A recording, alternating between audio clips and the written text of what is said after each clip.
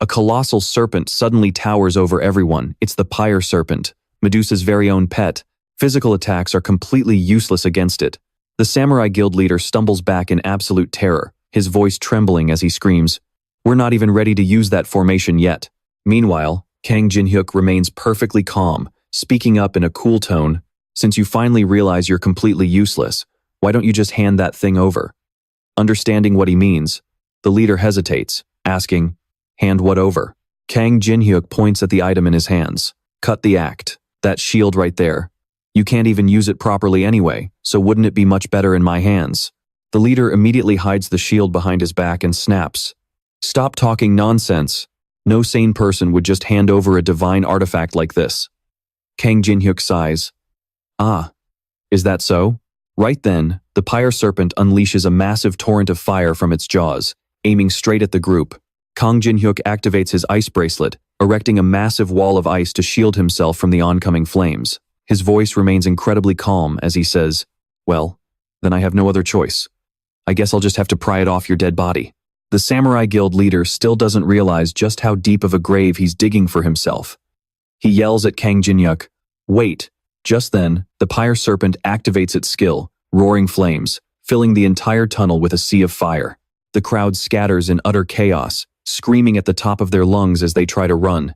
Looking at the wall of fire sweeping through everything, the leader grits his teeth in despair and yells, "This tunnel is a straight path. Where the hell are we supposed to hide?" "You idiot!" He raises the shield in front of himself, screaming, "Takeshi, stay right behind me."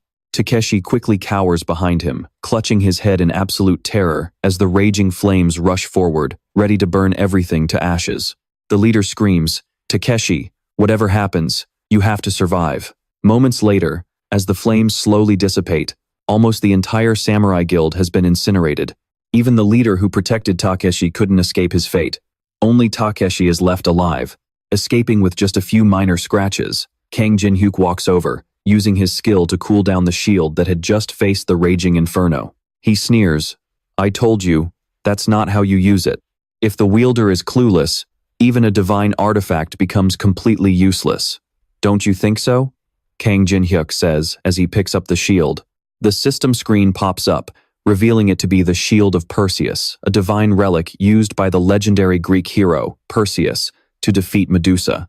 The shield's capabilities increase proportionally to the latent potential of its wielder.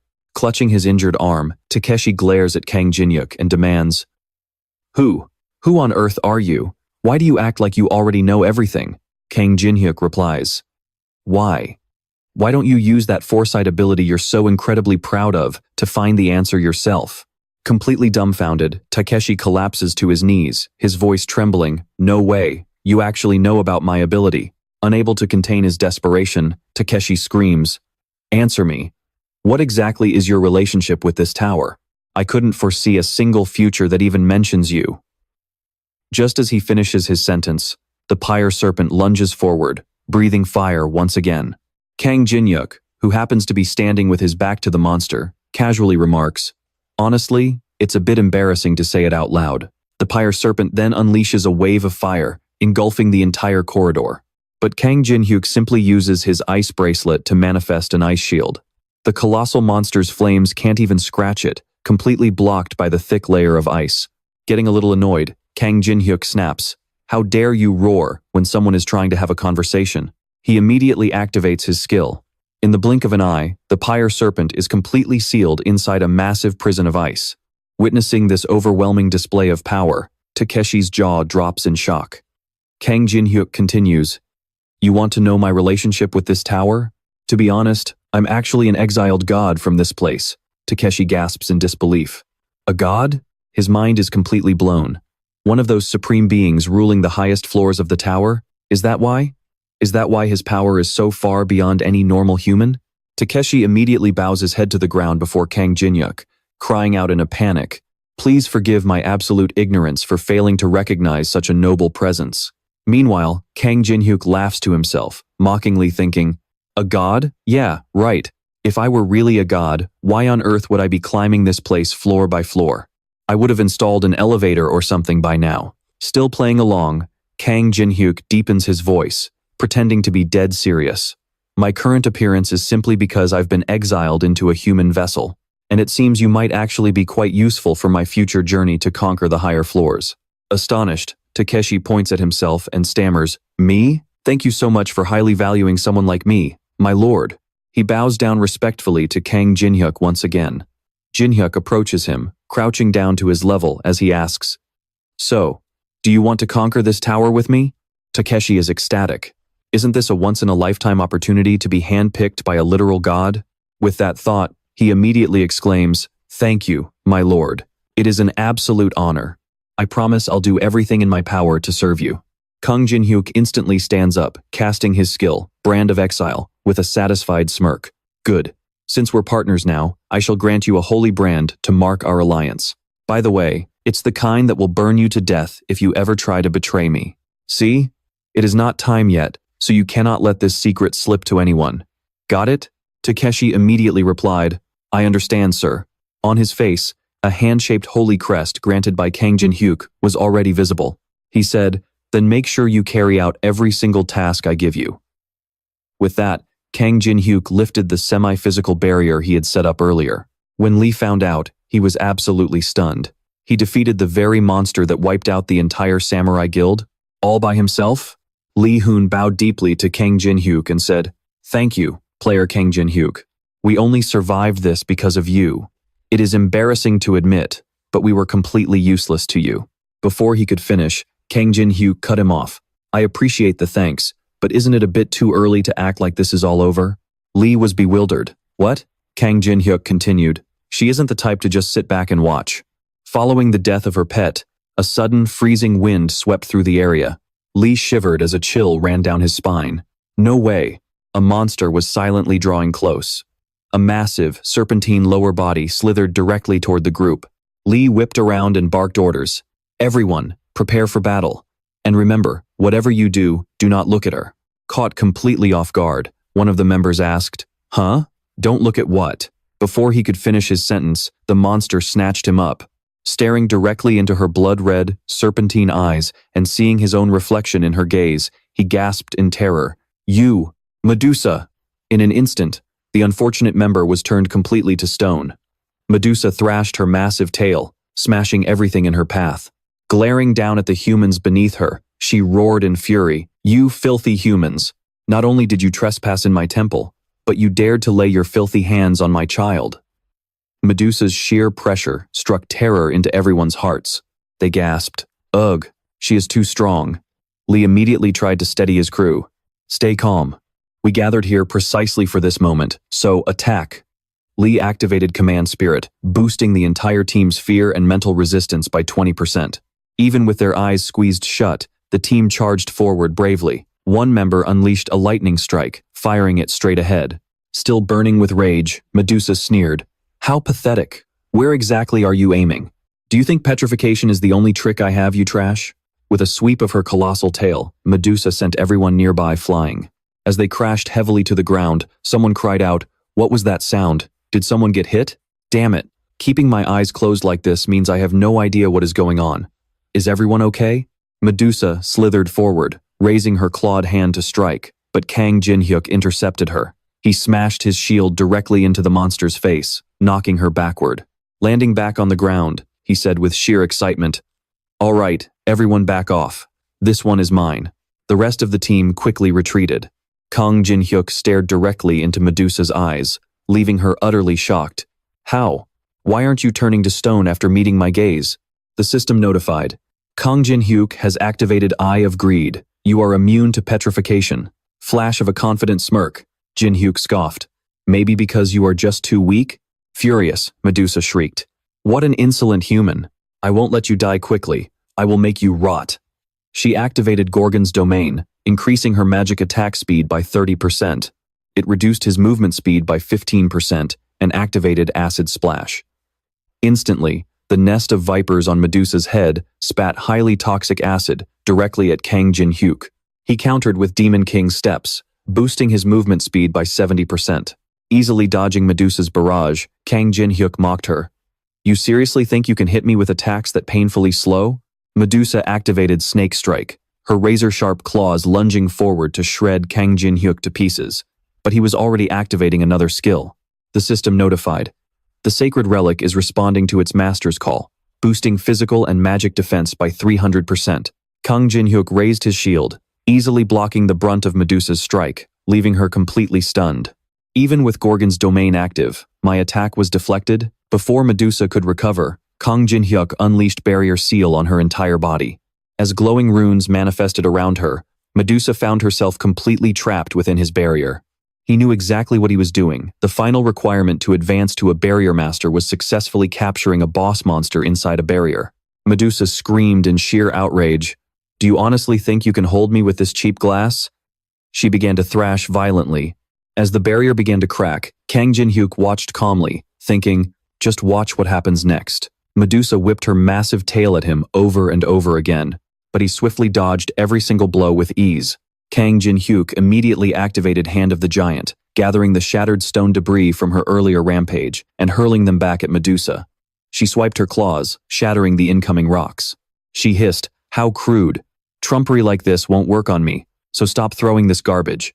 As Medusa watched Kang Jin-hyuk's movements and expression, a sudden realization hit her.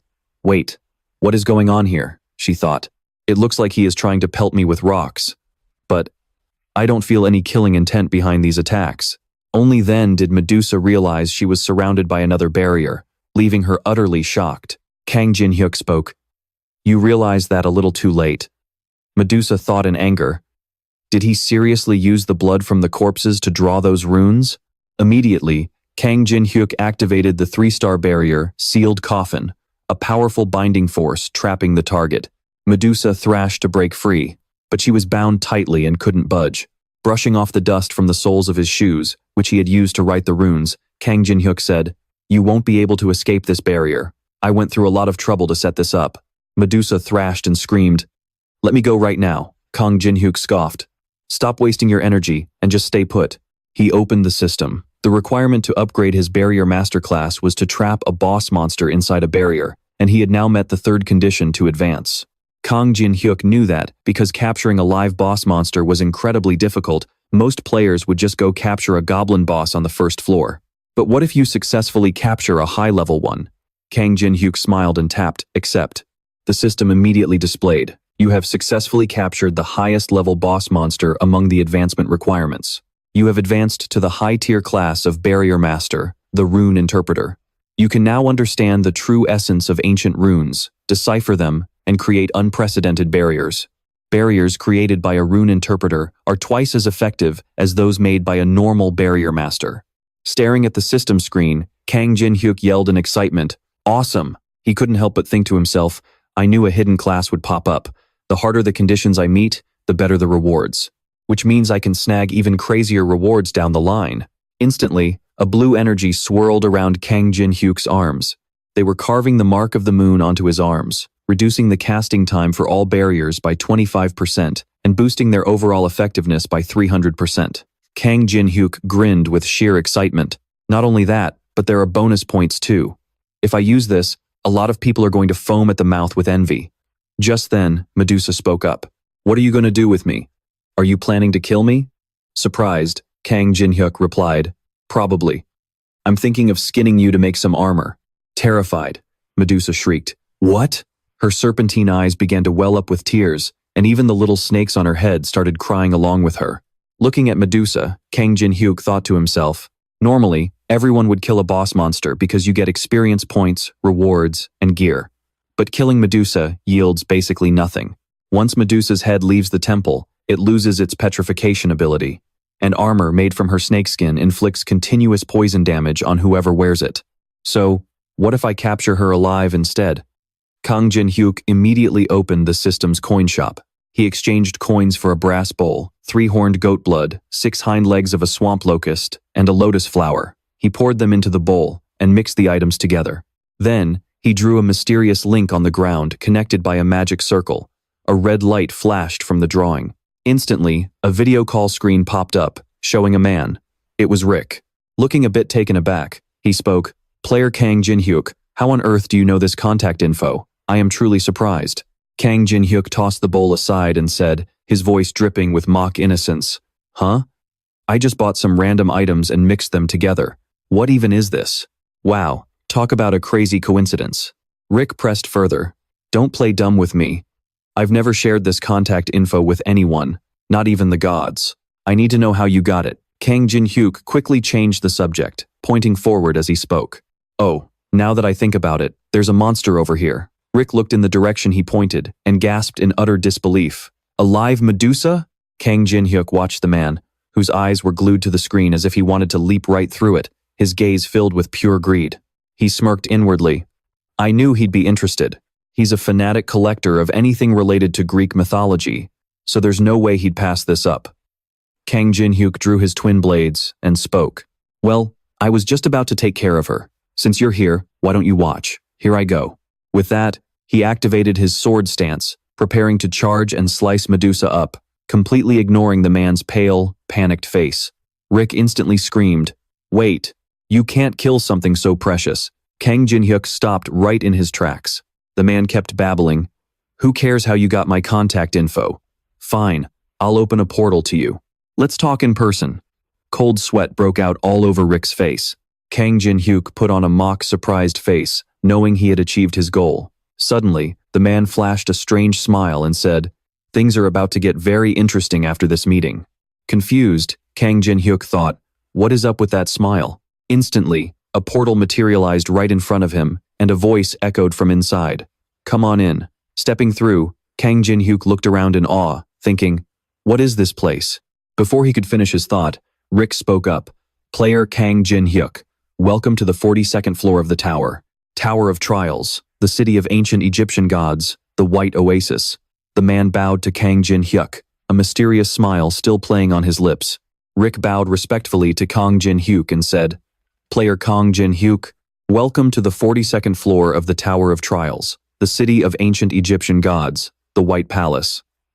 Kang Jin-hyuk scanned his surroundings and thought to himself, I can't believe I've made it all the way to the 42nd floor already, and to think, this is the first time I'm meeting a god face to face before even reaching level 100. Kang Jin-hyuk replied to Rick, I thought I'd be teleported to the Great Library. I never expected a place like this. Are you here on vacation or something? Rick adjusted his collar and said sarcastically, I wish I were on vacation. I'm actually here on business. This is the home of the Egyptian gods you're so well acquainted with. Old Rick's eyes suddenly turned serious as he stared straight at Kang Jin-hyuk. They're dying to meet you, so you could say my mission was a total success. Kang Jin-hyuk forced a smile, thinking, talking like that. He must have realized I was bluffing about having an Egyptian god backing me up. The local subjects were absolutely stunned when they saw Kang Jin-hyuk appear. Someone called out, Oh look, a human. Whispers began to spread. Oh, I heard rumors of humans entering the tower, but I never expected them to crawl all the way up here. Rick stopped, gestured forward, and asked, Do you know what this is, Jin-hyuk? In front of them was a massive crater. Rick continued, This is the original home of the Sphinx, though now it's just a giant crater. It was created right after you went around scamming people using Lord Anubis's name. Kang Jin-hyuk dropped to one knee, picked up a piece of rubble beside him, and said, What a shame. I heard that statue had immense artistic value. Rick looked at Kang Jin-hyuk, his eyes full of gravity. Aren't you afraid, Jin-hyuk? Afraid of the powerful entities with massive strength who rule the higher floors of the tower. Kang Jin-hyuk tossed the pebble away, dusted off his hands, and said with absolute confidence, Not at all. There's nothing to be afraid of. We haven't even reached the 50th floor yet. Rick looked thoroughly amused and burst into laughter. Phew, ha ha ha. You really never disappoint, Jin-hyuk. Inside the tower, 2 massive golden thrones sat side by side, occupied by 2 supreme gods, Anubis, the god of death, and Osiris, the god of the afterlife. The moment Anubis saw Kang Jin-hyuk, he flew into a rage, clenching his fists and roaring, Your shamelessness truly knows no bounds. How dare you show your face before me after dragging my name through the mud like that? He glared at Kang Jin-hyuk, as if he wanted to throw his corpse to a pack of starving, feral dogs. Beside him, Osiris laughed mockingly at Anubis. Ah ha ha. Look how miserable you are, Anubis. Rick quickly bowed with deep respect. I, Rick Hens, pay my respects to you, great lords. Kang Jin-hyuk pointed casually at Rick and replied indifferently, Don't get the wrong idea. It's not like I came here because I missed you or anything. This old man tricked me into coming. Anubis bellowed in fury. Kang Jin-hyuk, You insolent bastard. Enraged, he stamped his foot to crush the one who had brought him such humiliation. Rick quickly raised a solid shield to protect himself, and Kang Jin-hyuk, as he said calmly, "Player Kang Jin-hyuk is here as my guest. Surely, you wouldn't violate the rules of the tower right in front of me, would you?" Anubis clicked his tongue, his face twisted in annoyance. Unlike Anubis, Osiris was thoroughly entertained and laughed out loud. "Ah, you're hilarious today." Rick glanced at Kang Jin-hyuk and thought, player Kang Jin-hyuk doesn't look worried or scared at all. It's almost as if he already knows all the rules of the tower. Jin-hyuk stared back at Anubis and sighed. "Wow, what a terrible attitude." The god sneered, "If I cannot kill him directly, then I shall destroy him within the boundary of the tower's laws." With those words, Anubis summoned a warrior, the messenger of death. He emerged from a decaying coffin, his body overflowing with dark energy. Rick stared at him, thinking, the strongest warrior that can be summoned to fight a sixth-floor player, and yet he actually brought out the messenger of death. He glanced at Kang Jin-hyuk, feeling a spark of anticipation. With Jin-hyuk's current strength, there's no way he can defeat him. "Now, how are you going to handle this situation?"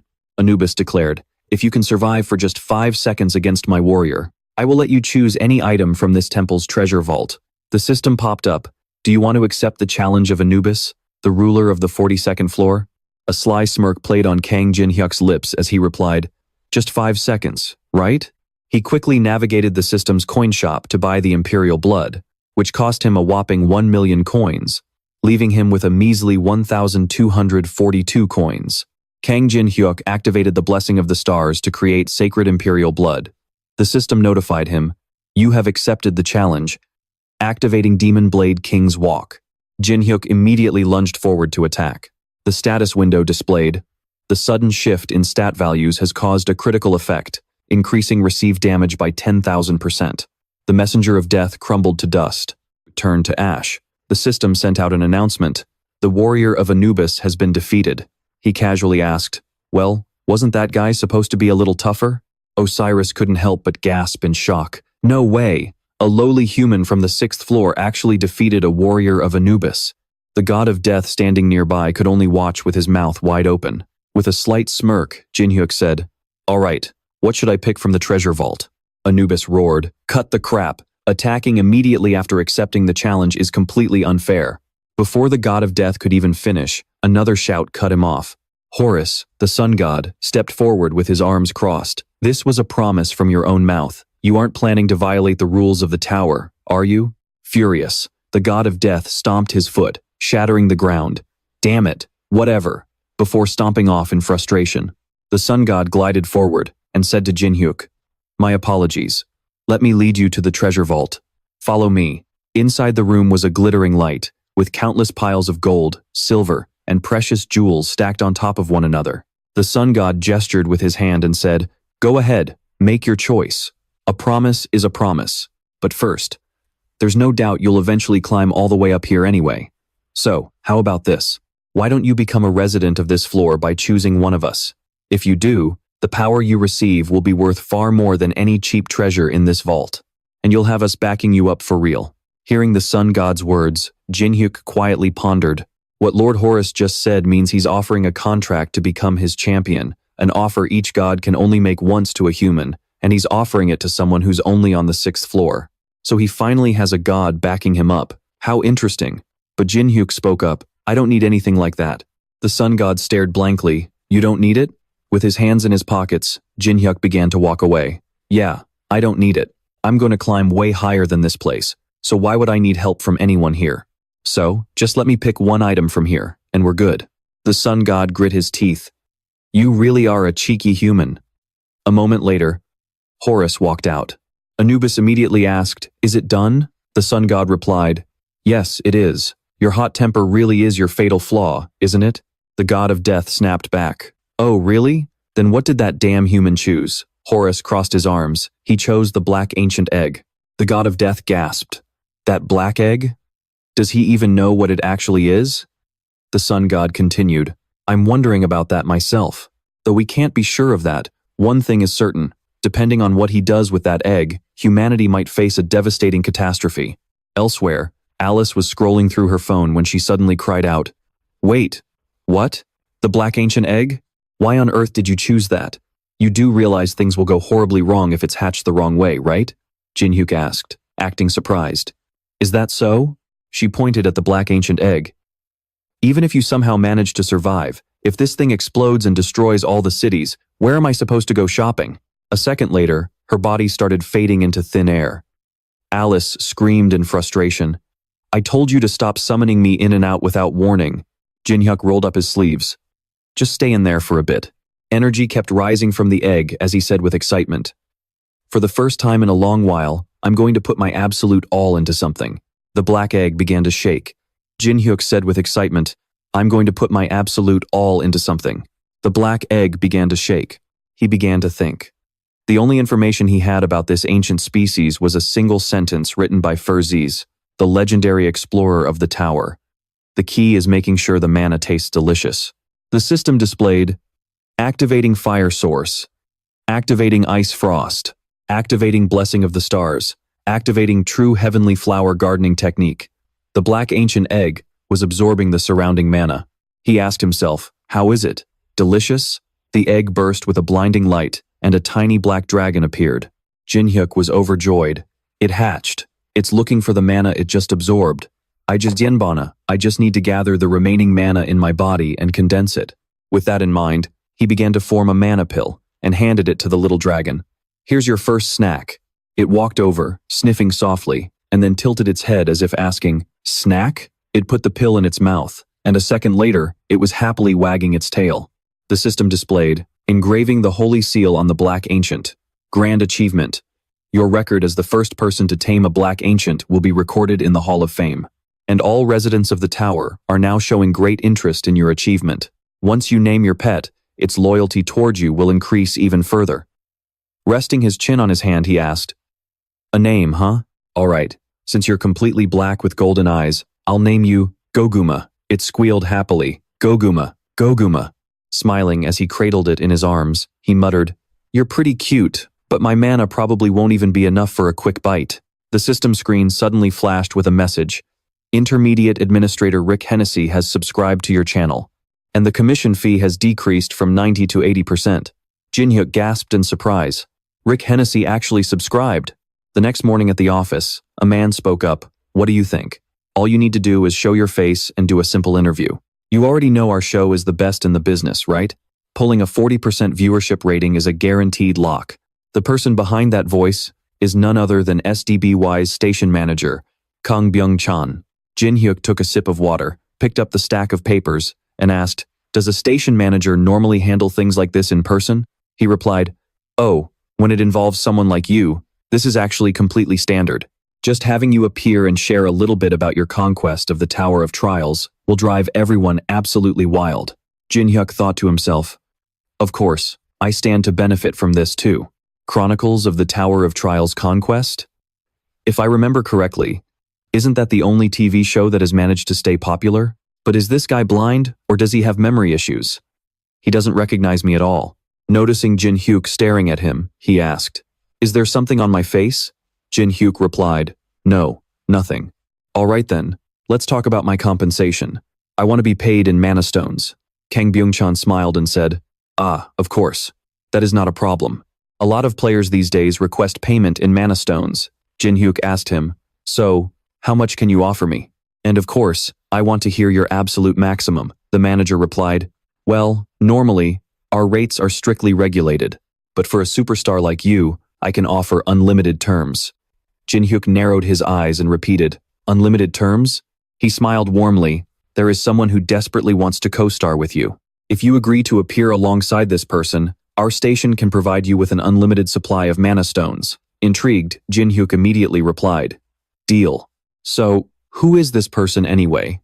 The next morning at SDBY, a man stepped out of a luxury car. Talk about perfect timing.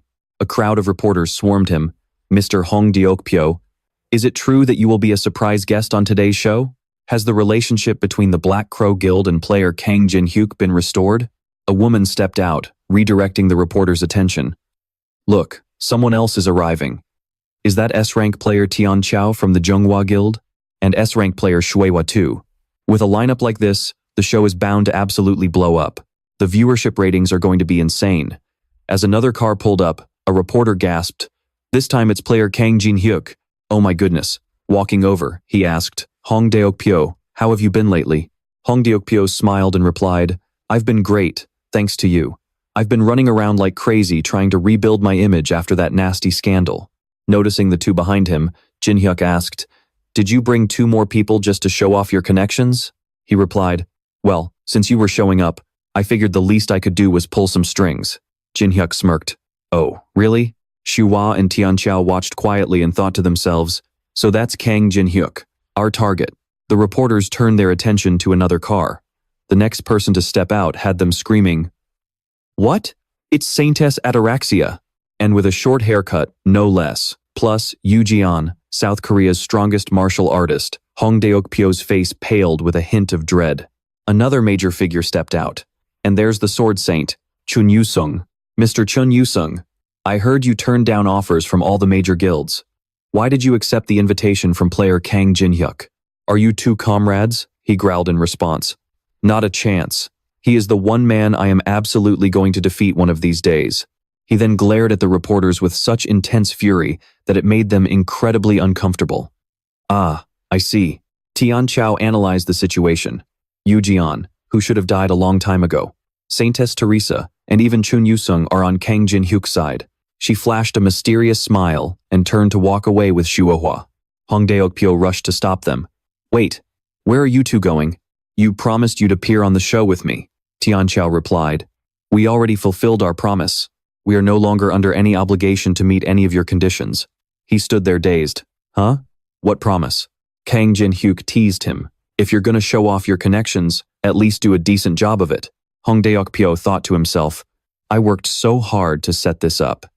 He then lunged toward a reporter. Wait, hey, interview me. Suddenly, the reporter started walking away in a pair of purple pajama pants, yelling, Wait for me, while Hong Deok-pyo was left holding the reporter's actual trousers. Your pants. Did you seriously strip down for him? Inside, Jin-hyuk kept walking, completely amused. Chun Yu-sung walked up and asked, Does seeing Hong Deok-pyo suffer make you that happy? Jin-hyuk replied, Well, I do have a pretty terrible personality. Jin-hyuk glanced at him and said, I appreciate you coming, but you should really stay out of my private life. Chun Yu-sung lost his mind. What? Private life? Then what do you call my house getting completely destroyed because of you? Hearing this, Jin-hyuk thought to himself, Oh, right, I did tell those demons that Chun Yu-sung was the unknown. He then played dumb and replied, What are you talking about? I have absolutely no idea what you mean. Chun Yu-sung easily saw right through his act. Cut the crap. I compared the 16 videos I have of you, and I know for a fact that you're the unknown. Hearing that number sent a shiver down Jin-hyuk's spine. Whoa, that is incredibly creepy. What a total stalker. While the production crew got everything ready, the 2 of them kept chatting. Jin-hyuk asked him, Setting that aside, what did you think? Chun Yu-seong asked back, Think about what?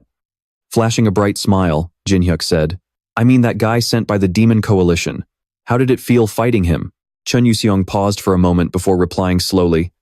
That guy named Gawain. He was pretty strong, but fighting him was honestly so boring compared to fighting you. Jin-hyuk glanced at Yu-seong and smiled.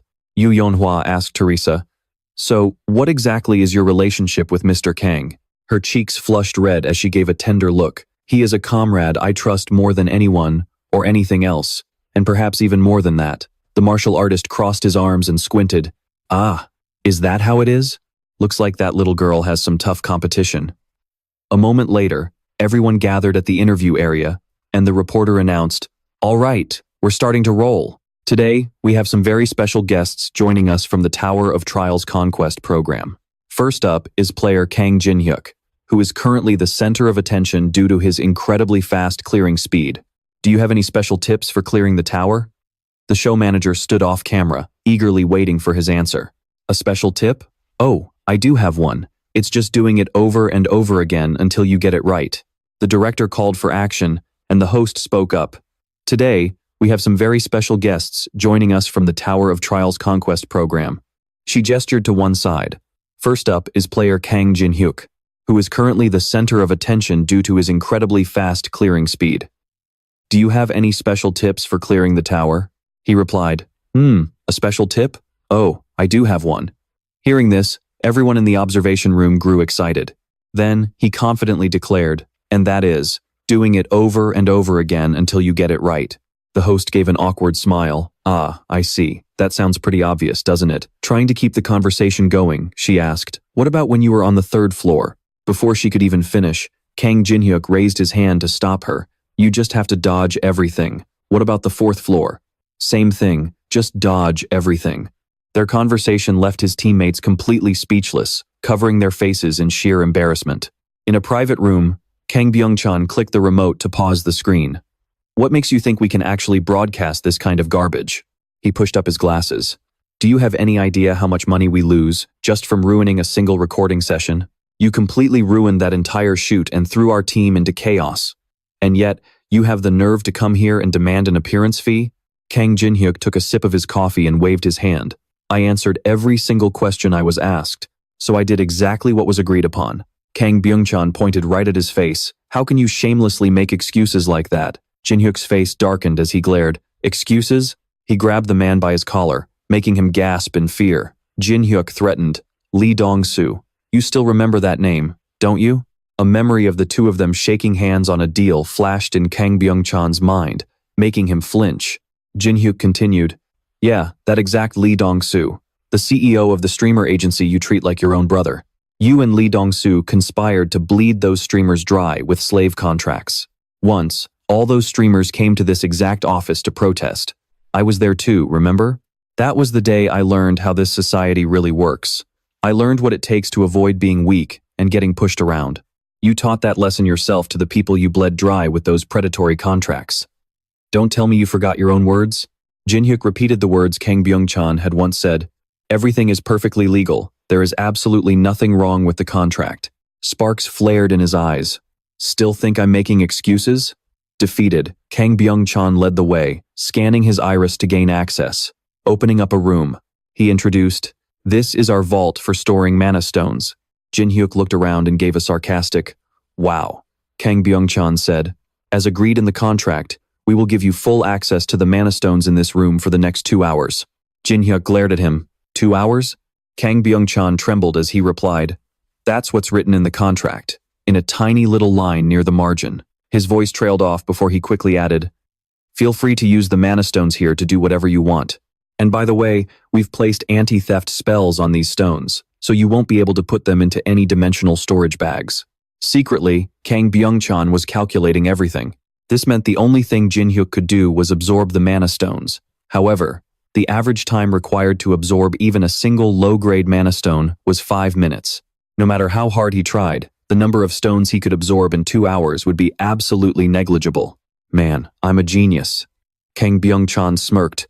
If you need anything, just let these staff members know. After all, access to this area is highly restricted. One of the 2 staff members pulled out her phone, intending to record. She gasped, Wow, that really is Kang Jinhyuk. Seeing this, Jinhyuk thought to himself, So his goal is to make my reputation plummet? Especially if I try to take these mana stones by force. Kang Jinhyuk turned away and muttered, Fine. I'll make sure to use up as much as I can in these 2 hours. Thinking Jinhyuk had fallen into his trap, Kang Byung-chan rubbed his hands together in delight. What a wise decision. Then, he bid him farewell. Well, see you in 2 hours. Make sure you two take good care of Mr. Kang Jinhyuk here. With only 3 people left in the room, Jinhyuk turned to the girls and asked, Hey, do you two want to see something absolutely magical? The 2 girls looked at him in confusion. Meanwhile, in the KDS director's office, Kang Byung-chan picked up a photo of his secretary, Lee Dong-soo. Oh, Lee Dong-soo, it really is a tragedy that you had to die such a miserable death. Suddenly, he tossed the photo into the trash can and turned away. But the living must go on living. Seriously, why can't you just let me go, even in death? That absolute bastard. He muttered as he hurried back to the mana stone room, thinking to himself, I might have minimized the amount of mana stones I had to offer, but how on earth am I going to wrap things up with him now? Should I send some reporters to stir up a scandal for him? Approaching the door, he scanned his retina to open it. Whatever, let's just deal with this first, and worry about that later. Kang Byung-chan walked in with a bright smile. Well, player Kang Jinhyuk, did you enjoy your 2 hours? But he instantly froze at the sight before him. Empty mana stone boxes lay scattered everywhere, and every single drawer was pulled wide open and completely bare. The two female staff members were stroking a little creature, squealing in delight. "Oh my gosh, it's so soft." "Ah, welcome back, Director." Jinhyuk greeted him with a smirk. "Got any more mana stones? My little baby here is a real glutton." The tiny creature let out an incredibly cute squeak, making the girls squeal. "It's so adorable. I think I'm gonna die." Jinhyuk looked at the dumbfounded Kang Byung-chan and smirked. "This is what you get for playing dirty after I warned you to know your place. From now on, you're never getting me off your back for the rest of your life." Just then, the creature's stat window popped up. Jinhyuk examined it. While it was undeniably powerful, his current mana pool was far too low to summon it for battle. "My mana stat is only 80. If Goguma and I use our powers at the same time, I probably won't last even 5 minutes. In that case, I have no choice but to level up way faster than I originally planned." Opening his communication screen, he called out, "Hey, you busy right now?" Over at the hotel, Cheon Yuseong was training tirelessly, while Suihua stood nearby, on a call with someone. She reported, "Target locked. He's already allied himself with several of the selected top-tier figures." The voice on the other end replied, "He's building his forces much faster than we anticipated. I actually thought he and Cheon Yuseong were rivals." Suihua answered, "He might look hostile on the outside, but seeing how he tamely goes along with his requests, it's clear he's chosen to side with Kang Jin-hyuk." The person on the line decided, "Then we have no other choice." Pointing at Cheon Yuseong's picture, they ordered, "Put them all on the blacklist. If they refuse to join us, they're enemies of Yonga." In another dimension, Cheon Yuseong frowned as he listened to Jin-hyuk. "So, what do you think?" Jin-hyuk asked, holding up the high-grade mirror that breaks boundaries.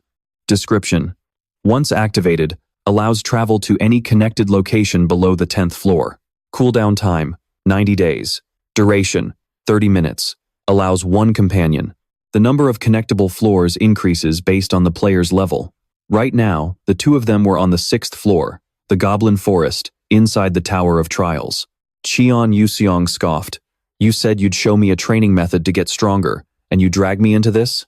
You really have a knack for collecting weird things like that." Changing the subject, he asked, "Anyway, never mind that. Why did you have to call me up to this floor? From what I can see, you're more than capable of handling things on your own." Caught off guard, Jin-hyuk quickly made an excuse. "Hey, you know I only did this because I care about you, right? You need to get stronger if you ever want to challenge me again, don't you?" But Cheon Yuseong, clearly wiser now, just pouted in disbelief. Instead of arguing, he asked, "So, which floor are we heading to now?" Jin-hyuk positioned the mirror in his hand as it began to glow, activating the mirror that breaks boundaries. Immediately, a dimensional portal ripped open. "We're going to the 10th floor, the Sanctuary of Warriors," he said. Stepping through the portal, they were greeted by the sight of imposing, motionless soldiers standing guard. Jin-hyuk pointed ahead. "There are about 21 guards protecting this boss monster. Do you think you can take them all out?" Cheon Yuseong pointed at the colossal giant, sitting high on its throne. "I don't think that'll be a problem, as long as that big guy doesn't wake up." That was the floor's boss monster, the Immortal Golem. Hearing this, Jin-hyuk grinned. "Really? Well, that's just perfect. Let's do this. If you can defeat all those warriors and hold out against the boss for 1 minute, I'll give you a real, serious duel." Cheon Yuseong drew his sword at those words. "Deal. You'd better keep your word." Without wasting a single second, he charged straight at the guards. Sensing his approach, the stone giants boomed a warning. "This is the sacred sanctuary of warriors. Only those deemed worthy may." But before the giant could even finish, Cheon Yuseong slashed him down, roaring, "Get the hell out of my way." Meanwhile, at a professional hair salon, while waiting for his turn to get his hair done, a man suddenly looked so shocked that he dropped the phone he was holding. Holding it in her hand, Teresa suddenly heard someone calling her. She turned around and saw that he looked absolutely shocked to see her. "You must be the captain of the raid team from those ancient ruins, right?" she happily asked as she took off her hat. Right then, the system popped up, showing a ticket, a comb, and a wig, along with a notification that the hair restoration charm was being applied. And just like that, her long hair grew back, making her absolutely thrilled. Right next to her, Cheon was so shocked he was completely speechless as his hair was restored as well. She turned to him and said, "It might be a bit pricey, but getting our hair back to normal instantly like this is seriously amazing." Cheon was crying tears of joy, running his hands through his hair over and over again. "Oh, my sweet hair, I missed you so much." But then, the system suddenly flashed another notification. The curse is still active. Every single strand of hair on your body will be instantly removed. All the hair on his head vanished. Before he could even finish celebrating, he was hit with a shock, so devastating he could do nothing but scream. "Ah, wait, no, please." This was probably the biggest shock of his entire life. Qian could only slump to the ground in utter despair. Teresa had no idea what to do, so she just sat beside him and tried to comfort him, saying, "It is going to be okay. Qian, a person's worth isn't just measured by their hair, you know." To which he replied, "Saintess Teresa, maybe this curse is just karma for all my past sins." With his beloved hair gone once again, his head was now completely bald and shiny. Qian looked completely defeated. "Sins?" she asked him softly. "The sins I committed back when I was the raid captain on the first floor." He truly believed that his past mistakes were the reason his beloved hair had vanished. It was just a cheap achievement at a first-floor ruin, but I was so greedy that I ended up getting so many people hurt. Qian seemed to accept his punishment, his head now so smooth and bald that it practically reflected the light. A helpless, defeated smile crept across his face. "Honestly, just losing my hair is getting off easy." Seeing him feel this remorseful made her glad, but she also felt a little sorry for him. If your greed really did cause so many people to get hurt, then yes, what you did was wrong. Knowing he was in the wrong, he just sat there in silence and listened to her. But when you find something you truly want, you're willing to risk your entire life for it. She looked at him with a warm smile and said, "And honestly, that's pretty amazing." Her words brought an overwhelming sense of hope and comfort to Qian. He looked up at her in utter surprise, his eyes glistening with tears. And that, my friends, is the president of Saintess Teresa's fan club, known online as the only one kneeling to the Saintess on Earth. Meanwhile, in a completely different scene, the system flashed. Activating Song of the Sword. A man gripped his sword tightly with both hands, his eyes burning with uncontrollable rage as he let out a loud roar. "Ah!" He aimed straight at the giant monster ahead and swung, slicing clean down the creature's entire body. Just one swing of Chun Yuxiang's sword was powerful enough to completely shatter the wall behind them. He was starting to feel exhausted, thinking to himself, "Now, there is only one thing left to do."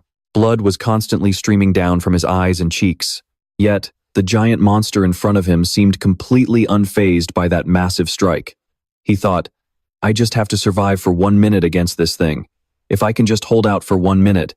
Behind him, Kang Jin-hyuk held up one finger with a sly grin and said, "Remember, just 1 minute." That smug look absolutely infuriated him, but it also became the perfect motivation to give this fight everything he had and secure a victory. He tightened his grip on his sword. Channeling every ounce of his strength, he screamed in pure fury and charged headfirst at the massive beast. "That is the one thing I must achieve. Even if I have to bet my entire life on it." The monster didn't just stand there anymore and began to counterattack, its two eyes glowing with a menacing red light. Following a deafening roar, he suddenly jolted awake. He found himself dressed in a hospital gown, his entire body wrapped in bandages from his injuries. Looking around at his surroundings, he was completely bewildered. Where on earth am I? "You're in the hospital." Right there next to him, a woman was quietly sitting and peeling some fruit. Seeing that he was awake, she answered casually. Shocked by her sudden appearance, he muttered, You must be that guy's subordinate, right?" "I honestly wish I was just his subordinate," she sighed with a look of pure exhaustion. "Honestly, I feel more like his slave. The boss ordered me to take you to the hospital, so that's why I brought you here," she explained. "Your condition was incredibly critical back then. Oh, and he told me to give you this as soon as you woke up." She began rummaging through her bag. "Where did I put it?" "Ah, here it is." She pulled the object out and handed it over. Taking it from her, he couldn't help but feel extremely curious and stunned as he stared at the stone in his palm. "What is this?" he thought back. "Oh, right. I was in the middle of fighting the first-floor boss." Just then, the system suddenly flashed, activating ultimate skill, Invincibility. At that moment, the giant monster seemed to be absolutely boiling with rage. The system then added, "The main body of the boss cannot take any damage." But I couldn't hurt it at all. Neither physical attacks nor magic had any effect. He was heavily wounded by it back then, and his sword shattered to pieces, falling to the ground. Yet, that bastard Kang Jin-hyuk, he struggled to turn and look at Jin-hyuk. "This 21-second gap is not looking good at all. You really think you can catch up to me?" Jin Hyuk turned back to look at the giant monster, summoned a mask, and slowly walked toward him. It's going to be a long, tough road ahead. The monster was completely losing it, gripping and swinging his sword to prepare for an attack. At that moment, the system popped up, activating Demon Sword, King's Pace. Jin Hyuk dropped to one knee, getting into a stance for the final showdown. Yu Sung recalled that Jin Hyuk managed to dodge every single attack. He remembered how Jin Hyuk effortlessly avoided every strike the giant threw at him, with terrifying precision. Seeing all of his attacks fail, the giant flew into a blind rage. Suddenly, the system popped up, activating Sacred Ground. Right after that, the monster seemed to gain a massive power boost, and the gravity within the arena spiked by 500%. Even though Yu Sung wasn't close to the fight, he could still feel the crushing gravity pinning him to the ground. Already severely injured, the overwhelming pressure caused him to cry out in agonizing pain. This pressure is insane. He looked at Jin Hyuk, thinking to himself, "You won't be able to dodge left and right anymore." Kang Jin Hyuk, how are you going to deal with this? Just as he thought, even Kang Jin Hyuk is done for. He saw the monster starting to cast magic. Yet, Jin Hyuk showed no fear. Remaining completely calm, he began casting a spell with one hand. "I've been waiting to use this move," the system announced. Activating One-Star World, Reinforced Barrier. Jin Hyuk calmly concentrated all of his magic into one hand. The system continued to notify, increasing the effectiveness of all spells on the field, squared every second. "It's about time you turned into actual stone." Jin Hyuk glared at the monster menacingly as he clenched his fist. Trigger point activated. Center of the world. Suddenly, a bright blue light burst forth. A magic circle enveloped the monster, catching him completely off guard. Hit by the sudden attack, he had no time to react. Meanwhile, the system repeatedly popped up with notifications. Damage nullified. Caught completely off guard by the sudden attack, the monster could only scream in agonizing pain. The system notifications kept flashing. Damage nullified due to invincibility. Right after that, the monster actually turned into solid stone. Damage nullified due to invincibility? No way. Yu Sung stood there in sheer disbelief, unable to process what was happening right before his eyes. Kang Jin Hyuk had just defeated the floor boss right in front of him. It's like he did it just to show off to me. That was the last thing I could remember. Right after, the system popped up a notification. The floor 10 boss monster has been petrified. Jin Hyuk calmly stared at the stone statue before him. Time limit to conquer the next floor. 89 days, 23 hours, 59 minutes, and 59 seconds. Condition to copy Immortal Golem. Possess one of the ultimate skills, Invincibility. If you defeat the opponent, you can copy this skill. Conditions have been met. An orange glowing badge materialized. You have successfully copied Invincibility. The duration of Invincibility will be significantly reduced. After recalling everything that had happened, Yu Sung looked at the stone in his hand, clenching it in sheer anger.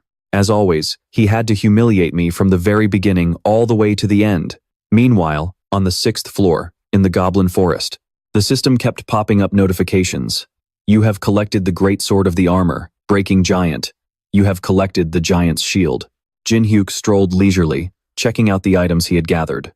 This shocking achievement will be recorded in the Hall of Fame for 2 days. Registrant's name, Nameless. This thrilling rush is exactly why I can't ever quit the Tower of Trials. He looked at the system screen, a satisfied smile spreading across his face. Since it's been ages since Nameless uploaded a new video, I should be able to make back some of the coins I lost in the fight against Anubis, thanks to Chun Yu Sung taking care of those small fries for me. He remembered right after defeating the giant monster, Yu Sung was so severely injured that he couldn't even move. I was so close to dying, and I only managed to use a 1-star barrier, Mana Bind. Alice suddenly appeared and said, "Contractor." "What?" he asked back. "I think someone is tailing us. You must have noticed too, right?" Hearing her words, Jin Hyuk didn't look surprised at all. He glanced up at the figure standing on a high branch nearby. "Oh, that? Of course, I noticed." "Curious," she asked. "You knew and you're still just letting them follow us." Seeing how calm he was, she couldn't help but wonder. "That's so unlike you." He spoke up, loud enough for the mysterious stalker to hear. "Where I'm heading next is no place for outsiders. Besides, fighting them won't get me anything. For now, I'll just let them follow." The masked figure assessed the situation and reported back. Kang Jin-hyuk is currently heading toward the Goblin Forest on the 6th floor. Meanwhile, in Beijing, a man's cold voice echoed, "Not only did he snatch the 5th floor right out from under your noses, but you guys also let him reach the 10th floor before you?" A group of subordinates knelt before him, including the S-rank guildmaster, Li Kuang. "Just what on earth do you think you're doing?" Li Kuang looked absolutely terrified, shaking in fear as if he had been slashed by something. A crimson flash sliced through the air, and in an instant, his ear was ripped clean off, flying through the air and landing on the ground. He fell to his knees, trembling at the feet of another man. "You useless piece of trash," the man growled. "You're absolutely good for nothing, always making me clean up your mess." Clutching a blood-dripping sword, he looked absolutely livid. This was Namgung Cheon, the level 5 leader of the Zhonghua Guild. Li, terrified and shaking with anxiety, had just been struck by that blinding red flash of light. The next second, his ear was sliced off, flying through the air before plopping onto the ground. He knelt helplessly at the feet of his master. "You worthless piece of trash," the man's cold voice echoed. "You're completely useless, always making me step in to get things done."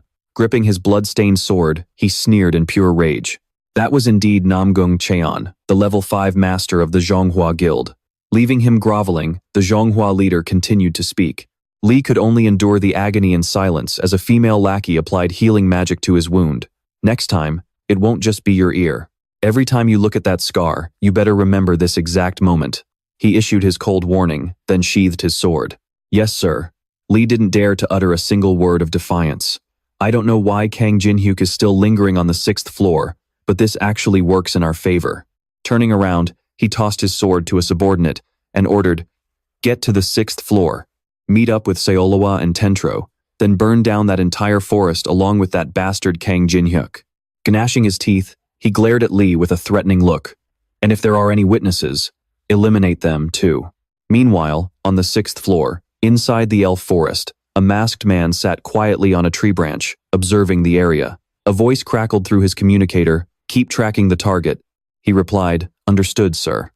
But as he focused on his target, a woman suddenly materialized right behind him. It was Sylvia. Leaping down from above, she locked her sharp, piercing gaze onto him. Up on the 6th floor of the Tower of Trials, in the elf forest, everyone was in high spirits and having a great time. This place served as one of the best resort spots in the tower, since the 7th floor would automatically open after 90 days anyway. A group of players was fully enjoying their vacation. Anyone looking to travel and unwind would usually gather right here. Spotting an adorable brown rabbit nearby, a student was about to approach it when a woman suddenly screamed, "Hey, don't go over there! That's elf territory! It's extremely dangerous!" But stubbornly holding a carrot, the boy kept creeping closer to the rabbit. "Huh? But look at this cute little one-horned bunny," the woman yelled back in frustration. "You know damn well how much elves hate outsiders. If you don't want to get turned into a pincushion, get your butt over here right now." As she spoke, she grabbed his ear and dragged him back. Startled by the loud commotion, the rabbit bolted into the thick bushes. But as it scrambled into the brush, the rabbit ran right into a man who was knocked out cold, his legs completely motionless. From the looks of it, Sylvia had knocked him out. She immediately leaped back up onto a tree branch to reassess the situation. Looking in the direction the masked stalker had been watching, she spotted a man. She thought to herself, "Why is someone tailing him? He doesn't look like he's carrying any rare or special items. Is he lost?" But without some serious survival skills, no one can just wander through this forest like this. He'll be trapped here forever. Right then, Jin-hyuk took a deep breath, seemingly mapping out his route. To the left, he mumbled calmly, taking the path on his left. "That path is?" Seeing Jin-hyuk's sudden move, she couldn't help but gasp in surprise. Even our people can only navigate by scent after living in these woods for ages. How on earth does a mere human know this technique? Well, whatever. He's heading straight into the illusion barrier anyway. Jin-hyuk stared at the glowing blue light ahead of him, entirely unfazed, and kept walking. Once he's caught in that barrier, he'll just walk in circles until he passes out from exhaustion. She smirked, picturing Jin-hyuk running in circles until he collapsed, planning to shadow him and drag his unconscious body out when the time came. Man, this is just poorly designed. Something like this should be a passive skill. Setting it to active cuts the barrier's effectiveness right in half. Jin-hyuk sighed, looking at the barrier in front of him. Channeling magic into his fingertips, he gently tapped the barrier. Kids these days have no idea how to write spell formulas. Whoever wrote this clearly fell asleep in grammar class. As it turned out, she was the one who wrote it. Hearing Jinhyuk's insult completely crushed her pride, making her tremble with rage. Who the hell does this bastard think he is? Jinhyuk glanced up at the spot where she was hiding and thought, so, my tail this time is a green, naive little elf. Alright, perfect timing. Man, I'm starving. Time to whip up some grub. He cast a spell and stretched his arms lazily. A system notification popped up, announcing the activation of the barrier restaurant. As the cooking ingredients materialized, he immediately began showing off his culinary skills, expertly slicing a head of cabbage with seasoned ease. In just a brief moment, the dish was almost finished. For the final touch, he used magic to sprinkle some extra flavor on top. Watching this, Sylvia was completely taken aback. It seemed like this human was actually a pretty good cook. But then, a sudden realization hit her. She leaped down to the ground, drawing her bow to attack. How dare you slaughter animals in this sacred elven forest? How dare you defile this forest like this? She screamed, aiming her arrow right at him in a fit of rage. Seeing his stalker finally show her face, he simply turned around to look at her, still holding the pan in his hand. What are you talking about? This isn't meat, he replied. It's vegan meat made from soybeans. If you don't believe me, come take a look yourself. With that, he held out the freshly cooked dish, making her instantly guard up. Don't you dare try to trick me, she snapped. That clearly looks just like real meat. But as the words left her mouth, a rich, mouth-watering aroma wafted from the plate. Wait, no way. Skeptical, she stepped closer to get a better look. It really smells like soybeans. Seeing her suspicion mix with curiosity, he smiled inwardly. Elves in the Tower of Trials are absolutely obsessed with music and cooking. However, preparing animal meat is considered an absolute blasphemy to them. So, what if I give her a chance to eat something that tastes like meat, but isn't actually meat? A calculating smile crept onto his face. Looking at her, he asked, "Want a bite? This is one of my signature dishes." He knew there was no way she could resist her elven curiosity. Staring at the mouth-watering dish and breathing in the incredible aroma, Sylvia couldn't help but drool. Her eyes lit up as she stared at the plate in Kang Jin-hyuk's hands. She picked up a huge piece, about to pop it into her mouth, but paused, still a bit skeptical.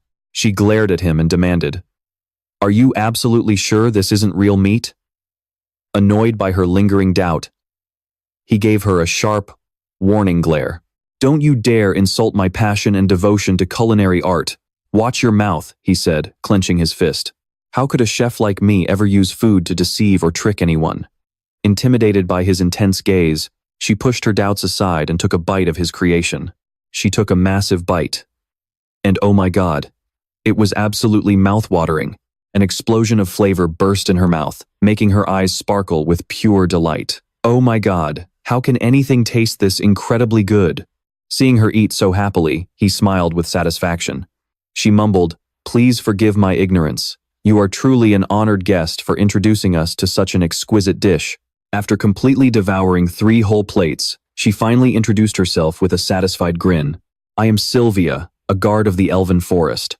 I sincerely apologize for the misunderstanding. Is there anything I can do to make it up to you?"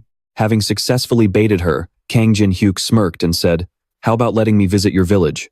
Nearby, the brown rabbit from earlier sat nibbling on grass, watching the drama unfold. "What? Our village?" Shortly after, at the Grand Plaza of the Elven Forest, he introduced himself. "My name is Kang Jin-hyuk." He introduced himself with a rather dry tone. "Welcome," the elderly man sitting before him greeted. "I am Benhei, the chief of this elven village. But am I actually welcome here?" Jin-hyuk asked, staring at the dozens of arrows aimed right at him, surrounded by hostile and suspicious guards. Suddenly, one of the soldiers spoke up. "How can an outsider from God knows where expect a warm welcome here?" He sneered, drawing his bow back. "You humans have no right to step foot into this sacred forest." Just then, the system pulled up his stats. Name, Teslin. Gender, male. Age, 926. Level, 30. Strength, 18. Agility, 30. Stamina, 21. Magic, 45. Spirit, 40. Class, Senior Guard. Skills, Death Arrow, Level 6. Ancient Soul, Level 6. Silent Step, Level 5. Scroll down to view copying requirements. He was an incredibly proud guard. To copy a skill from Teslan, who took pride in his archery more than anyone else, you must fire an arrow that surpasses his accuracy. Yep, he's still the exact same hothead as always. Jin Hyuk stared at Teslan. Even back in the game, this guy always had a blood-red glare, utterly distrustful of humans. Well, I guess I did cause a bit of a scene earlier. But for the record, I was invited here by Sylvia herself. Seeing an arrow flying straight at his face, he casually sidestepped and swatted it away with his sword. Teslan's arrogance was starting to get on Jin Hyuk's nerves. Locking eyes with the guard, he warned, "You seriously need to work on your hospitality." Directing his blade right at Teslan, he cold glared him and asked, "Or should I have brought a housewarming gift instead? For a lowly human, you've got decent reflexes." Seeing Jin Hyuk effortlessly dodge his shot and even challenge him with a blade, Teslan lost his temper completely, pulling out another arrow to strike. "This next arrow will go right through your skull." Just then, Sylvia leaped in front of Jin Hyuk, raising her own blade against Teslan. "Commander Teslan, stop!" she cried. "He is my guest. I invited him to make amends." But Teslan ignored her, keeping his bow fully drawn at Jin Hyuk, his hostility burning. "Shut your mouth, Sylvia," he barked. "How dare you bring an outsider into our village?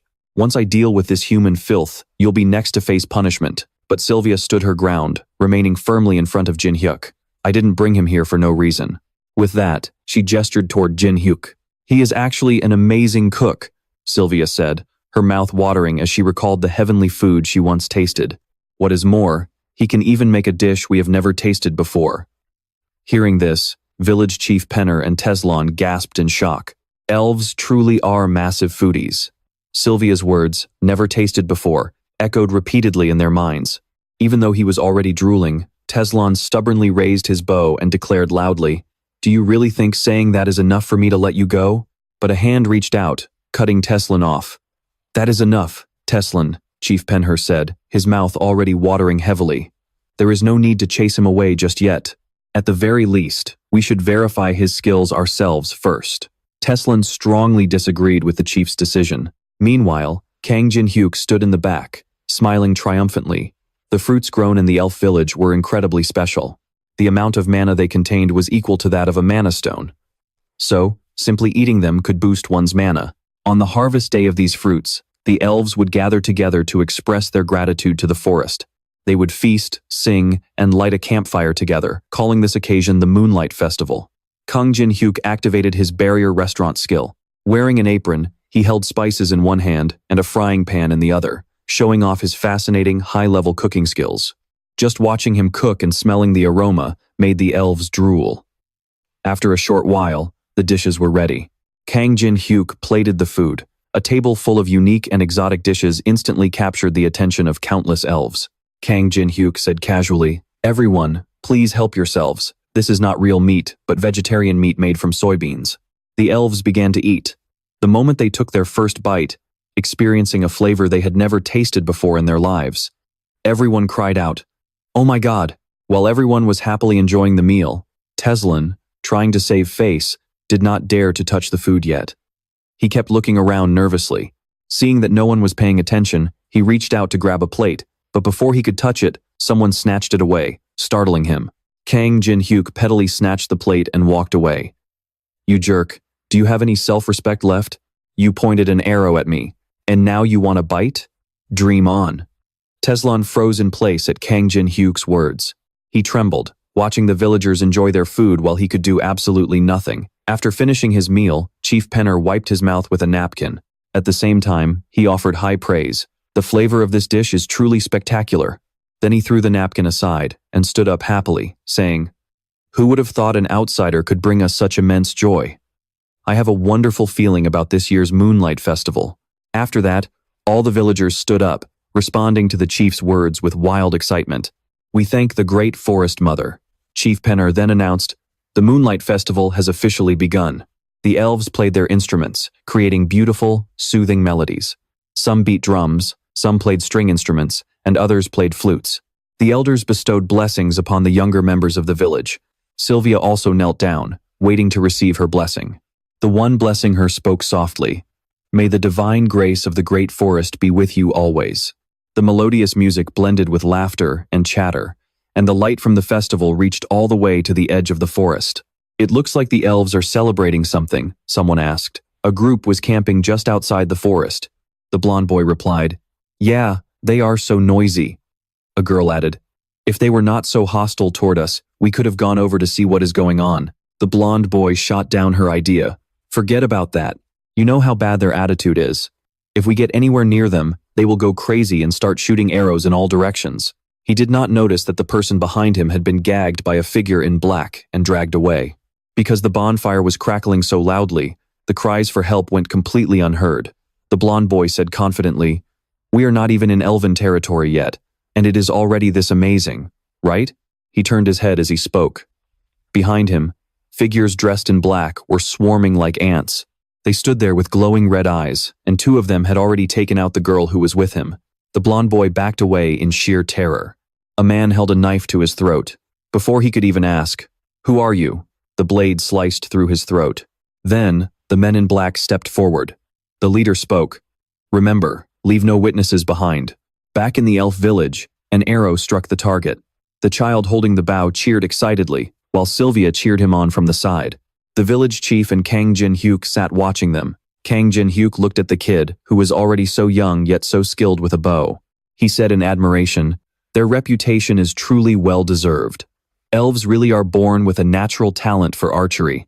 Chief Penher replied proudly, "It is so natural to us that we do not even pay attention to it anymore." He continued, "What do you think? How is your first time participating in the Moonlight Festival?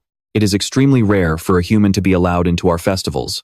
The more our fruits are known to the outside world, the more people try to invade our territory, forcing us to hide even deeper. But I am still confident that we elves are second to none when it comes to enjoying food, music, and singing. I also know for a fact that our kind loves peace more than any other creature," the village chief said with a warm smile.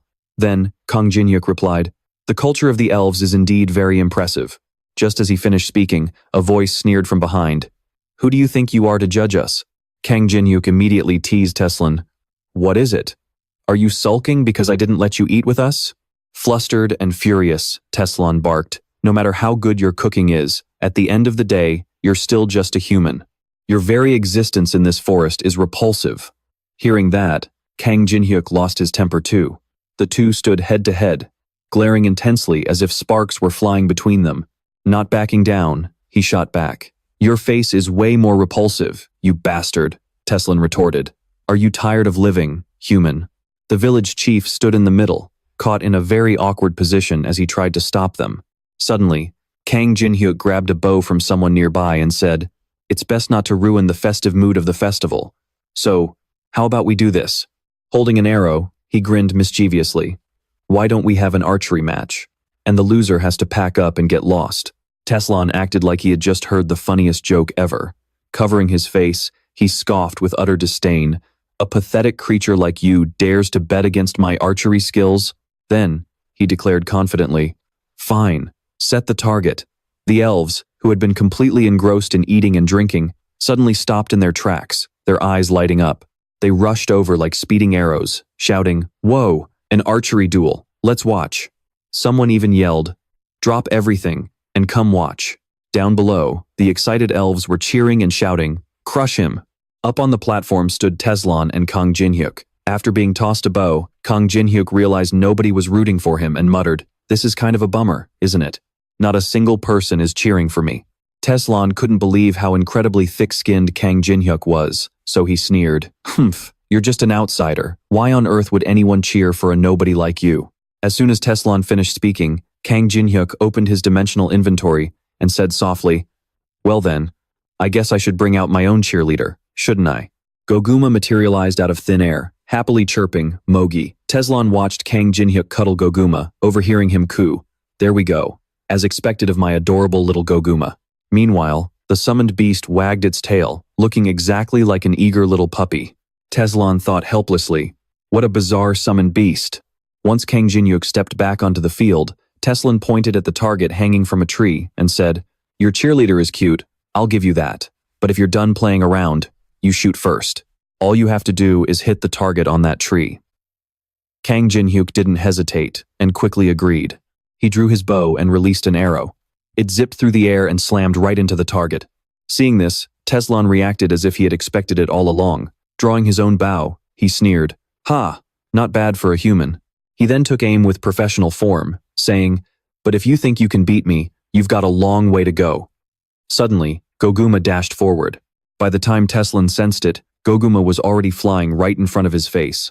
Its mouth opened wide, letting out a terrifying sound as a system notification announced it had activated the skill, Fear. Under the influence of the skill, Teslan fell into a state of panic for 3 seconds.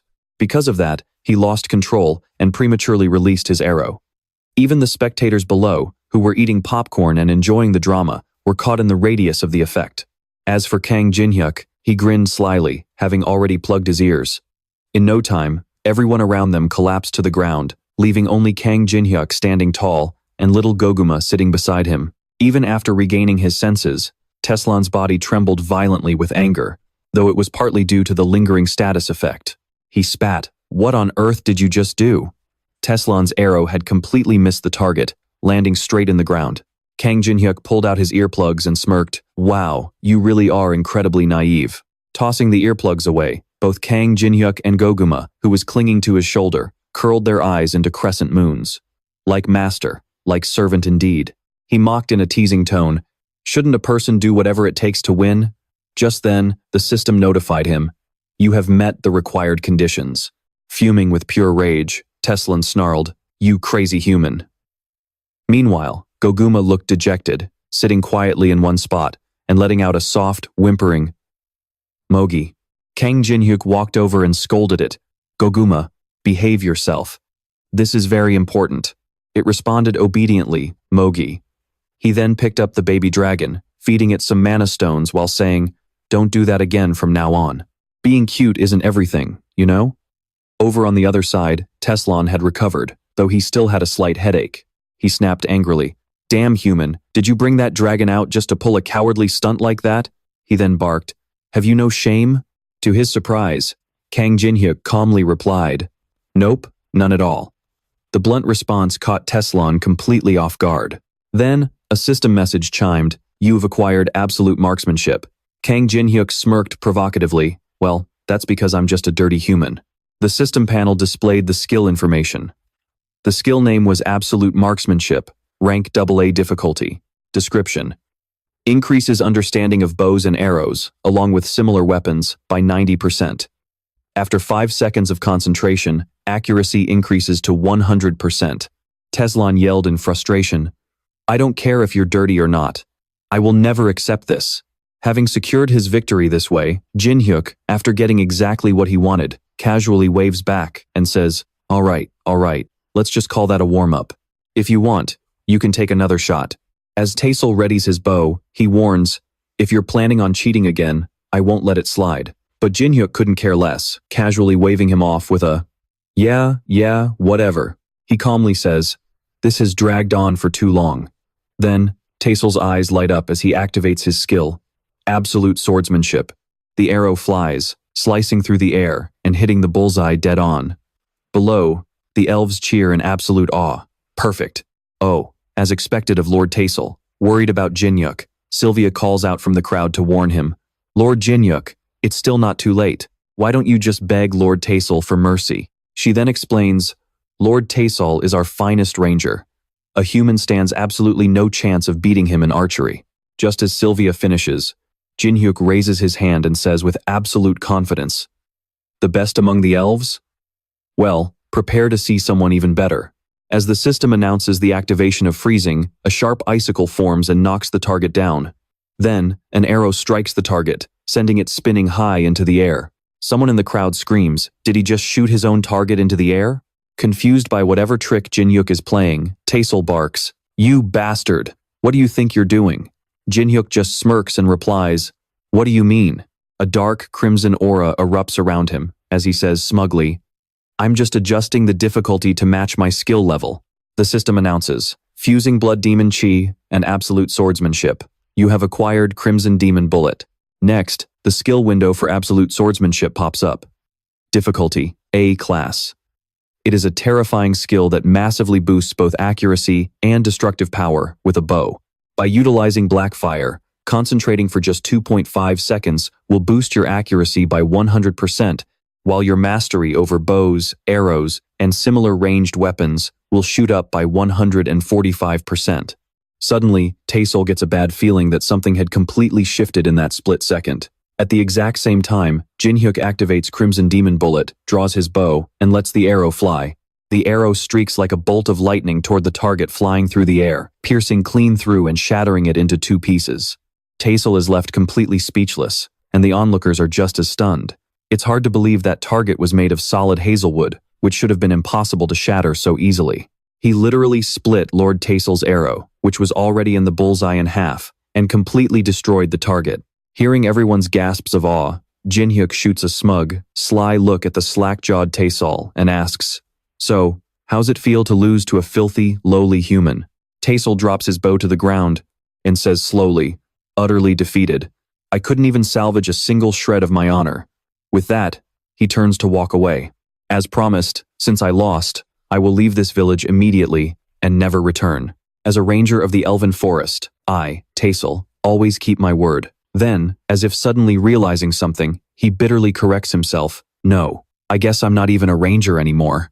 The villagers grit their teeth, desperate for Taesol not to leave, and some even whisper his name in regret. Suddenly, Jinhyuk raises his hand and calls out using the nickname he made up, "Hey, Big Ears, wait a second."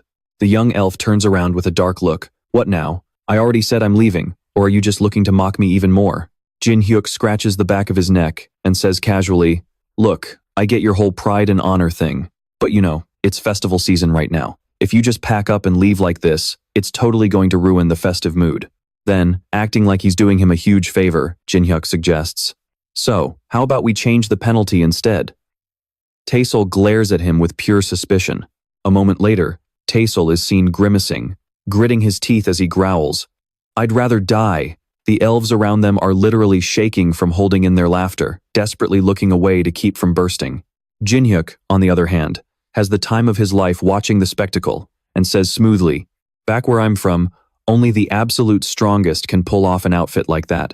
We call it the look of a true industry professional." Taesol is revealed looking hilariously ridiculous, a beefy, muscular elf wearing a tight pink bunny suit with butterfly wings on his back, holding a magical girl wand that looks straight out of Cardcaptor Sakura, his face flushed with a mix of fury and embarrassment.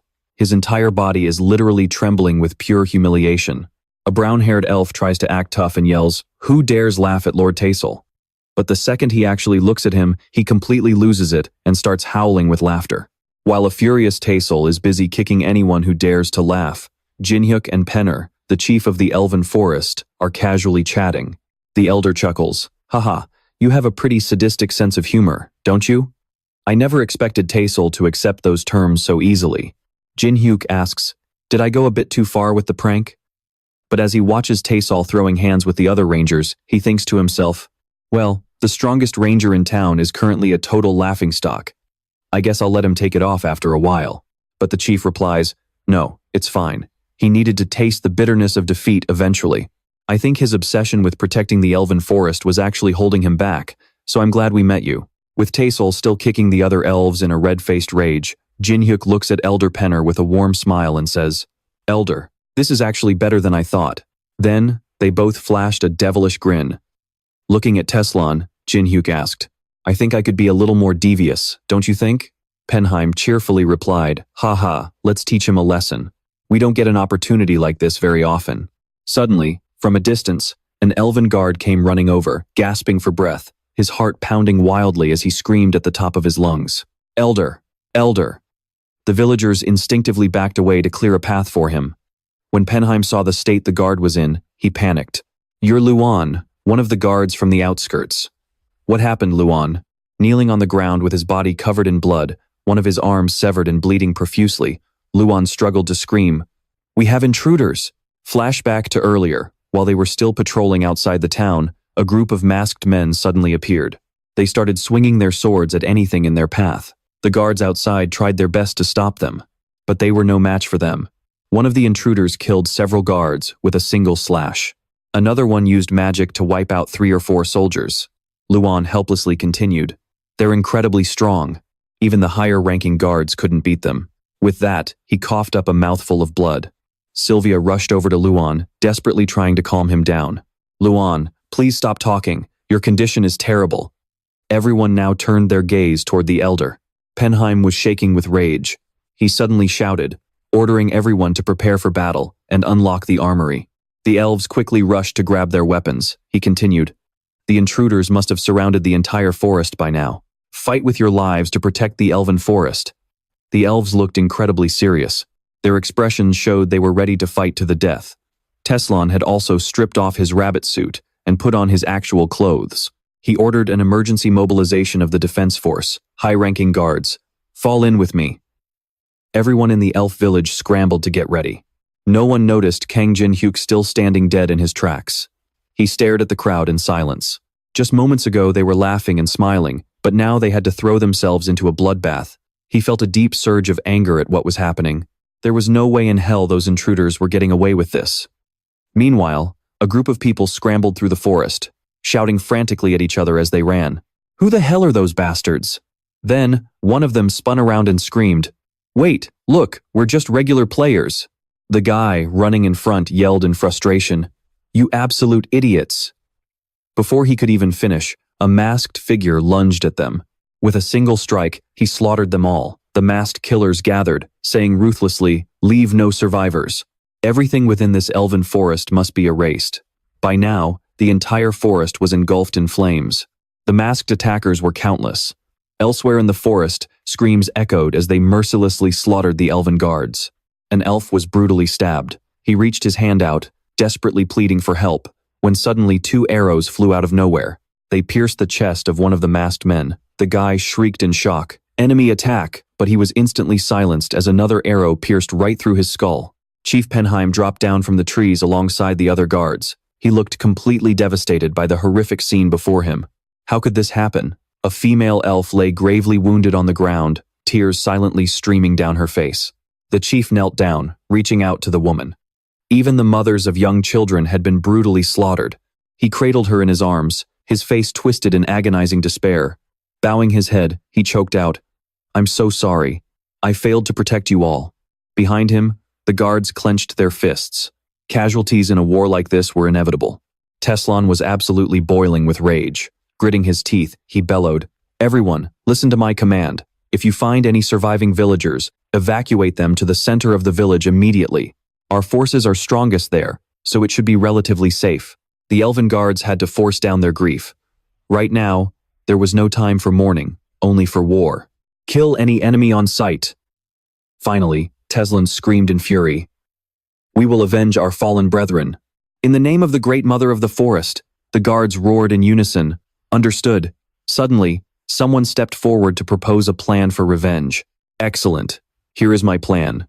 This caught Teslan's attention, making him ask, a plan? Elsewhere, the system announced that the suppression team in Zone B16 had lost 2 connections. 2 masked men chatted while dashing forward. Hey Shuihua, I think the elves have started fighting back. The other replied, much faster than we anticipated. As she contacted the members of the other suppression teams, she reiterated their objective. Listen up, everyone. Our primary objective is to eliminate Kang Jin-hyuk. The elven forest is covered by a barrier that jams communications, so Kang Jin-hyuk won't be able to call for backup. At this moment, the entire forest was enveloped in a glowing yellow barrier. She continued, maintain the perimeter and tighten the noose toward the center of the village until the target is found. On the other side, a heavily built man grabbed an elf by the head while glancing at his system screen. Team C understands. Elsewhere, another guy. The others called back as they sped through the forest. Including our S-rank fighters, our total force this time is 150 strong. We will surround the forest and close in on him. Whichever team spots Kang Jin-hyuk first needs to focus on buying us some time. We will trap Kang Jin-hyuk in the center, with teams A, B, and C positioning at 3 different angles. The rest of the teams must gather there immediately so we can launch a joint attack. No matter how strong the target is, there is no way he can take down 3 S-rank fighters at once. Even a mighty tyrant is bound to fall when outnumbered. Seol-hua thought to herself as she dashed forward, you are going to quietly vanish from this world, just like the Zhonghua Guild wants. Kang Jin-hyuk. Suddenly, a hand flashed right in front of her eyes. With just one hand, Kang Jin-hyuk sent Seol-hua flying backward. She tumbled across the ground several times before sliding to a stop. Standing up on a tree branch, Kang Jin-hyuk held Seolhwa's mask in one hand. And here I was, wondering who on earth you guys were. So it is you guys, those annoying Zhonghua scumbags who were swarming the TV station. Seolhwa touched her bare face in utter disbelief. Up on the branch, Kang Jin-hyuk tossed the mask aside with contempt. I hope you guys are fully prepared to pay the price for annoying me. Instead of backing down, this only got Seolhwa excited.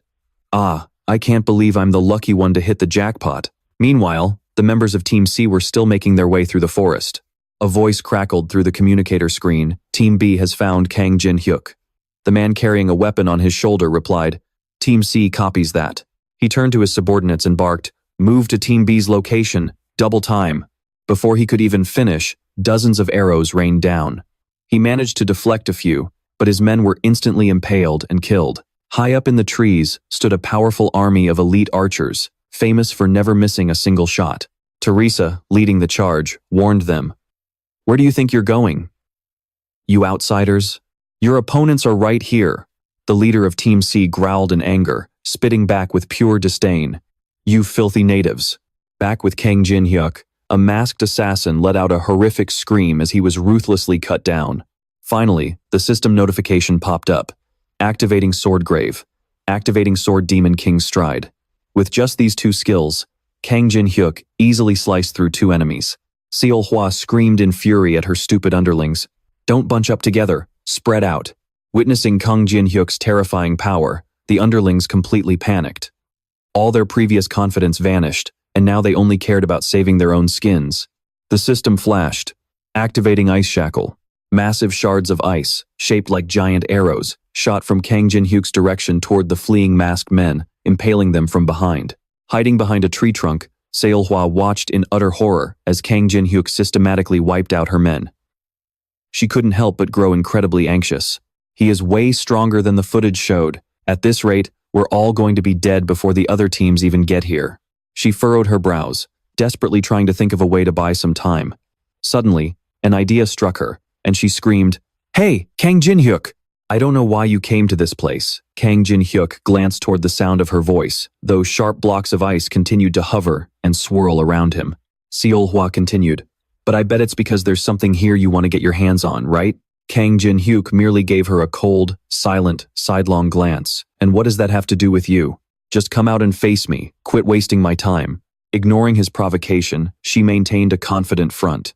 Our forces are currently destroying everything in sight as they close in on your position. And while you're stuck here, some of them are already heading straight through the center of the village. Just as Seolhwa said, over on the other side, Team B was aggressively laying waste to the surroundings on a massive scale. Seolhwa didn't know if her threats would work on Kang Jin-hyuk, but it was still her best shot at stalling him. Once that village is turned to ashes, whatever it is you're looking for is going to be destroyed along with it. Kang Jin-hyuk. The forest went dead silent before he asked, Destroy the village?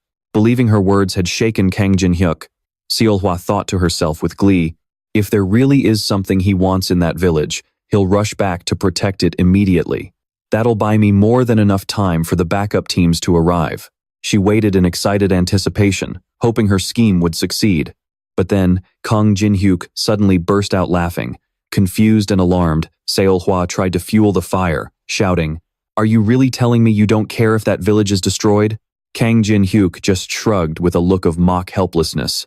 Oh no, of course I don't want that to happen. I get what you're trying to do here, but to be honest, it's just hilarious to me. Back at the elf village, a sudden flash of purple light forced the Zhonghua Guild members to recoil. One of them screamed in sheer disbelief. What? No way! Why is she here? A figure floated in midair, looking down. To be honest, I couldn't care less what happens to these elves. Alice, in her demonic form, stared down at the crowd below with pure disgust. However, you dare get in the way of my contractor's business. The system chimed, activating blood spears. Countless crimson-red spears materialized, gleaming with a deadly light. Floating in midair, Alice raised her hand, ready to unleash them. And that is more than enough reason to slaughter every single one of you. The captain of Team C, trembling in fear before her sheer presence, stammered, We can't survive against a monster like this. Alice softly said, Get lost, all of you. The spear shot forward, piercing right through the members of Team C and triggering a massive, blinding explosion that lit up the entire sky. Meanwhile, Shuihua tried to contact Team C, only for the system to notify her that the user does not exist, leaving her completely speechless. A fierce battle had just taken place, and a dying man was desperately gasping for help, pleading for backup in the village center. But before he could finish his words, he collapsed. Just then, Alice appeared, hovering in the sky with her wings spread wide. She looked down and muttered, "How boring, not even a single thrill." Alice stepped down to the ground and looked behind a tree, where 3 goblins were hiding. She crossed her arms in silence. Then, she asked, "Do goblins make alcohol?" The scene shifts, and the system's voice keeps repeating, "The user you are trying to contact does not exist." Panic-stricken, she thought. Our strongest team. Completely wiped out? What did that bastard do? Meanwhile, Kang Jin-hyuk walked into the forest, gripping his sword. The girl stood up, raised her hand, and ordered, "Everyone, form the demon blood magic array." Kang Jin-hyuk looked up to find himself completely surrounded. The girl from before was currently activating her neurotoxin injection. Under the effects of the neurotoxin, they gained immunity to fear. Her comrades had also been fully injected with it. Right after the injection, they went berserk, charging at him with their blades. He glared at them with cold, murderous eyes and easily took them down with a single kick. An enemy tried to ambush him from behind, but he easily dodged and remarked, "You guys really are completely out of your minds, aren't you?" Kang Jin-hyuk swung his hand, unleashing an ice strike. Though completely surrounded, he calmly took them down one by one. Watching him effortlessly take them down one by one, the girl began to break out in a cold sweat. She thought in a panic, "Tian Chao, where the hell are you? Get over here right now." The scene shifts, showing a man wielding a massive blade sprinting forward. Teresa activated her perfect aim archery, instantly launching a barrage of arrows at him, but he blocked them all. Another ally activated Barrier Forest, sending thick roots surging forward. The man was instantly wrapped tight by the roots. Drawing her bow, Teresa declared, "I won't let a single one of you escape. Now, pay for your sins." Instantly, another barrage of arrows shot forward. He quickly activated his defensive barrier, snapping Teresa's incoming arrows in half. His defense increased by 50. The system delivered a message from his comrade, "Tian Chao, hurry up. Kang Jin-hyuk is here," the man thought. Shuihua. Looking toward Teresa's group, Tian Chao said, "I see. So your plan was to stall me here? But you won't succeed." He braced himself, his eyes glowing blood red. The roots binding him exploded, and Sylvia was thrown back by the powerful shockwave radiating from Tian Chao. Tian Chao then activated his mighty sword aura, leaping into the air to slash down at Sylvia. Because he moved incredibly fast, she could only watch in sheer panic as the deadly strike closed in on her. A split second later, a massive explosion shook the ground. Tian Chao's slash was so devastatingly powerful that it split the earth in half, tearing up the surrounding trees and grass. Luckily, Teresa saved Sylvia just in time, holding her protectively in his arms. Struggling to catch her breath, Sylvia whispered, "Thank you, Teresa." Teresa warned her with a serious expression, "Don't let your guard down again, Sylvia." After his devastating strike, Tian Chao stood looming in front of them, surrounded by a heavy, murderous aura. His eyes flared with pure malice, prompting Teresa to mutter, "Man, this guy is actually pretty strong." The scene shifts to Kang Jin-hyuk, who had just finished off another enemy. Standing on top of their corpses, he didn't even look up as he said, "Is that everyone? Aren't you going to show yourself?" Hiding behind a tree, Shuihua thought, "The entire unit got wiped out, and the other squads haven't even had time to back us up." She stepped out from behind the tree and said to him, "You're right, there's no point in hiding anymore anyway." Kang Jin-hyuk was currently using the system to check her status. Name, Shuihua. Gender, female. Age, 25. Level, 28. Strength, 16. Agility, 28. Stamina, 25. Mana, 33. Experience points, 57. Remaining stat points, 0. Coins, 51.55. Class, Poison Master. Skills, Level 9 Poison Mist. Level 8 Godly Poison. Level 8 Intermediate Memory. Level 8 Poison Dispersion. The copy condition for Shuihua requires the player to possess extremely potent poisons. If you can suppress her strength while actively infected by her poison, you will be able to copy one of her skills. After scanning the details, Kang Jin-hyuk grimaced slightly and thought, "While actively poisoned? That's a bit risky." Copy conditions for poison-related skills are always such a massive pain. Shuihua then said, I know you're incredibly strong. But without saying another word, she activated godly poison and rushed toward him, yelling, "But once you're hit with my poison, you won't survive anyway." She immediately lunged to strike him, but he simply leaned back to dodge it. The massive tree that took the hit rapidly began to rot away. Kang Jin-hyuk thought to himself, "Damn, that would probably hurt a lot." As she kept attacking him, he casually dodged while rubbing his chin, thinking, "But then again, I really do want to get my hands on at least one of those skills." With a quick movement, he grabbed her by the throat. Kang Jin-hyuk said, "Hey, hold still. I'm still trying to make up my mind here." Sensing danger, she immediately activated her defensive barrier, increasing her defense by 50, believing that this skill could easily block almost any physical attack. But before she could even feel smug, he drove his knee straight into her stomach. He leaves her completely panicked, her jaw dropping in sheer disbelief. "No way, I used that skill, so how is the damage still this bad?" Jin-hyuk glares down at her in annoyance and says, "Shut your mouth, will you? I'm trying to think here." Sprawled on the ground, Shu-hua struggles to hold on, telling herself, "I have to hang in there until Teng Chao gets here. I need to at least leave a scratch on this bastard." Clinging to that thought, she scrambles to her feet and charges straight at Jin-hyuk, but he instantly shuts her down with a brutal punch to the face, sending her flying. Jin-hyuk snaps in irritation. "Are you deaf or what?" But right after, he senses something off. Looking down, he notices a strange needle stuck in his hand, emitting green smoke. Struggling back to her feet, Shui Hua spits out his name, Kang Jin-hyuk. "Did you really think I'd just charge in blindly like an idiot?" She smirks and gloats, showing him the poison-tipped needle. "You're done for." Jin-hyuk stares in shock as a system notification flashes before his eyes. "Warning, you have been poisoned. Your health is rapidly draining." A second alert pops up. "You have been infected with 10,000 poisons." Jin-hyuk tightly grips his arm, watching the skin discolor rapidly from the toxic projectile. To make matters worse, his main mana pathways have been damaged. Shui Hua sneers triumphantly, explaining that the 10,000 poisons will circulate through his mana pathways to dissolve his internal organs. It's a poison that invades the body by feeding on mana. There is absolutely no antidote for it. She screams in absolute triumph. "Now, suffer a slow, agonizing death." Unfazed, Jin-hyuk clenches his poisoned fist. He channels his energy, activating the true heavenly flower arts. Instantly, his mana recovery rate shoots up by 30%. The hidden weapon lodged in his hand is forcibly expelled, purging every last drop of the toxin. As the needle clatters to the ground, Jin-hyuk slowly steps forward with a look of pure disdain. "An antidote? Who needs something like that? I can just purge it with my own mana."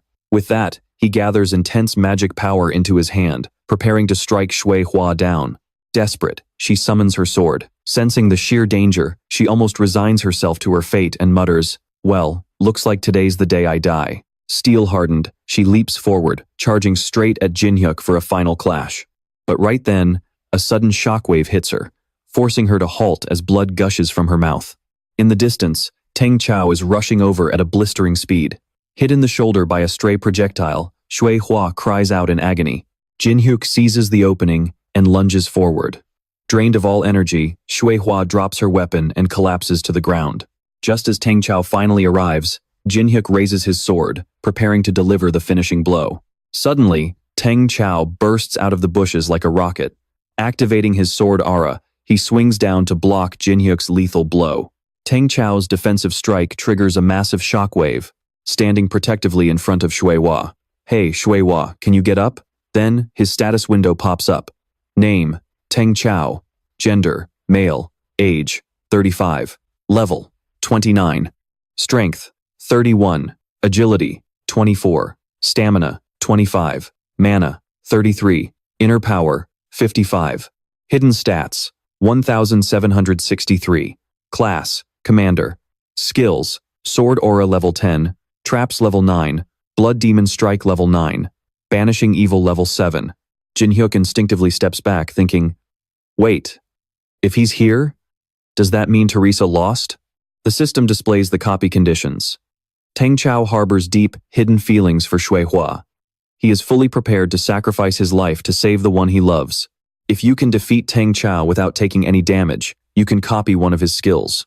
Jin-hyuk analyzes, Sword Aura is powerful, but its compatibility with my soul-chasing swordplay is garbage. That one's out.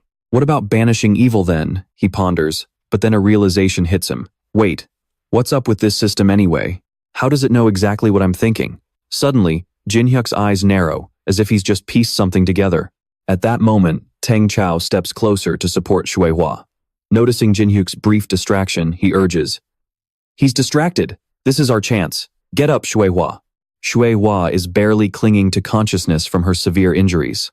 She weakly asks, "Where is everyone else?" Looking utterly exhausted, Teng Chao replies, "We are the only ones left." Shueihua takes a ragged breath and says, "If that's the case, listen to me carefully. I've realized something after fighting him. Even if Li Keqiang were here with us, we wouldn't stand a snowball's chance in hell." Teng Chao is stunned. Is he really that monstrous? Shueihua continues, "Besides, with the mission ruined, we have no hope of returning to China anyway. The only thing left for us to do is push forward with the mission until our very last breath." With those final words, she musters her remaining strength to give Teng Chao a parting kiss. Shaking off his thoughts, Jinhyuk scoffs and pretends to gag. "Ugh, that's disgusting. Who do you think you're putting this drama on for?" Shueihua opens her mouth, releasing a cloud of toxic mist, and Teng Chao quickly does the same. Right then, the system alerts. Psychosis toxin has been activated. You have gained temporary fear resistance due to the toxin's effects. Transformed into a crazed berserker, Teng Chao charges forward in a frenzy, roaring, "I have absolutely nothing left to lose."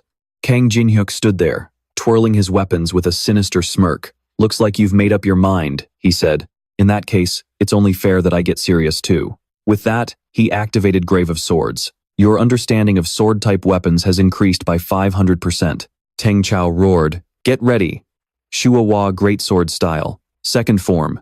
Giant Decapitating Slash. Shueihua seemed to no longer feel the pain, throwing herself into the attack with pure desperation. She unleashed a barrage of projectile attacks and screamed, "Even if we die, we're taking him down with us. It's the only way we can die with our heads held high." At that moment, Kang Jinhyuk masterfully executed the 8th form of the soul-chasing sword style, Shadow, Body, Unity. By now, the communication disruption barrier had been lifted. Teng Chao lay sprawled on the ground, his weapon shattered in pieces. With his final breaths, he desperately tried to crawl forward. Exhausted and in agonizing pain, he refused to give up, clawing at the dirt as if trying to grasp onto something of vital importance. The system notification popped up. Copying 1,000 poisons and eradicate evil. 1,000 poisons. Acquisition difficulty. AA. Description. You can manipulate over 1,000 types of poisons, gain comprehensive knowledge of toxins, while also obtaining the ability to detoxify them. Eradicate evil. Acquisition difficulty. B. Description. Select a target within a 10-kilometer radius and track their exact location. The copied skills will be stored in the memories of the world. With his work done, Kang Jinhyuk stretched a bit to loosen up his stiff muscles and walked away. He sighed wearily. "I'm still not completely used to the 8th form. I'll probably be stuck in bed all day tomorrow. What should I do about the Zhonghua Guild?" His figure slowly faded into the distance, leaving the two of them behind. Teng Chao lay there, holding Shueihua's hand tightly now. They were nothing but two cold corpses. He continued, "And that's how the Zhonghua Guild's ambush on me ended. 1/4 of the elven forest was burned to the ground, and many of their people lost their lives. Tessa lost his duel against Teng Chao and was severely wounded, but thanks to Sylvia, who never left his side, he barely managed to survive." Tessa whispered, "Thank you for stopping the pursuit." Kang Jinhyuk cut him off. "Save your breath and just focus on healing." Elder Ben, he still hadn't recovered from the sheer shock of it all. He locked himself in his room, only sending out orders indirectly. Alice became an idol to the young elves, and for some bizarre reason, drinking wine suddenly became a massive trend. As for me, the ultimate catalyst of all this, he raised his hand, channeling his mana to construct a barrier. The 8-star barrier, Great Wall, has been activated. The 3-star barrier, Dimensional Separation, has been activated. The 3-star barrier, Mystic Manipulation, has been activated. Looking quite satisfied, he muttered, "That should do it. At least now, those bastards from the Zhonghua Guild won't be able to waltz in here so easily." He turned on his heel and walked away. "I absolutely despise people who touch my things." The scene shifts to the main headquarters of the Zhonghua Guild, where a man's voice roared in pure fury. An entire strike team, including 3 S ranks and 150 members, was completely wiped out? This man was an S-rank vice-captain of the Zhonghua Guild named Liu Gui. Rubbing his temples in frustration, he growled, "Is this Kang Jinhyuk guy really that powerful?" Another member spoke up. The mana levels of Teng Chao, Li Liqiang, and Shui Hua were only slightly over 10,000. Even though they were strong, they only ranked in the upper average foundation establishment tier of our guild.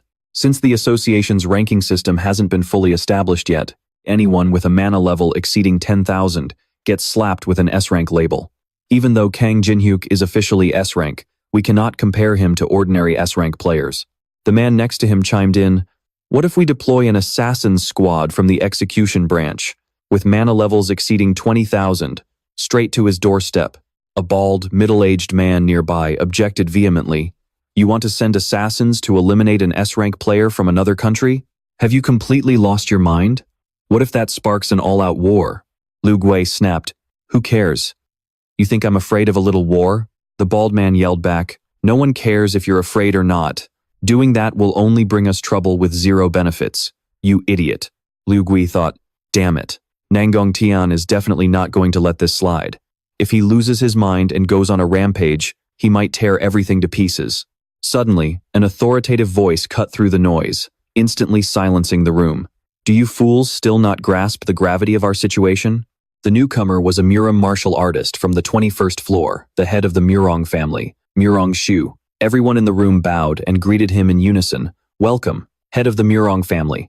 He walked over and sat at the head of the table as everyone respectfully made way for him. He continued, "The absolute most basic rule of combat is knowing how to gauge your enemy's strength. Since you idiots don't even know the basics, your defeat was entirely inevitable."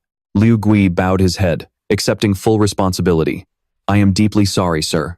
Murong Shu continued, "From now on, we will handle Kang Jinhyuk ourselves. I will personally explain this to Nangong Tian." Liu Gui protested, "But how can we let you bear this burden alone?" Murong Shu barked in anger, "Shut your mouth." His gaze grew razor sharp. "Are you still blind? He is not someone you can hope to stand against.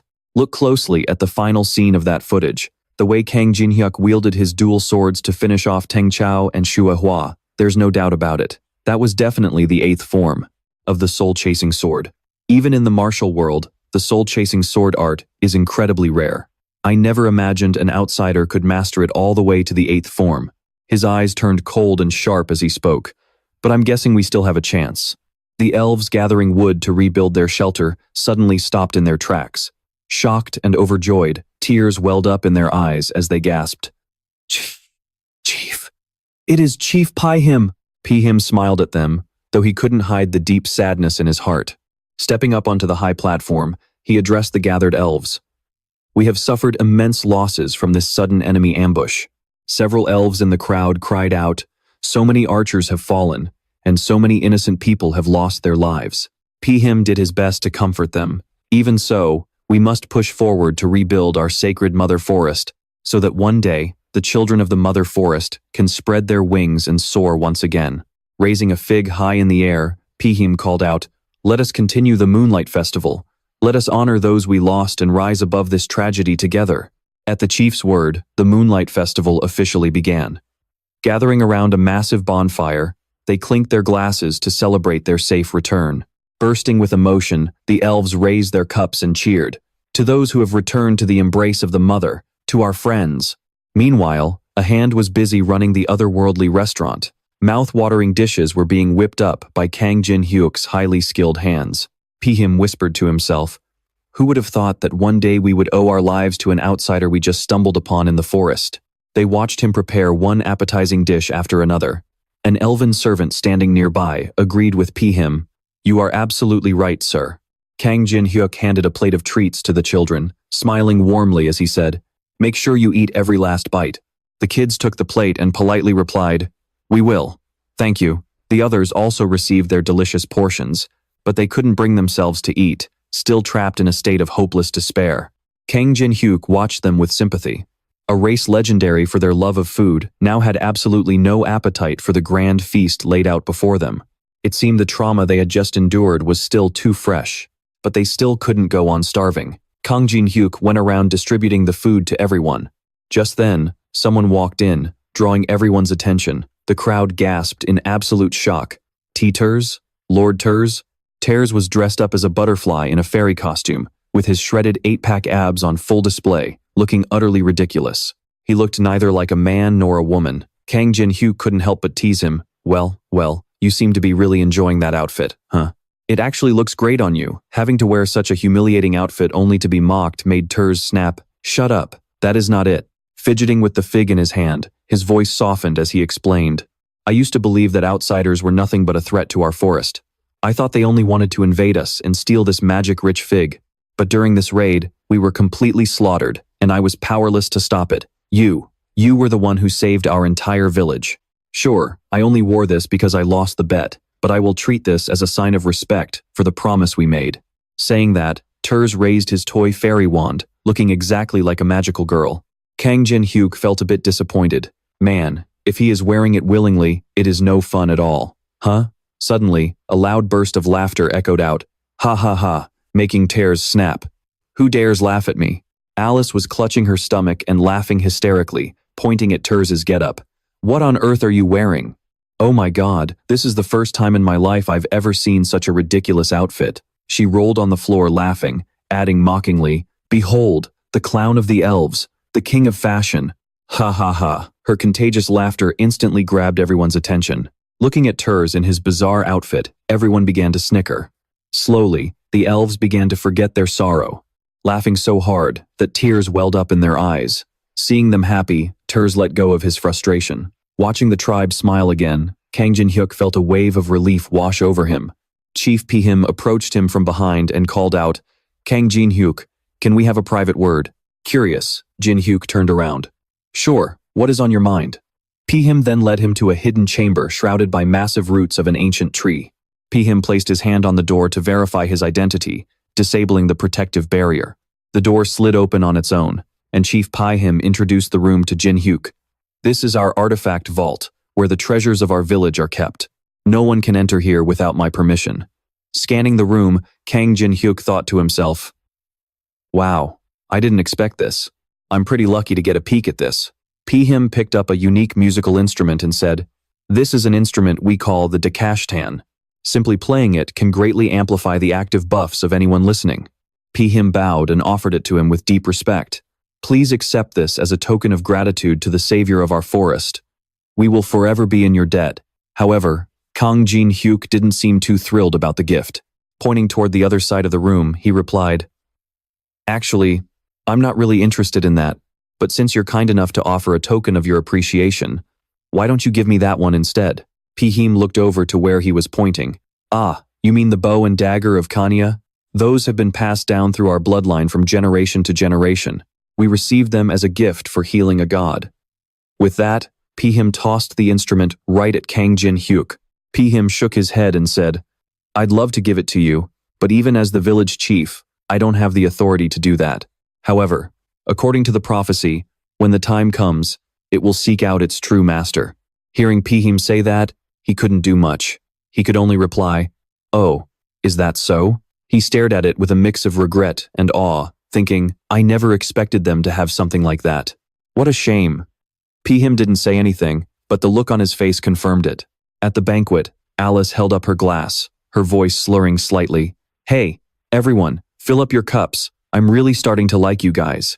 Right then, someone snuck over to their wine barrel, holding a small vial. While the whole tribe stared at the drunken Alice, she declared, If I ever take over this place, I promise to let you guys live. Let's raise a glass to our village's savior. Meanwhile, Kang Jin-hyuk pulled a totally underhanded move, secretly slipping sleeping potion into the wine. The elves raised their glasses in celebration and drank every last drop. Kang Jin-hyuk was the only one who didn't drink. He just watched them enthusiastically downing glass after glass. The village chief looked over at Kang Jin-hyuk and raised his glass. Guzzling it down like a man dying of thirst, he emptied it in one shot. Watching Pihim chug it, Kang Jin-hyuk was left completely speechless, thinking, Whoa, what are you doing, old man? He might have a high tolerance, but there was no way he could beat the drug. It was already kicking in. Setting his glass down on the table, Kang Jin-hyuk thought, I should grab it and get out of here fast. He returned to the room from earlier, remembering when Pihim brought him inside. The protective barrier seemed to be only around 2 stars. Kang Jin-hyuk placed his hand on the door to unlock it, just like Pihim had done. To his surprise, nothing happened. He thought in confusion, wait, there's no barrier? Back at the banquet, every single elf was fast asleep. No matter how hard anyone shook them, they wouldn't budge. At the same time, Abraham's ring, having absorbed the servant's soul, glowed with a dark red light. Kang Jin-hyuk grabbed the bow and dagger, not forgetting to say, "Thanks for the gifts." He literally stole them, yet he acted like he was doing them a favor. Even the village chief was completely knocked out, drooling all over himself. Meanwhile, on the 3rd floor of the Tower of Trials, in the Temple of Hatred, the Demon King spoke to his demons. "Without Anner, we won't be able to enter the 10th floor. We will miss out on all the artifacts that appeared during the brief 10 days. The 10th floor is open." Holding his head in distress, the Demon King complained, "Dealing with that Kang Jin-hyuk guy is exhausting enough, and now we have to watch Annor's every move too. I can't believe just 2 people are making such a mess of everything." Melina, who was sitting below with the other demons, stood up in frustration and stormed off. Her sudden exit caught the Demon King's attention. "Melina, where are you going?" she snapped back bluntly. "To take a piss." As she walked straight out, she cursed under her breath. What a bunch of idiots. Clutching her stinging cheek, which still bore a clear imprint of 5 fingers, she fumed. Just thinking about the seal he had placed on her made her blood boil. If I reveal anything about it, I'm dead. Suddenly, she sensed something off. The 2 demons in front of her were acting strange. Demanding they stop, Melina took a defensive stance and barked, "Who the hell are you guys?" They really were bizarre. Their eyes flashed with a sinister red glow as they grinned at her like savages. A sharp scream rang out. The 2 gate guards were instantly taken down by the strangers. Melina, too, took a hit to her arm. To make matters worse, one of those creeps actually brought his bloody sword to his mouth, licking it clean before complaining. "Tastes like absolute garbage. Like master, like servant." The other stranger nagged, "Drop that habit of trying to eat everything you see. Finding a human with high-quality blood isn't exactly easy." Clutching her bleeding arm, Melina stared at them in shock. "These bastards. I didn't even see them move. Who on earth were they?" The 2 of them shifted their gaze to Melina. "All right, let's see what her blood tastes like." Before they could strike, their bat-like ears picked up a sound. In a flash, the Demon King materialized right in front of them, blocking their path. Melina gasped, "Lancelot." Lancelot bowed respectfully to the 2 strangers. "Forgive my late arrival, noble lords. How may this humble servant assist you today?" Pulling back their hoods, they burst into a loud laugh. Well, well, finally, someone who actually knows his place. At the veteran shareholder meeting, 90 days after the 6th floor of the elf forest was cleared, the 7th floor was automatically unlocked. Small changes began to pop up, setting the stage for the next move. Out on the busy streets, everyone was gossiping. Lee Yuri looked up at the sky, a lollipop in her mouth as she mused, just 1 more year. At least let me graduate first. Wait, what if the world ends before then? It actually might. As she was zoning out, a system notification suddenly popped up, startling her. The highly anticipated veteran shareholder meeting will begin shortly. All employees are required to gather on the 1st floor of the Moon Lake Tower of Trials before 14 o'clock. We will come looking for you if you are late or absent. Hearing this, Lee Yuri froze in shock, dropping the lollipop from her mouth. She jumped up, clutching her head in despair. "Stop running me ragged, you absolute jerk, Kang Jin-hyuk." Meanwhile, at the 1st floor of the Moon Lake Tower of Trials, Kang Jin-hyuk sat on a rock by the lakeside and remarked, "Right on time, I see." Lee Yuri grimaced and complained, "We stayed up for several nights straight just to make those chess piece horses for you. Can't you just let us go already?" The old man next to her chimed in, "Exactly. Please stop abusing the elderly." Kang Jin-hyuk stood up and told them, "If you guys want to quit, you can just go ahead and quit." These words made Lee Yoji and the old man light up. "Really? Then I'm out. Me too." But then, Kang Jin-hyuk pulled out his weapon to threaten them.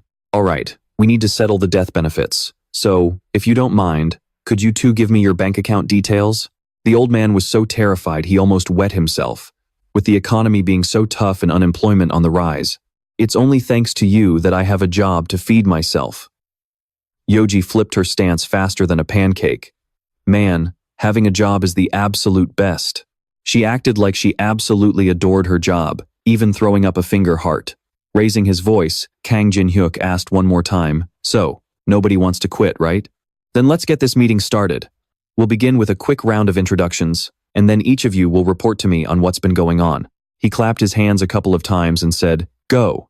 First up was a slick-looking guy in dark sunglasses, speaking with absolute confidence. "Hello, I am Kim Hee-won, the acting master of the Black Crow Guild." The short-haired girl next to him let out a heavy sigh. "Weakly," she said, "I'm Park Hana, basically Kang Jin-hyuk's errand girl." Kim Hee-won then continued his report. "I've received some intel. Kang Yoon-sok, from the Dangun Guild's second raid team, has entered the 7th floor. According to our informant, he's searching for some kind of feather in the tundra on the 7th floor of the Tower of Trials. Normally, if you clear the floor from start to finish, the next floor opens up. But the 7th floor is notorious for requiring massive amounts of time and preparation because of its brutal environment." Hearing Kim Hee-won's words, Kang Jin-hyuk began to analyze the situation. "A feather? That's got to be the phoenix feather, a true blessing of fire. It'll be incredibly useful for conquering the 7th floor." Park Hana chimed in with her report next. "Choi Do-sung has fully recovered and is out of the hospital. He literally told me, 'I'm going to kill you.'" Jin-hyuk chuckled. Sounds like he really is fully recovered." Next up, another guy suddenly dropped to his knees in front of Kang Jin-hyuk.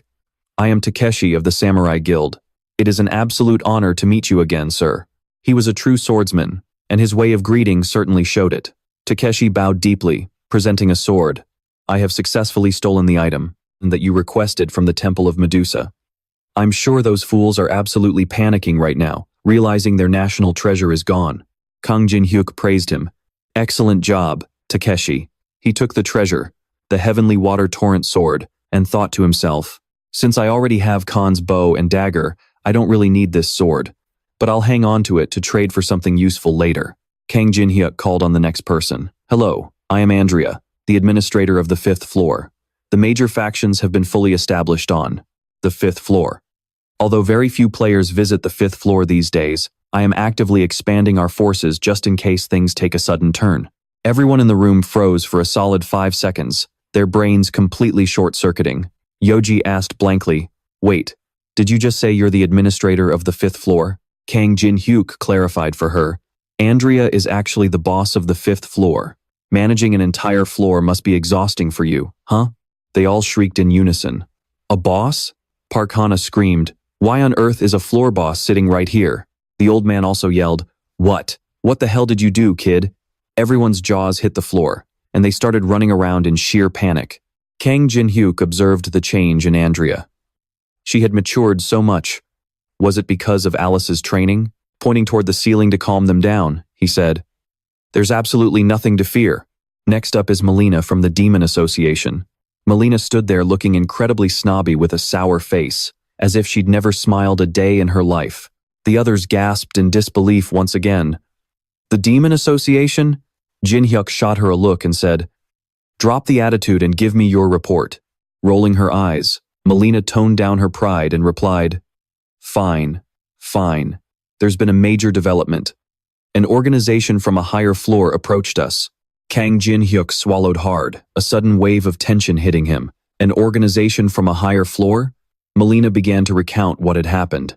"We are direct descendants of the Decasus bloodline, worshippers of Amulam. If you assist us, we guarantee you will receive anything your heart desires. We hear you are in search of an artifact on the 11th floor. Is that correct?" Lancelot stroked his chin, musing. "Now that is a tempting offer. In that case, would you mind telling me what exactly you require from us in return?" The vampire replied to him. "A prisoner detained in the ruins of the 1st floor has escaped. Your job is to help us hunt down and capture that fugitive." "Wait, Melina escaped?" Lancelot listened intently to the whole story. "An escaped prisoner, huh?" Kang Jin-hyuk asked Melina. "And they're offering you the bracelet of apostasy from the 11th floor in return?" She replied nonchalantly. "Yes, that is exactly what our organization's higher-ups are after." Right then, the ring hanging around his neck started to twitch, pulsing with a bright, continuous glow that caught Kang Jin-hyuk off guard. Why was Alice reacting so violently? Kang Jin-hyuk quickly announced, "All right, let's wrap things up for today." The crowd began to disperse until the room was completely empty. Suddenly, with a loud bang, a nearby boulder exploded into tiny fragments. Alice had completely lost her mind, screaming and cursing in pure rage. "Those Decasus scumbags! It was those absolute bastards who betrayed me. I'll track them down and tear them to bloody shreds. As she roared, she bared her razor-sharp fangs. With fire blazing in her eyes, she looked terrifying enough to scare anyone to death. Slowly, Alice calmed down and turned to face Kang Jin-hyuk. Hey, you didn't forget your promise, did you? You said you would help me get my revenge.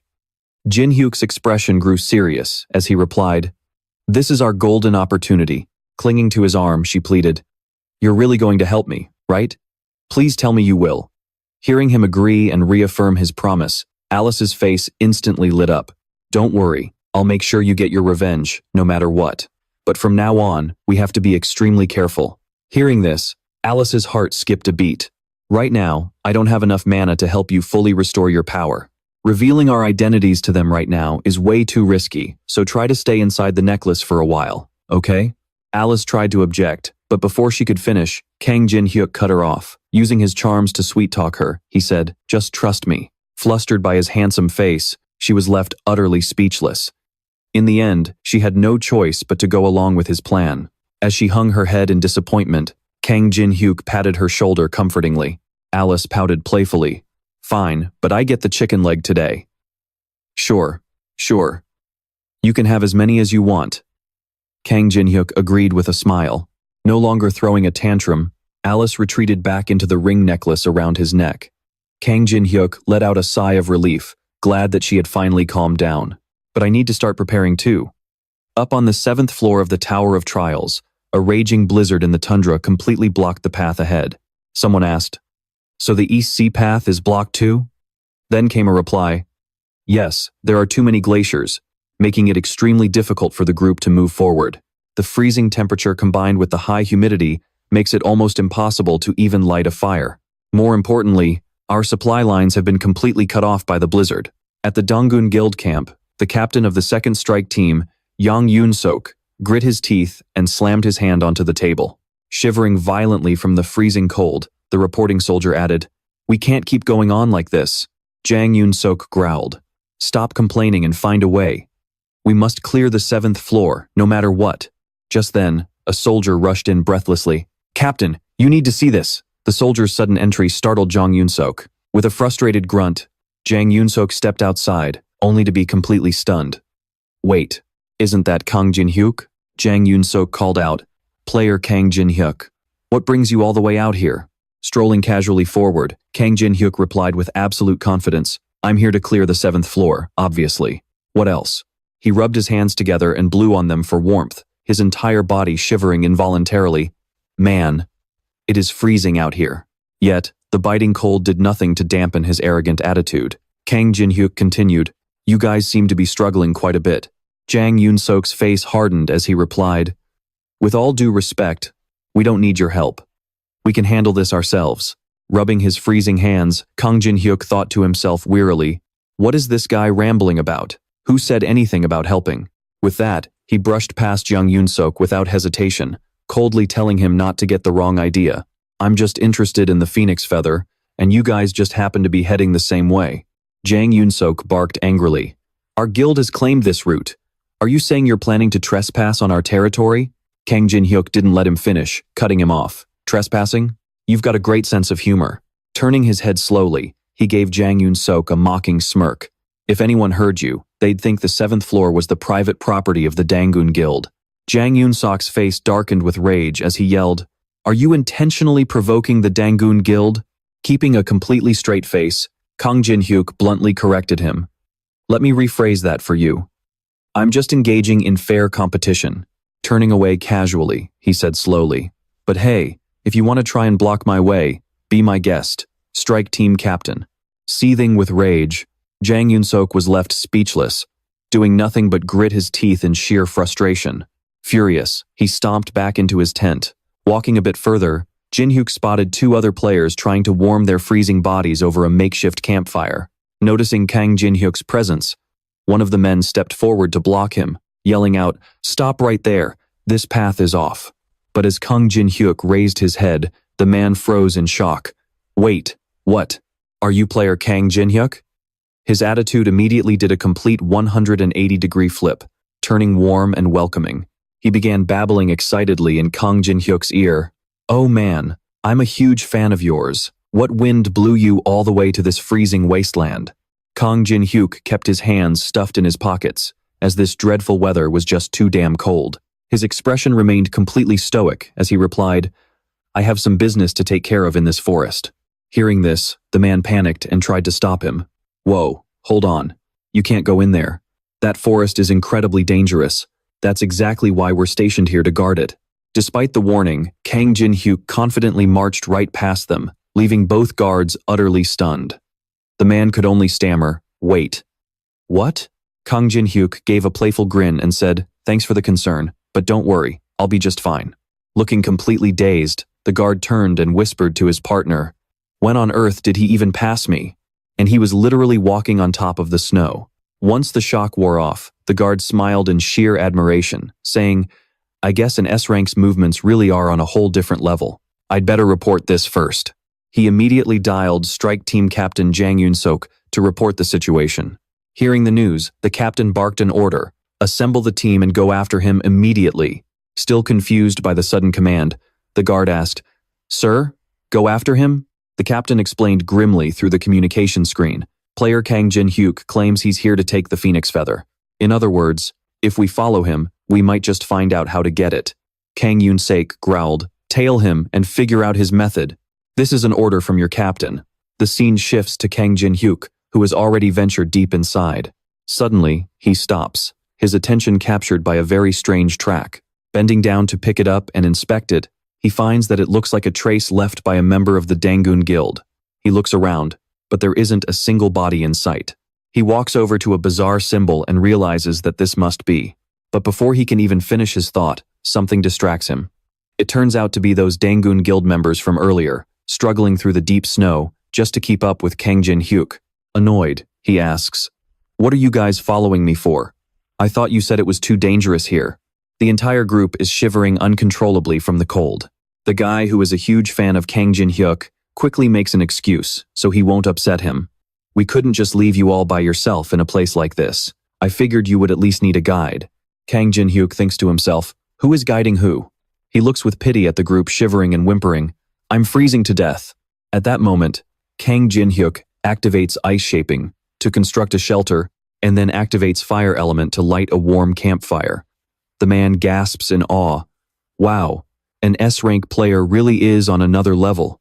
Warming his hands over the fire, he continues, We are so lucky. By the way, I'm Woo Dae-ho. Meanwhile, Kang Jin-hyuk activates his Eye of Gluttony to scan the stats of the three people in front of him. He thinks to himself, man, their status windows are depressing. Suddenly, Kang Jin-hyuk speaks up. No offense, but did Kang Yoon-sok order you guys to tail me? Woo Dae-ho stammers. Huh? What do you mean by that? Kang Jin-hyuk gets straight to the point without holding back. You guys are terrible liars. Did you really think you could fool me? He probably told you to follow me so you could find out how to get the Phoenix Feather, right? Seeing how you didn't hesitate to venture into this dangerous place, that has to be it. Caught red-handed, Woo Dae-ho can't find a single word to defend himself. Kang Jin-hyuk continues, Well, it's not like I'm blaming you. But right now, we have a much bigger headache to worry about than finding some Phoenix Feather. The other three cry out in unison, What? Kang Jin-hyuk points toward a boulder and asks, See that massive rock out there? Woo Dae-ho replies, You mean the one with those bizarre carvings on it? Kang Jin-hyuk explains, Those are tracks from ice trolls. The girl in the middle chimes in, I've actually heard of them before. Aren't they the strongest mid-tier monsters on the 7th floor? Kang Jin-hyuk ponders silently. Even worse, those markings belong to the Frostblade tribe, the strongest tribe among the ice trolls. Woo Dae-ho wonders, Wait, is this their territory?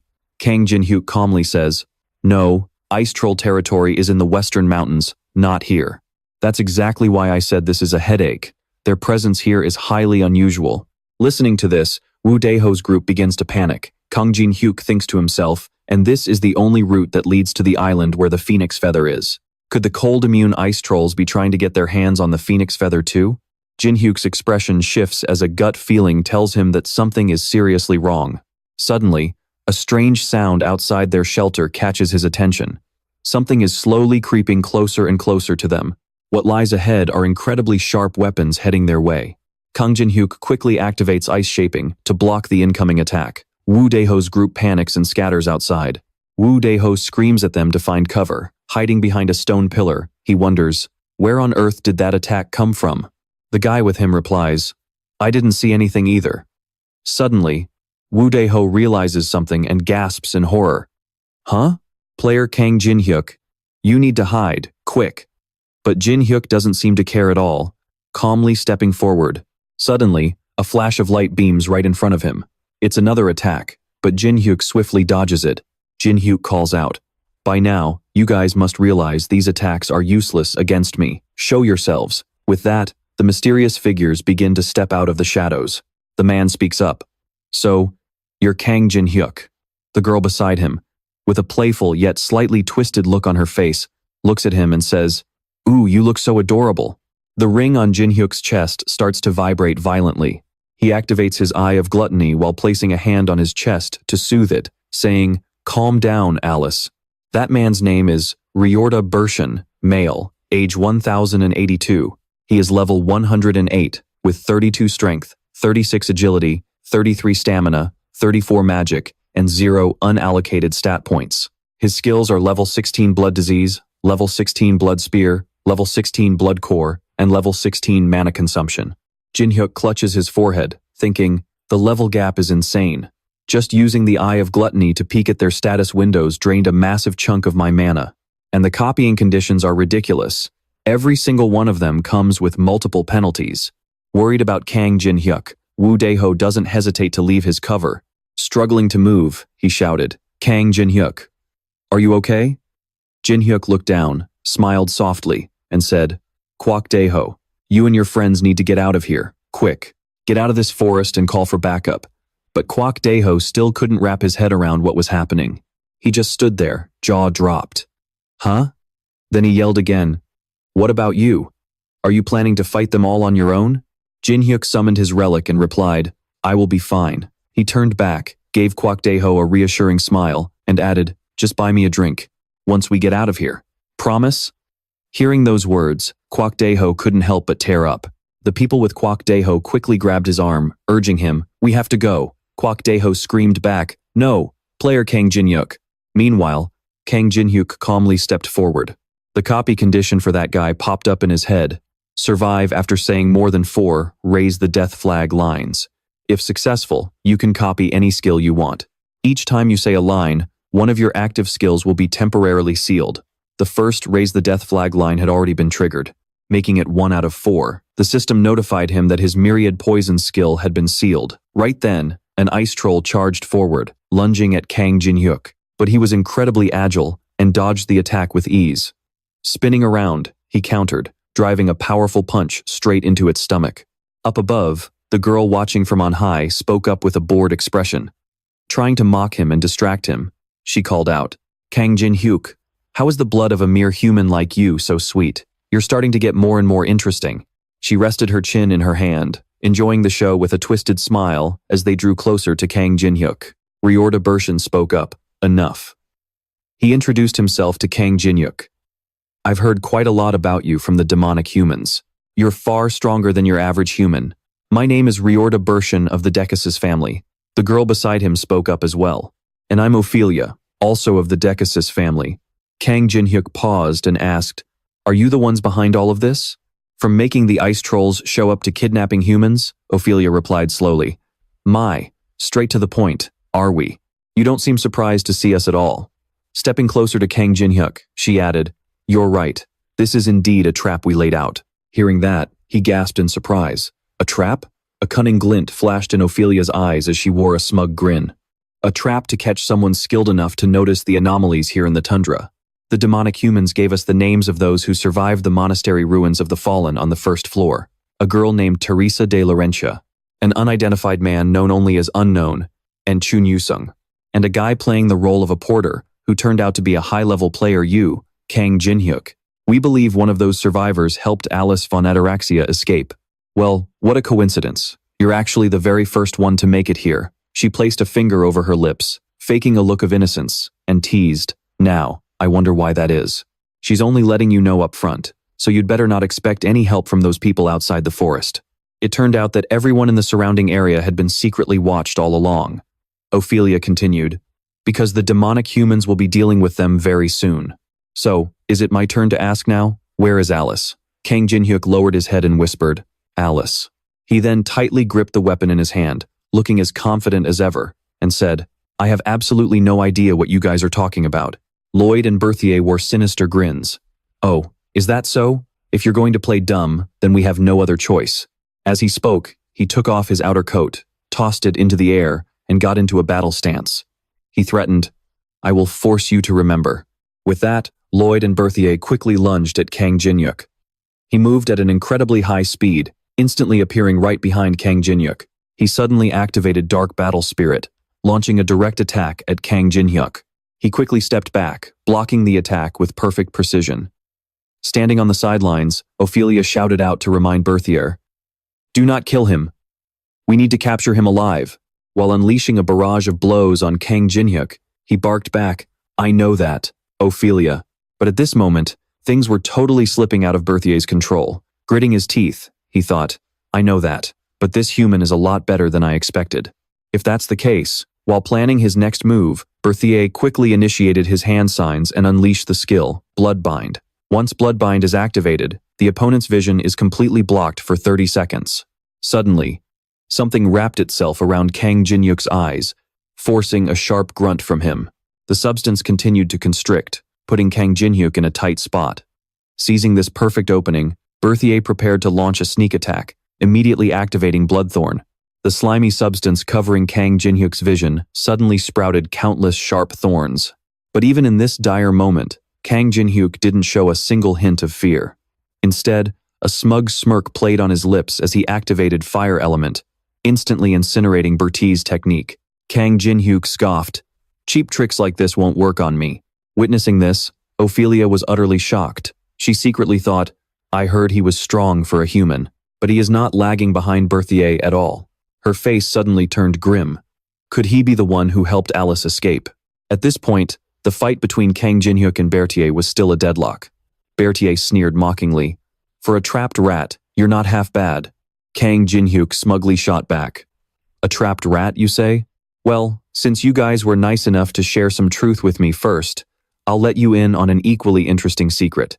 Actually, I've known for a long time that you guys would eventually come looking for me, Berthier asked skeptically. You already knew?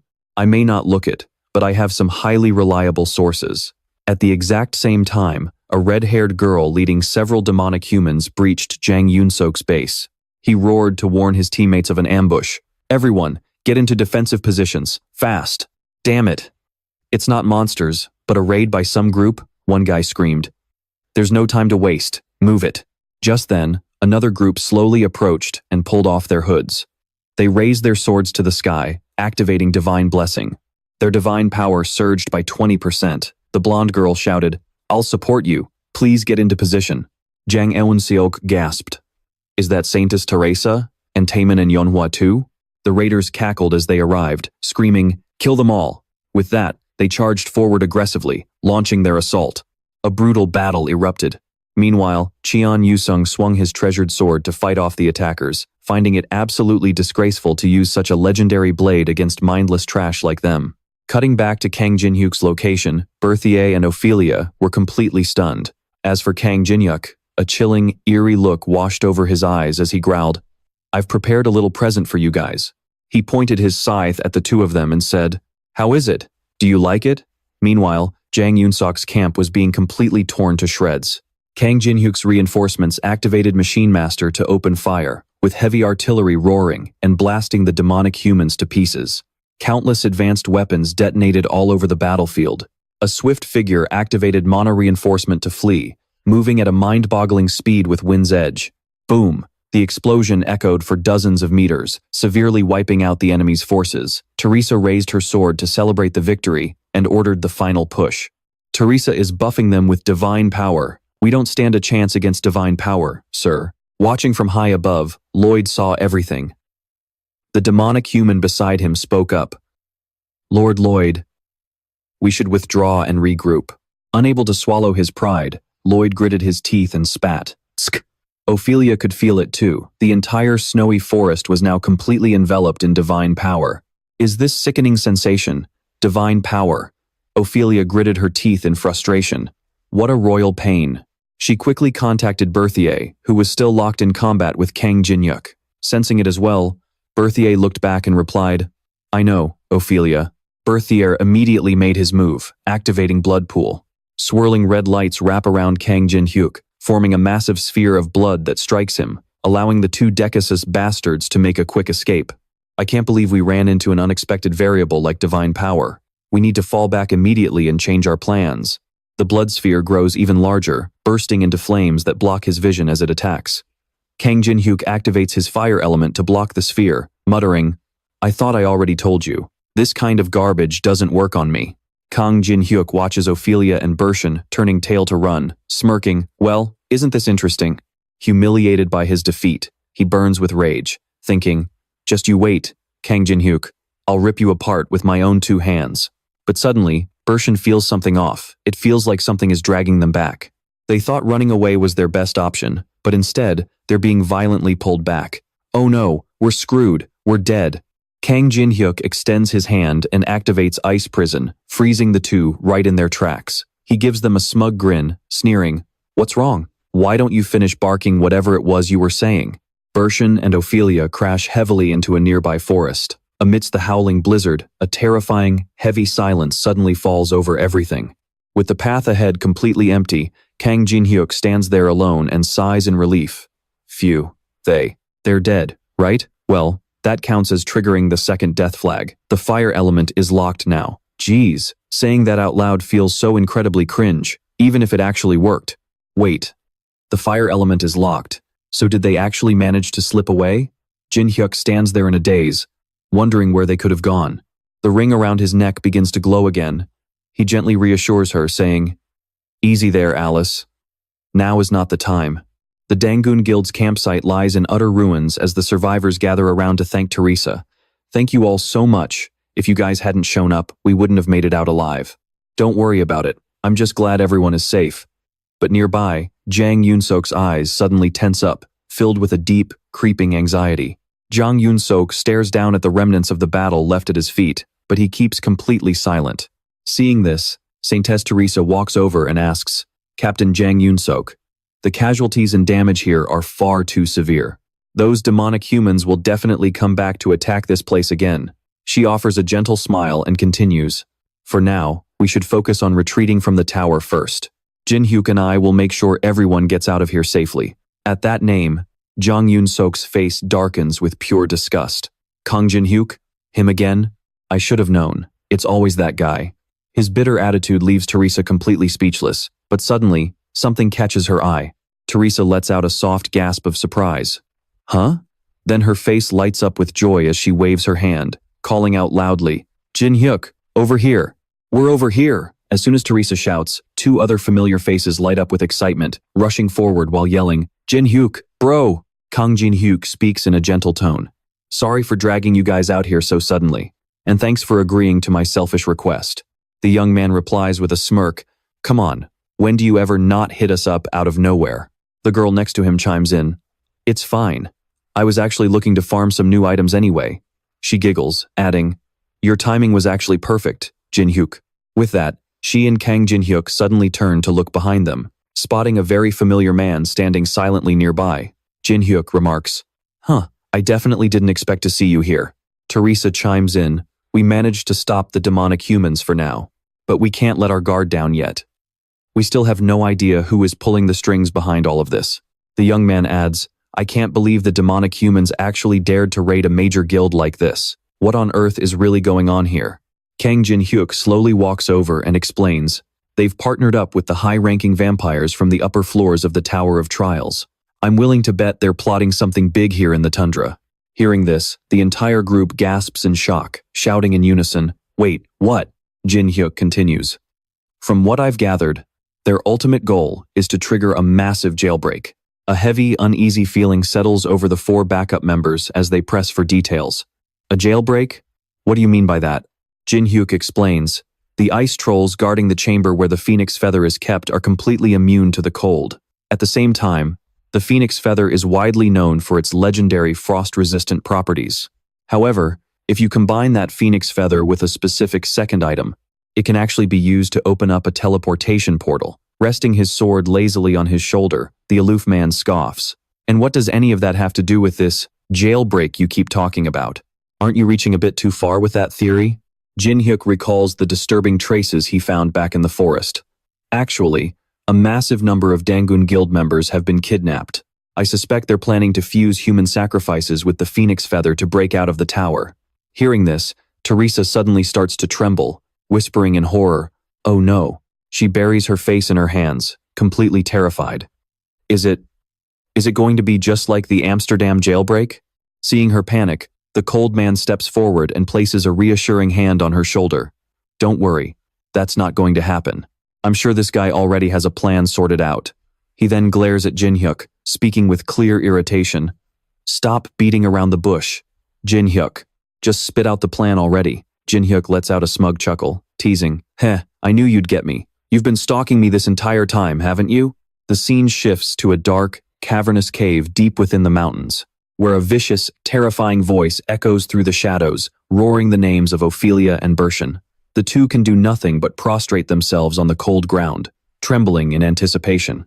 Swirling a goblet of fresh, warm blood in a skeletal hand tipped with pitch-black claws, the figure asks coldly, So, what about that human named Kang Jin Hyuk? Is he really that strong? The vampire lord's face darkened with rage. He glared down at the two kneeling before him and growled, You couldn't even capture a cornered rat? I am deeply disappointed in you both. At this rate, how do you expect to catch that fugitive? Bertier grit his teeth and accepted the blame. Forgive me, my lord. An unexpected variable threw us off, Ophelia explained. That guy, Kang Jin Hyuk, he wasn't surprised to see us at all. He even calmly countered Bertier's skills.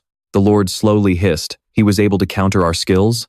Ophelia continued, And there's one thing I'm absolutely sure of. It was only for a split second while he was fighting Bertier. Recalling Kang Jin Hyuk's appearance in that moment, she speculated, I felt the energy of that woman. Alice von Ataraxia. The vampire lord slammed his wineglass down in fury and roared. Is that true? The bloodthirsty demons surrounding him growled in unison as he spoke. If so, we might find her much sooner than expected. With that, a sinister smile crept onto his face.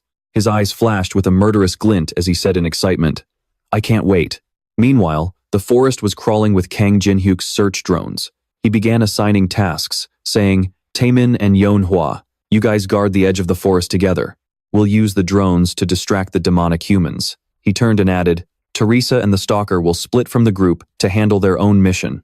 Hearing Kang Jin Hyuk call him a stalker, Cheon Yu-sung barked angrily, Who are you calling a stalker? Is this the ridiculous plan you were talking about? Why the hell do I have to do this? Kang Jin Hyuk teased, Hey, it's not like you have a choice, just do as I say.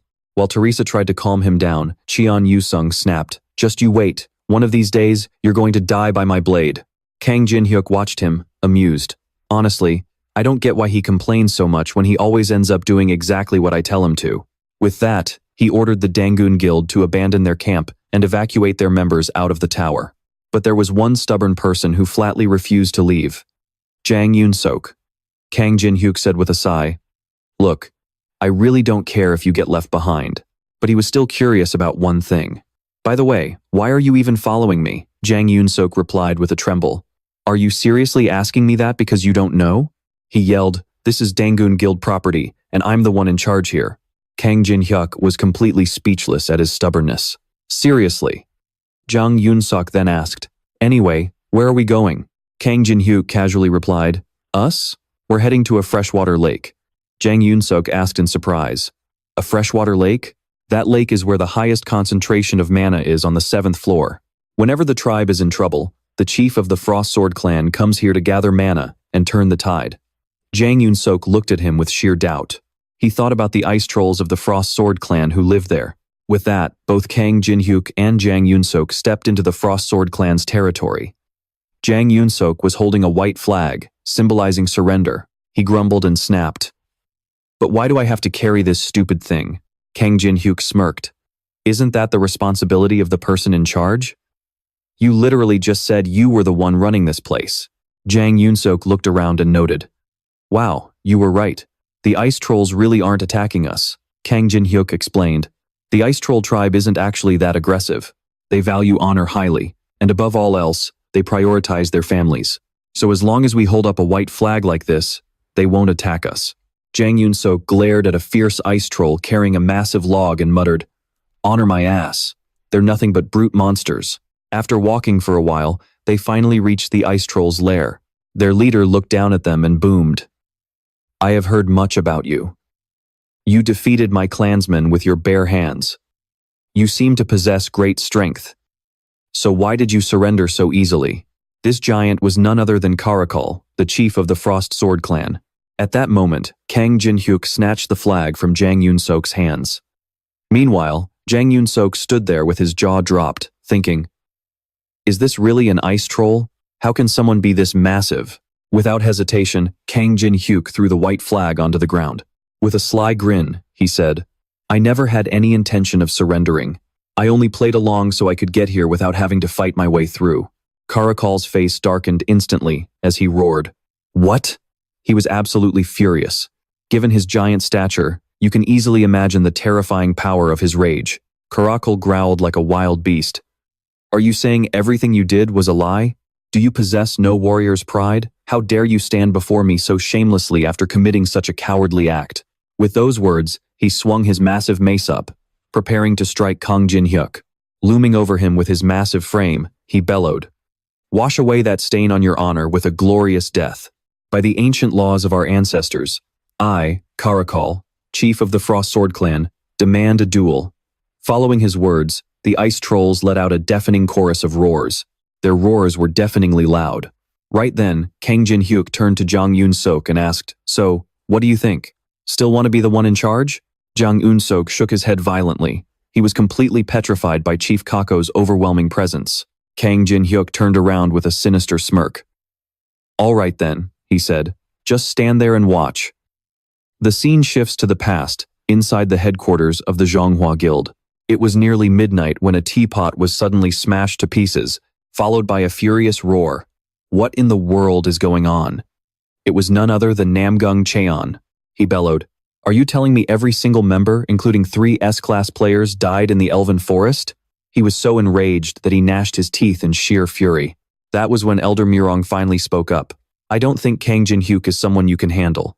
Namgung Cheon stepped forward, frantically pleading, "But Patriarch Murong, if you just give me one more chance." The Patriarch's expression hardened. "How many more times do you need to humiliate yourself before you get it?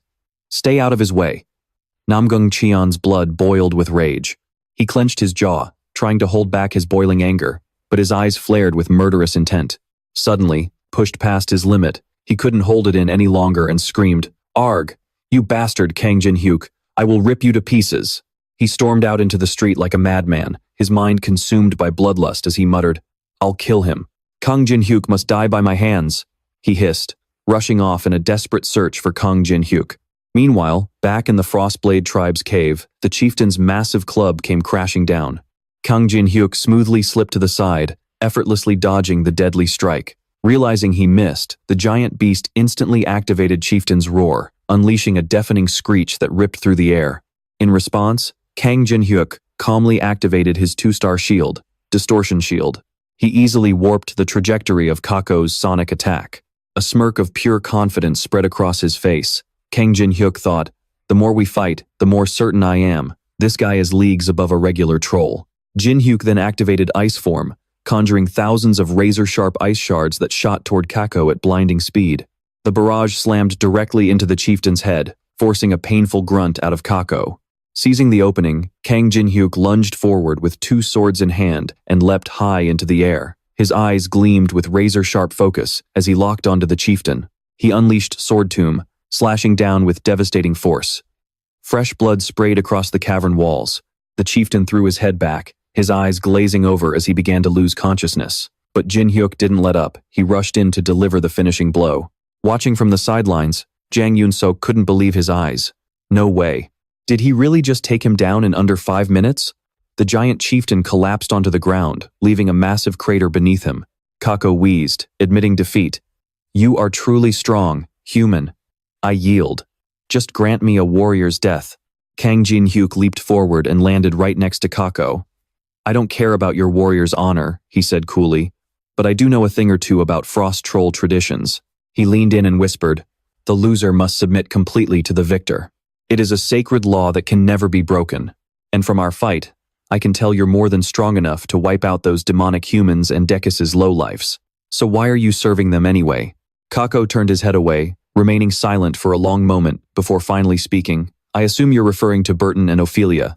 He continued, I don't take orders from them because they beat me in a fair fight. No. I submitted to them because I was utterly defeated by someone on a completely different level than those two. A vivid image of that terrifying man flashed through Kako's mind. His name is Michael, a pureblood of the Decus family.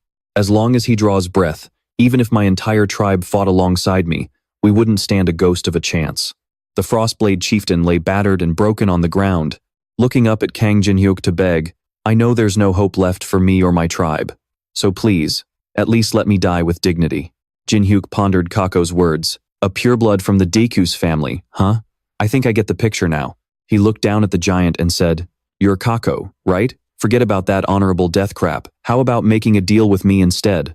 Kako's eyes widened in shock as Jinhyuk continued. I'll help you secure a future for both you and your tribe.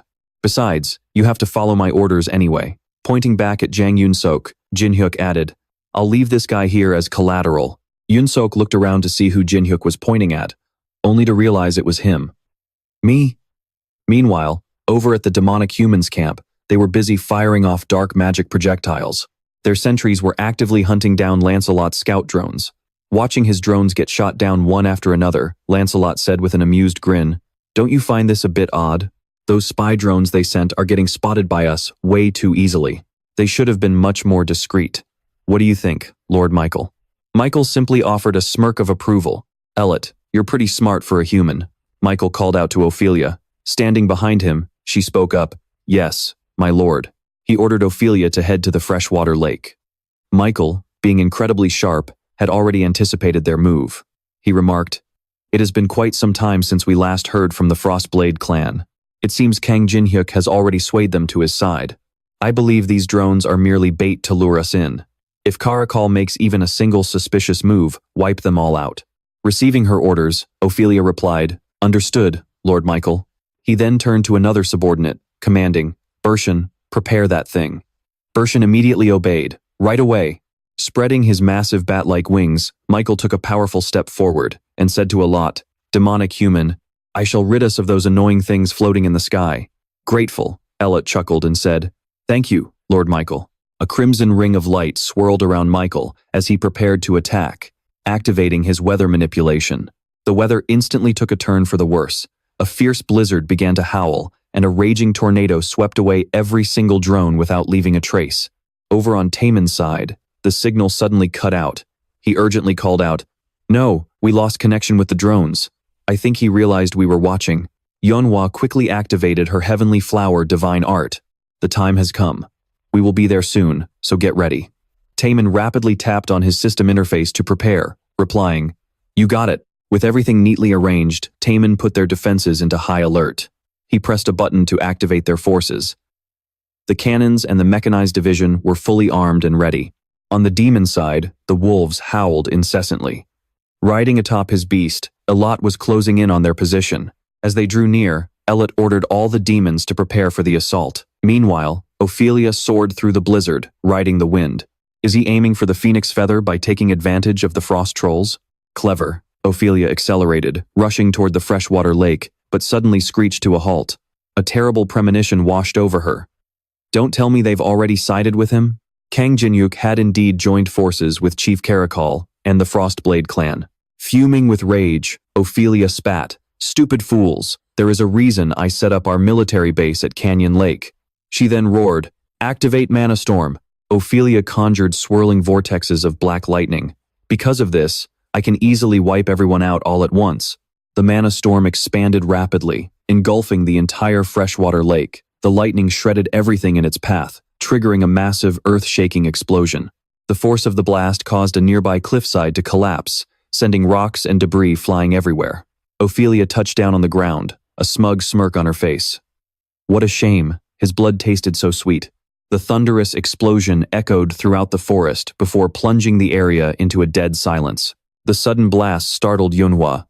That explosion. It came from Jinhyuk's direction. Equally shocked, Taemin asked, "Will he be okay?" Suddenly, someone snuck up from behind, locking Taemin in a playful chokehold.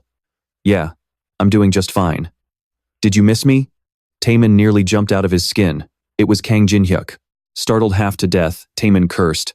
"What the hell? Bro, when did you get here?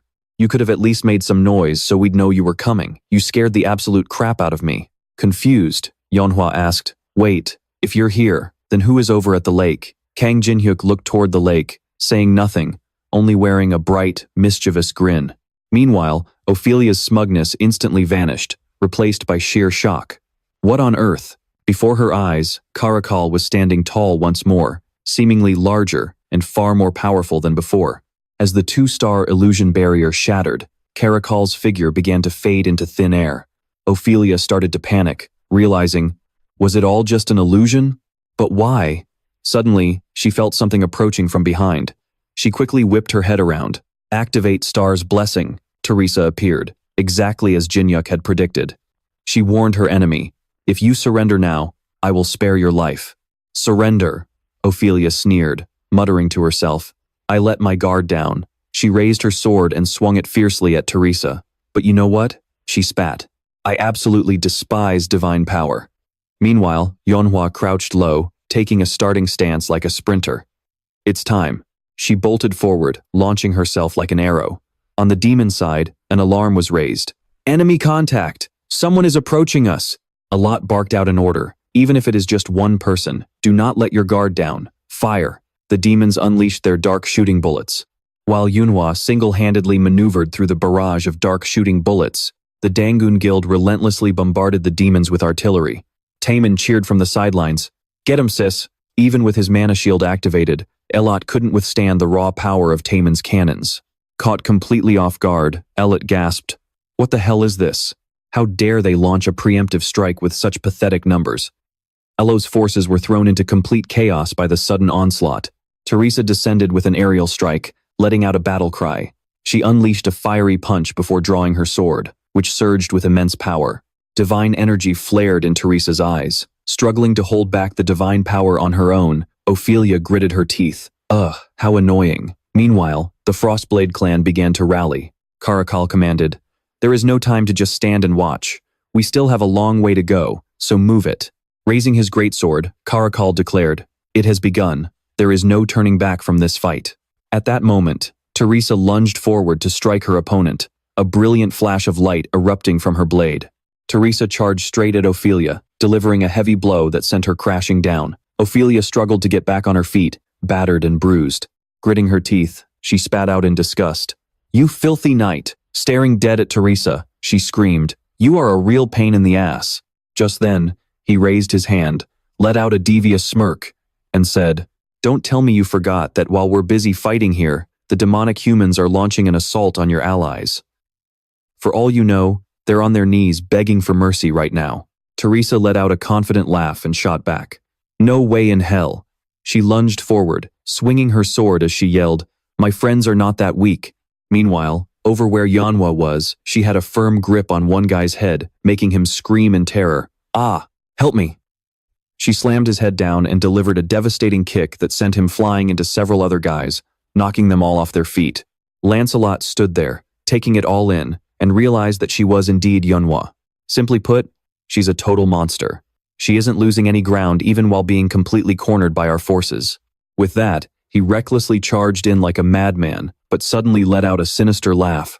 "Teresa isn't here, so we actually have a shot at winning this," he roared, ordering the demonic humans to surround her. As the demonic humans closed in, the sheer numbers began to overwhelm her. She gritted her teeth and thought, "Man, it'd be so great if Teresa were here to buff me right now. This is getting tricky." She charged forward while calling out for her younger teammate, Taemin. Suddenly, countless objects appeared in the sky, hurtling toward them. The demonic humans had no idea what was happening. Their leader gasped in shock as he looked up. "What on earth is that?" Right then, Taemin detonated his magical anti-tank mines. Instantly, those flying objects exploded, catching the demonic humans completely off guard.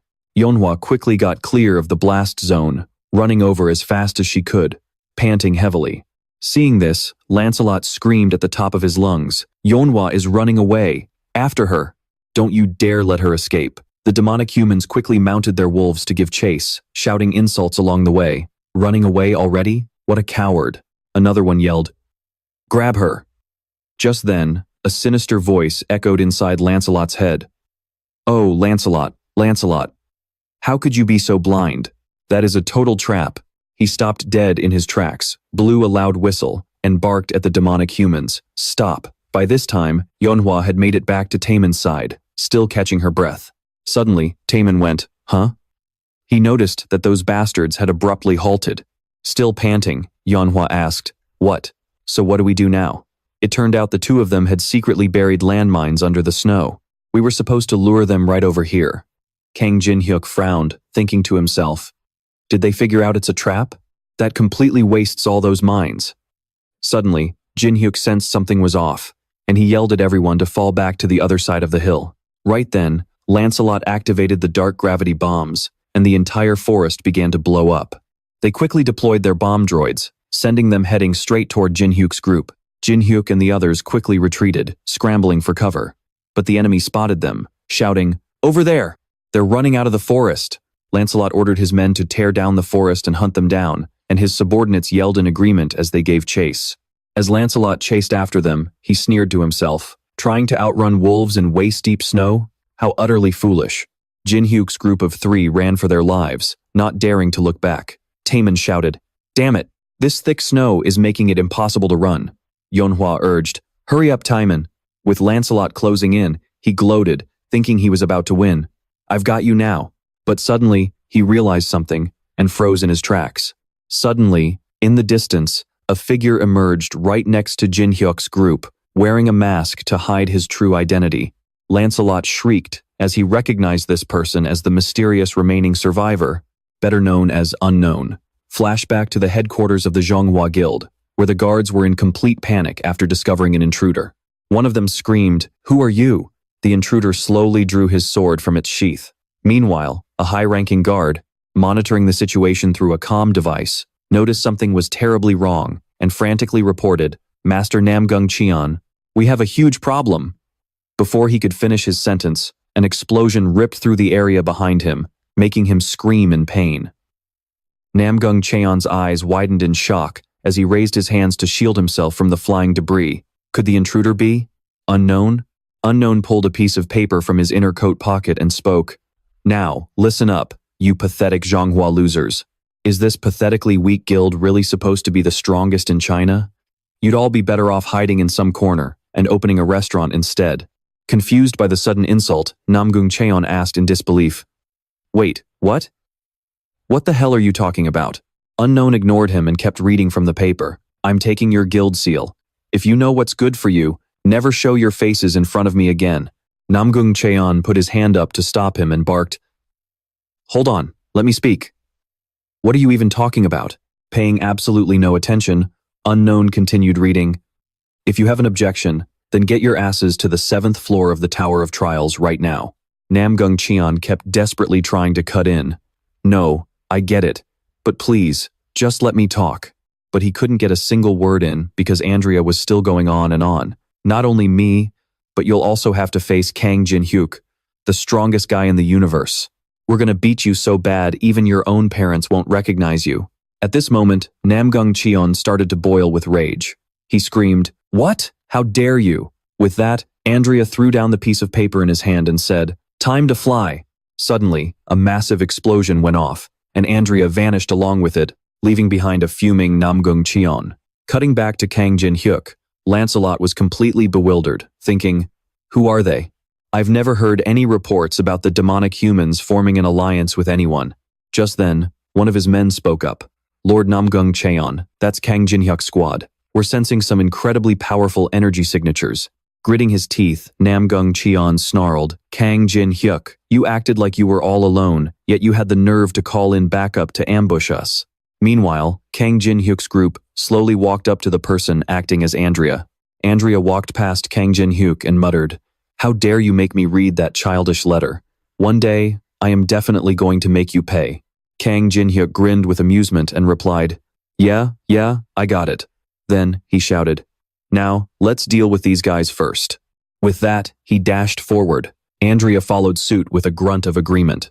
The moment they attacked, they unleashed a massive shockwave throughout the area. Namgung Cheon roared, "Charge!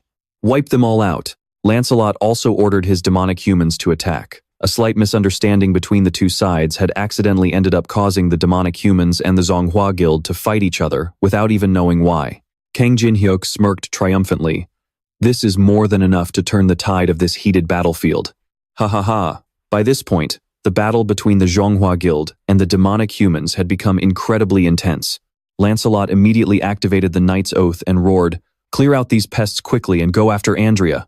Namgung Cheon also channeled his sword, Chi, shouting, "Hurry up and slaughter these half-breeds, then find and kill Kang Jin-hyuk for me."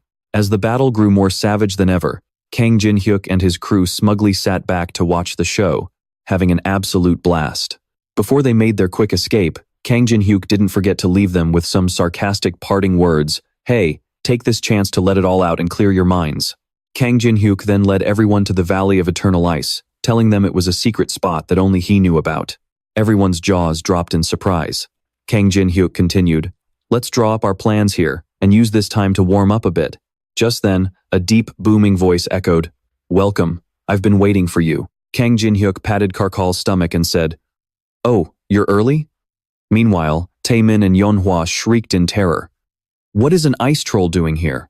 Kang Jin-hyuk reassured them, "Don't worry, they've been under the vampire's rule, so they're working with us now. In exchange, we're going to set them free." Chun Yu-sung grumbled, "You really are a master at dragging others to your side." As he spoke, Chun Yu-sung drew his sword. Kang Jin-hyuk asked sternly, "Did you just draw your sword?" Suddenly, someone muttered, "Huh? Look, it's Jang Yoon-sok. Why is he here too?" Kang Jin-hyuk replied rather callously, "Oh, that guy's just collateral. Just ignore him." It was then that Kang Jin-hyuk noticed a troll tending to Teresa's wounds. With an apologetic look, Teresa said, "I'm sorry, Jin-hyuk. I let Ophelia escape." Jin-hyuk smiled and replied, "I guess capturing her alive was too much to ask, huh? Thanks anyway, Teresa." Yeonhwa then asked, "What do we do now, Jin-hyuk?" "I think things are moving a lot faster than we anticipated." Kang Jin-hyuk began to explain, "Those vampires are planning to head to the island with the phoenix feather to escape the tower. But luckily, since we got here first, we've secured the upper hand." He added, "We need to make a lot of preparations before they arrive." Taemin was puzzled and asked, "Like what?" Wearing a highly confident grin, Kang Jin-hyuk replied, "As much as we possibly can." At that moment, the other group set foot in the area, and the girl leading them shivered. "It's freezing." Back at the Valley of Eternal Ice, Karkal held out a crystal and said, "This is the crystal we secured to fuel our rebellion against the vampires. This is a soul crystal, which allows you to utilize the mana sealed inside it for 2 hours." Karkal said, "This is a priceless artifact that I had to risk our entire tribe's survival to obtain. Giving this to you means we place our absolute trust in you." With that, he decisively handed the crystal over to Kang Jin-hyuk. Kang Jin-hyuk recognized it as a crystal one would normally receive after conquering a tribe, but he never expected to get it under these circumstances. Karkal said, "I've decided to put all my faith in you guys after seeing you fight for us." Kang Jin-hyuk stared blankly, thinking, "It looks like he's seriously misunderstood something here." Karkal gripped his weapon tightly, a look of determination on his face as he said, "Let's make sure no one has any regrets about this battle." Then, Karkal roared, "Let's end this slavery once and for all." Hearing this, Kang Jin-hyuk couldn't help but find it highly amusing. He laughed out loud. Right then, the ring on his chest started vibrating in sync with Jin-hyuk's words, as if Alice was agreeing with him. Jin-hyuk yelled out, "Awesome, let's do this." He was now walking through the snow, looking like he was waiting for something to happen. After a moment, he had used his footprints to stamp out a giant circle with a cross right in the middle. Suddenly, he sensed someone approaching. Well, if it isn't Michael," he sneered, mocking him. "Kang Jin-hyuk, did you really just expose your own position? I'll give you credit for being brave, though." Landing on the ground, he continued, "I heard you got the demonic humans and the humans to fight each other, and even brought Karakal over to your side. Since you're so smart, why are you acting so foolishly this time?" Jin-hyuk immediately activated a soul crystal, temporarily boosting his mana from 113 to 320. Time remaining, 1 hour, 59 minutes, and 59 seconds. Name, Kang Jin-hyuk. Gender, male. Age, 27. Level, 42. Strength, 22. Agility, 22. Stamina, 23. Mana, 320. Gap, 100. Luck, 10. Adaptability, 78. Remaining stat points, 0. Michael then spoke. I'm guessing you're trying to escape the tower using a phoenix feather, aren't you? Michael grinned casually and said, Oh, so you figured it out? Impressive. No wonder you were able to help Alice escape. Playing dumb, Jin-hyuk replied, Alice? Who's that? I have absolutely no idea who you're talking about. Michael stared at him and burst into laughter. Don't play dumb with me. We know for a fact that you're the one who helped Alice escape. Michael's expression suddenly turned cold as he asked, By the way, where is she now? Tell me where she is, and I might just let you live. You know Ophelia is absolutely craving your blood right now, don't you? Jin-hyuk's face darkened as he cursed to himself. Damn it, these creeps really just want to turn me into their lunch. Shrugging, Jin-hyuk waved his hand dismissively. No, thanks. But what I'm really curious about is, why do you guys even want to leave the tower in the first place? Michael gritted his teeth and snarled. Why, you ask? Losing his patience entirely, he lunged. Jin-hyuk was caught off guard by the sudden attack. Oh crap, I really pissed him off. Long, red runic lines began stretching across the ground like paths, growing wider and longer as they spread in all directions. The entire forest was enveloped in it, and anything that set foot inside would instantly perish. This was the blood path. Stepping forward casually, he said, the blood path.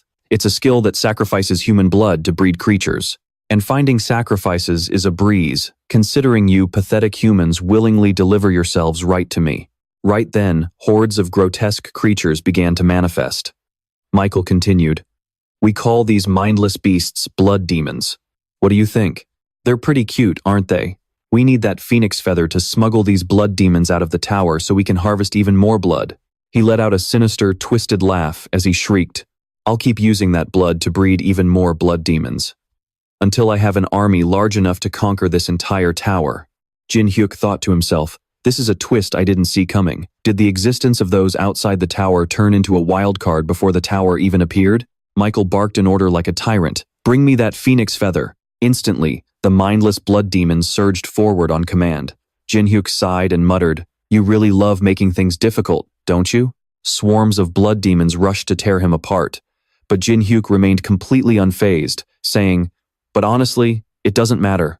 Ignoring the slimy beasts charging at him, he added, Because I have absolutely no intention of giving you that phoenix feather anyway. Meanwhile, Taemin's group was fully prepped inside the forest. Michael glanced around suspiciously and said, What exactly are you hiding in those woods? But he quickly smirked, recovering his usual arrogant confidence. He immediately unleashed solar flare right toward the forest where Taemin's group was hiding. Trying to draw his attention away, Jin-hyuk shouted, Hey, you should be focusing on me. Michael's devastating attack carved a massive, deep crater into the earth. At that moment, Michael began manipulating the arm of a blood demon like a puppet master pulling strings. Letting out a sinister laugh, he roared, How amusing!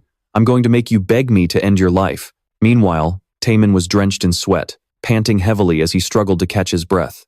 He carried Yuri on his back, and she clung to him tightly, a massive surge of energy erupting from him as he roared, activating indomitable will. Once activated, the user is completely immune to fatigue for 20 minutes. Seeing this, the blood demons had no intention of letting them go. They lunged from behind to ambush the duo, but were blocked just in the nick of time. However, there were simply too many blood demons, and a single defender couldn't hold them all back. As a blood demon lunged straight at them, Yuri cried out in terror, Wait, why are there so many of them? Why didn't anyone mention this during the briefing? Meanwhile, the boy watching through the screen asked anxiously, Grandpa, how is Sis doing? At that moment, a blazing fire erupted from the old man's hands. With a sharp look in his eyes, he said, It's been a long time since I've had a proper fight like this. I feel like I'm back in my youth, ha ha ha. As he spoke, he crossed his arms and swung them forward, unleashing lightning-like sparks that blasted straight toward the blood demons. The monsters shrieked in agony as the flames consumed them. Watching the old man wildly swinging his arms all over the place, Zhonghua turned to speak to her younger brother.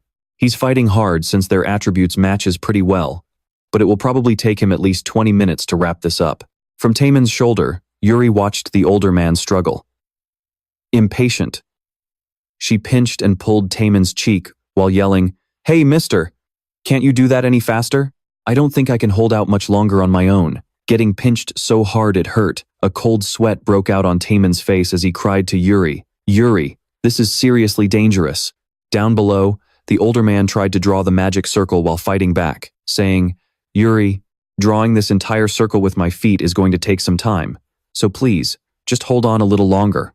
Sweating profusely, Yuri screamed out in sheer frustration. "Why is it always me? Why? Why do I always have to carry the team like this, Kang Jin-hyuk?" Suddenly, a glowing sword flashed through the air, slicing a blood demon in half before it even realized what was happening. It was Teresa, clad in white armor. With her sword and shield in hand, she charged forward to fight off the blood demons. Suddenly, a blood demon ambushed her from behind. Struggling to break free from its grip, her eyes flashed with anger. Gritting her teeth, she unleashed her power, activating Holy Arrow. A brilliant burst of light erupted from the cross engraved on her shield. Thrusting her sword into the ground, the surrounding earth trembled and shattered. Exhausted and unable to fight any longer, she collapsed to her knees, panting heavily. But knowing everyone else was risking their lives, she forced herself to keep going. She couldn't afford to lose here. If she lost, a terrifying catastrophe would surely break out.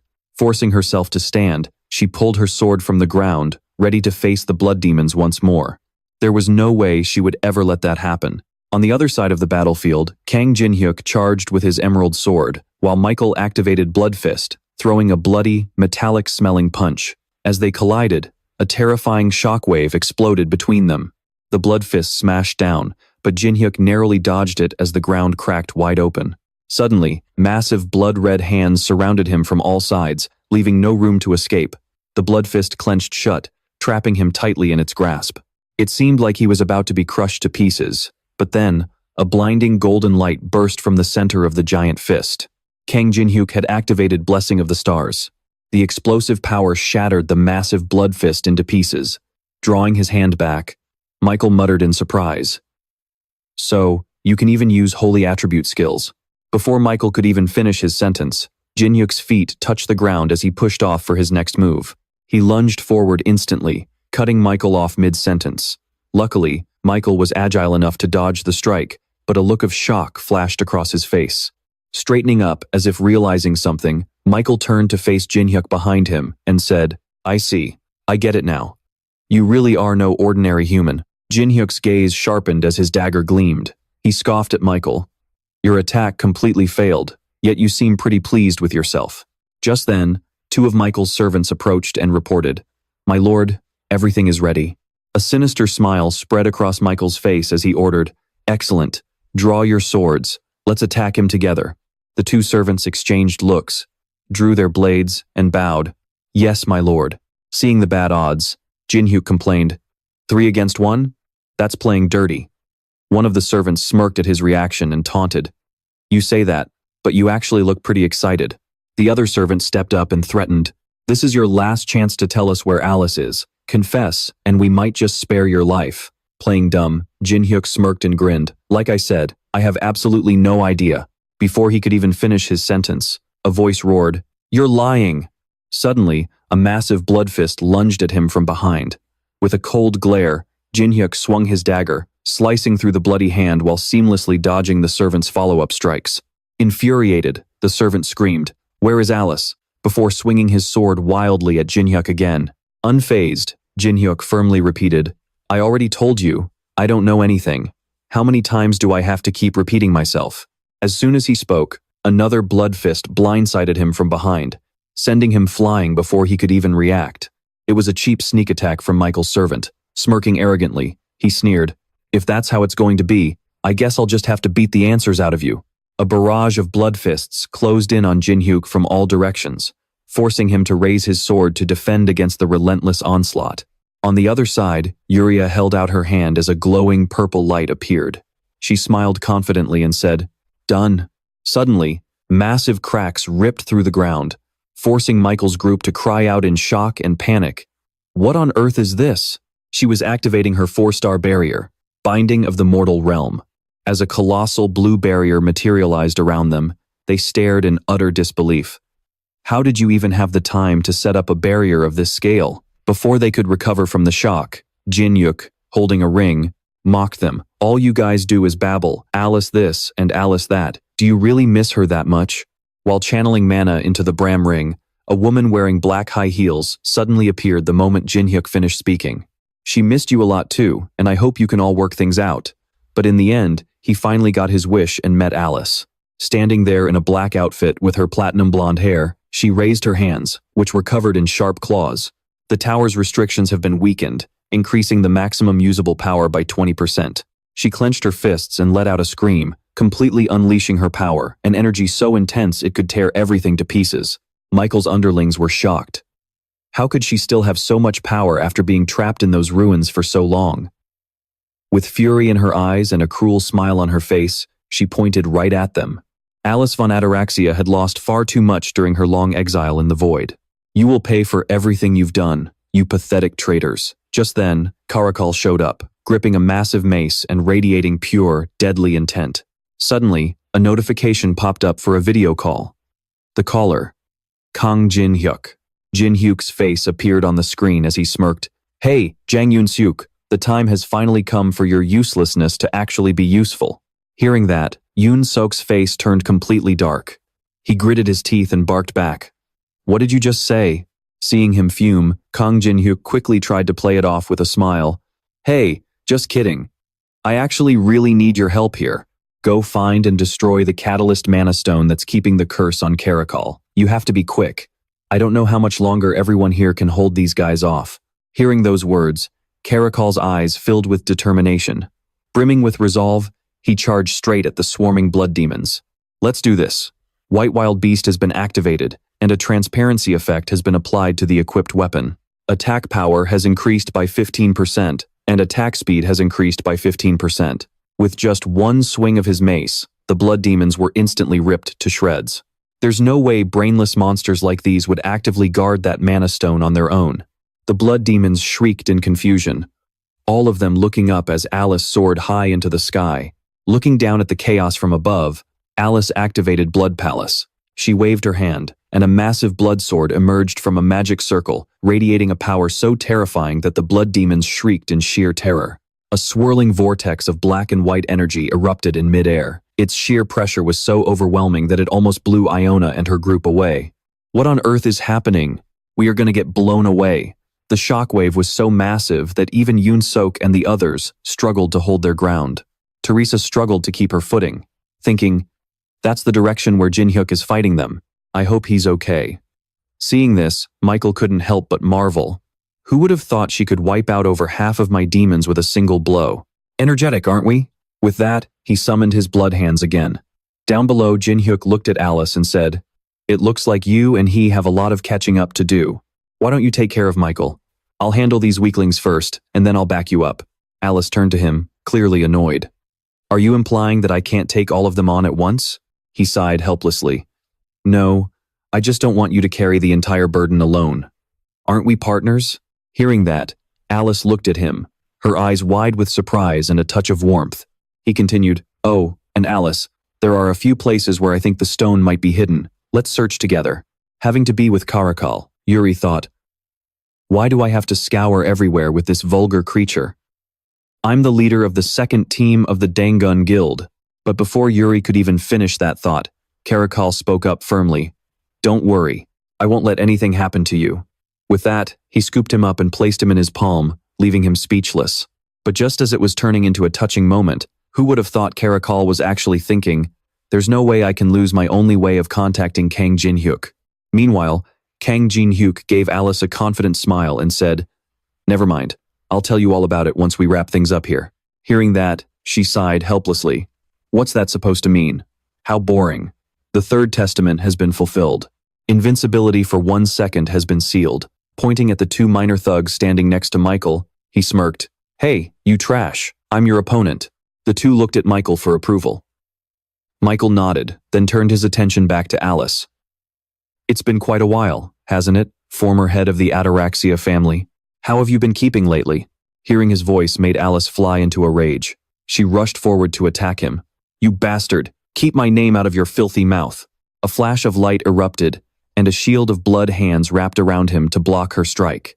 You really shouldn't have come out here, especially with the tower's restrictions. And yet, you, who are supposed to be the strongest, can only do this much against someone as weak as me? Tears welled up in his eyes as he smirked triumphantly. To think I have to fight you when you're in such a weakened state. How truly tragic. Alice's anger boiled over, and she unleashed her fury. Cut out your disgusting melodramatic nonsense. No matter what state I'm in, I will absolutely crush you. Blood explosion was activated, sending a colossal wave of energy blasting straight toward Michael. We have to maintain the tower's balance. After all, isn't that why things turned out like this in the first place? Why didn't you aim for a higher position when you were at your peak? Why did you have to cling to worthless garbage like peace and justice anyway? The problem has always been you. Now, it is my turn. After Exension finished speaking, his entire body glowed red as he transformed into a beast, with 2 horns growing out of his head. Let me show you how much I have improved. Alice snapped at him in anger. You insolent brat. On the other side, Jinhyuk was facing off against Michael's 2 lackeys. Pointing their swords at him, they said, "This time will not be like the last." He smirked arrogantly and replied, "Why does that make it sound like you guys went easy on me last time?" They sneered. "Because we did. We only went easy on you back then to squeeze information out of you. Now that Alice has shown up, we have no reason to keep you alive." He looked at them with a mocking smile. "Oh, is that so? Well then I guess it is time to show you my real strength. The power I have shown you so far is not even 20% of my true capability." He laughed with sheer delight, leaving them utterly bewildered. The 4th Death Flag dialogue has been completed. You have successfully copied the skill, Mana Drain. This Mana Drain skill has an acquisition difficulty of rank A. Description: when attacking a target, you can steal a portion of their power, absorbing 0.3 mana per hit and 1 mana for critical strikes. Holding the dagger in his hand, he said, "I endured your painful attacks just to get this skill. This Mana Drain skill is something I had to grab the moment I met your kind, especially if I fuse it. What will happen when I fuse it with a holy attribute skill? You have fused Mana Drain with Star's Blessing. You have received the skill, Soul Drain. Soul Drain has an acquisition difficulty of rank S. Description, can steal a portion of the target's mana with every attack. If you successfully attack a target consecutively, you can obtain the hidden stat, Spirit. With every hit, you will receive 0.01 spirit points." The 2 of them panicked upon hearing this. That skill, is it Mana Drain? How could he learn an ability that only our family knows? No, I don't think it is a normal Mana Drain. It feels like there is a bit of divine power mixed in as well. Jinhyuk lunged forward to attack the 2 of them. "Don't just stand there like idiots. Come and get a taste of this." The attack forced his opponent to grit his teeth through the pain. Thanks to the Soul Drain effect, you have received 0.03 mana points. Thanks to the Soul Drain effect, you have received 0.01 spirit points. Spirit is a stat that can be fused into any other stat the owner possesses. And on its own, it has the ability to completely regenerate the body. This was a hidden stat I had to test over 62,000 different fusions just to discover. An infinitely upgradable stat with 0 limitations. The boundaries of endless self-reinforcement have completely vanished. Activating Sword Devil, Emperor Step. Swift, consecutive attacks landed one after another as notifications chimed endlessly. You have received an additional 0.01 permanent spirit stat points due to the Soul Drain effect. You have received an additional 0.01 points. You have received an additional 0.01 permanent spirit stat points due to the Soul Drain effect. You have received an additional 0.01 points. Activating Sword Devil, Emperor Step. Swift, consecutive attacks landed one after another as notifications chimed endlessly. You have received an additional 0.01 permanent spirit stat points due to the Soul Drain effect. You have received an additional 0.01 points. You have received an additional 0.01 permanent spirit stat points due to the Soul Drain effect. You have received an additional 0.01 points. You have received an additional 0.01 permanent spirit stat points due to the Soul Drain effect. With a sadistic smirk on his face, he kept slashing forward ruthlessly, and notifications continued to chime. You have received an additional 0.01 permanent spirit stat points due to the Soul Drain effect. You have received an additional 0.01 permanent spirit stat points due to the Soul Drain effect. Meanwhile, the enemies struggled desperately to fight back as notifications rang in their ears. You have been drained of 0.03 mana points due to the soul drain effect. You have been drained of 0.03 mana points due to the soul drain effect. You have been drained of 0.03 mana points due to the soul drain effect. You have been drained of 0.03 mana points due to the soul drain effect. You have been drained of 0.03 mana points due to the soul drain effect. Just then, Ophelia raised her sword and activated Blood Feast. Powerful vortexes surged toward Jinhyuk, but he simply let out a soft sneer. Nice try. He glanced over to check on Alice. With Alice's current condition, he might be too much for her. I have to get back to her side as fast as possible. As the two of them panted heavily, he spoke up. I don't have much time, so let's end this stat farming session here. Now, spit it out if you know what's good for you. What is Michael planning? Raising his glowing sword, he threatened. Talk, and I might consider letting the two of you live. Activating Sword Tomb. An overwhelming amount of mana enveloped them, striking absolute terror into their hearts. What is with this dense mana? Was he still hiding his true strength? Refusing to back down, Verdian roared. We will never submit to the likes of you. But before he could even finish his sentence, Jinhyuk sliced his head off, leaving Ophelia frozen in sheer terror. He spoke in a completely casual tone. Well, I only need one of you to talk anyway. Directing his sharp gaze back at her, he asked. So, are you ready to tell me the truth now? Ophelia was gripped by absolute terror upon hearing his question. Meanwhile, Michael was relentlessly launching attacks at his opponent. Over on Alice's side, she was badly wounded by his attack, only able to think helplessly. Damn it, my mana still isn't enough. Meanwhile, Michael was gearing up for an all-out strike. He roared as a terrifying wave of power surged forward. On the other side, the blood demons continued their relentless assault on Caracal. He activated White Elephant to deal with them. The moment a 5-colored magic stone came into view, Caracal shouted in joy. Found it! To win this battle, we absolutely must destroy that magic stone. Caracal said as he fought. Let me clear a path for you. Do you think you can make it over to the stone? Yuseong asked in shock. Are you telling me to push all those monsters aside and smash that giant magic stone to pieces? Caracal said, you have a family to protect, but as for me, I honestly just want to make it easier to pick up girls. Sweating bullets, Yuseong yelled. I just wanted to be a little more successful. Why are you demanding so much from me?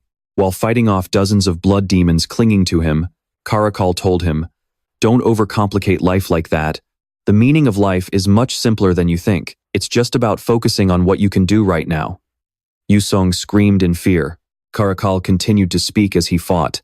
That's how a real man should live. With the blood demons blown away, Yuseong stepped out from Caracal's protection. He gripped his sword and stepped forward with a determined look, remembering when he first became a captain. Congratulations on becoming the captain of Team 2 of the Zhonghua Guild. I have to say, a great job like this is hard to find these days.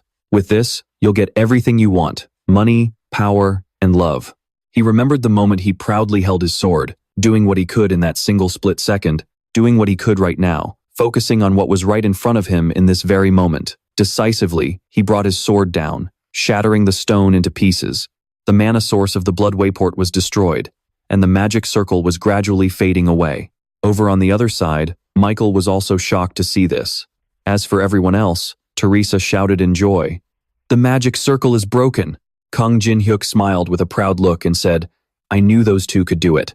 Ophelia was currently being held upside down by him, her head dipped into the freezing glacial river, unable to make a sound. He sighed, Geez, my hand is about to fall asleep here. Are you ready to talk yet? When she was pulled out of the water, she screamed in terror. The 29th floor! The 29th floor! We're targeting the 29th floor. Hearing this, he was surprised. The 29th floor. That's where the Empire is located. Lord Michael said he wants to get the Balmung sword that the Empire is keeping. That's all I know. Having gotten the information he needed, he quickly threw Ophelia aside. Balmung, huh? So that's it, the most powerful dragon-slaying sword, Balmung. He probably wants to use it to kill the dragon on the 48th floor. Ophelia was crawling on the freezing ice floor when he grabbed her again and activated the Mark of Exile. Seeing her scream in terror, he asked, Ophelia, do you want to live or die? She sobbed and cried at his obvious question. Why are you even asking something so simple? Of course I want to live. You have obtained the other party's consent. The Mark of Exile is fusing with the target's body. When he touched her, The mark fused onto her neck. Well then, I look forward to working with you in the future, Ophelia. She could only clutch her neck and cry helplessly. On this side, Alice was grabbed by the head by Michael's blood hand, struggling desperately but unable to break free. I'm sure you've enjoyed your little escape enough. It's time to return to where you belong. He held up the glowing necklace. You put up a decent fight. Just as he was about to strike, Kang Jin-hyuk activated Grave of Swords, rushing in to free Alice from her shackles. Michael was shocked and terrified. The weapon that even withstood Alice's attack was split in half. In her weakened state, Alice struggled to speak. My contractor. Before she could finish, Jin-hyuk said, You've done great, Alice. Get some rest. Hearing his words, she was finally able to close her eyes in peace to rest and heal. From now on, I'll be your opponent. 2 soul swords appeared in his hands. Time remaining. 29 minutes and 54 seconds. Michael raised his claws, then gnashed his teeth and rushed at Kang Jin-hyuk. He raised his sword, then activated Grave of Swords. His eyes flashed as he raised his sword and slashed at Michael. With clashing sounds echoing repeatedly, a notification popped up. You have gained 0.03 permanent health points due to the soul absorption effect. Watching this from the side, Alice was absolutely astonished. Has he always been this strong? No, that's impossible. I'm absolutely sure, because I've always been by his side. As if realizing something, she flashed an amused smile. So, in the short time we were apart, he actually grew this strong. Seeing that he couldn't take him down, Michael cursed. You annoying leech. Michael prepared to raise his claws for another attack. Down below, Jin-hyuk raised his sword, ready to clash.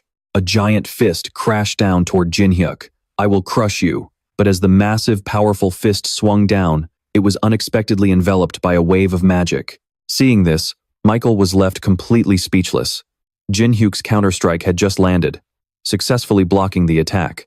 Facing Michael, he flashed a smug smile. Michael realized this was the magic barrier skill. Meanwhile, Jin-hyuk thought, because the gap in our mana stats is too massive, my attack didn't do a single thing. If I only rely on soul absorption, it'll take forever to get on his level. On the other side, Yoon-suk's group was still fighting the blood demons. Everyone was giving it their all. Yoon-suk stood on the cliff, looking down at the demons and said, always living in Kang Jin-hyuk's shadow. I'm sick and tired of it. Tae-min was shocked to see this and thought, that's Jang Eun-sok from the Dangun Guild. To think he defeated all of those things with just a broken sword.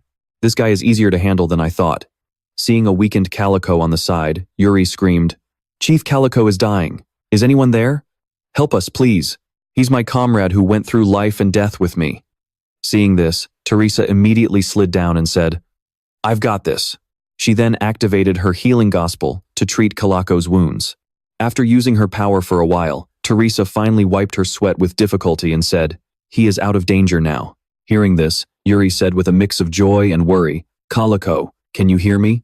After healing Calico, Teresa collapsed from pure exhaustion. Seeing this, Yoon-suk grew worried. Hey, she actually fainted. She always pushes herself way too hard. He recalled Kang Jin-hyuk's instructions from earlier. No matter what, do not come over here. Once you're done, immediately take the injured to the designated location. Worried, he thought to himself. Whatever you're planning to do, you'd better hurry up, Kang Jin-hyuk. Everyone here had already reached their limit. Meanwhile, Kang Jin-hyuk's eyes glowed crimson as he activated the Eye of Gluttony, while also boosting his luck and adaptation stats.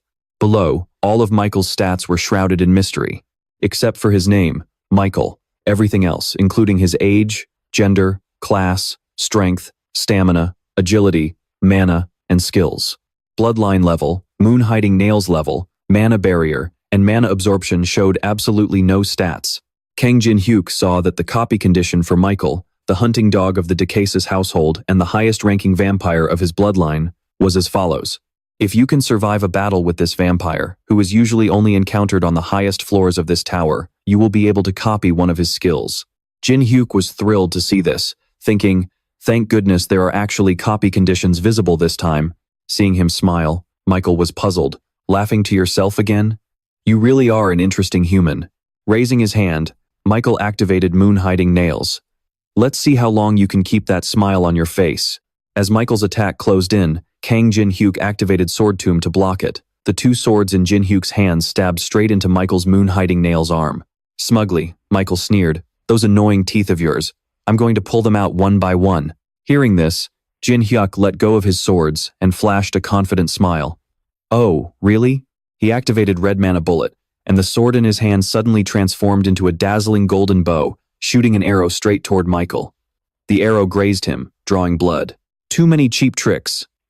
Growing furious, Michael yelled, "Of course, that's if you can even call making me angry a trick." He then activated Apocalypse Inferno. Seeing this, Alice grew anxious and shouted to Kang Jin Hyuk, "Contractor, get out of the way. If you get hit by that, you won't survive." But without a hint of panic, Jin Hyuk replied, "Not getting hit is exactly how I plan to survive." Anxious and frustrated, Alice snapped, "What kind of nonsense are you talking about? Just get out of the way." She immediately activated Perseus's shield to protect him, but he turned around and raised his hand, signaling her to stop. "Just watch closely," she heard him say, before screaming in worry, "Kang Jin Hyuk." Michael unleashed his full power, concentrating his hellfire for a devastating strike. The sheer force of the blast made Alice scream, "Kang Jin Hyuk." With flames swirling around his feet and entire body, Michael sneered, "You should feel honored. This is the first time I've had to completely drain my mana fighting a human." Alice looked around, but couldn't find Kang Jin Hyuk anywhere, which caught her completely off guard. At that moment, Michael spoke up. "Well, Lady Alice, that blood-sucking leech is gone. Shall we continue?" Alice smirked. Seeing this, Michael looked up in shock, only to find Kang Jin Hyuk dropping down from above with a confident grin, wielding his bow as he activated Invincible. As he activated the skill, a warning echoed.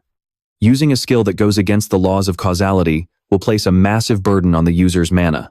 Shrouded in a golden glow, Jin Hyuk said, "You probably have no idea how long 1 second is to someone like me."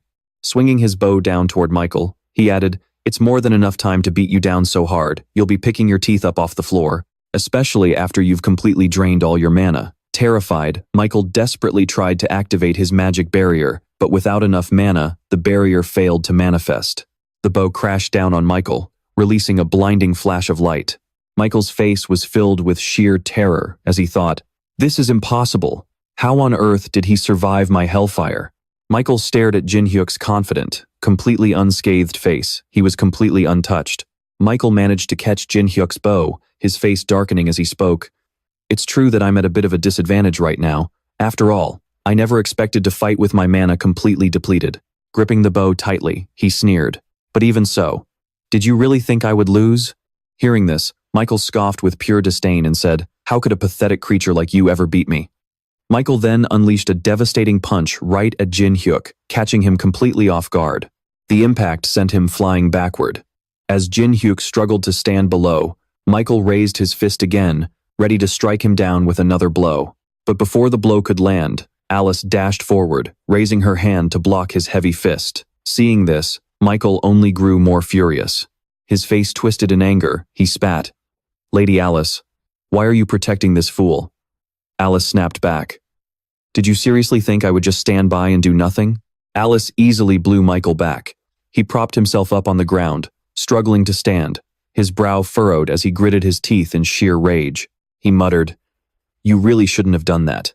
You're hurting my feelings, you know." Behind him, Alice turned to Jin Hyuk, asking anxiously, "Kang, Jin Hyuk, are you okay? I can feel that your mana is almost completely depleted." But he reassured her, "Don't worry, this is nothing."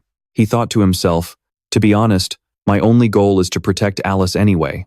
Besides, he only had 11 minutes and 31 seconds left in his astral soul state. Looking at the timer, he knew this would be more than enough to drag their chances of winning down to absolute zero. Meanwhile, on the 39th floor of the Tower of Trials, a group of figures in black robes sat around a round table, closely monitoring the situation through a crystal orb in the center. One of them spoke up. "Is he deliberately baiting Michael into using his trump card? I'm starting to worry that Michael might actually lose." Another voice chimed in. "But Alice is right there. We can't afford to let her slip away." The first person questioned, "But wouldn't it be highly risky for us to interfere with the events on a lower floor like this? But we've poured so many resources and manpower into this, we have to do something." One of them asked, "Lord Essen, what should we do now?"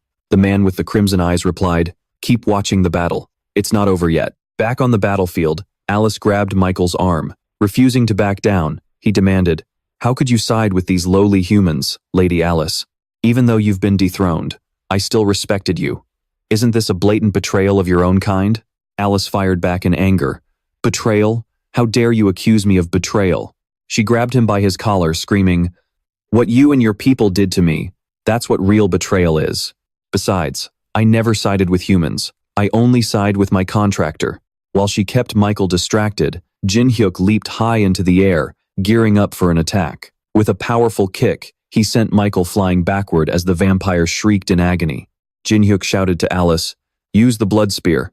She hesitated, asking, "But can you handle that kind of mana consumption?" He confidently replied, "Just do it, I can take it." Without another word, she began summoning the blood spear. Gripping the spear, she hurled it straight at Michael, who quickly raised his hands to block it. The spear was aiming right for the red gem on his chest. Alice rushed forward, shouting, "I know you bastards are watching all of this through his eyes." Her face, filled with absolute rage and hatred, was clearly projected on the crystal orb of the observers on the 39th floor. "You filthy traitors, listen up. Even if it's the last thing I do, I will have my revenge." Michael sneered with a smug grin. "But Lady Alice, aren't you a bit too weak for that? This pathetic strike can't even pierce my heart." Suddenly, Jin-hyuk's voice echoed through the air. "That's fine, because I'll be the one to do it." He raised his shield and slammed it directly into Michael. The vampire shrieked in agony as a mouthful of blood sprayed from his lips. The blood spear tore completely through his body, embedding itself into the ground, leaving a massive, gaping hole in his chest. At that moment, a system notification chimed. "You have fulfilled the copying conditions. You have successfully copied Hidden Moonstrike. You have leveled up." At the same time, his astral soul state finally ran out. Jin-hyuk smirked confidently, saying, "Way too easy." Alice smiled softly as she looked down at Jin-hyuk, who was resting his head on her lap. She whispered, "This is the very first time I've ever tasted revenge, and it's all thanks to you. I'm genuinely so happy," she confessed, gently stroking his hair, Kang Jin-hyuk.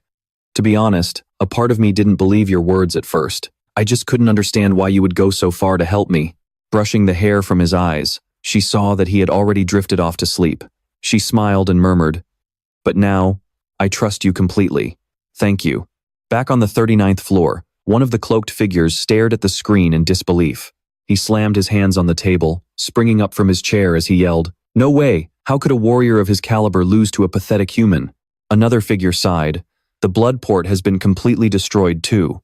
This is a massive setback for our plans to gather the resources needed to invade the Empire."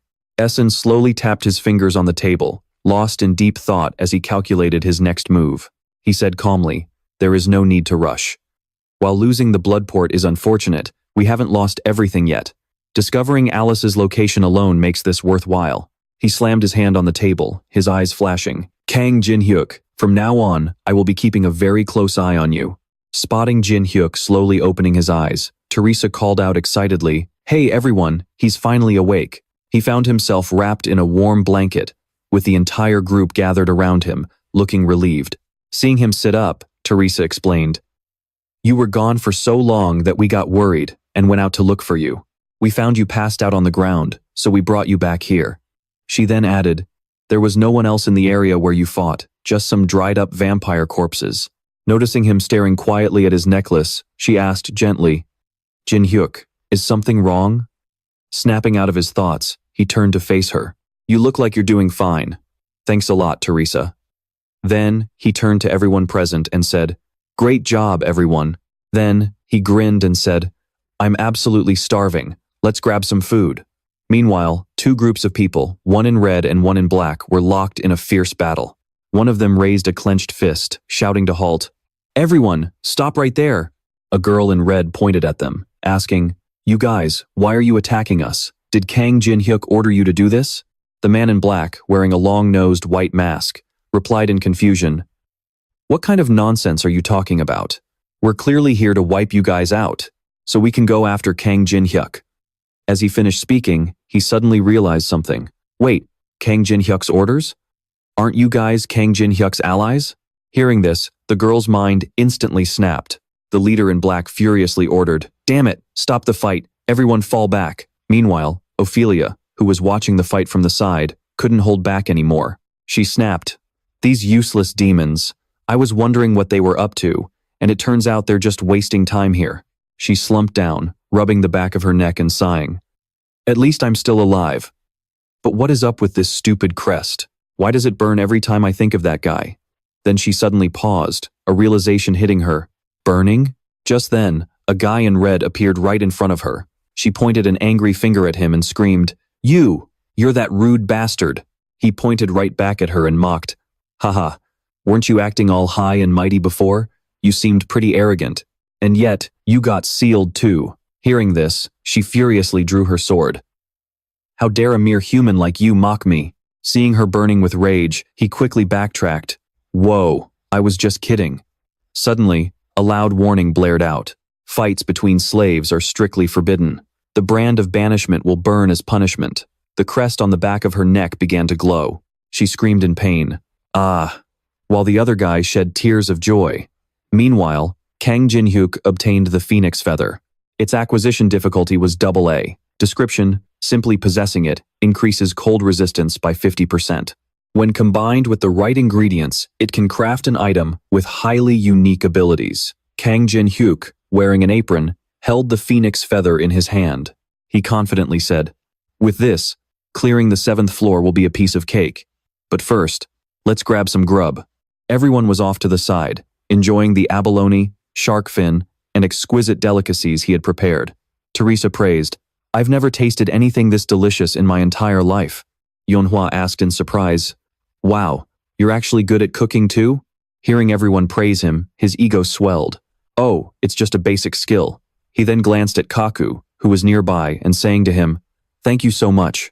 He thumped his chest and continued, "My tribe is only alive because of you. I truly don't know how I can ever repay this kindness." The system alert rang out.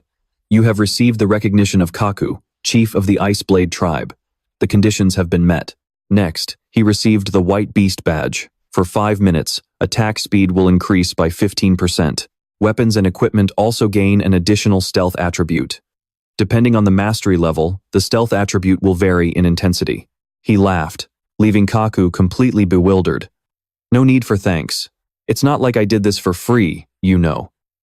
He put his hands on his hips and continued, "You just need to remember to pay me 500 magic stones every month. And to make things easy, you can just drop them off right at the entrance." Hearing this, Kaku felt like he'd been struck by lightning and stood there completely frozen. Kang Jin-hyuk turned around to look at Yu Sung, who was muttering curses from the side. "You sly bastard. I'm so disappointed in myself for actually thinking you'd changed." He covered his mouth and giggled, driving Yu Sung absolutely crazy. "Talk is cheap, yet you didn't leave a single bite of the food I made. I'm eating this exactly because I'm angry and disappointed. Just thinking about what you made me do makes my blood boil." Then Jin-hyuk raised his index finger and said, "Then just be straight with me. There are plenty of ways to make it up to you anyway. Want to place a bet? We're running pretty low on food right now after all." Yu Sung asked in confusion, "A bet?" Kang Jin-hyuk smiled and replied, "Whoever catches the biggest fish wins. The loser has to record a video calling the winner Big Bro, and we'll post it on YouTube for a whole week." By the massive frozen lake, Yu Sung stripped off his shirt, bit down on his sword, and dove deep into the icy waters. He had only one single thought in his mind: "I will win." Facing the giant water monster at the bottom of the lake, he could already taste victory. Meanwhile, the rest of the group watched the surface of the lake. Taemin spoke up, "Jin-hyuk always loves pulling these kinds of stunts." Teresa sighed helplessly. "Yeah, here he goes again. He's honestly a menace." Overhearing them talking smack behind his back, Jin-hyuk tried to justify himself. Hey, he was the one complaining so loudly first. Besides, maybe Yu Sung secretly loves this stuff. But deep down he thought, well, if he fell for it, that's on him for being so gullible. Zhonghua tossed him something. "Oh right, catch. I found this near where you passed out." He caught the necklace, realizing it was the item Michael had planned to use on Alice. "I'll need to examine this closely," he thought, slipping it into his pocket. He turned to her and said, "Thanks, Zhonghua." Just then, Yu Sung emerged, carrying a massive fish on his shoulders, and asked, "By the way, where is Jang Un-sok? Did he head back to his own group?" Taemin replied, "I have no idea." An Sangmin also mentioned that he had been gone for a pretty long time. The moment he saw the news that the 7th floor of the Tower of Trials had been cleared, the director of Veteran Company lost his mind with rage. He slammed his hands down so hard on the desk that his fingers left deep dents. Then, he flipped the entire desk over, sending everything flying as he roared. "You complete idiot!" Pointing a finger right at the guy standing in front of him, he screamed, "Do you have any idea how much funding we poured into you? Yet you just stood by and let Kang Jin-hyuk take all the credit? And you actually have the nerve to show your face back here empty-handed?" He threw a thick stack of documents right into the man's face. "You literally swore to me that you would clear the 7th floor. You even submitted a whole proposal for it. So what the hell were you actually doing up there?" Pelted by the furious insults, the man could only bow his head in silent shame. "And how dare you break the sword I gave you? Do you have any idea how insanely expensive that blade was?" A barrage of endless insults followed. Meanwhile, inside a towering high-rise, an agent was delivering a report.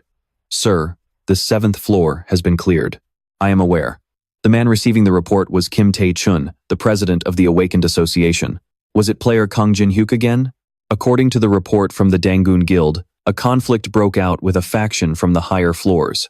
They joined hands with the demonic humans to plot a massive uprising. Player Kang Jin-hyuk and his allies managed to defeat them, sir.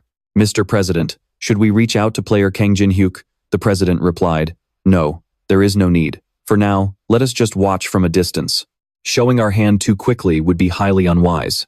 Whether Kang Jin-hyuk is on humanity's side or the opposing side remains to be seen. Let them have their little celebration for now." News of the 7th floor being cleared flashed across screens all over the city. An office worker looking up at the screen thought to himself, "I guess the world is still holding together." Suddenly, a man shouted at the top of his lungs, Code Red, prepare the VIP welcoming ceremony, immediately."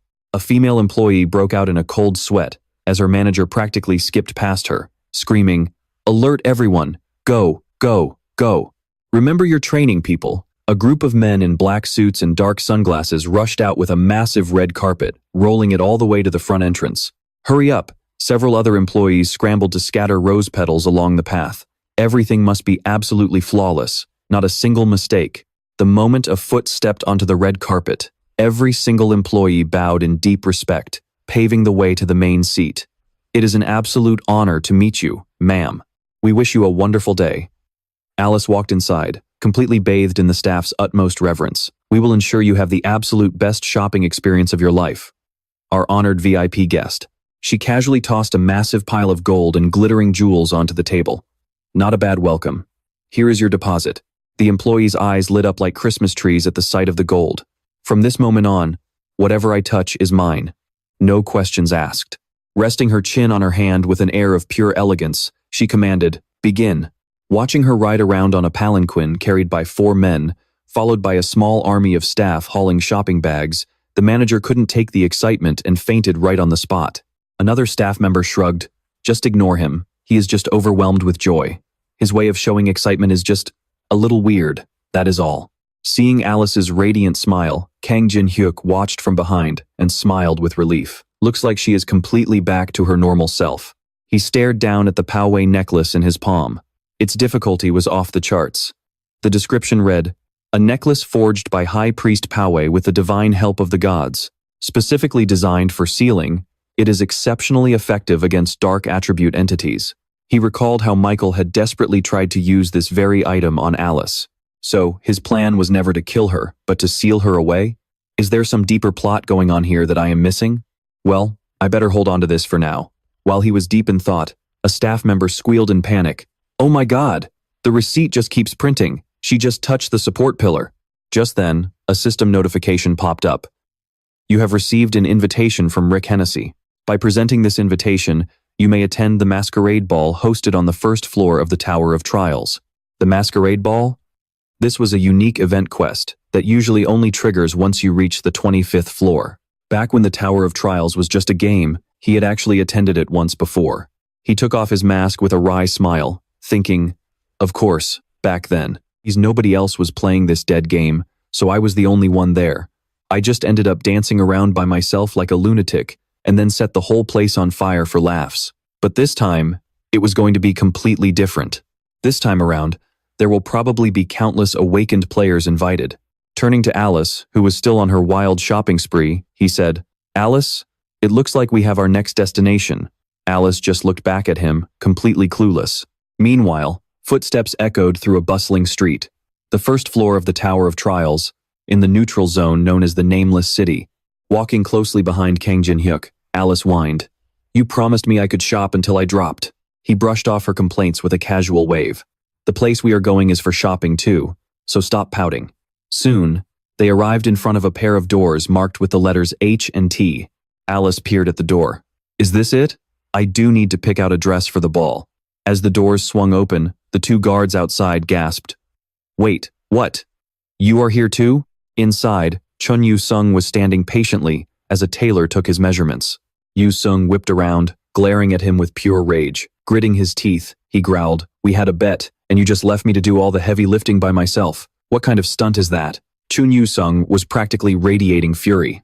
Just as Yu-sung is about to charge in and beat Jin-hyuk to a pulp, she steps in to stop him. Whoa, this is no place for a fistfight. Kang Jin-hyuk tilts his head and says, "Dude, you're using way too much mana. The elves are going to pass out." Before he can even finish his sentence, he turns around to find two elves already dizzy and passing out on the floor. Seeing Yu-sung furiously pointing at him, Jin-hyuk plays it cool and says, "You know, cold showers are great for building muscle. Stop changing the subject. Why can't you ever just tell the truth?" Completely ignoring their loud bickering, Alice just stares intently at the dress on the mannequin. Kang Jin-hyuk tries to make peace. All right, don't be mad. Look, I've got this sword for you. You know how much I value you, right?" Still fuming, Yu-sung snaps, "How many more times are you going to trick me with your sweet talk?" Jin-hyuk remains calm and says, "Think about it, man. Didn't I even show you how to get that elemental sword?" Hearing that, Yu-sung can't really argue. "Well, I guess you have a point." Yu-sung starts to think back.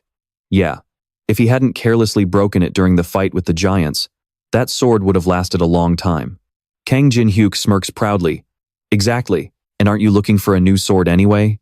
I've got a really great one for you, so stop being mad. I'll see you at the banquet, all right?" With a grim face, Yu-sung grunts, "I'm serious. I'm trusting you one last time. Got it?" Kang Jin-hyuk turns his back, crossing his fingers to show he's lying, and grins. Yeah, I got it." Yu-sung looks over at Alice, who seems deep in thought, and wonders, that girl who's always sticking close to him. I have no idea what her deal is, but whatever, as long as she doesn't turn into an enemy, there's no reason for me to care.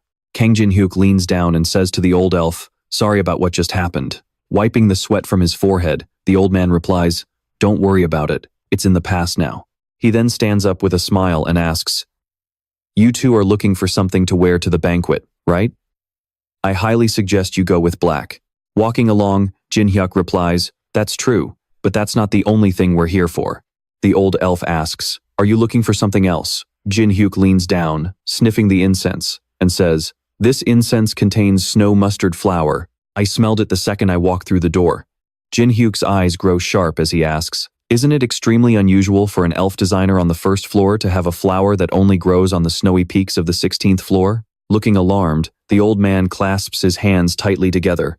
What are you talking about?" Jin-hyuk continues, "And while I was arguing with my friend, I noticed something else. When Chun Yu-sung unleashed his mana, every other elf passed out, yet you didn't even flinch." He recalls how the old man had winced and reacted when he first saw Alice. Pointing at Alice, Jin-hyuk adds, "It seems like you already knew exactly who she was." Alice points at herself with a puzzled look. "And that leads me to this conclusion," Jin-hyuk says. Gesturing toward the old man, who is nervously clutching his hands, Jin-hyuk says, "You're just playing dumb. In reality, you're someone important, a mid-level administrator, just like Rick Hennessy." He confidently asks him, "Well, am I wrong?" Realizing he can no longer hide his identity, the old man lets out a sinister laugh. "Ah ha ha, Rick wasn't lying. You really are an interesting one." Turning his back, he says, "But you did get one thing wrong." Standing behind him, Jin-hyuk is left completely bewildered. "I'm not a mid-level administrator like Rick. Rick actually works under me." Hearing this, Jin-hyuk feels a wave of unease and immediately activates the Eyes of Gluttony. However, a red warning flashes before his eyes. The level difference with the target is too vast, unable to use. The old man bows politely and introduces himself. My name is Hastings, a high-level administrator of the Tower of Trials. Jin Hyuk is stunned. This elf is actually one of the 7 great administrators who created the rules of the Tower of Trials. Back then, I could never manage to meet all of them. Who would have thought I'd run into one of them here? Still smiling, Hastings says, "It's true that Rick told me about a human who discovered the existence of the administrators, but you are far more intriguing than I imagined." He raises his hand as if suddenly remembering something. "Since you've exposed an administrator in hiding, it's only fair that I reward you. I shall design a truly magnificent suit for you." Jin Hyuk sighs in disappointment. "Man, for a high-level administrator, you sure are stingy." Taken aback, Hastings looks confused. Is there something else you want?"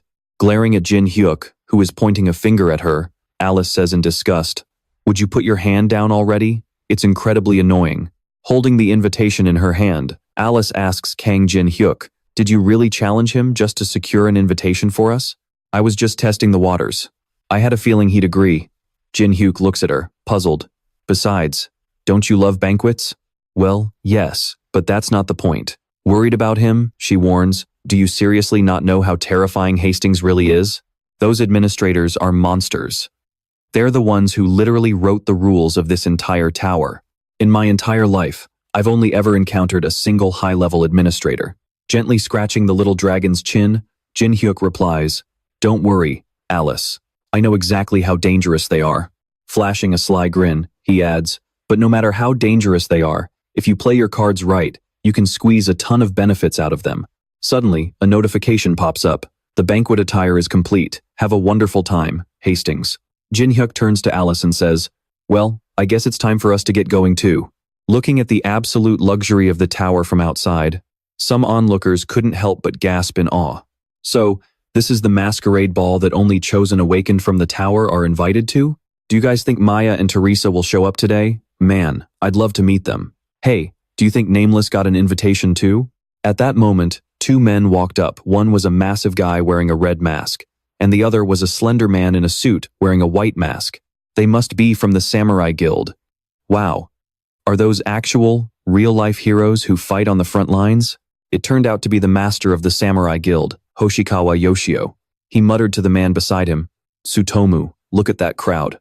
Glancing at the admiring onlookers with sheer disdain, he sneered, "They look like a bunch of squirming parasites, don't they?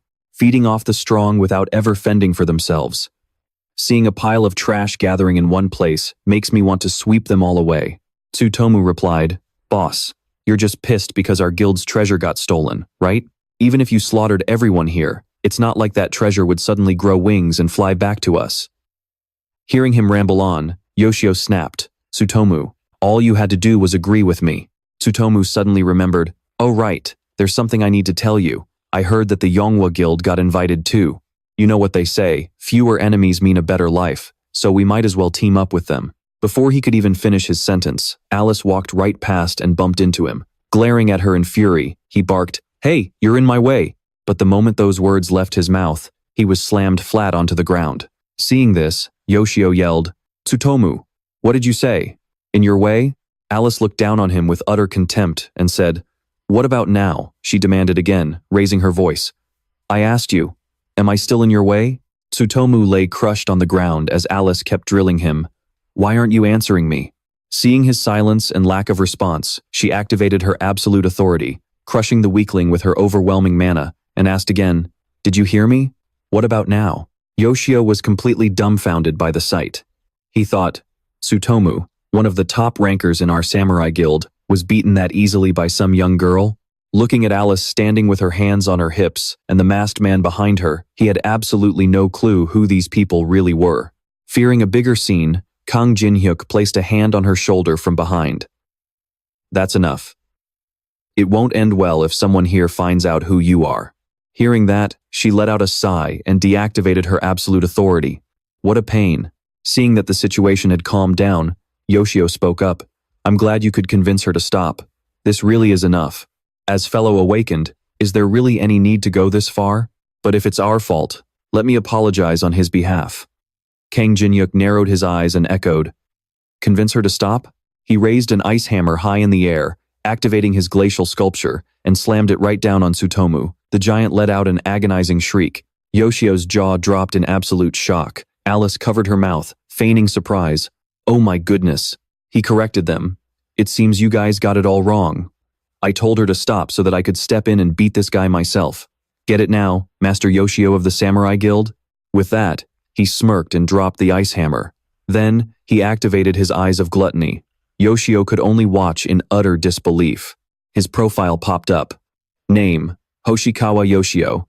Gender, male, 34 years old, level, 52, strength, 31, agility, 35, stamina, 36, mana, 17, available stat points, 0, available coins, 33,756, class, samurai, special skills, level 9, high-grade martial arts, level 9, infinite sword.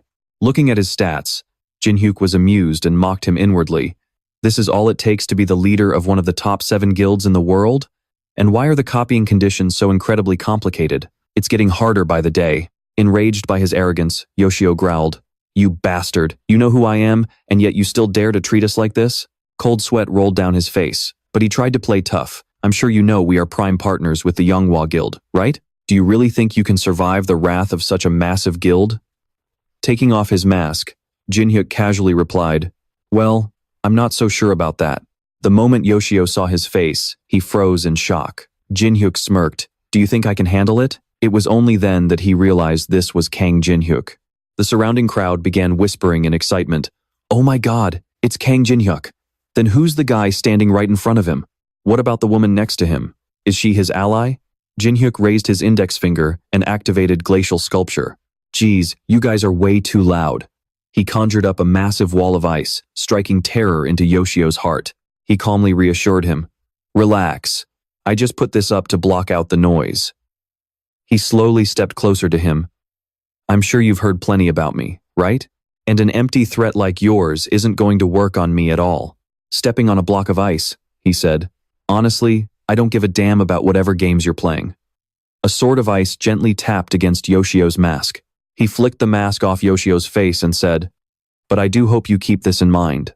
It would be best for both of us if you just stay out of my way, whether you're a guild master or whatever." Stepping on the fat man, Alice called out to Jinhyuk, "Let's go." With that, the two turned around and walked away, leaving Yoshio standing there completely frozen in shock. Needless to say, Yosuke gritted his teeth in fury, swearing to get revenge on Kang Jinhyuk.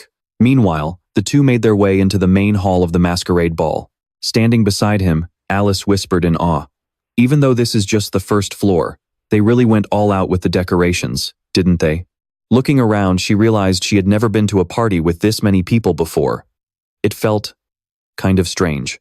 Scanning the crowd, she noticed Teresa had also been invited, and standing right next to her was Maria, whom she recognized from the meeting. Even that creepy bastard who was stalking people at the costume shop was there. Just then, Jinhyuk noticed something and asked, "Who are those guys over there?" Alice tugged on his sleeve and whispered, "What kind of player do you think he is?" Jinhyuk shrugged and calmly replied, "The type who's going to scream from start to finish." Pointing at a woman with her back turned to them at the buffet, she asked, "What about her?" After studying her for a moment, he replied, "The type who will constantly beg for her life." Nearby, a couple was whispering excitedly, "Wow, everyone here looks so fascinating." "They sure do," the woman agreed. The man was an independent S-rank player named Jello, and the woman was an independent S-rank named Cass. They were twin siblings who sat right at the top of Europe's list of players you should avoid at all costs. They loved starting fights just to slaughter people for fun. While anyone else would be terrified of them, Jinhyuk only smirked. To him, they were nothing more than a fresh source of valuable skills. Honestly, he couldn't wait to harvest them. Seeing that wicked grin, Alice knew he was up to no good again. Meanwhile, a man in a white suit turned to Yosuke and asked, "So he knew we were allies and still went ahead and did that?" Shivering with fear at the memory, Yosuke replied, "I even lost my companion, so I had to come here all by myself. I was worried there'd be some kind of penalty if I didn't show up." The man he was speaking to was Lee Won-yop, the S-rank vice president of the Zhonghua Guild. Hearing this, Lee Won-yop pinched the bridge of his nose in sheer frustration. "Kang Jinhyuk, after all the humiliation in the Forest of Elves and the tundra, we meet again. To make matters worse, I haven't received any orders to make a move on him yet, so my hands are completely tied." Suddenly, a voice called out from behind them, That arrogant bastard. I'll go take care of him myself. A little boy in a white suit adjusted his tie and squeezed past them, saying, "Ahem, excuse me." Lee Won-Yop stared down at him. "Huh? What is this?" Standing nearby, a woman cooed at how adorable the boy looked. "Look at those horns. Is he a monster? He's so cute." The boy looked toward Jinhyuk and Alice across the room and called out, "Is everyone enjoying the party?" He raised his hand in greeting. "I am the low-rank manager, Carmen." Seeing the boy, Jinhyuk asked, "Ah, is there something you need from me?" The boy glared up at him and said, "I heard you beat up one of my guests pretty badly. Is that true?" Unbothered, Jinhyuk replied, "Ah, you mean the guy who bumped into my companion and tripped? He got hurt that badly just from falling? My goodness, maybe I should send him a bouquet or something." In his mind, he quietly added, "How about a cactus?" Carmen let out a cold laugh. "A bouquet? Are you mocking me? You really have a death wish, don't you?"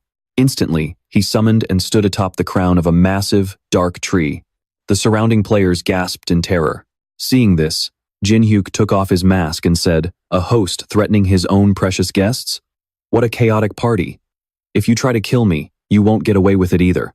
Carmen sneered wickedly, "You utter fool. Do you really think I can't kill you just because we're on the first floor? You probably don't know this, but the powerful entities of the tower are watching us right now from the second floor." His eyes flashed with malice. "And yet, not a single one of them has stepped in to stop me." Alice quietly began channeling her energy, but Jinhyuk raised his hand, gesturing for her to stand down. Suddenly, a booming voice echoed from behind them. "Carmen!" Startled, Carmen whirled around, while Jinhyuk smirked triumphantly. As it turned out, Jinhyuk had just sent a message to the high-rank manager. "Hastings, one of the buttons on my coat is a bit loose. I came to you because I believed you were the best tailor, but this is truly disappointing. Please come and fix it for me immediately. Otherwise, I'll have to leave you an extremely long, terrible review." Reading the message, Hastings thought in disbelief, "No way, my work is flawless. There's no way there's a mistake." Seeing him arrive, Carmen's jaw dropped in shock. High-rank manager. Angrily pushing up his glasses, Hastings walked in and called Carmen's name. Seeing Carmen drop to his knees in respect, Hastings demanded coldly, "Why are you silent? I'm asking you, what on earth did you do to my customer?" Terrified of his wrath, Carmen began shaking like a leaf, unable to form a sentence. I. Watching this unfold, someone in the crowd whispered in shock, "That tiny goblin is a high-rank manager?" Hastings interrogated Carmen with a stern voice. "I've always known some managers take bribes and abuse their power. As long as you didn't cross the line, I was willing to turn a blind eye. But if a manager dares to harm another manager's guest, who will ever accept our invitations again?" Sweating profusely, Carmen bowed and apologized. "I had no idea he was your guest. I'm so sorry." But Hastings snapped back. "That's not a good enough excuse, Carmen. You must apologize to the person you wronged." Insulted, Carmen grumbled, "Apologize?" Jinhyuk grinned with absolute delight, getting his camera ready. "Oh boy, this is going to be pure gold." After that, he looked down at the tiny Kamin from above. "All right, let's get started. Apologize, and you'd better make it sincere." Bowing his head, the low-level manager came and muttered, "I'm sorry," but Kang Jinhyuk wasn't satisfied and barked back. "Did you skip dinner or something? Speak up." Annoyed, Kamen glared up at him. How dare a mere human?" But before he could even finish his sentence, he caught Hastings' terrifying glare right behind him. He immediately bowed 90 degrees and shouted, "I'm sorry. I am truly deeply sorry." Watching everything unfold from the second floor, a man thought to himself, "To pull the strings of a manager like that, he really is an interesting fellow. When His Highness gave him a gift, I didn't get why, but now I do. If we can recruit this guy to our side, we might actually end this war with those bastard martial artists." He then glanced at the old man stroking his beard on the opposite side. The party's host turned on his microphone and announced, "On behalf of our low-level manager from earlier, I will be hosting this banquet. Now, let me tell you why you've all been invited here. As previously announced, this event is strictly for the most promising players." As everyone looked up, the host continued, "And as some of you may already know, this banquet is also being held for another purpose." He snapped his fingers and added, "It is to let you choose which faction you will align with as you continue to climb the tower." Then, to everyone's absolute shock, he commenced the main event of the masquerade, saying, "Prove to us that you have worth." In this tower of trials, choose any labyrinth, dungeon, or ancient ruin between floors 10 and 30 to conquer. Those who achieve the best completion results will have a major advantage in choosing their faction. On the table sat a white cylinder with a button and a warning icon on top. The host continued, "To make your choice, simply press the red button and state the floor and the location's name out loud." After speaking, he tipped his hat and walked inside with Hastings, saying, "Well then, good luck to you all." The doors shut, leaving everyone in complete disbelief. They began whispering among themselves. Choose a location in the tower? What is he even talking about? And who was that low-level manager he mentioned? A woman whistled to get everyone's attention and said, "Stop acting like a bunch of amateurs. We are all professional players here." Maria took off her mask and continued, "Sure, this is a bit sudden, but we should be focusing on how to work together and pass this trial. First of all, let's see who we actually have here." In her head, she added, "Let's see how strong our potential teammates are." Hearing this, Alice thought, "Oh, so that's Maria from Olympus. She really is an elite player. I'm sure she's just as shocked as the rest of us. But she's already collected herself and gotten straight to business." Standing nearby, Yusung said to Teresa, "Looks like we're on the same team again." Teresa was thrilled to see him as well. Hearing Maria's words, a man objected, "Hold on, work together? Are you saying you want to be chosen by those tower residents?" The woman chewing gum next to him chimed in, "Exactly. They're the enemies of humanity," while Maria was trying to defuse the situation, saying, "Everyone, please calm down. Let's just talk this through." Kang Jin-hyuk stepped right up to the button and pressed it down. A notification rang out. "You have selected your location." To everyone's absolute shock, he chose floor 25, the Valley of the Kings. Meanwhile, Alice stood in a corner, sipping her drink, completely unbothered. Yusung facepalmed, grumbling, "That sly old fox," while Teresa was left completely speechless, thinking, why does he always do things like this? The system notification continued. All players will now be teleported to the selected location. While Kang Jin-hyuk wore a brilliant grin, everyone else panicked, shouting, "Wait, I'm not ready yet. Damn it." In an instant, they were all teleported to the 25th floor of the tower. The notification rang out once more. There are two ways to escape. Either clear the labyrinth or be chosen by one of the factions. Looking up at the massive structures, Kang Jin-hyuk remarked, "Every time I come here, I can't help but notice how massive this place is." Meanwhile, Alice could only whine, "Oh, my drink." Another man was utterly dazed, muttering, "We didn't even have time to prepare." One guy, furious, began channeling his energy, growling, "Damn it, so this is a competition, is it? Then I am definitely going to win, get chosen, and get the hell out of here." Seeing his reaction, Maria tried to stop him. "Calm down. Turning on everyone right now is the absolute worst thing you could do." She looked over to where Kang Jin-hyuk was standing and continued, "We don't even know what this place is like yet. Surely the guy who pressed that red button must have a plan. We need to talk to him." But before she could even finish, she turned around, only to find that Kang Jin-hyuk had vanished, leaving her utterly bewildered. "Wait, is he gone? Where did he go?" Alice shrugged, raising both hands to show she had no idea. By this time, Jin-hyuk had already walked inside, thinking to himself, "Let's find what we're looking for. It should be right around here." He pressed a stone brick, and a mechanical voice echoed, "5 paths leading to the king's tomb have been opened. You may only choose one path. You have 60 seconds to make your decision." Jin-hyuk smirked. What a deceitful announcement. It's designed to make people think there's some kind of treasure hidden right here. If I choose the path with the elemental crest on it, the door will open. But at the same exact time, I'll be completely ganged up on by the spirits guarding this tomb. And if you don't pick a door within the time limit, an announcement blares. Since you failed to make a choice, all doors will now open. Right then, a tiny dragon waddled out from one of the 5 doors. "Oh man, why am I always the one who has to go first?" Spotting him, it wondered, "What is this? A human?" Turns out, this was Salamander, the fire spirit. Instantly, flames erupted all over its body.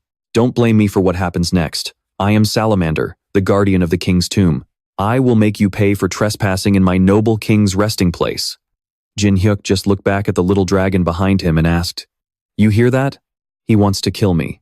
What do you think, Goguma?" The two of them watched as the tiny fire spirit suddenly bulked up, turning into a giant, muscular beast. Goguma puffed up its cheeks, ready for a fight. Seeing the impending clash, Kang Jin-hyuk casually stuffed wads of paper into his ears to block out the noise. Goguma let out a massive roar, activating its fear skill, which instantly shrank the buff fire spirit back to its tiny size and sent it flying. Terrified and pale, it crashed to the ground. The shockwave of power was so massive it rattled the cavern doors, leaving those waiting outside terrified, muttering, "What the hell was that?" There is a massive surge of energy coming from deep underground. Nearby, Teresa turned to Alice and asked, "You're Alice, right? Mind if I ask you something? Did Jin-hyuk say anything to you about where we're heading next?" Alice remained dead silent, but Chun-Ju-sung, walking ahead, overheard Teresa and chimed in, "He is probably right at the epicenter of that shockwave. I mean, doing crazy things is basically his hobby." Suddenly, Alice grabbed his shirt, making Ju-sung look back in confusion. Alice pulled out a black stone and threw it onto the ground. The stone instantly triggered a cascade of hidden traps. Teresa gasped in surprise. "Alice, did you already know there were traps here? I'd expect nothing less from one of Jin-hyuk's teammates."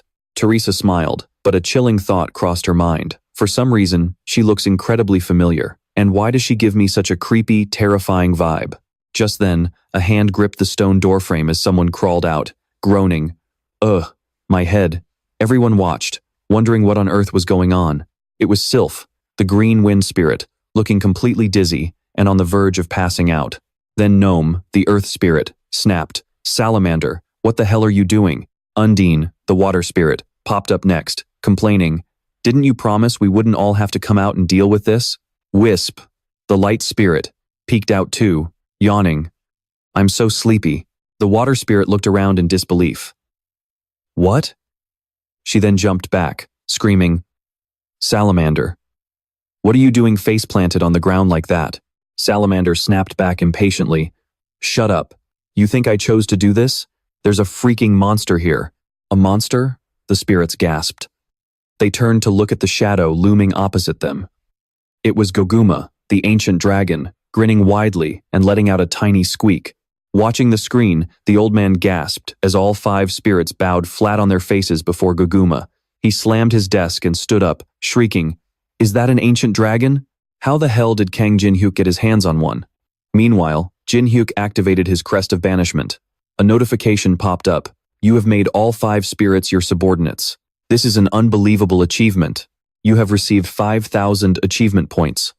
Current achievement points ranking, rank 1. First place, Kang Jin-hyuk, with 5,100 points. Second place, Namgung Tian, with 450 points. Third place, Chun-Ju-sung, with 190 points. Witnessing this, all the observers immediately tapped to select him. The system chimed, "Numerous factions are showing interest in you. The spirit realm is showing interest in the ancient dragon. A total of 13 mid-tier factions wish to form an alliance with you. The third faction is showing extreme interest in you. The Empire wishes to negotiate. The Murim Coalition wishes to negotiate." Jin-hyuk found this pretty amusing. "Oh? The third faction is interested in me too? Looks like things are about to get complicated." He gently stroked the ancient dragon's chin and smiled. "I have you to thank for making me so famous, Goguma." He tapped to accept the request from the Murim Coalition. A hologram of an old man with snow-white hair and a long beard appeared. "Greetings, I am Moyong-su of the Murim." Suddenly, his expression darkened. "Let us skip the pleasantries and get right to the point. Join our Murim Coalition, and I will let you live. I have strict orders from above to eliminate you immediately." Hearing this, Jin-hyuk just casually scratched his ear. What a joke. With that, he slammed the end call button. Then, he turned to the bowing spirits. "All right, gather round everyone. We're packing up and leaving. Make sure you practice everything I just showed you. Anyone who messes up is going to end up as a snack for Goguma." All 5 spirits broke out in a cold sweat, nodding frantically. "Yes, master." Next, he clicked to accept the call from the Empire. Once the call connected, a fierce-looking old man who resembled a lion appeared on the screen. "Hello, I am Fenheimer of the Caladium Kingdom, a territory of the Empire." Jin-hyuk smirked. "I'm Kang Jin-hyuk. I hear the Empire is quite interested in me." Fenheimer skipped the small talk as well. "I see you're not one for wasting time, so I'll get straight to the point. Are you willing to work with us? We can offer you immense support as you climb the tower." Folding his arms, Jin-hyuk smiled. I have to say, I'm highly interested in your offer. Fenheimer was pleasantly surprised. Oh, you're surprisingly decisive. Jin Hyuk raised a single finger. But I do have one condition. The old man's eyes widened. What condition? Meanwhile, over on the other side, the party was struggling to disarm the newly triggered traps.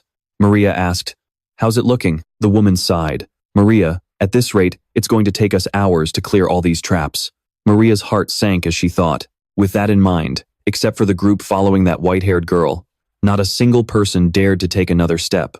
It looks like everything is revolving around Kang Jin Hyuk once again. But right at that moment, another notification pops up. The conditions for returning have completely changed. All players will be immediately teleported back to the banquet hall if they die from a trap or a monster inside the labyrinth. This benefit was activated by the player Kang Jin Hyuk. Instantly, the crowd erupts into a massive frenzy, shouting, "Did you guys see that? All we have to do is die, and we can get the hell out of here." Wait, we have to die? How can we possibly trust that? But then, a girl draws her sword and literally slices herself in half, leaving everyone frozen in absolute shock. Oh my god, she actually got teleported back. Doesn't she feel any pain at all? Maria thinks to herself, did Kang Jin Hyuk choose this floor because he already knew about this? Maybe I should ask Teresa to introduce me to him. Suddenly, a man screams, "What the hell are you all celebrating for? You idiots, don't you get it?" He adds, "Read the notification again. It says that if you get disqualified, all of your achievements will be wiped clean." He shrieks, "This is all a setup by that bastard Kang Jin Hyuk. He did this to guarantee he takes an overwhelming lead in this whole event." Just then, a cold voice speaks up from behind. "Wow, you really don't know how to show some gratitude, do you?" Maria glares at him and snaps, "Do you even know the first thing about this labyrinth? How can you say something like that about the guy who just saved your life? If you're so tough, why don't you go ahead and clear it on your own?" He tries to argue back, but if Kang Jin Hyuk hadn't pressed that button in the first place. But before he can even finish his sentence, he suddenly grabs his head in sheer agony. "This is ridiculous. How am I the one looking like an idiot here?" Suddenly, a voice echoes inside his head, "Back off." He gasps in shock. It's Mo Yong-soo, using a voice transmission technique. "Keep your voice down," the old man warns. "You're going to ruin everything." Kang Jin Hyuk must be eliminated. The man asks nervously, Am I supposed to do that?" "No, as if you could. Don't worry, your job isn't to fight." With that, he is handed a mysterious item. Meanwhile, back with Kang Jin Hyuk, Penheer says to him, "I owe you big time for this, Mr. Mid-Level Manager.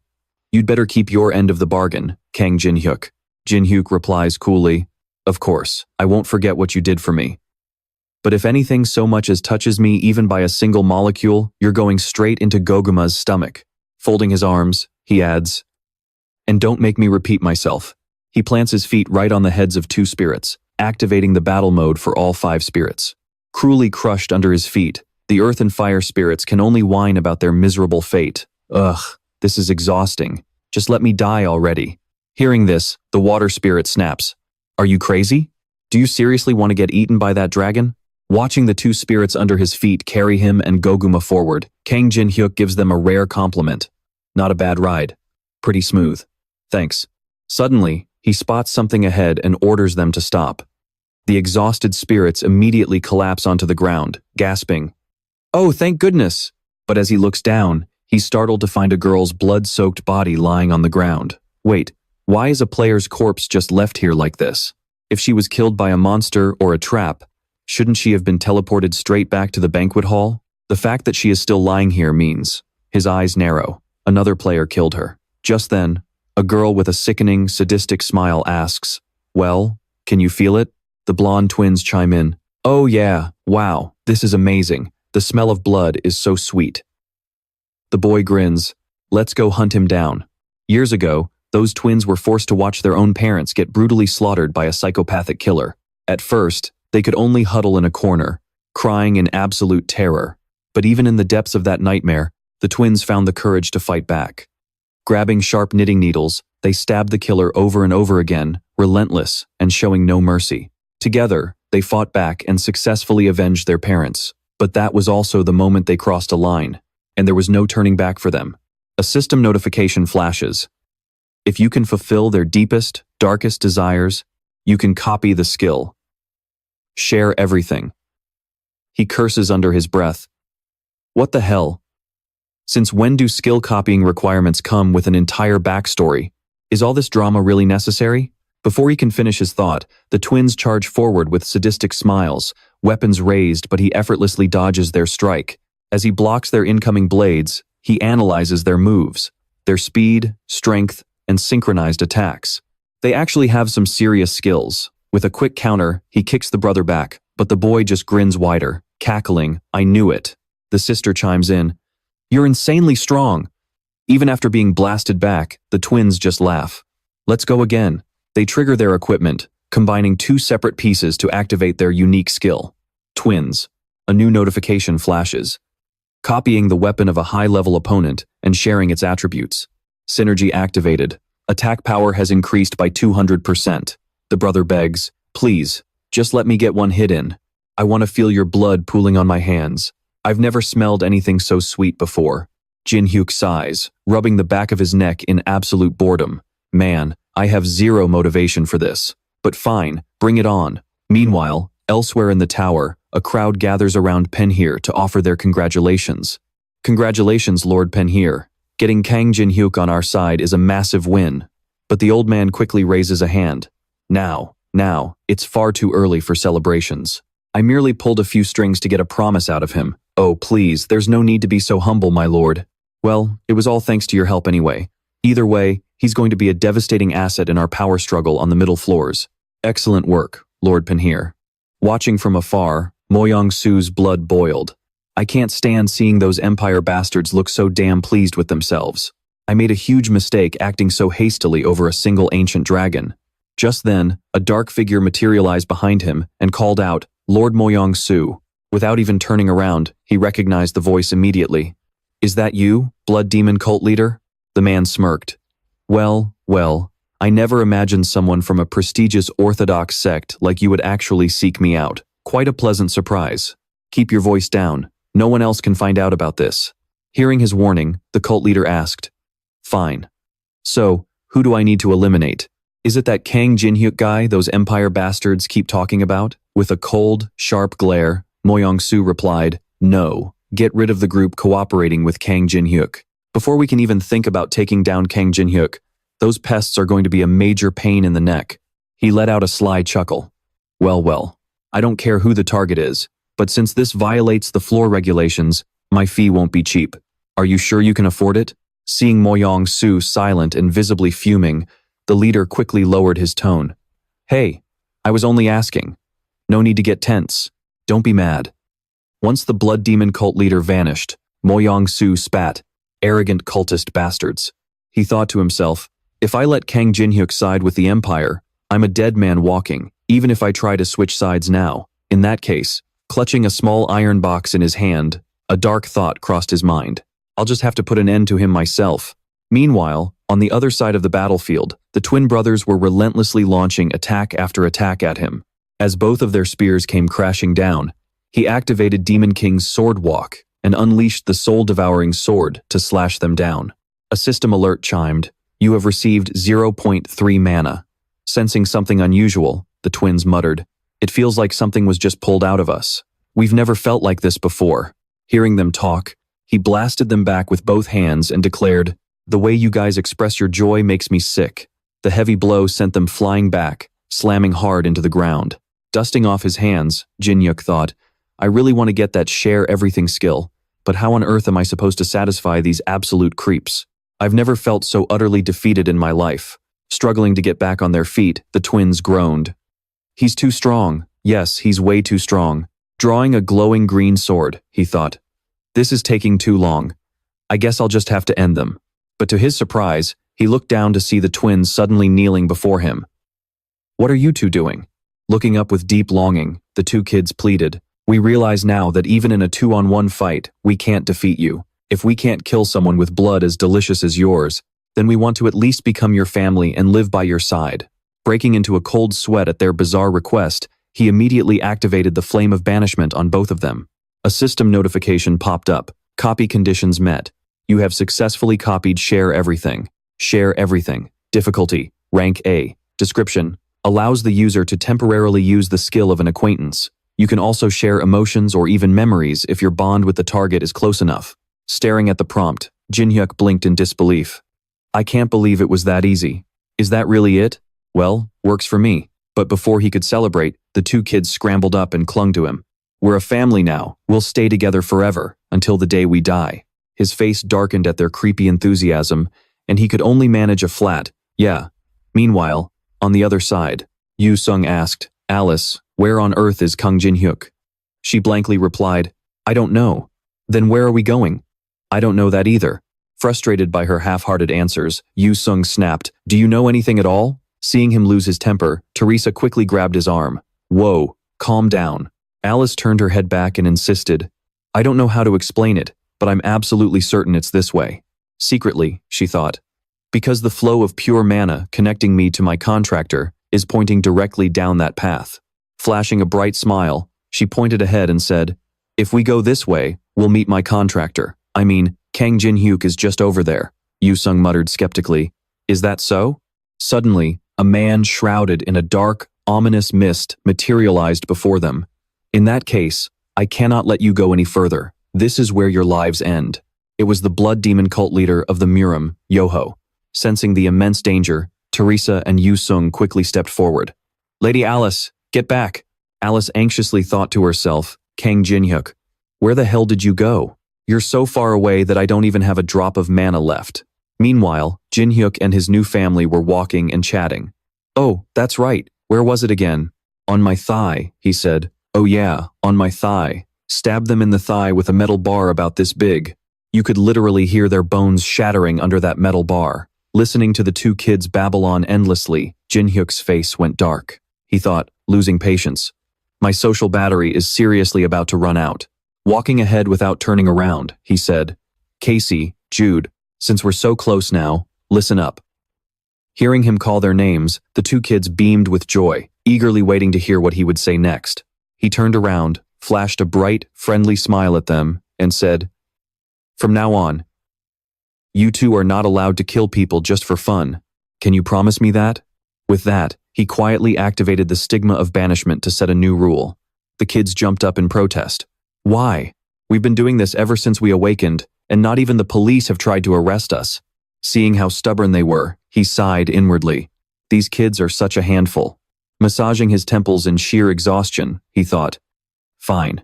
How about we do it this way instead? From now on, I will point out the bad guys, he said, pointing his finger. Once I do, you two can do whatever you want with them. Got it? A new rule had been set. Hearing this, the two kids clapped and cheered in excitement. They skipped around, their faces lighting up with bright smiles. He thought to himself, good thing they are simple-minded. As the three of them were walking, Kang Jinhyuk suddenly stopped as if he noticed something. A dangerous gleam flashed in his eyes, and he activated Demonic Sword King's Walk and dashed ahead. While Yu Sung was still standing there utterly confused, Judello cried out in a panic, Hey, wait for us! As the sword-wielding assassins charged to attack Alice, Teresa activated Holy Aura and rushed forward. Alice blocked their attack. She further boosted her physical strength and activated Holy Shield, summoning a massive, golden shield that stood firmly in front of them. Teresa turned around and shouted to Alice, Alice, get behind me! Meanwhile, Yu Sung activated soul-chasing sword Chi and took down one of the assassins. But right then, cult leader Yom Ho stepped forward to attack him. Caught off guard, he still managed to quickly parry the strike. Seeing this, the cult leader sneered, An outsider who can use sword Chi? Fascinating. Just who are you? Yu Sung swung his sword and snapped back angrily. Get lost! There is no way I am telling my name to a scumbag like you. He dodged and stepped back with a smirk, but his temper was rising. You have got some guts, huh? Fine. Let me show you what happens to people with guts. With that, Yu Sung raised his sword and swung downward, activating Sword Song, his left hand touching the tip of the blade. This skill was originally meant for that other guy. Yom Ho just sneered mockingly. What did you say? Yu Sung tightened his grip on his sword. He raised his weapon and lunged at Yom Ho. This skill was not meant for you. Soul-chasing sword style, one with the sword. His downward slash sent a wave of force that blew away a swarm of assassins. Teresa's eyes widened in sheer shock at the sight. Yu Sung is a beast. Even Yom Ho had to give him credit. Not bad. To think you can pull off one with the sword. But what a pity. As he spoke, he activated demonic blood blade.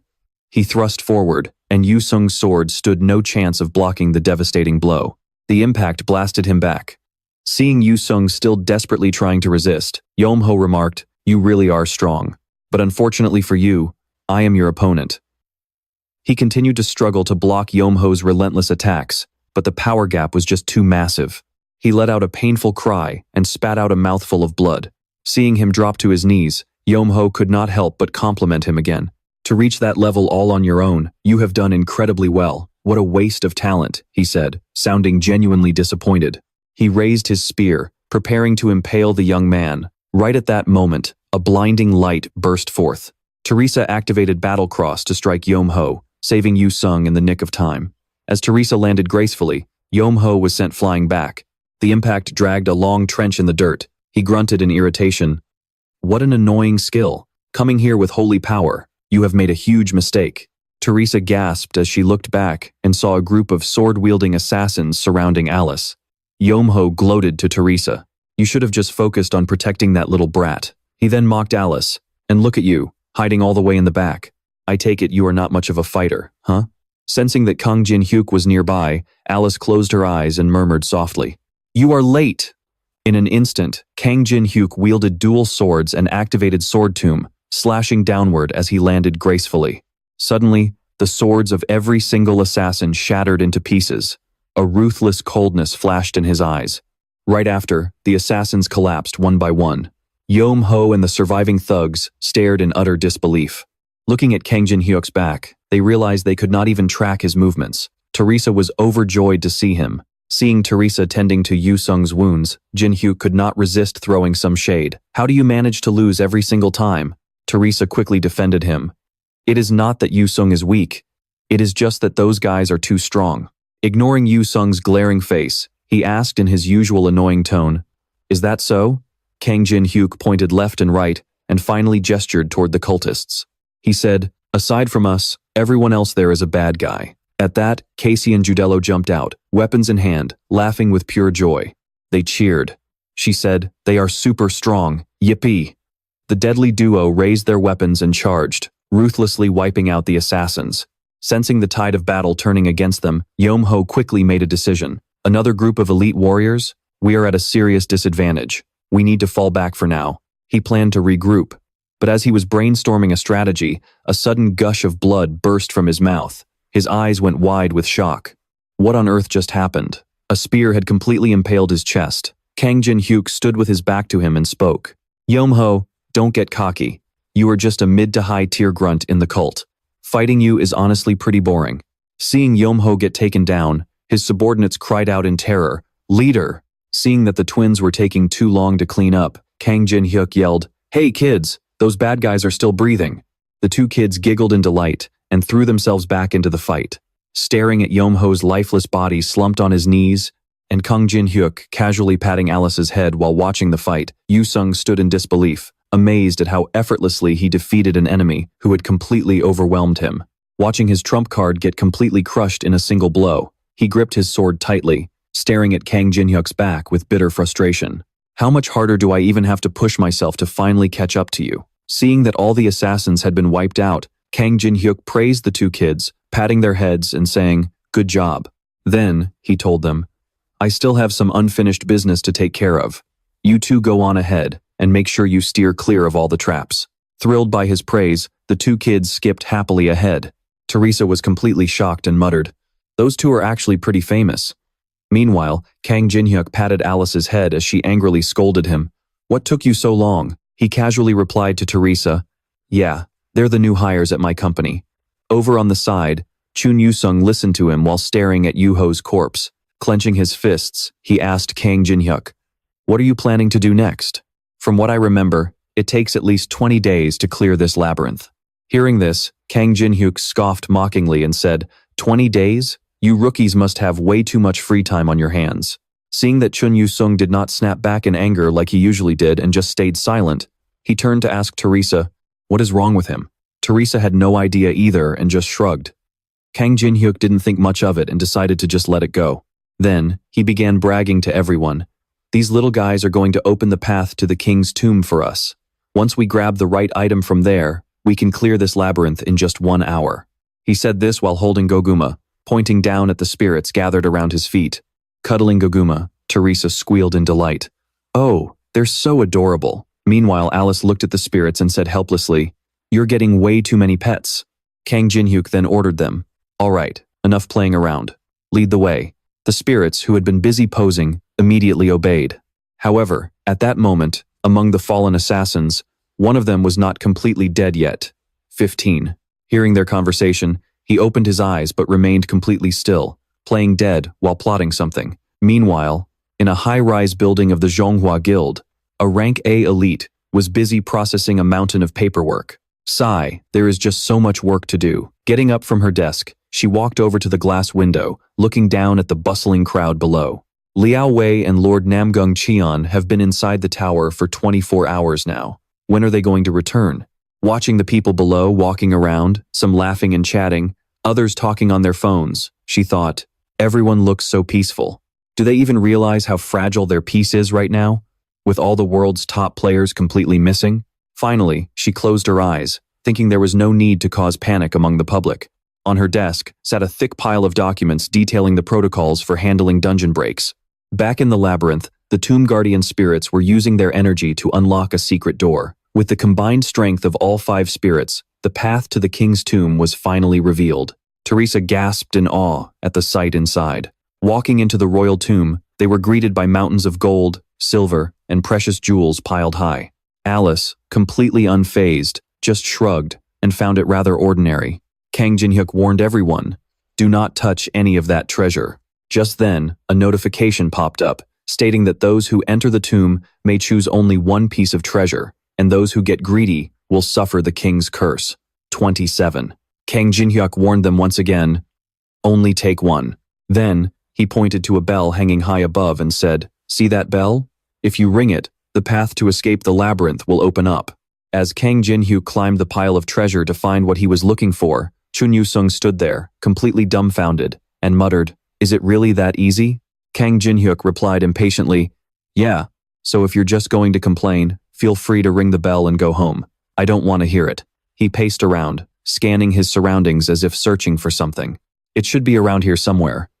Then, he noticed a dark figure clinging to the door of the tomb.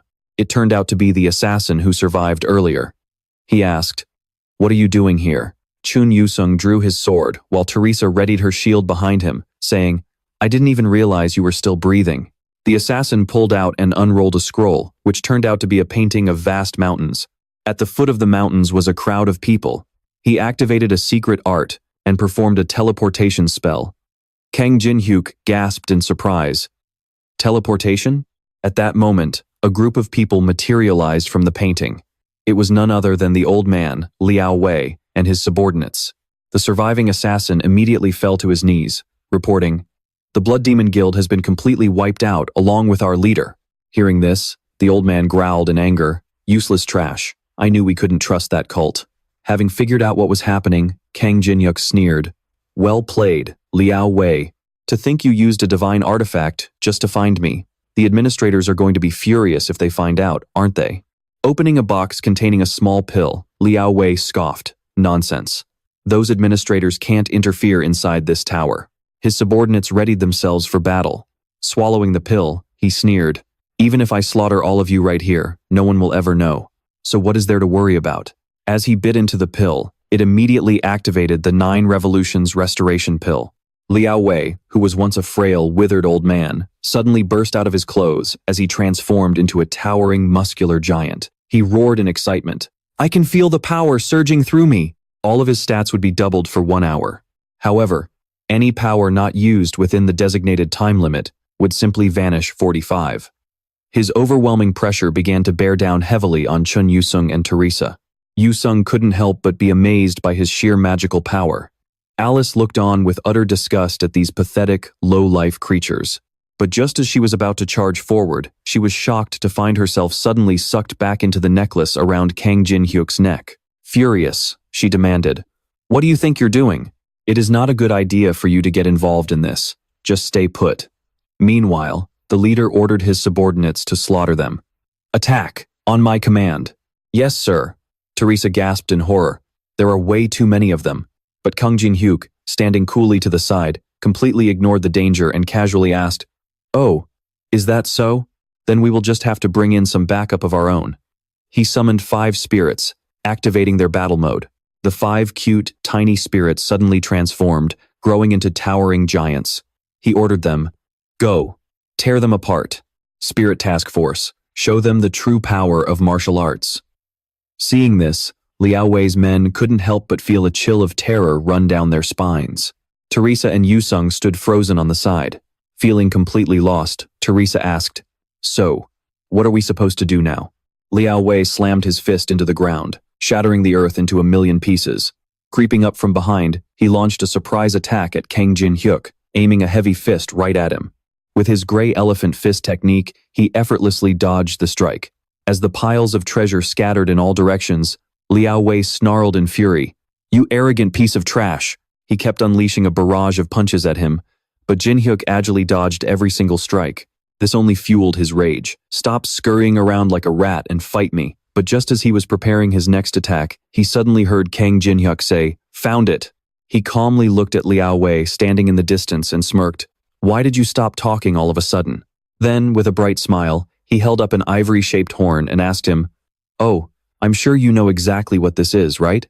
He gritted his teeth and said, "That thing is the most troublesome holy artifact on the 25th floor, the Despair Summoning Horn." Hearing his response, Jin-hyuk praised him. "Bingo, you got it right.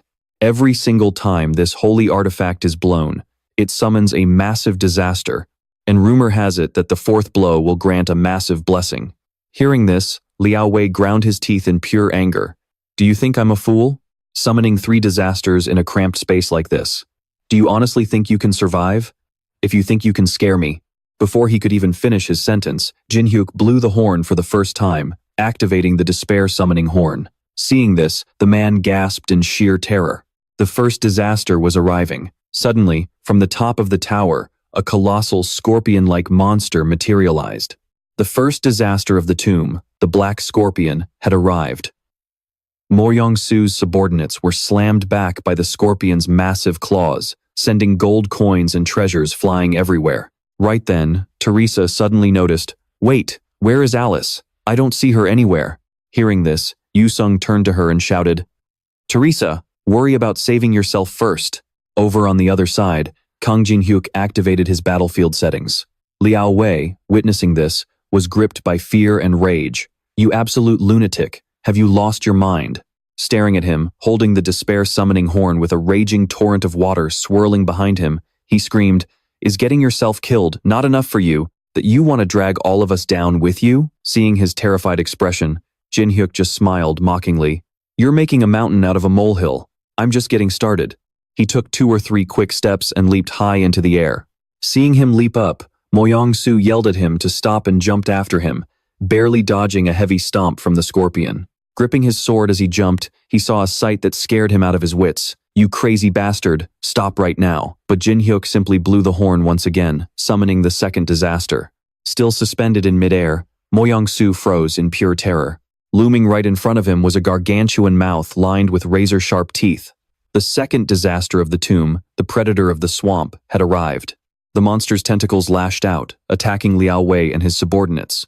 As one of his men was grabbed and bound by a tentacle, he cried out in terror, "Sect leader Mo Yong-su." Mo Yong-su looked down at the man kneeling on the ground, who was begging, "Help me over here. We have to snatch that horn out of Kang Jin-hyuk's hands at all costs." The man, completely confused, asked, "What do you mean by that, sir?" Glaring furiously at Kang Jin-hyuk, who was still holding the horn, he snapped, "That idiot is the one causing all this chaos. This weapon is far too good for a weakling like you, but whatever, take it. No matter what, you must bring that horn back to me." Saying this, he threw his sword down to the ground in front of him. The sword embedded itself into the ground, startling the man, but he quickly steeled his resolve, drew the blade, and gripped it tightly. "Yes, my lord." Meanwhile, the spirits were pushing themselves to their limits to battle the Black Scorpion. Ignoring the spirits locked in combat with the unfolding disasters, Mo Yong-su kept swinging his sword at Kang Jin-hyuk, but Jin-hyuk easily dodged every strike. Realizing he couldn't hit him, Liao Wei decided to change his strategy. I need to be patient here. Since he has already started, he is bound to keep blowing the horn. Rumor says that right after the fourth blow, a massive fortune will appear. He will definitely try to blow it as fast as possible to get his hands on it. Slashing at him with determination, he thought, I must be the one to claim that fortune. That has to be what he's thinking too. The blade grazed past his face, but Jinhyuk leaped back with the horn, thinking, it is true that they say the horn brings great fortune, but it all depends on how you look at it. To some, it might seem like a lucky break, but for the other guy, it's pure bad luck. Standing at the top of the tower, he blows the horn. The third disaster is closing in. A blinding purple light erupts, forcing everyone to shield their eyes. Suddenly, a massive, dark, purple figure emerges. This is the third disaster of the tomb, the Avatar. The sheer energy radiating from its body strikes terror into everyone's hearts. One of them screams, watch out, it can disintegrate anything it touches. But before they can even dodge, those grazed by the Avatar's energy begin to fade away into nothingness. As the Avatar turns its wrath on Kang Jin-hyuk, he quickly brings up his shield to block the oncoming strike. But the impact is too strong, blasting him backward and sending him falling off the tower.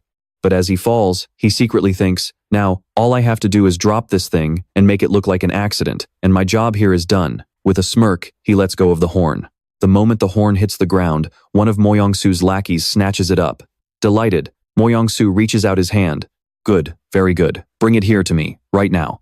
But despite his command, the lackey doesn't budge a single inch. Enraged, he barks, Liao Wei, what the hell are you doing? I told you to bring it to me. Under Mo Yong-su's bewildered gaze, Liao Wei asks, why did you want to blow this cursed thing anyway? Probably because you thought something good would happen, right? Kang Jin-hyuk mutters as he sits up from the rubble, rubbing his aching neck. Holding the horn, Liao Wei flashes a sinister grin and says, I've worked so hard all this time, so just let me be greedy, just this once. Seeing this, Jin-hyuk's eyes widen in sheer panic as he screams, wait, stop!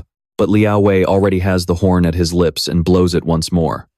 Opportunity is knocking. He laughs like a maniac. Come to me, my ultimate fortune.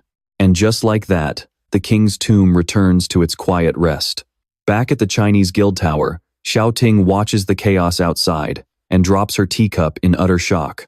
Staring at the world outside as it's slowly consumed by darkness, she can't help but gasp. Oh my God. Out on the streets, people stop dead in their tracks, dropping whatever they're holding in sheer terror. The disasters have broken free from the tomb, unleashing their wrath upon the outside world. The third disaster is closing in.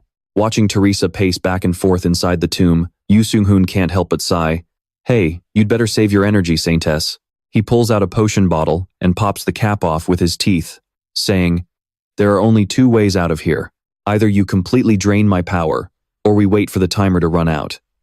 We have 5 minutes and 21 seconds left. Seeing him casually chugging the healing potion, Teresa asks in disbelief, how can you be so relaxed right now? Aren't you worried about Jin-hyuk at all? His face darkens at her question. Worried? About him? Teresa is left completely speechless. He continues, we've known that guy for how long now, and you still don't get it? Almost everything that happens is orchestrated by that absolute bastard. He's the kind of guy who can rig things you wouldn't even think possible. The way things are playing out right now, I bet it's exactly what he planned. He then tosses the empty potion bottle back to Teresa. There's absolutely no reason for us to get involved. So please, just sit down and save your strength. Ignoring Teresa, who is standing there dumbfounded, he sits back down and continues drinking his recovery potions. Finally, Yu Sung-hoon's time is up. The custom battlefield has ended. Now fully recovered, the two of them stand up and look around, completely startled as they ask, wait, where did all those disasters go? Realizing what's happening, Liao Wei clutches his head and screams, no! Meanwhile, Kang Jin-hyuk grits his teeth, breaking out in a cold sweat from anxiety. Just then, a holographic cube appears, displaying live footage of the disasters obliterating the world. A voice echoes, behold the punishment for those who dare desecrate the king's resting place. Stunned by the horrifying sight, everyone stammers, a total outbreak? A flash of purple light follows, and a system window announces, the master of the tomb has granted the grave robbers one chance at redemption. A portal leading to the lair of the three disasters will now be opened. Seeing this, a panicked Liao Wei tries to break free and escape, shouting, "I have to go home, my house is on fire." But Mo Yong-su quickly locks him in a headlock, yelling, "You're not going anywhere." Seeing Liao Wei weeping hysterically, he tries to calm him down. "Even if you go back, there's nothing you can do. This is exactly why I told you to give that damn thing to me in the first place." Still, keeping Liao Wei in a chokehold, he holds up a scroll, activating Vernal Equinox to swap their positions. He roars at his men behind him, "Take the wounded and fall back. That's an order." Following his command, the subordinates drag the crying Liao Wei away. Everyone else keeps their eyes glued to the screen. Mo Yong-su thinks to himself, "If I had been the last one to blow that horn, would all of this despair have been redirected to the martial realm instead?" With a sharp glint in his eyes, he breathes a sigh of relief. "I didn't get to eliminate Kang Jin-hyuk, but it looks like luck was on my side this time." Out on the main streets, the disasters run rampant, smashing cars, attacking pedestrians, and even tearing down skyscrapers. Witnessing this devastation, Kang Jin-hyuk clenches his fists in frustration. Seeing him like this, the spirits call out in a panic, "Boss! Boss! Jin-hyuk, are you okay?" At first, he just kept his head down, saying absolutely nothing. But then, Teresa watched in shock as he marched toward the door. Jin-hyuk! Jin-hyuk! By now, the Zhonghua Guild building had already been completely destroyed, with debris and furniture scattered all over the ground. The Saintess, who was desperately fighting the calamity with her weapon, was blown away into a corner. The giant black scorpion raised its tail, preparing to strike her down. Even though she was bleeding, she remained determined, releasing her energy to fight back. But as the tail slammed down, shattering the ground beneath her, she was thrown back violently. Seriously injured, she collapsed onto the ground. The people nearby panicked when they saw her condition, completely lost and not knowing what to do. Frustrated by their hesitation, she grit her teeth and yelled, "What are you guys just standing around for? Hurry up and evacuate."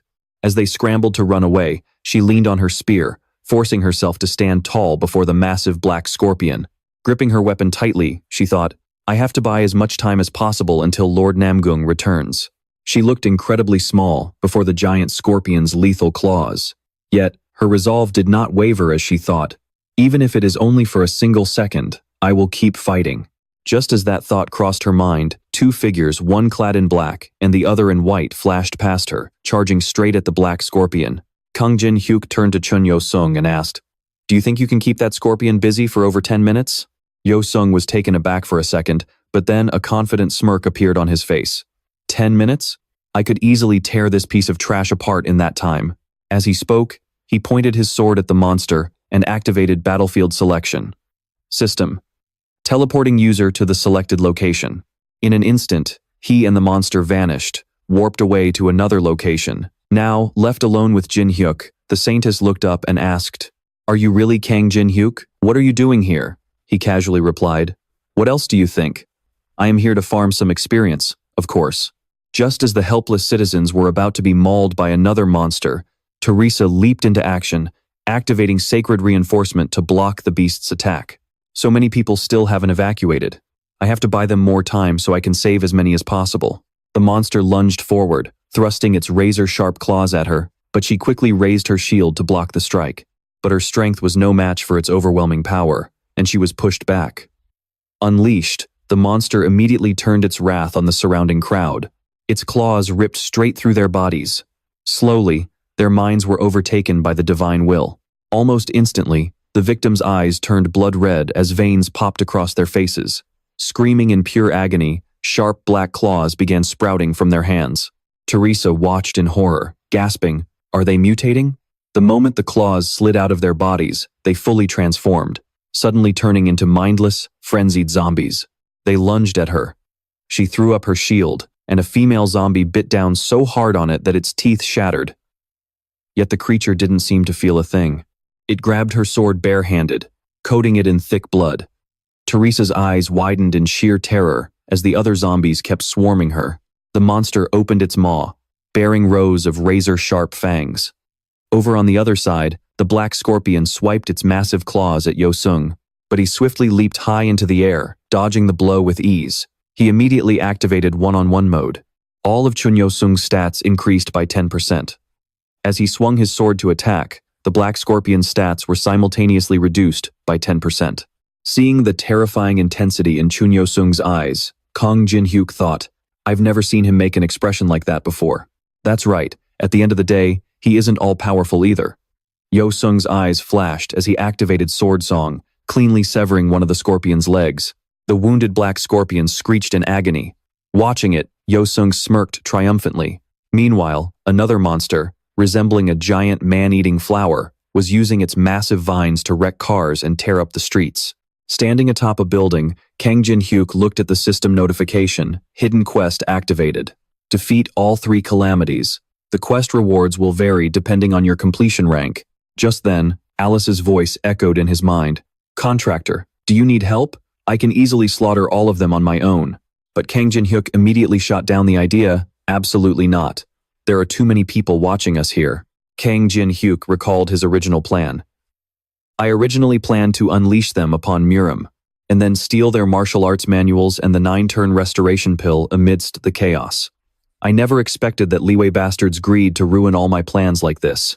Seeing the horrific sight of innocent people crushed to death under the falling boulders, he grit his teeth in frustration. This is insane. He then drew his bow and unleashed 3 arrows. The 3 arrows streaked through the air like flashes of lightning. Activating his 2-star ceiling barrier, he managed to sever several vines of the man-eating flower monster. Leaping down from the rooftop, he unsheathed his sword, activated Mandala, and sliced the monster cleanly in half. He muttered to himself, from now on, I need to make sure my plans are executed with absolute precision. On the other side, Teresa activated Sacred Healing, unleashing a wave of restorative energy toward the encroaching zombies. I can't let those civilians get any closer. My defensive aura might end up hurting them. But first, I have to deal with this monster. She activated Sacred Purge, weaving through the zombified civilians as she charged straight at the monster. She then activated Sacred Reinforcement, driving her weapon straight through the creature. Although wounded, the monster quickly retaliated, tossing her back violently. However, the monster seemed largely unfazed, and her attack only served to infuriate it. Angered, it began grabbing the zombified civilians. Seeing this horrific sight, Teresa recalled the words she was told when she was a child. Teresa, listen carefully. Remember this, my daughter. Our absolute duty is to stand up and save those in desperate need, even if it costs us our very lives. That is the heavy burden of the Laurencia family. You must never, ever forget that. The enraged beast lets out a deafening roar, unleashing its tentacles to pierce right through those innocent bystanders, splattering fresh blood all over Teresa's face. Horrified and completely heartbroken by the sight, she collapses to her knees, screaming, "No, stop, kill me instead, kill me." Pure hatred fills her soul as her tears begin to flow, gradually turning pitch black. Suddenly, a system alert pops up. The Saintess is showing signs of being corrupted. Watching her writhe in absolute agony and on the verge of corruption, the monster lets out a sadistic, triumphant laugh. But in that exact moment, a colossal maw opens up right above its head, ready to swallow it whole. It turns out to be a giant man-eating flower monster, hurled straight at it by Kang Jin-hyuk. He sighs and asks, "What on earth do you think you're doing? I knew bringing you along would be a pain, but what is all this?" While the monster manages to block the giant man-eating flower, it hears Kang Jin-hyuk's cold interrogation. Nearby, Teresa lies completely broken. Seeing her in such a state only fuels Jin-hyuk's rage. He glares at the monster and growls, "I'm going to make sure your death is agonizing." He summons Goguma, and a brilliant golden light begins to pour from a massive rift opening in the sky. The ancient dragon Goguma is finally revealing his true, colossal form. Instantly, a flashing red warning appears. The system limits of the Tower of Trials are intervening. Glowing runic patterns spread across Jin-hyuk's neck as another notification sounds. The user's mana has increased by 50%. But he couldn't care less about the warning. Who gives a damn about mana right now? With a fierce glint in his eyes, Goguma unleashes overwhelming authority, causing a massive purple vortex to swirl violently in the sky. Bound in glowing golden chains, Goguma rains down a devastating attack on the monster below. Jin-hyuk quickly casts a 3-star protection barrier to shield Teresa, who is still paralyzed on the ground, before roaring to Goguma, "Tear him apart." Obliging instantly, Goguma unleashes his unique skill, Blade of Purgation. A colossal sword of pure energy erupts from his maw, driving itself straight through the beast below. Where the beast once stood, nothing remains but a massive crater carved into the earth. The system chimes in with a final notification. Shinui has been defeated.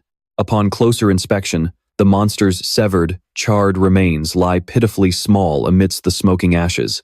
With the threat neutralized, Goguma shrinks back down into his adorable, tiny dragon form and happily trots over to lick Teresa's face.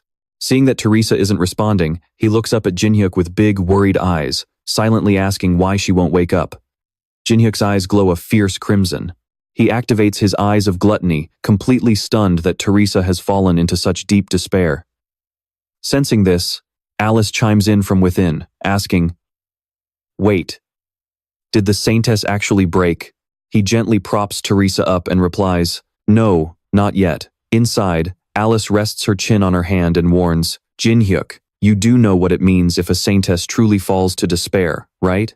Staring down at Teresa, Jinhyuk quietly replies, "Yeah, I know. It means everyone's going to have to watch their step around her from now on." Meanwhile, Chun Yu-sung's battle has also come to an end. The labyrinth option is cancelled, and the system confirms. The Black Scorpion has been slain. Clutching his bloodied arm and holding his shattered sword, Yu-sung is bombarded by a barrage of system notifications. "Level up, level up, level up!" Jinhyuk looks down at the battered, blood-drenched Yu-sung kneeling on the ground and smiles. "You actually pulled it off." Yu-sung tightly grips his broken hilt and mutters, "Go ahead and look down on me all you want. I don't care. I know I still have a long way to go." But then, he raises the shattered blade with a proud grin and says, "But this time, I finally figured out how to do it." Seeing his determination, Jinhyuk tosses a new sword into his lap. "You might want to throw that piece of junk away." Yu-sung unsheathes it and gasps, "Wait, is this the Heavenly Ascent sword?" Jinhyuk turns to leave, tossing a final remark over his shoulder. "Take good care of it." "You did good, Chun Yu-sung." Just then, an emergency prompt flashes before him. "Would you like to return to the lobby?" He taps yes and vanishes. Up on the grand stage, a high-ranking administrator addresses the crowd to clear the air. "We have confirmed that the Murim Coalition bypassed official channels to interfere directly, which is what led to this disastrous event. As a high-ranking administrator, I offer my deepest apologies." With that, he bends down in a deep, 180-degree bow to show his absolute sincerity. Then, a swirling purple vortex manifests in his palm. However, words alone aren't going to cut it, and the administrator is about to hand down some severe punishment. With a cold, stern expression, he declares, "The Murim Coalition has committed a grave transgression. As an administrator, I absolutely cannot let this slide. As a penalty, I will be seizing every single coin possessed by the Murim Coalition. Those associated with them, I suggest you brace yourselves." The members of the Murim Coalition pale in utter horror upon hearing the verdict. One of them panics, thinking to himself, "Damn it, I can't reach my guild or any of the big-shot sponsors who funded the Murim Coalition. We're completely screwed. And where the hell is Li Wei anyway?" In his panic, he accidentally bumps shoulders with someone. Just as he's about to apologize, his eyes lock onto the sword the other man is carrying. He gasps in disbelief. "Wait, what? Is that the Heavenly Ascent sword?" His jaw drops, and he grabs Yu-sung by the collar, shouting, "You stole it! How dare you show your face in public carrying that?" Yu-sung's face darkens with pure rage as he slowly turns around. "What did you just say? Stole?" When the man finally realizes he's picking a fight with Chun Yu-sung himself, his face goes completely blank with terror. In the blink of an eye, Yu-sung unsheathes his blade, and with a few lightning-fast flashes, he clean shaves the guy's head bald. The onlookers gasp in shock, while the hairless loudmouth collapses to the floor, trembling. Sheathing his sword, Yu-sung walks away, muttering, "I'll let you off with your life this time. Keep your mouth shut."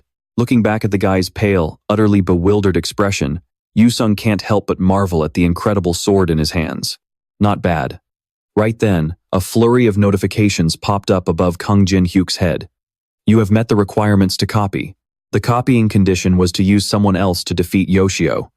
Having accomplished this, you can now copy the Quick Draw skill. Skill description: attack speed and damage will increase by 25% upon drawing the sword for the first strike. Seeing the flood of notifications, Kang Jin-hyuk smirked mischievously. Sweet. Meanwhile, the senior manager dragged a chair over right in front of him. Faction selection is turning into absolute chaos. You should probably go ahead and choose a side with them as well. While everyone was still desperately debating which side to join, the senior manager stood up on the chair next to him, awkwardly scratched his head, and said, "I apologize for the accident. I apologize once again for being unable to prevent it. But what could he really do? He had done his absolute best, but his power was limited." "Haha, you're right." The senior manager smiled and continued, "But you made it back alive. No, to be more precise, you completely wiped them out." He then asked, "What are you planning to do next? Is there anything I can do for you?" At his question, he put on an innocent face, held up 2 fingers, and replied, "Actually, there are 2 things." Moments later, the heavy doors swung open, and the senior manager dashed out excitedly, shouting, "Listen up, everyone! Important announcement." As all eyes turned toward him, "Thank you for your attention, everyone. Player Kang Jin-hyuk has declared that he will not be choosing any faction." Seeing him standing cheerfully on the railing and wildly gesturing as he spoke, the crowd below was left utterly baffled. "Wait, is that really the important announcement?" The person next to him nudged him and whispered, "Hold on, you need to hear the whole thing first." The senior manager grinned broadly and pointed toward him. Instead of joining a side, he says he's going to establish a brand new faction. The crowd below gasped in disbelief. "Is that even possible? No way, we aren't even residents of the tower." Like a persistent salesman pitching a hot new product, the manager kept hyping it up. The total points Kang Jin-hyuk has accumulated up to this day is 1 million. Since he has fulfilled the hidden condition of gathering over 1 million points, he now has the authority to create his own faction. But in his mind, he thought, "Of course, we have absolutely no idea how he managed to find out about that hidden condition in the first place." Just then, a man pointed directly at Kang Jin-hyuk and barked, "Wait a minute. As the representative of the Empire, I object." Benheim's sudden objection made the manager beam as if he had just struck gold. "Oh, hold on, so we have a party refusing to allow the establishment of this new faction? According to Tower law, such an objection requires 1 year to be reviewed and evaluated." Benheim grumbled at Kang Jin-hyuk in frustration. "What is the meaning of this? You promised you would join us." "I only said I would consider the Empire," Jin-hyuk countered. The man ground his teeth in pure rage. "Do you honestly think you can just brush everything off by saying that? We went through so much trouble to accommodate your demands." Fuming with anger, he made a move to attack him. "Don't make me repeat myself. Back off." Dodging the attempt easily, Jin-hyuk began to analyze the situation. The eyes of everyone from the other factions were locked onto him. "If I lose here, my dream of forming a new faction will instantly vanish." Catching him smiling, he knew this was the perfect moment to unleash it. He called out to Alice. Hearing him, she remained comfortably reclined inside, completely ignoring his plight as she casually replied, "And why should I lift a finger to help you? Like I said, just lend me a bit of your strength." Before she could even overcome her surprise, he activated all sharing to borrow the blood road skill from Alice von Ataraxia. You can now manipulate the blood of all living organisms in the area. He activated blood road with an overwhelming surge of raw power, leaving everyone present, including Benheim, completely slack-jawed.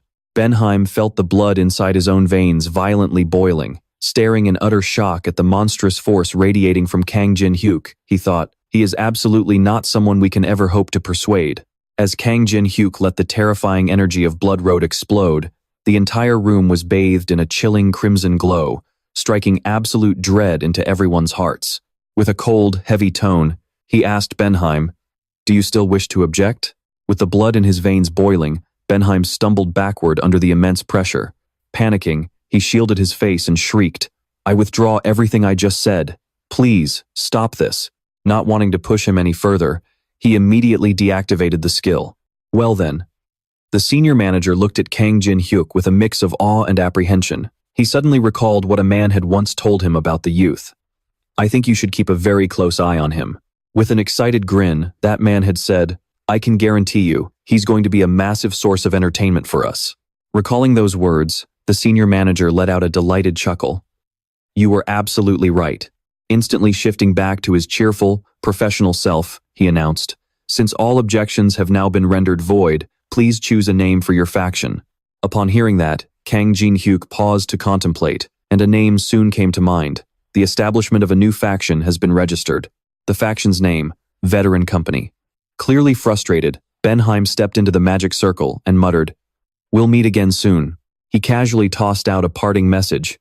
"When that time comes, we will discuss our relationship in much greater detail." From that point forward, Benheim never tried to force or pressure anyone ever again. As the battle drew to a close, everyone was busy working to restore the area to its original state. The restoration of Beijing was incredibly rapid. Even without any effort to dig deeper and uncover the truth, a massive monument was erected in the public square to honor those who had fallen during the riot. The surviving citizens gathered at the memorial, leaving white chrysanthemums alongside heartfelt messages. To honor those who had passed, Xiaoting laid flowers by the memorial. Just then, a reporter approached her, looking a bit anxious. "Xiaoting, where is the president of the Zhonghua Guild, Nangong Qian, and what is the Zhonghua Guild planning to do now?" Xiaoting turned around, her eyes flashing with irritation. She stared directly into the camera lenses pointed at her face. Completely ignoring her mood, the reporters kept pelting her with question after question. Xiaoting answered that the Zhonghua Guild, the largest guild in China, had completely fallen apart after the disappearance of its president and other key high-ranking executives. Bowing her head, Xiaoting said, "The ones who saved us from that horrific riot were not the Zhonghua Guild, nor was it the government." Facing the crowd of reporters, Xiaoting declared firmly, "The very first people to show up after the chaos broke out were Kang Jin-hyuk and Chan Yu-seong." Her voice trembled with emotion and gratitude as she added, "If it were not for them, this memorial monument would probably be a lot bigger." Kang Jin-hyuk walked up to the monument, watching the grieving families sob uncontrollably. Standing by the memorial, Kang Jin-hyuk looked at them and quietly activated his cold blood skill. You can maintain absolute composure even in the most critical situations. He gently placed a white chrysanthemum at the foot of the monument and walked away, completely ignoring the reporters behind him. The moment Alice got back home, she dove straight onto her bed. "Ah, this is the life. So relaxing. I swear, I almost choked to death back there. Those guys would not even let me lift a finger." Propping herself up lazily on the bed, she added, "But seriously, I did not expect you to go and start a whole new faction on the spot." Kang Jin-hyuk chuckled and said, "Is that so?" He looked at the system window floating in front of him, presenting a choice. "Do you want to spend 150,000 coins to increase your stamina stat to 23? He quickly tapped accept. The coins began to vanish. Thanks to Xiaoting's interview, his channel had been racking up more views and bringing in massive profits. "I will make sure to put this to good use." Once the money was spent, a system notification popped up. "Your stamina stat has been increased to 23. The faction Veteran Corporation has grown." A system message popped up. "You have received an invitation to join the faction, Veteran Corporation. Would you like to accept?" Once he agreed, more messages started appearing. Generating invitations. Kang Jin-hyuk looked up at the pending invitation messages floating in the air. Shortly after they were sent out, the system chimed again. "The first member has joined your faction." The notification brought a smirk to Kang Jin-hyuk's face. Wow, that was fast. Chan Yu-seong was the very first to accept. Shortly after, Taemin, Melina, and Lee Yuri's group also joined. Even though there was a slight delay between them, everyone eventually accepted the invite. As for Teresa, Kang Jin-hyuk received her reply. "I am so sorry, Jin-hyuk, but I have already chosen to join another faction." Kang Jin-hyuk stared at the system screen, lost in thought. "Teresa is the only one who turned down my invite. Well, I guess that makes sense. A holy paladin would obviously choose the Empire." Sending out another invitation, he thought, "It is fine. I saw this coming, and there is nothing I can do to change her mind anyway." An invitation has been sent within the tower. Kang Jin-hyuk's invitation appeared right in front of the 5th floor boss, who happily accepted it. "The boss of the 5th floor of the Tower of Trials has joined your faction." The entire 5th floor was now under the control of the Veteran Corporation. He closed the system screen with a satisfied smile. "Now, I have got an almost endless supply of resources from the lower floors of the tower, right in the palm of my hand." But he was not done yet. He pulled out a ticket from his inventory. "Using free copy ticket. I might as well make the absolute most of the reward I got from taking down that god." The description of the free copy ticket read, "You can copy an opponent's skill without having to fulfill the copying conditions." Kang Jin-hyuk quickly activated the ticket. Copying Osiris's skill. Sacred Sunday. Description. You can recreate the power of the sun. The system notifications kept rolling in. Strength has increased from 25 to 50. Mana has increased from 143 to 154.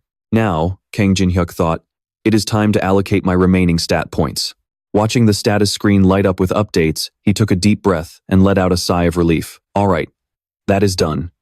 He pulled up his personal status board. Name: Kang Jin-hyuk. Gender: male. Age: 27. Level: 67. Strength: 50. Agility: 25. Stamina: 34. Magic power: 154. Force: 100. Luck: 10. Adaptability: 78. Energy: 17,530. Available stat points: 0. Coins: 21,350. Class: Rune Interpreter. Skills: Sword Tomb Fusion, Blessing of the Stars, Judgment of Anubis, Mandala of the Demonic Blood, Invincible, 100 Poisons and Beasts, Elemental Assimilation, Eyes of Greed, Mark of Exile, Exclusive Ice Sculpture. Exhaling softly, Kang Jin-hyuk let out an excited chuckle. Yep, it is finally complete. It is getting more perfect by the day. Grinning like a total maniac, he muttered. All right, on to the next step. Alice chuckled to herself. Geez, I have never seen a human with such a devious look on his face. Honestly, it is still hard to get used to sometimes. As she was lost in thought, something suddenly clicked in her mind, and she sat up abruptly. Wait. Biting her nail, she fell deep into thought. He was the first one to use my blood path, right, and there are so many other strange things. Things an outsider from beyond the tower shouldn't even know about. She was about to slide out of bed and walk over to Kang Jin-hyuk. I should ask him.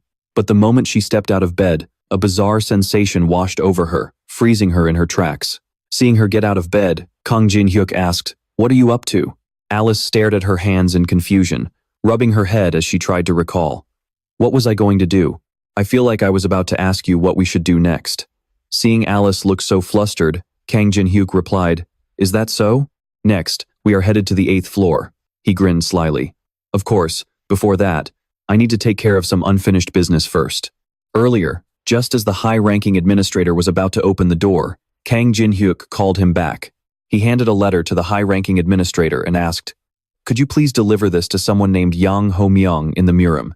This is my second request." The high-ranking administrator took the letter, curious. Well, it is not that difficult, but what is actually written in this letter? He softly replied, "A trade proposal. Kang Jin-hyuk is currently on the 5th floor of the Tower of Trials, in the stalactite cave."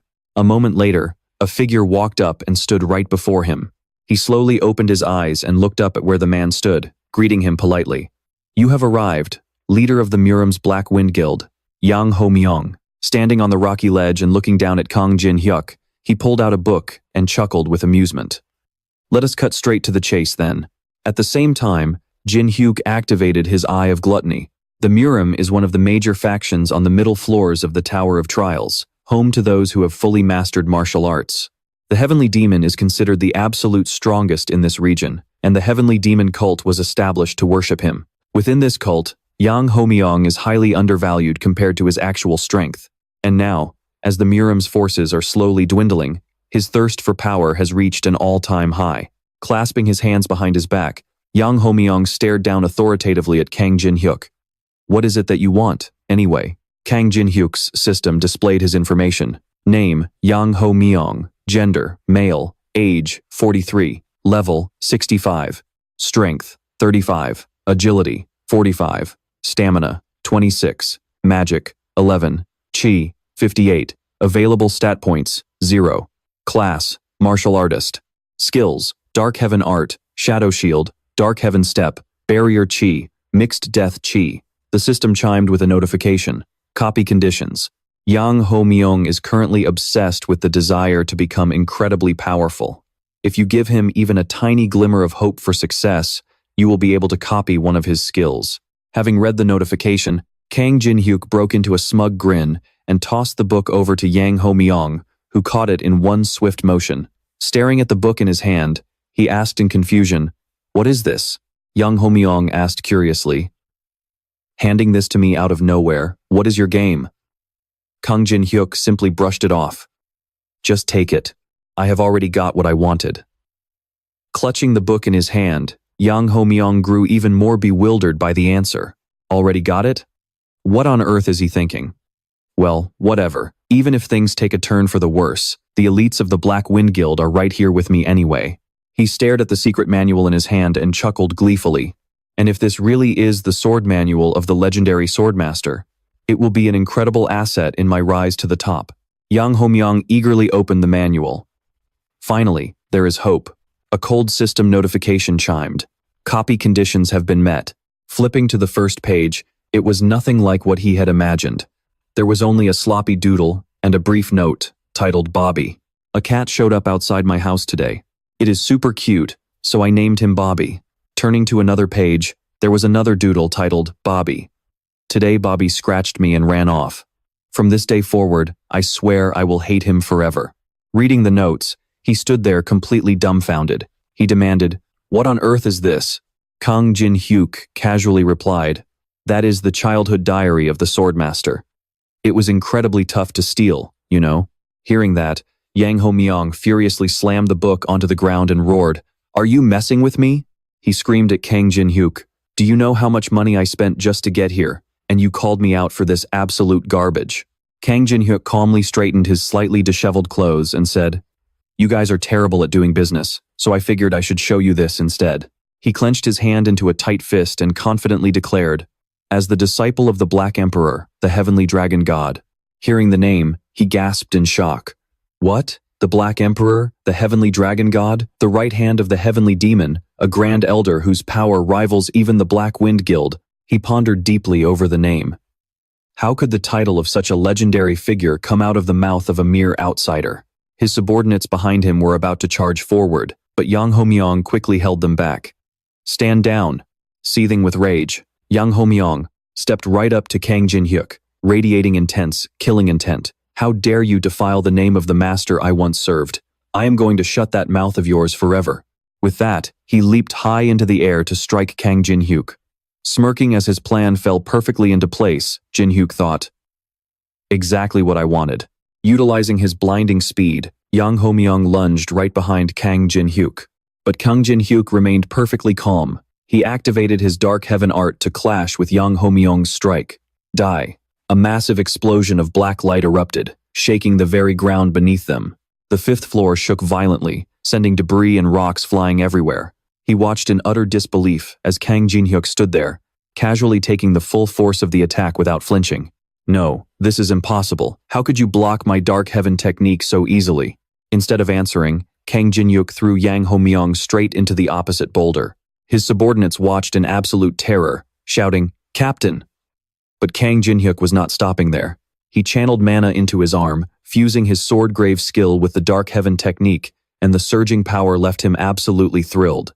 "I have the ability to copy and combine different skills, and a brand new skill is born from that fusion." A moment later, the system chimed. Fusion complete. Jin-hyuk smirked to himself, knowing the combined version is always superior to its components.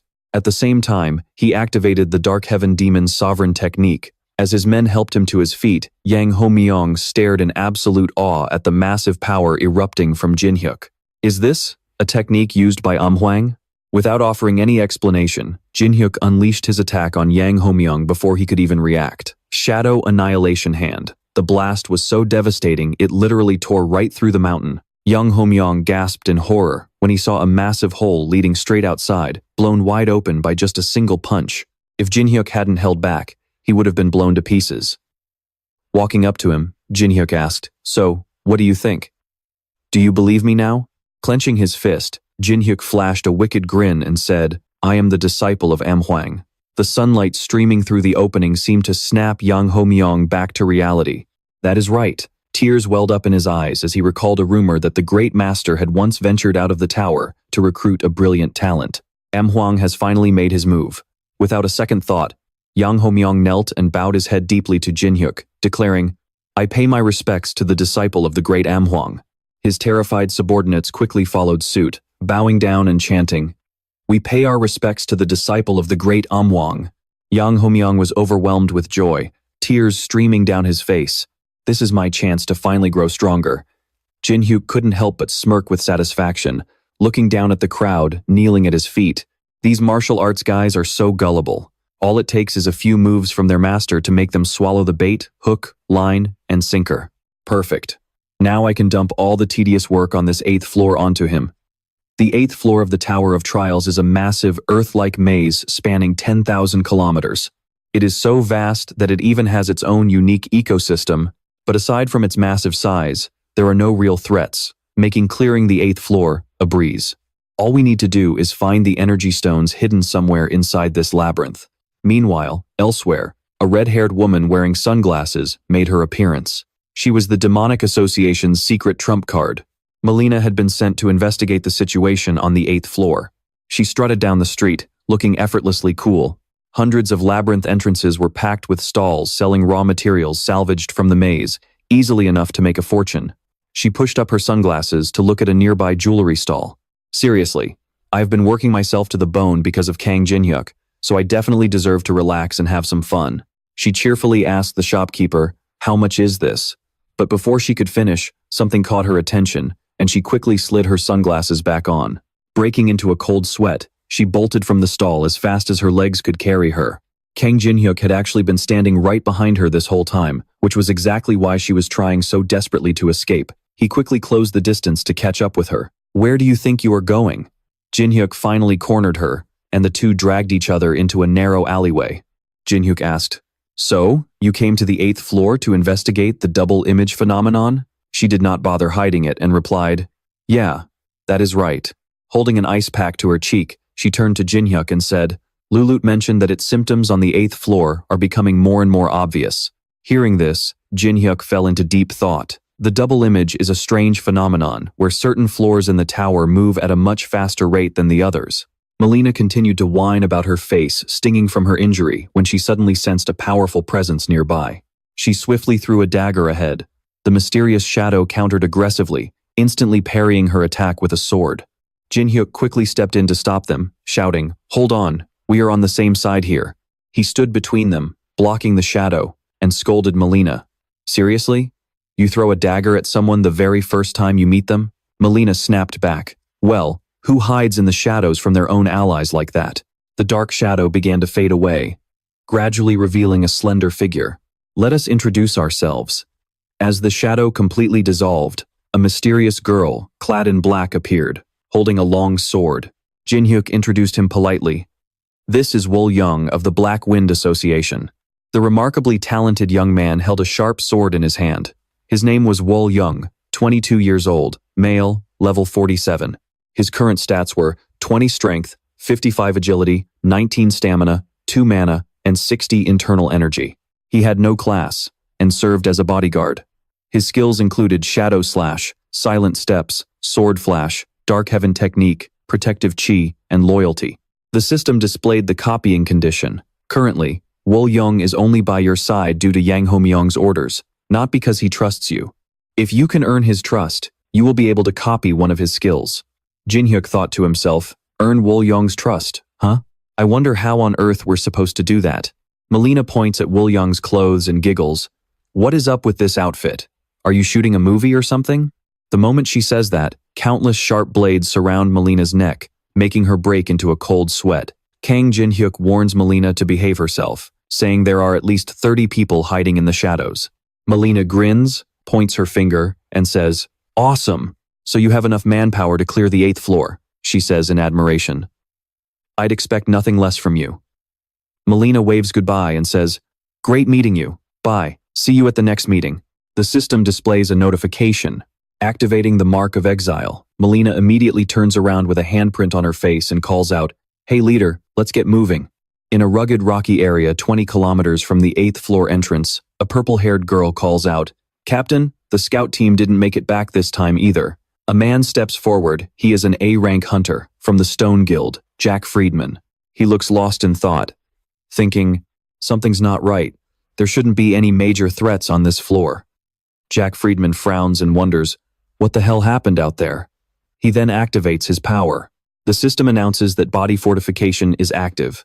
Suddenly, a barrage of razor-sharp arrows rains down directly on him. Jack Friedman struggles to defend himself in sheer panic, thinking, what kind of power is this? There shouldn't be any monster this strong on this floor.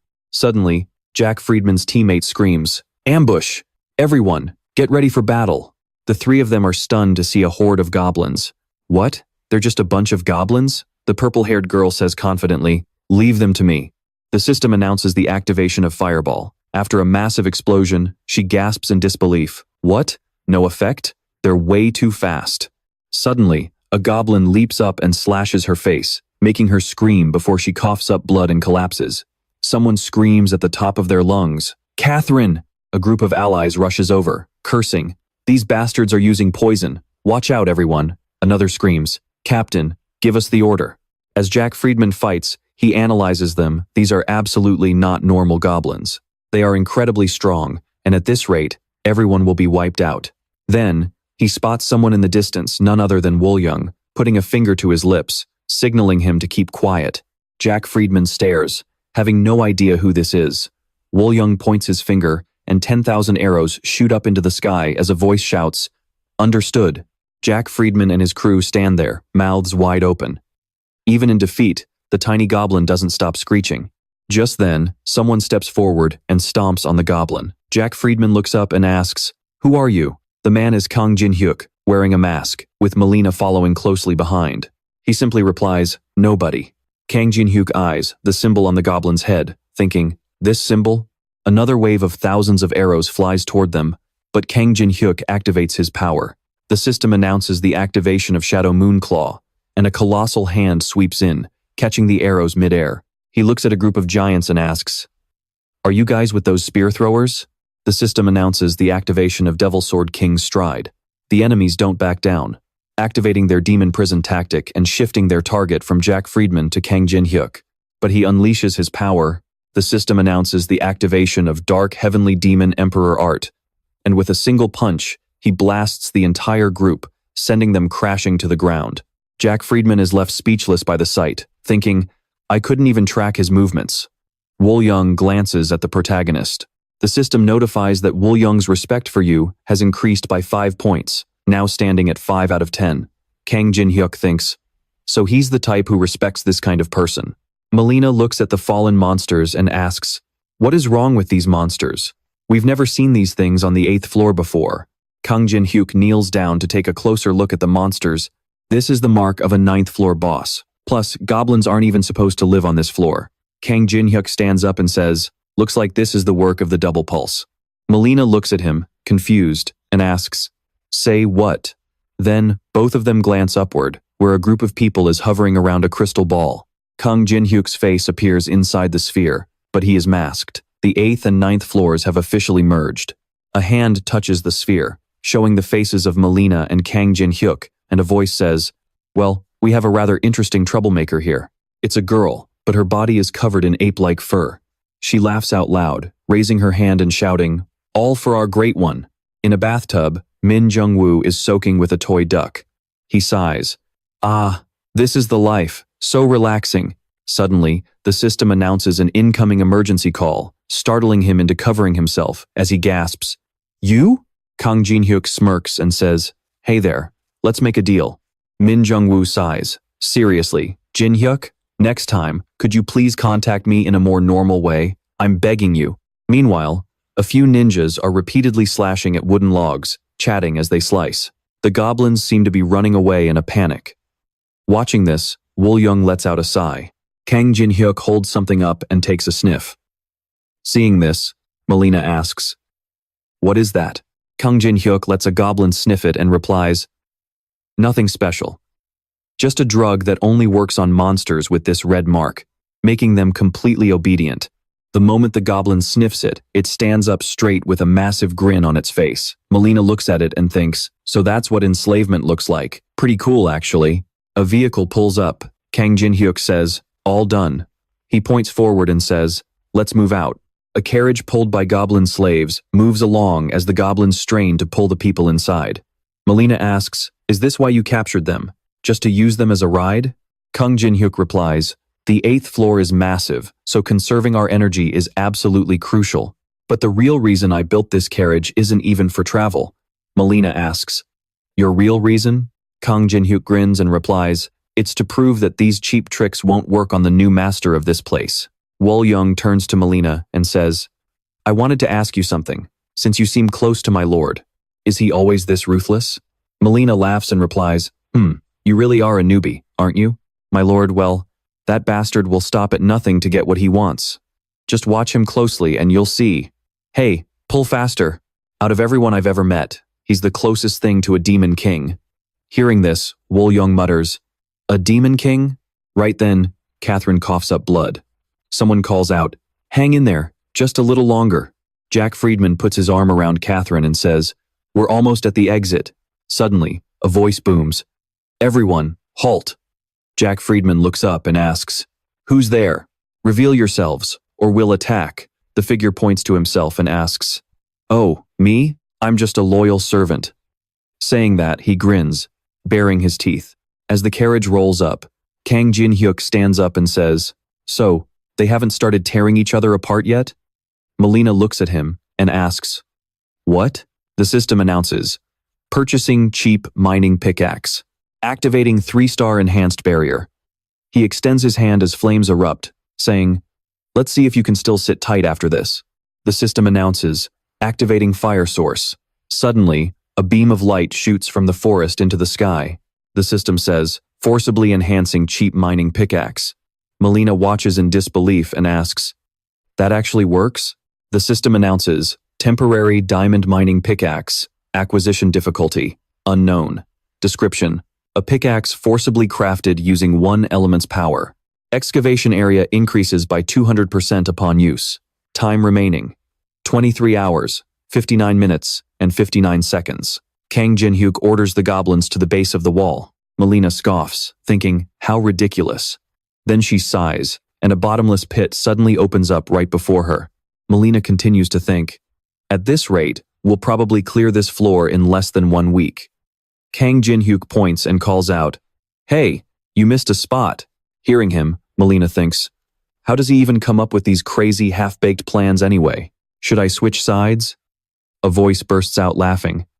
That is quite enough. If you keep this up, there won't be an 8th floor left.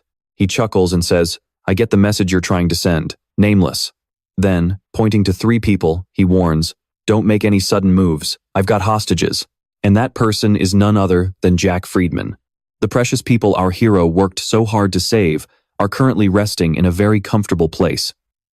Just come with me, and I'll let them go safely. Kang Jin-hyuk punches him square in the face. The system announces, activating Giant's Fist. With his mouth stuffed, the man thinks, I didn't even have time to react. Kang Jin-hyuk lifts him up effortlessly and sneers. Do you honestly think I give a damn about those so-called hostages? He probably thought he held some kind of trump card. Kang Jin-hyuk adds, but instead, you just served yourself right up to me. Thinking he could just teleport away will be his biggest mistake. Gagged, he can't utter a single word. The system announces, activating Black Tendril Sphere. He thinks, I completely underestimated him. I need to fall back. Kang Jin-hyuk punches him, sending him flying into the air. The system announces, activating Dark Sky Demon Emperor magic, chipping one of his teeth and making his mouth bleed. Kang Jin-hyuk grabs him by the collar and asks, where do you think you're going? You still have to take your beating. Melina and Wolyung stand there watching the guy's tooth fall, utterly speechless. Back at the lair of the winged ape creature, he is brought in looking absolutely battered and broken. Kang Jin-hyuk walks in and says, looks like you're pretty busy with your little preparations. With blood dripping from his hand, he adds, unfortunately, I found a shortcut, so I arrived a bit early. Melina rubs her temples with a sigh and says, seriously, this is way too much. Don't you guys think so? Wolyung grips his sword and replies, my lord has far too many enemies. I will work with the Black Wind Association to clear an escape route for you, my lord. Kang Jin-hyuk calls out, Wolyung. He immediately responds, yes, my lord. Kang Jin-hyuk says, I told you already. Who do you think I am? Wolyung doesn't understand at all and asks blankly, huh? What do you mean? He says, the heavenly power dragon, disciple of the Dark Emperor, remember? So just stand back and watch. This junk can't do a thing to me.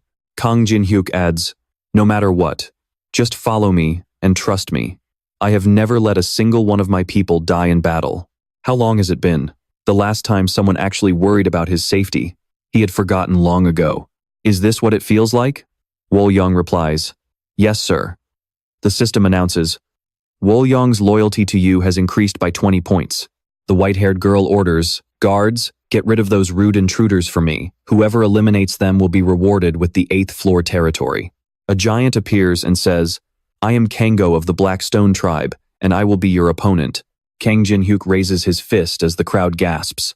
Was Kango really defeated in just one blow? He thinks, there are 3 boss monsters on the 9th floor in total, so why don't I see the other 2 anywhere? She is definitely plotting something. Damn it, I can't believe he caught up to us already.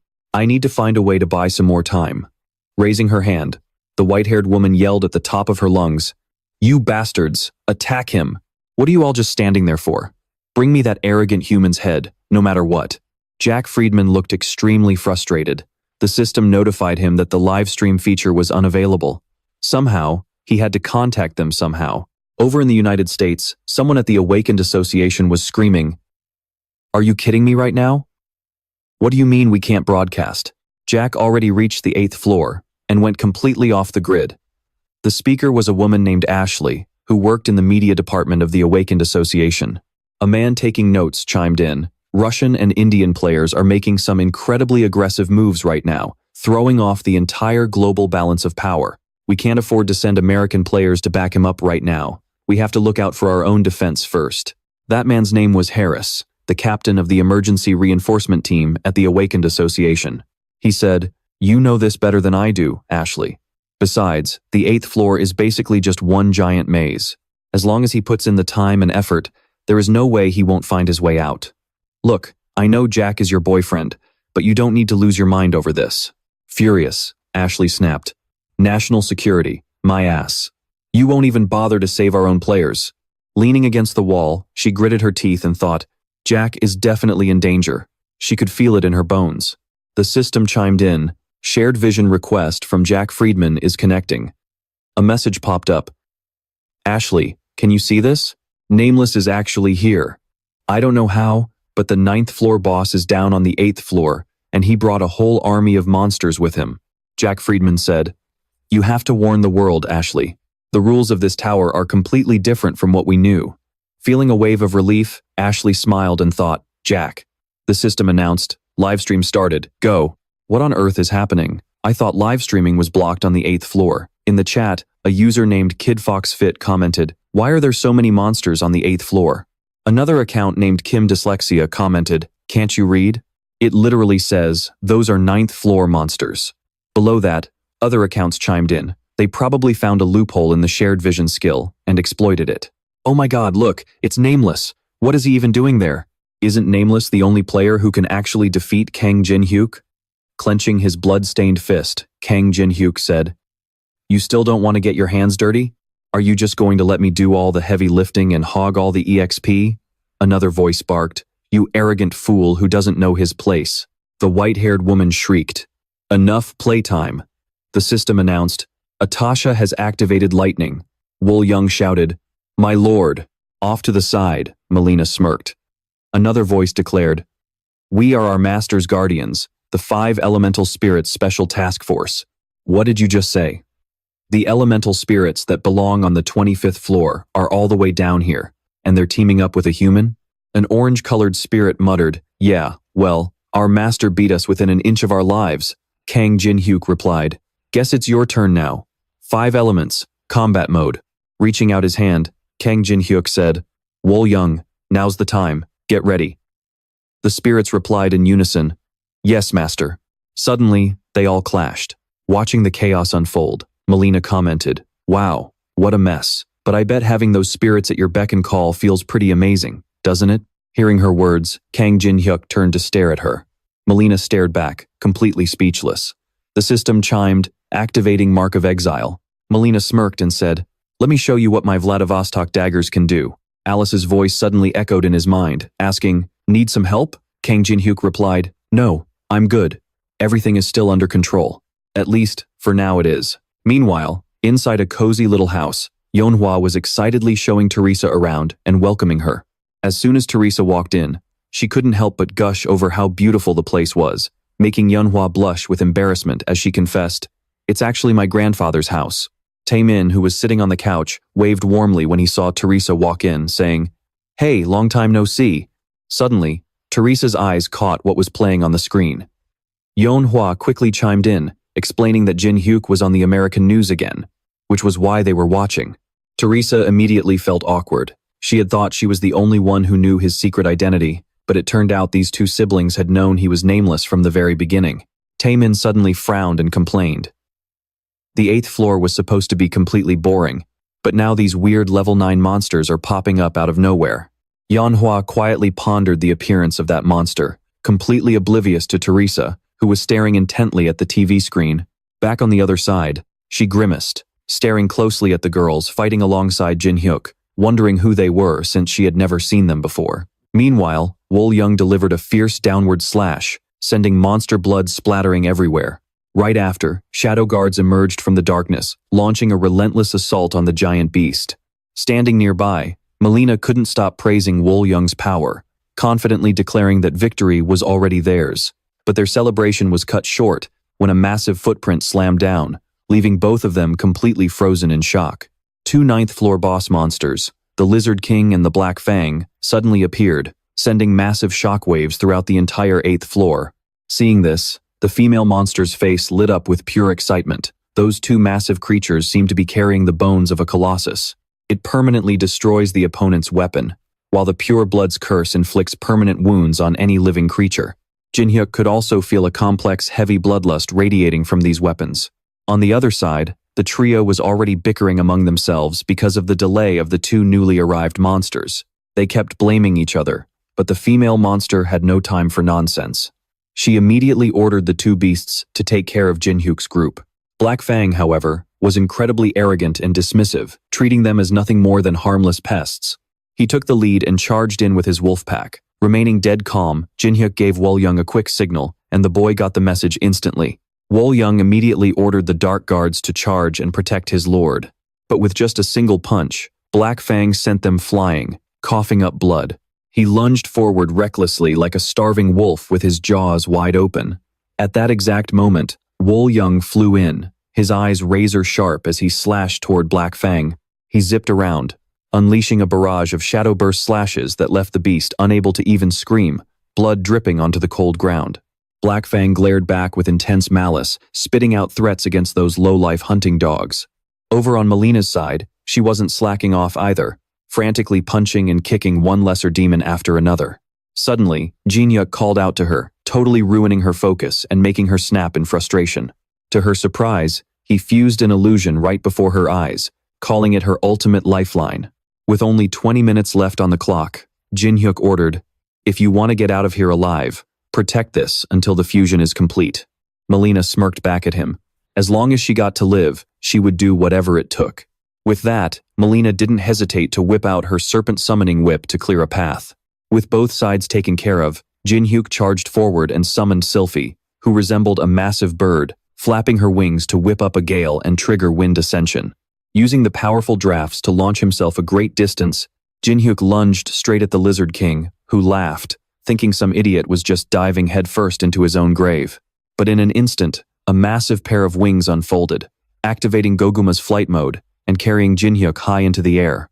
From below, the Lizard King could only scream in sheer frustration as he watched them soar away out of his reach.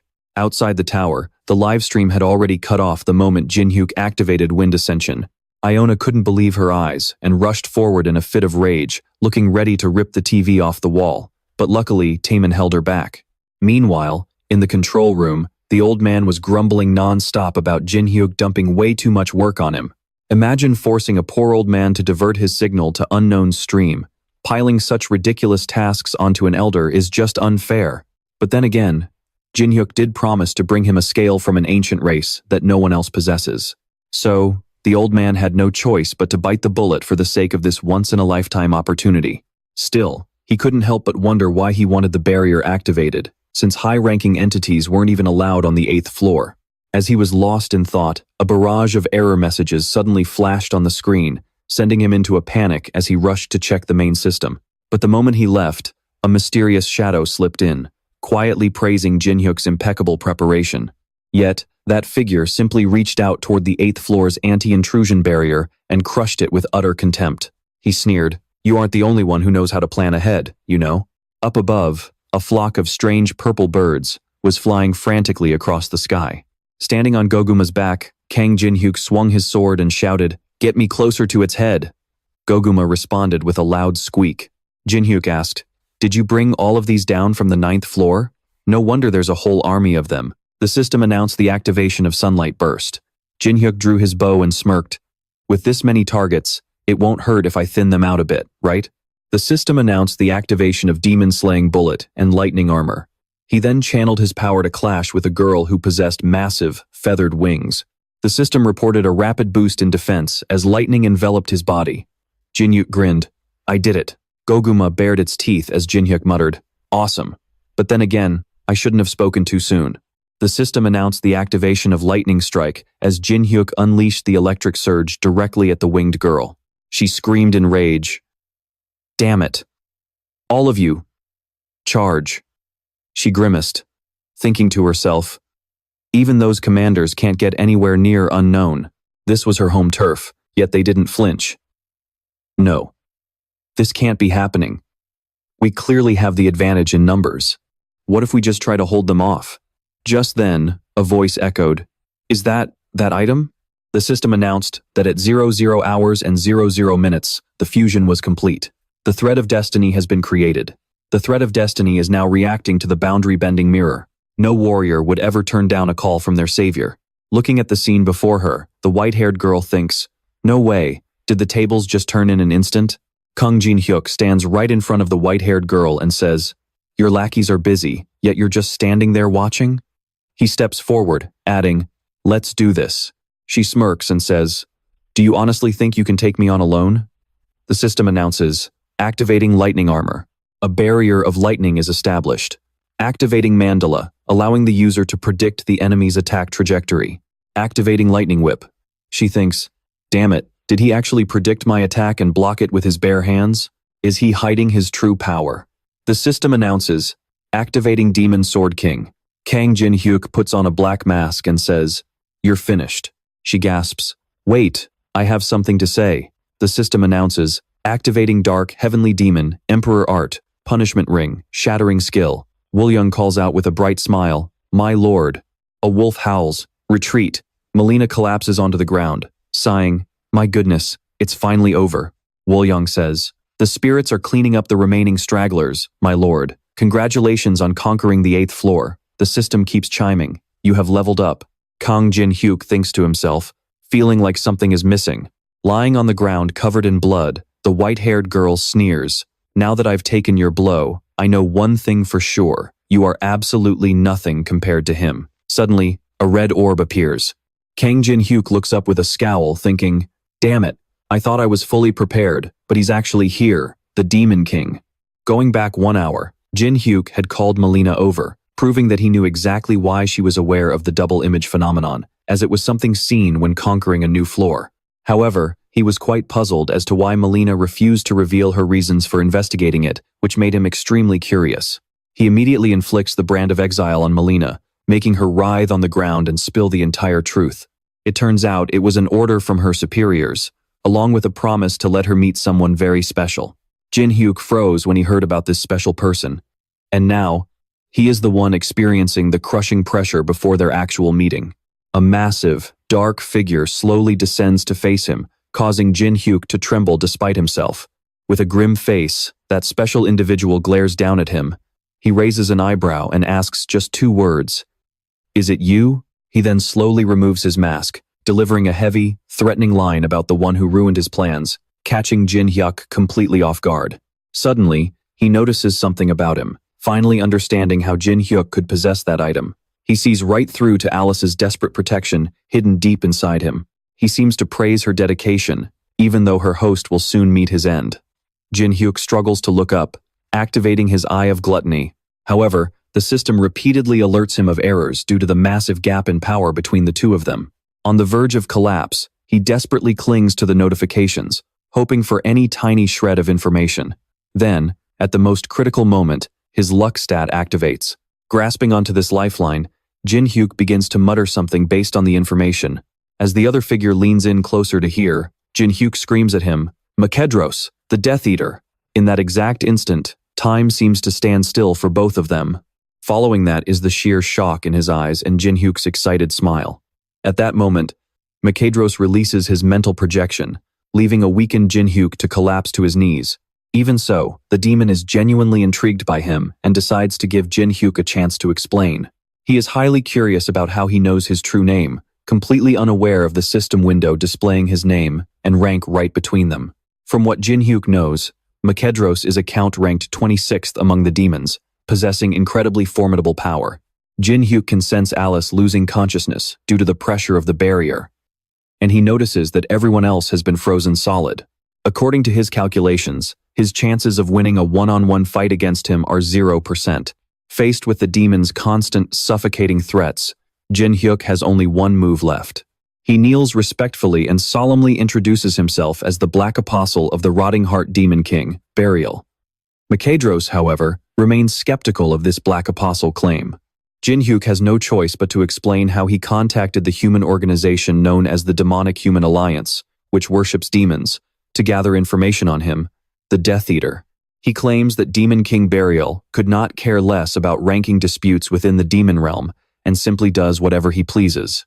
Jinhyuk expresses his ambition as a Black Apostle, slowly revealing his true colors. He boasts of his own grand ambitions, leaving Makadros somewhat bewildered. Jinhyuk subtly hints that he is looking to serve a different demon king. Recognizing the implication, Makadros analyzes the information and the demonic energy surrounding Jinhyuk. Concluding that he indeed seems to be a genuine Black Apostle, he summons his black orbs, directing them at Jinhyuk as a way to test his worth. Makadros demands proof significant enough to make him overlook the ruined plans, continuing to apply heavy pressure on Jinhyuk.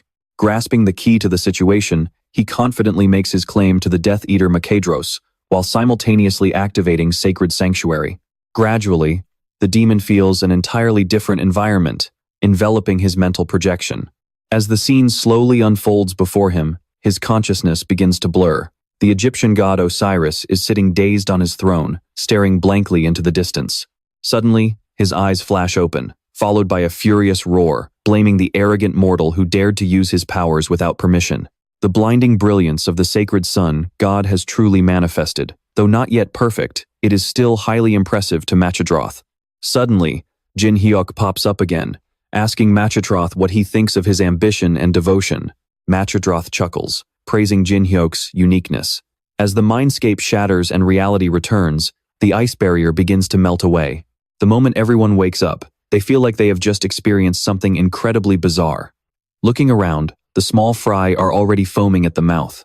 Only high-level individuals like Melina and Woolyung seem merely dazed, though they can still sense a heavy, lingering demonic energy around them. Still, they let out a sigh of relief seeing that Jinhyuk is perfectly fine. Meanwhile, Jinhyuk keeps staring intensely at the key Makadros gave him. At the same time, he recalls the warning about this rift key. It is the essential tool needed to break a demonic contract. Once he finds a rift within the tower, he can activate it. To Makadros, Jinhyuk is the very first dark vessel who has shown such audacity and kept him so entertained. He can't help but admire Variel's excellent taste in picking people. Jinhyuk crushes the key, wondering if Makadros has met with other dark vessels. Jinhyuk begins to suspect that some players have already become dark vessels themselves. Just then, Alice wakes up and immediately checks on him. She can't help but admit how powerful and dangerous that rare demon is. Deep down, she begins to worry about having deceived such a terrifying entity. However, Jinhyuk does his best to reassure her, explaining that everything is going exactly according to his plan.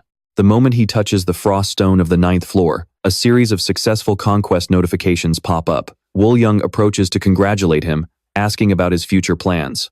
However, despite his rapidly rising level, Jinhyuk's only desire right now is to find someone to complain to.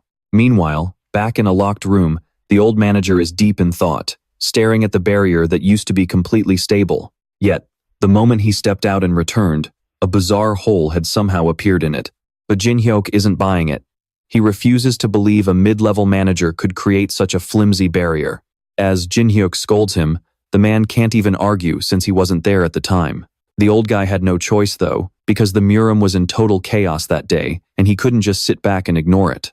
This reason catches Jinhyuk completely off guard. After all, the Murim faction has always been weaker and smaller in number than the Empire, not to mention the penalty they suffered last time. Still, feeling deeply guilty for breaking their promise, The old man falls silent for a moment before deciding to open his grand vault, allowing Jin Hyuk to purchase one of his treasures. The old man is incredibly proud of his collection of rare treasures. After all, getting to choose an item from his vault is a once-in-a-lifetime stroke of luck. Jin Hyuk is totally unimpressed by the manager's enthusiastic sales pitch, but he keeps his word regarding their contract for the scale of an ancient species. He immediately summons Goguma. The moment the manager sees those shiny scales, he can't help but squeal in excitement. Without hesitation, Jin Hyuk hugs the black dragon and proposes trading a single scale for the ancient compass, since that aligns with their original agreement anyway. The manager asks in frustration, then lets out a heavy sigh, pointing out that Goguma is still a hatchling, and they don't even know what species he belongs to. So, trading one scale for an ancient compass is a major loss. He complains endlessly, trying to play the victim. With that massive fortune in mind, he seizes the opportunity to pitch the ancient compass for a special price of 10 scales and a week of custody over Goguma. The manager looks quite pleased with himself as he lays out his greedy scheme. Jin Hyuk suddenly remembers this rip-off old man's notorious title, the president of the Merchant Association. Jin Hyuk resorts to his usual bargaining tactics, turning his back and walking away with Goguma, leaving the old man completely dumbfounded. Jin Hyuk thinks he's a nice guy, but the price is just way too high, so he decides to go with Plan B, talking to Hastings.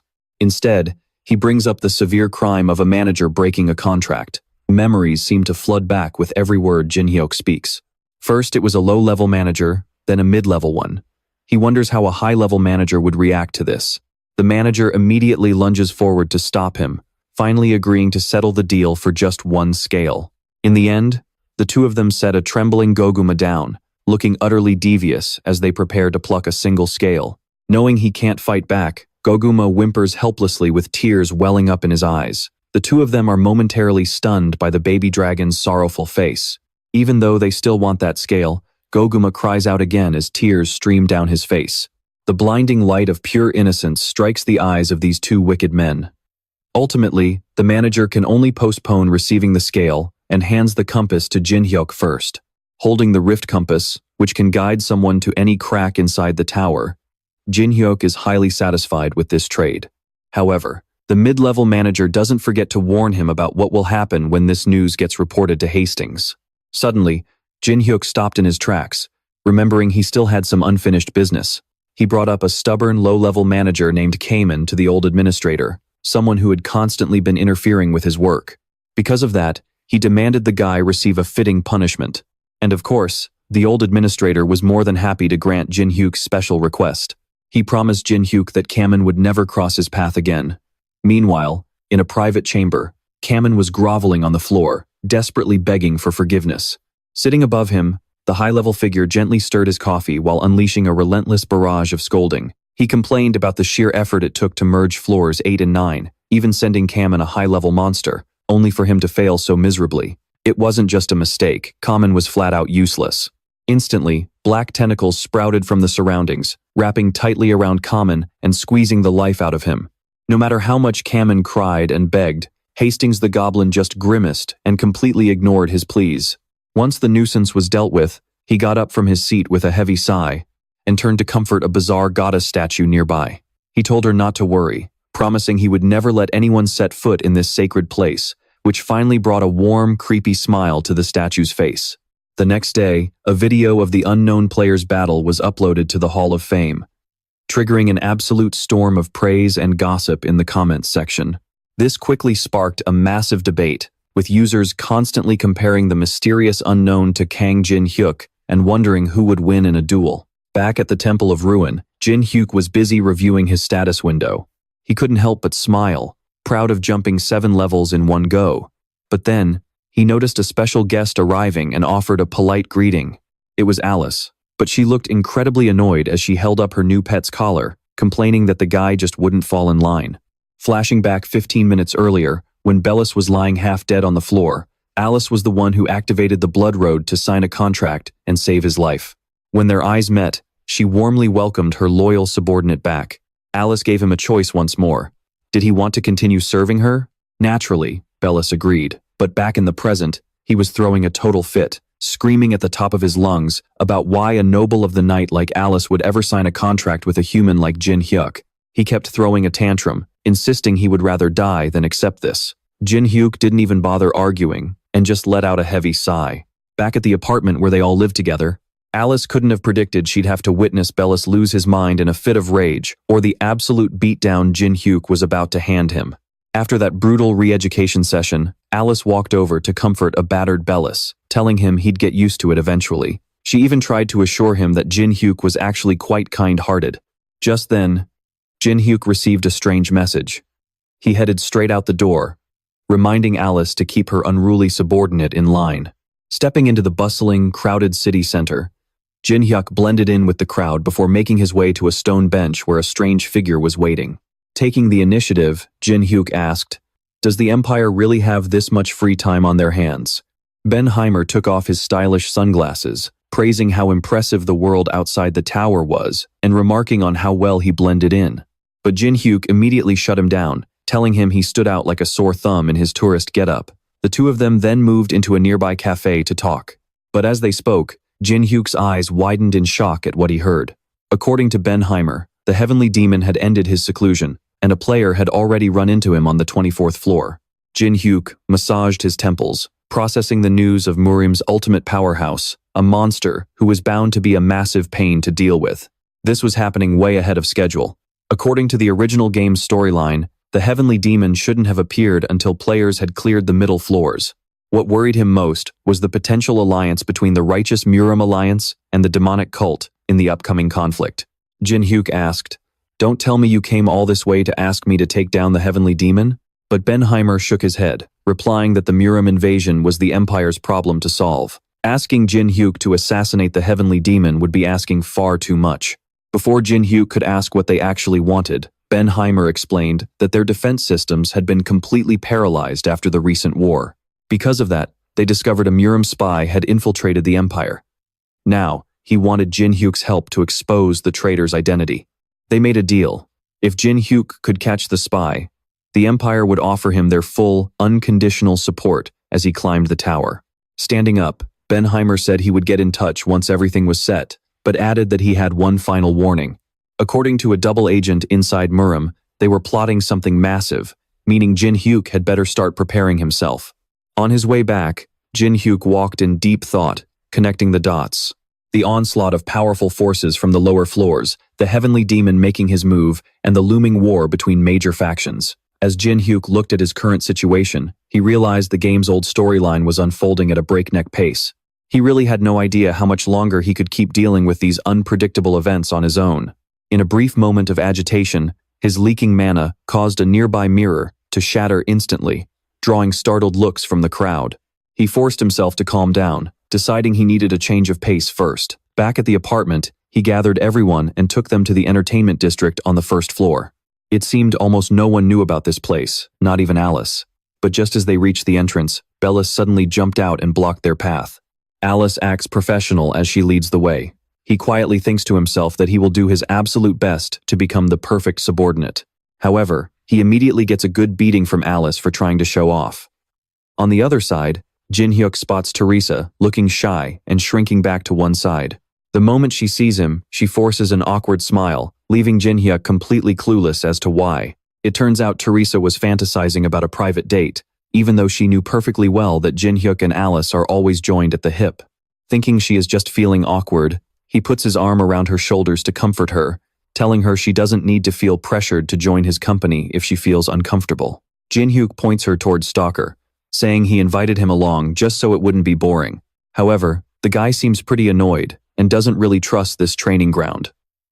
Once everyone gathers, he declares that the game is about to begin. Instantly, a notification pops up, placing restrictions on everyone's mana and weapons. Right after that, an adorable bunny appears, formally introducing itself and setting the ultimate goal for everyone. Escape from this hellish theme park. Of course, it's not going to be that simple. Not only is everyone banned from using their abilities, but they also have to escape from those hideous monsters. To kick off the grand opening of the amusement park, the bunny summons the strongest monster in the park, a terrifying raccoon man. The moment it lunges forward, it charges straight at Alice. In a panic, she swings a punch, blowing the raccoon man to pieces. Seeing this, the pink bunny completely freezes. The scene unfolding before its eyes is beyond bizarre. It's nothing but a one-sided beatdown. While Alice is having a blast, Stalker looks at these childish games with utter contempt.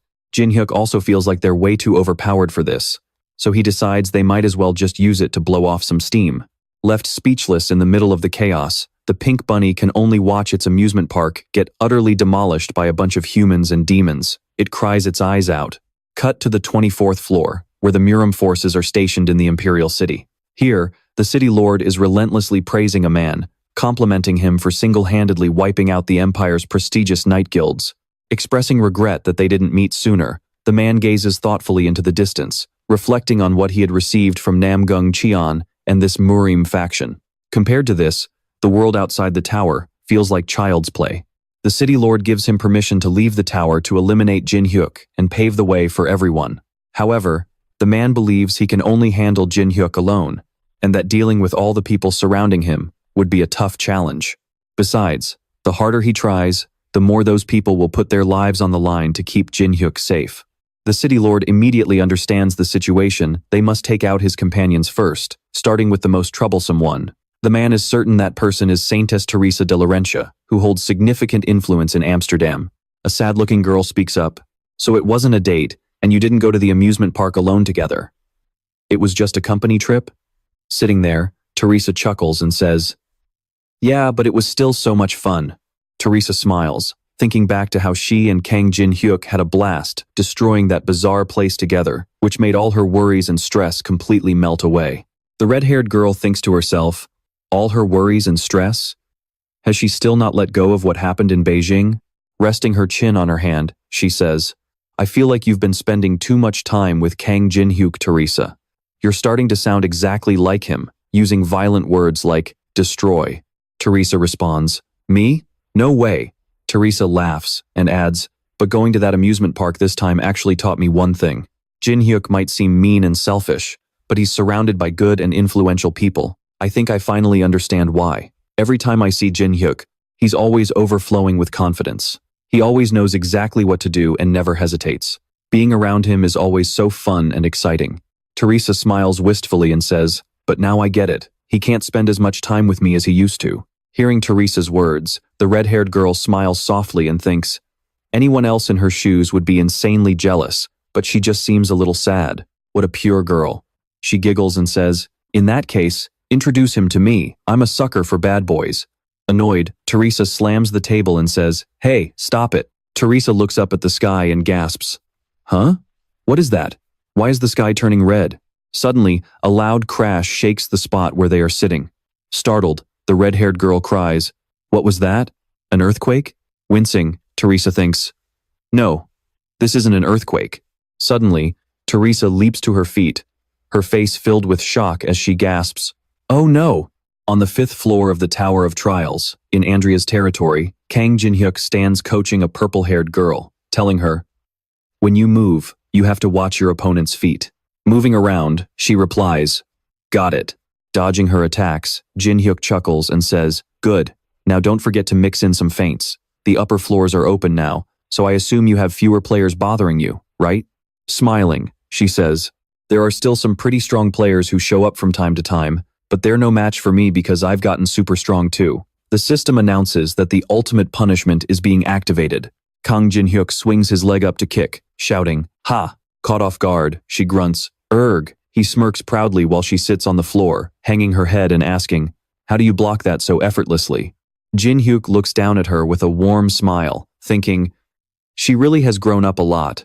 When we first met, she was just a terrified kid. The 5th floor is also completely different from the cult's nest it used to be. The residents here will eventually become part of my forces. A voice rings out, "You still have a long way to go. Get back on your feet." Sitting there feeling sorry for yourself won't change a thing. Elsewhere, Alice stands with her arms crossed, lecturing her. "I certainly didn't teach you to behave like that." The purple-haired girl calls out, "Master!" Kang Jin-hyuk stands watching with a smile, thinking, their relationship is much better than I thought. Under Alice's guidance, Andrea will grow a lot faster. Even Belos seems to be gradually adapting now. Alice turns to Andrea and asks, "What do you think her problem is?" Andrea turns and replies, I think it might be a congenital issue. Just then, a system notification pops up. Incoming video call from Han Sung-jin. Kang Jin-hyuk asks, long time no see. What's the matter, Mr. Association President? Han Sang-jin gasps, player Kang Jin-hyuk, we have a major emergency. You need to come to the association right away, as fast as you can. Kang Jin-hyuk asks, an emergency? What's going on? Han Sang-jin explains, a massive dungeon outbreak has erupted all across Europe. There are currently at least 60 active gates. We expect this number to keep rising. This is the biggest disaster we've faced since the tower first appeared. New gates are constantly popping up in France, the Netherlands, the UK, and Germany. For now, the European guilds are holding their defensive lines, but I don't think they can hold out for much longer. Meanwhile, the system alerts, activating fire strike. A voice calls out, sorry, but your attacks are barely doing anything to them. Maria adds, you guys would be of much more use helping evacuate the citizens. Someone shouts, it's Maria from the Olympus Guild. We're saved. The system announces, activating sanctification. Teresa grips her sword, seizing the momentum to slash through the enemies. She then turns and shouts, sister, go for it. Unleashing her fire magic, Maria replies, I'm already on it, so don't you worry about a thing. Then, a massive wall of fire erupts. The system announces, activating fire strike. Both Teresa and Maria wear confident smiles. Maria looks at Teresa, thinking, she must still be shaken up after what happened in Beijing. Yet here she is, pushing herself to fight so hard. You're truly amazing, Teresa. But then, a voice sneers. For a mere human, your magic is quite impressive. Maria's face contorts in shock as she thinks, what on earth is this feeling? It's like an astronomical amount of mana is completely locking me down. The system alerts. Mana shield has been destroyed. At that exact moment, Maria takes a devastating blow right to her stomach. A massive explosion detonates. Teresa screams, Sister Maria. Behind her, a colossal figure emerges from the rising cloud of thick dust. The thick dust completely blinds everyone. Teresa, her face covered in soot, falls to the ground and grunts, your power really does live up to the rumors. The massive figure declares, I have been searching everywhere for you, Saintess Teresa du Laurentia. He is a skull-faced monster, known as the Grand Death Knight. Teresa looks up at him, unable to hide the sheer panic on her face, as a horde of demon-faced monsters begins charging in. Amidst the heavy footsteps, a voice sighs, ugh, those guys are seriously annoying, aren't they? Another voice chimes in, tell me about it. It's the notorious duo of former mad killers from Europe. The girl is Casey, and the guy is Judro. Casey sighs. Sigh. I really miss the days when we got to tag along with Kang Jin-hyuk. Judro mutters, is the situation in Europe really that hopeless? Hearing him, she responds, huh? But is interrupted by a phone suddenly ringing. They both press their ears against the receiver and ask, who is this? The voice on the other end makes them both gasp in pure excitement.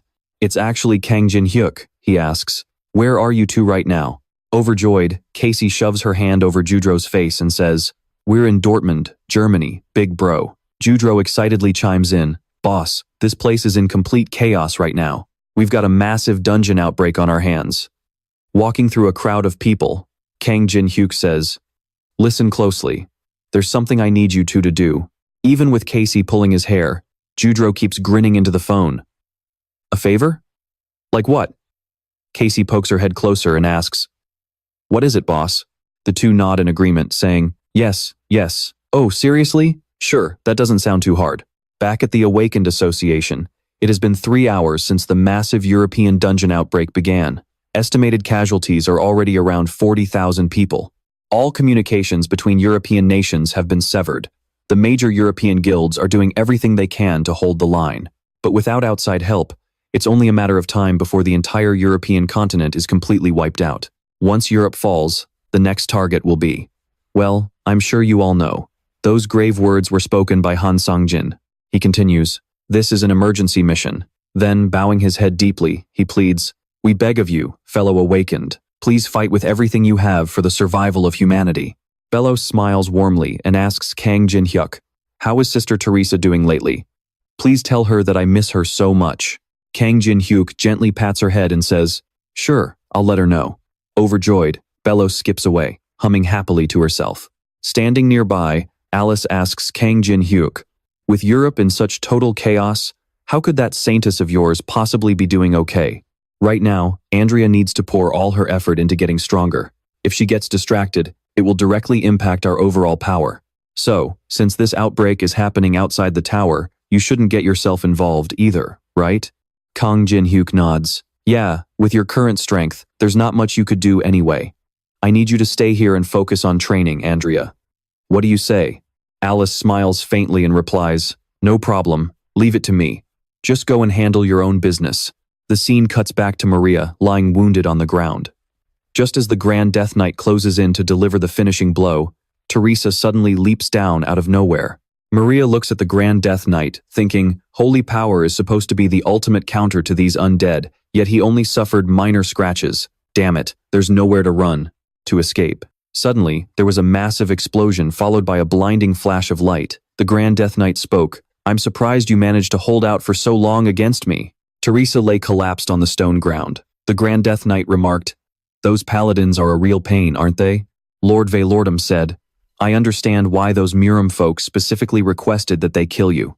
You indeed possess an incredibly pure and powerful holy power. What's more, that dual energy core phenomenon is absolutely fascinating. He ordered the Grand Death Knight to take her, saying, carry her off. The Grand Death Knight asked, are you not going to fulfill your promise, my lord? He chuckled, with such a fascinating find, letting her die would be such a waste. Take that female mage with us too. I'm sure they'll both be highly useful. Someone caught them on camera, carrying Teresa away. It was none other than Casey and Judello. Judello asked, did you get the photo? Casey grinned and replied, got it, crystal clear. Judello said, they seem incredibly powerful. Do you think we could ever beat them? Casey stuck out her tongue, looking at her phone, and giggled. Kick, how could we ever beat monsters like that? Are you crazy? Monsters? She sent the picture to Kang Jin-hyuk, messaging, Teresa has been captured. They are probably heading to the Amsterdam Palace, and the culprit is this skeleton guy. Kang Jin-hyuk looked down at his phone and remarked, then we'll just have to let another monster handle it. 4 people appeared. There was the long-haired Wang Jian, the undercut-haired Namgung Hun, a girl named Tang Suha, and the last guy with a middle part named Nanggong Chun. In Amsterdam, the area was littered with corpses and the Skull Demon tribe. Tang Suha spoke up, what kind of awful demon realm is this? She asked. Why did the Murim Alliance have to hire these dead bodies anyway? Nanggong Chun added, exactly. We could have easily done this ourselves. A voice rang out. But have you ever considered that things ended up like this because you completely messed everything up on the 4th floor? Namgung Hun looked up and thought, that person is the very first among the young masters of the Murim Alliance to reach the peak. There was a girl dressed in a black gown. She was the young master of Manhwa, named Baek Seolin. She said, long time no see. A soldier is only valuable when he obeys his military orders. Once he doubts and disobeys, he is completely worthless. Do you understand what I mean? Tang Suha and Nanggong Chun answered in unison, we understand, my lady. Someone stepped forward and asked, are you all here? It was none other than Veilordum himself. Waving his hand in greeting, he said, welcome to our new hell. He introduced himself as Veilordum, adding, isn't this place great? There must have been so much war around here. A Grand Death Knight said with a gleeful look on his face, we can create an endless number of undead from this.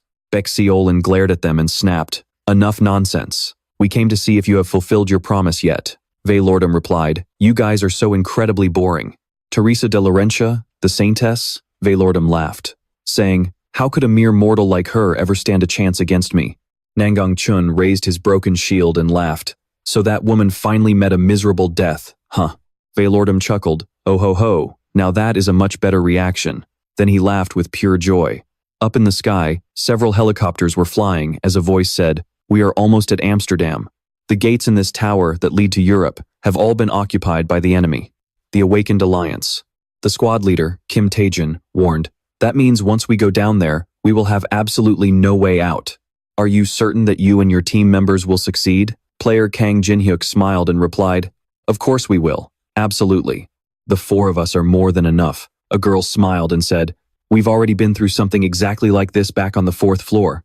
Taemin said with a weary face, even though this is outside the tower. Kang Jin-hyuk asked, what has gotten into you this time? I've never seen you volunteer to do anything before. Chun Yu-sung closed his eyes and snapped, "Shut up. What I do is my own business." Kim Tae-jun asked, "Player Kang Jin-hyuk, is there anything else we need to watch out for?" Kang Jin-hyuk explained, "The boss Feilordum is an incredibly powerful necromancer, so unless we run out of corpses, his source of power is basically limitless." Kang Jin-hyuk continued, "The fewer citizens he kills, the fewer soldiers he can raise. So while we attack this area, you guys must try your best to block the gates in other sectors." Kim Tae-jun listened to Kang Jin-hyuk and replied, "Got it. Players from all over the world are making their way here through thick and thin. They will help you deal with the boss monster. Even though I say this every time, I wish you all the best of luck."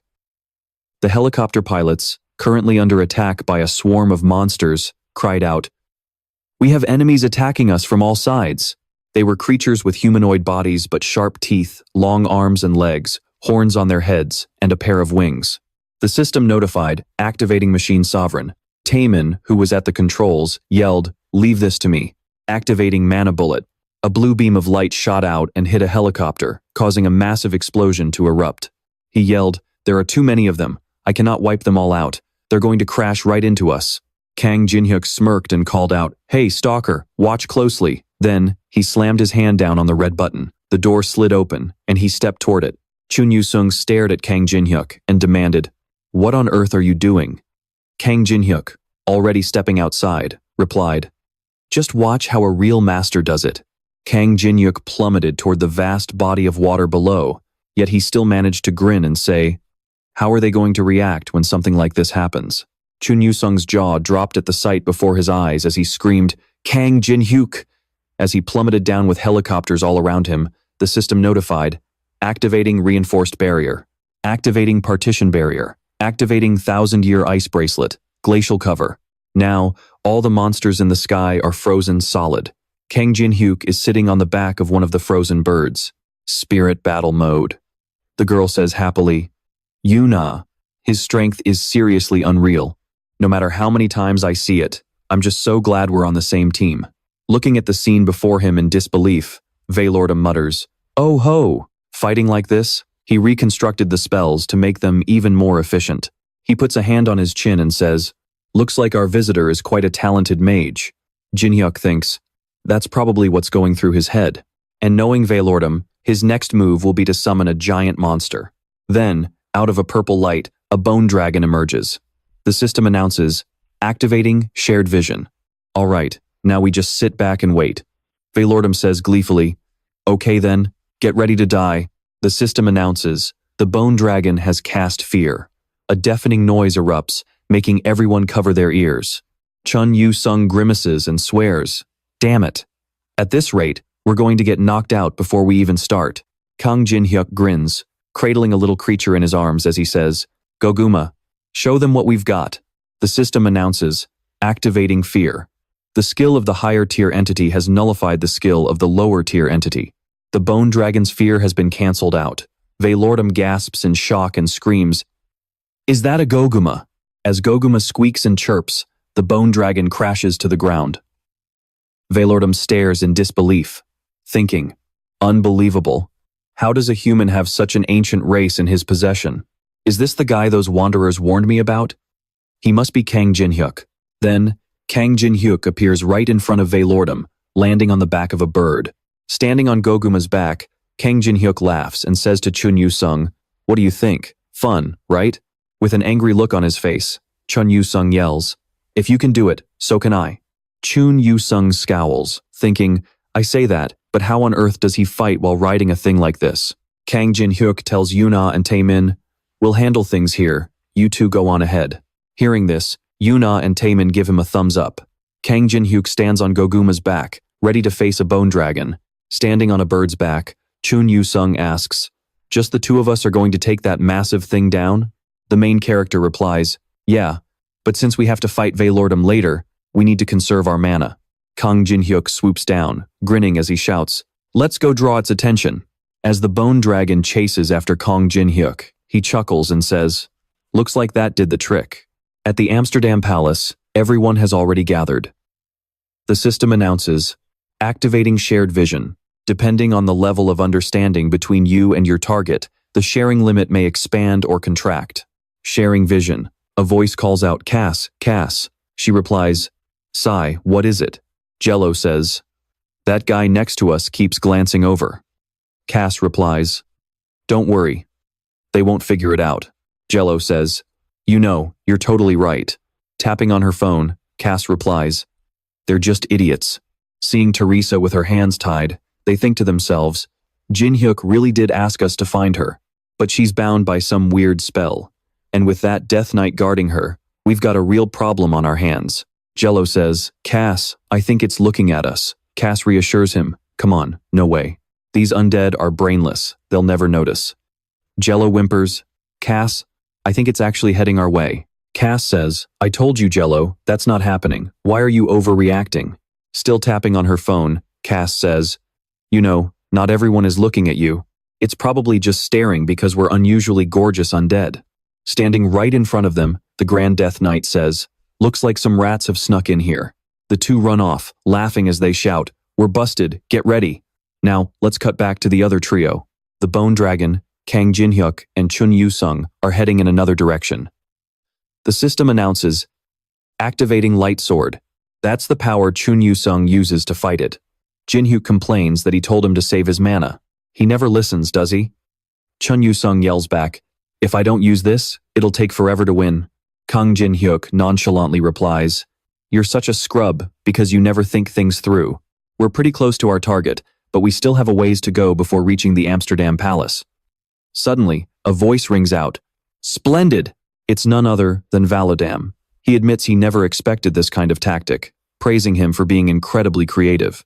Valodam chuckles, saying it reminds him of back when he was still human.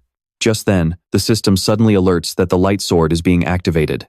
Chun Yu-sung slashes his sword, shouting, cut the crap and just die.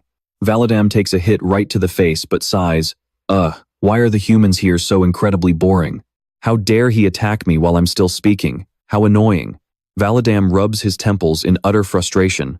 Name, Valodam. Race, undead. Age, 35. Level, 90. 1. Strength, 55. Agility, 60. Stamina, 45.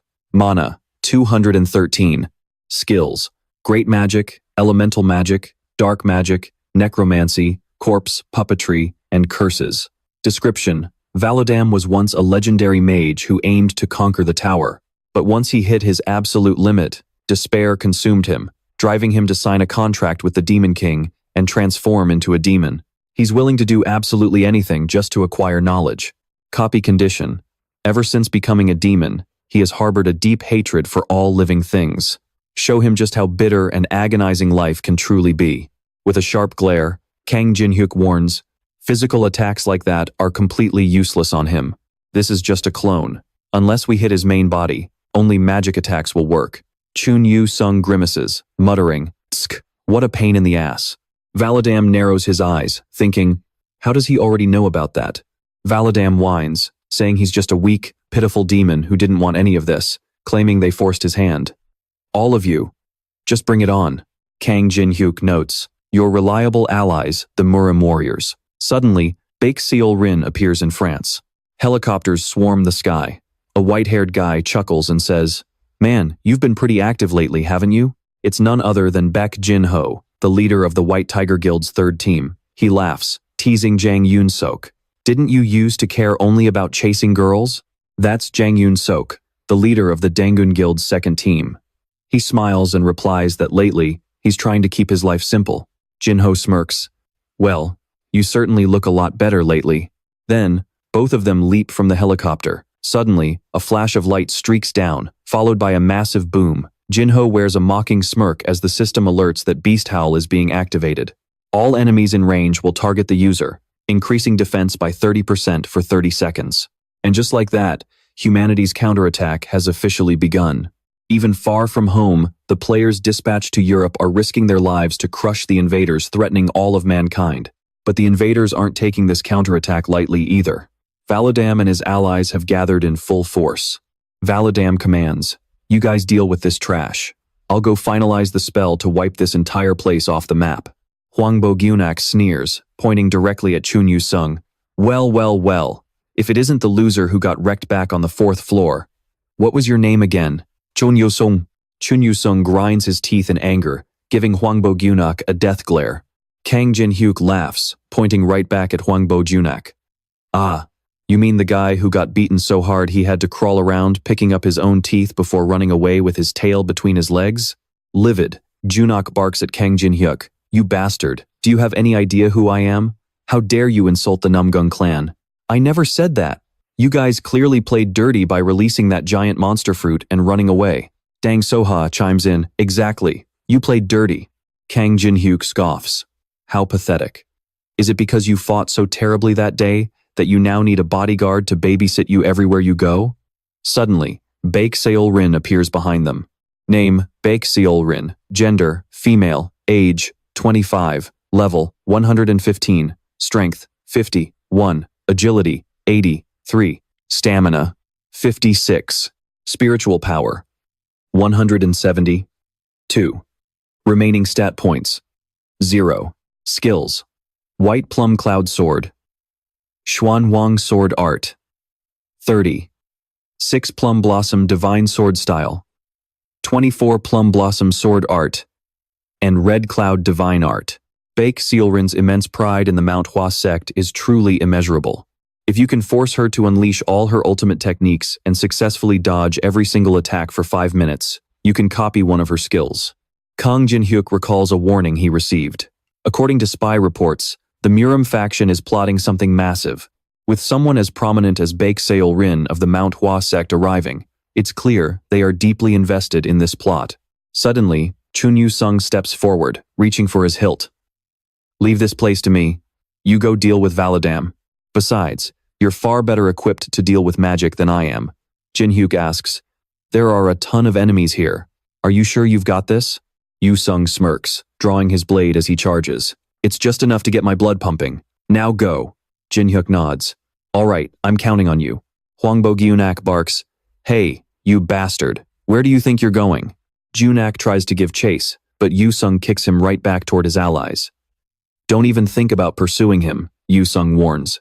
The only one allowed to chase after him is me. With his blade drawn, the system announces that Desperate Perseverance is active, boosting attack power by 20% and defense by 10%. Baek Seol-rin crosses her arms, demanding, what are you all just standing around for? Why aren't you attacking him? They responded, understood, and immediately charged forward to fight. Baek Seol-rin watched the chaotic scene unfold, thinking to herself, Chun Yu-sung, for an outsider, he's surprisingly tough. Meanwhile, cutting back to Kang Jin-hyuk, he was desperately trying to locate Vellum. The system notified him that the flame source was being activated, and suddenly, a massive fire erupted. As Kang Jin-hyuk dashed forward, he thought, I'm getting closer and closer to that dark region. Teresa must be there. Will I make it in time to stop this? Suddenly, he spotted it. There she is. Kang Jin-hyuk swiftly scaled the walls. He witnessed the corruption of Teresa. Her body was completely enveloped by a sinister blue aura. Vellum, who was controlling the dark energy, sneered, you're resisting quite well, aren't you? Once this is complete, just how powerful will you be? Can you stop making him wait? Honestly, having more and more people meddle in this is getting really annoying, but corrupting a saintess like you is just so thrilling. So, why don't you go ahead and open the doors of your mind? Suddenly, someone shouted, Saintess Teresa, someone is calling for you. Annoyed at the interruption, Vellum barked, what is it now? I need to concentrate here, so don't interrupt me. The High Knight nervously reported, we've lost track of those rats, sir. Hearing this, Vellum paused what he was doing and said, so our cover is blown. In that case, those uninvited guests should be arriving very soon. Here, take this deathly darkness die, recruit more soldiers and reinforce the barrier. Taking the die, the High Knight replied, yes, sir. Vellum instructed him, and bring that human mage we just captured as well. Hearing this, Teresa looked up in surprise. Vellum stared at her and sneered. It seems she needs a little more motivation. Huang Yuna and Namgung Hun launched a coordinated attack on Chun Yu-sung, but their strikes were completely blocked. Chaser's blade has been activated. Chun Yu-sung counterattacked, blowing away his surrounders with a single strike. Huang Yuna couldn't help but marvel. This bastard must be twice as strong as he was when we fought on the 4th floor. Suddenly, Baek Seol-rin dashed forward and swung her sword at Chun Yu-sung. The two clashed swords relentlessly. She couldn't help but evaluate him, thinking, Not only are his moves clean, but his technique is also incredibly refined. Your name is Chun Yu Sung, right? I bet you'd love to perfect this chaser sword style of yours. Chun Yu Sung asked. What do you mean? It turned out she was trying to lure him to Murim by exploiting his intense obsession with swordsmanship. For a split second, it seemed like Chun Yu Sung was wavering, but he simply responded with a smirk. That's going to be a bit tough. Because if I go with you now, one of your people will definitely get in that bastard's way of saving the Saintess. Despite the rejection, Baek Seolin didn't get angry. Instead, she smiled, finding him incredibly interesting. Just as I thought. I actually like this guy. Back with Kang Jin-hyuk, he was struggling hard due to the overwhelming number of enemies. Suddenly, the High Knight activated the Dark Orb.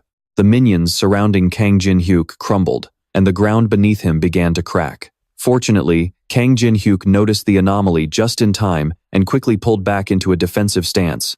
Isn't that Velem's favorite magical artifact, the Dark Orb? Looks like he handed this annoying toy to his lackey. Suddenly, 2 helicopters appeared in the sky. Yu Yunhua leaped from one of them and landed a Tempest kick right on the High Knight's head. Dark Shadow Reflection has been activated, reducing the damage. Approaching Kang Jin-hyuk, he praised her. Nice work, Yu Yunhua. This time, the High Knight was absolutely furious, roaring, You little brat! Yu Yunhua seized the opportunity to land another kick before swiftly dodging his sword strike. The High Knight proceeded to activate the Dark Orb once again. This time, a roaring flame shaped like a lion lunged at her. Whoa, wait a minute, isn't this cheating? Yu Yunhua cried out in panic. Machinery King has been activated. Fortunately, Taemin arrived just in time, driving his mechanical tank to block the lion's attack. Yu Yunhua flashed a thumbs up to Taemin to thank him, then turned to Kang Jin-hyuk. Jin-hyuk, hurry and save Teresa. We'll handle this guy. Without a second thought, Kang Jin-hyuk dashed off to save her. But before he could get very far, a horde of undead blocked his path. Damn it, Velem, he grit his teeth. With no other choice, he cried out in defeat. Fine, I'll agree to whatever you two want. Just get out here. Suddenly, the twins Cass and Jello shed their disguises. That's a promise. Okay? You promised that if we helped, you'd let us live with you. Cass and Jello held hands and unleashed their dual scythe harvest skill, successfully clearing a path for Kang Jin-hyuk. At the execution ground, Velem was mocking Teresa. I know your type all too well. Rather than suffering yourself, you absolutely hate seeing others in pain. You're stubborn to a fault. To threaten her, Velem had hung Maria upside down, using her as leverage, especially knowing how much she cared for her close comrades. Dark lightning has been activated. Maria screamed in agony, tearing at Teresa's heart. Stop it. Amused, Velem continued to taunt her. She's suffering because of your weakness. You know that, right? All of this is your fault. If only you were stronger, none of this would be happening. And now, you have to watch your comrades fall right before your eyes, completely powerless to do anything about it. With nothing she could do but weep, Teresa could only stare up with eyes full of helpless hatred as he repeatedly blasted Maria with black lightning. Jin-hyuk was also sprinting with all his might to reach them and save them. Meanwhile, the monster continued to mentally torture Teresa with his vicious, mocking words. It is because you are too weak to protect anyone. Drip, drip. Dark. Gloomy droplets began falling onto the cold ground. Those droplets were Teresa's tears. Showing clear signs of corruption, Teresa wept in utter agony. She was on the very brink of being completely consumed by darkness. Realizing he had achieved his goal, Valerdam tossed Maria to the ground and reached his hand out toward Teresa. Open up, the gateway to your heart. From a distance, Kang Jin-hyuk's figure came into view, but it was already too late. He grit his teeth, forced to watch helplessly as Valerdam's hand drew closer and closer to Teresa's head. The moment his fingers made contact, Teresa suddenly let out a frantic, maddened shriek. The holy saintess of the empire had fallen. Boom! The sound was so thunderous that even the crowd outside could hear it. What the hell was that? What is going on? Valerdam looked highly pleased with his masterpiece. As Teresa stood up, she looked like an entirely different person. Her entire body was shrouded in a gloomy aura, her hair turned jet black, and strange markings appeared on her face. Oh, it feels so good to finally be out. As she spoke, Valerdam couldn't hide his absolute delight. Mwahaha, it's a success. Your reborn form is way cooler than I ever imagined. He then pointed toward Kang Jin-hyuk and ordered, This is your very first command. Destroy that bastard standing right over there. The moment he finished speaking, a sword radiating pure dark energy materialized in the fallen Teresa's hand, driving Veilordam wild with excitement. Whoosh! She lunged at Jinhyuk in a flash, bringing her sword crashing down. Even though Kang Jinhyuk managed to block it, the sheer force of the impact shattered the ground beneath them. Jamming his sword into the ground to anchor himself, he sighed. "Your personality has changed way too much. I still prefer the old you," she replied with a contemptuous smirk. "Then you should have treated me a whole lot better." With that, the two clashed again, their swords locking in intense combat. Unbeknownst to them, the twins had been secretly watching from a distance for quite some time.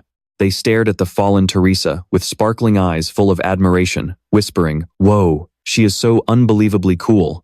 The fallen Teresa relentlessly pressed her attack on Kang Jinhyuk, laughing, "This feels amazing. Do you have any idea how long that pathetic saintess kept me locked up? You're always hanging around this girl, then flirting with that girl. And every single time I tried to get closer to you, that annoying little vampire brat had to be right by your side, especially when that brainless saintess didn't even know who that vampire really was. Are you playing with me, or what?" Venting all her long-suppressed feelings, she furiously swung her dark energy sword, which had now doubled in size, straight down at Kang Jinhyuk. The sheer force of her strike was overwhelming. Unable to hold his ground, he was pushed back repeatedly until he crashed hard into a pile of rubble. "She's growing stronger by absorbing all the magic power Veilordam is radiating," he thought to himself. "Sword Tomb is activating. If I don't deal with her quickly, I might not stand a chance against her in the end." Kang Jinhyuk launched a counterattack, rushing right at her. Demonic Soul Sword Dance. Frenzied Demonic Slash. The fallen Teresa couldn't even react to the blistering speed of his technique. Impressive speed. But why did you hold back at the very last second? Are you hesitating because you're worried that stupid Saintess's Blessing of the Stars won't activate? She's going to die anyway, you know? She smirked triumphantly, grabbing Kang Jinhyuk by his collar. "I absolutely despise weaklings." Taemin arrived just in time, shouting in worry at the sight, "Big bro," but someone immediately covered his mouth, whispering, "Stay right there." The fallen Teresa squeezed Jinhyuk's face, inspecting him. "Your face isn't even my type. I have no idea what that saintess ever saw in you. But this mana, you're radiating." Her hand slid down to his chest, where a massive amount of mana was surging, before she cupped some of it and breathed it in. "It's so intoxicating." Her eyes softened slightly. Kang Jinhyuk let out a faint smirk. From behind, Veilordam shouted impatiently, "Hey, quit stalling and kill him already." She turned around and snapped back. "No way, Bonebag. Your mana isn't bad. But when it comes to quality, his mana is leagues above yours." Behind her, Kang Jinhyuk wore a mischievous grin. "I'm switching sides," she declared flatly, before turning back to explain to Jinhyuk. "Besides, that saintess really likes you." Not knowing whether to laugh or cry, Jinhyuk sighed. "Well, I guess I should thank Teresa then." Veilordam could only bite his nails in pure frustration. This is impossible. She chose a human's mana over mine, but after everything he had done for her, the more Veilordam thought about it, the angrier he became. "I even broke my promise to those bastards and tortured those filthy humans just for her, and she just switches sides in a heartbeat all because of his mana?" Veilordam's rage boiled over, a murderous aura erupting from his entire body. "This is absolutely unforgivable." He then recalled the black aura from the Death Knights back into his own hands. "I will make you pay for everything you've stolen from me."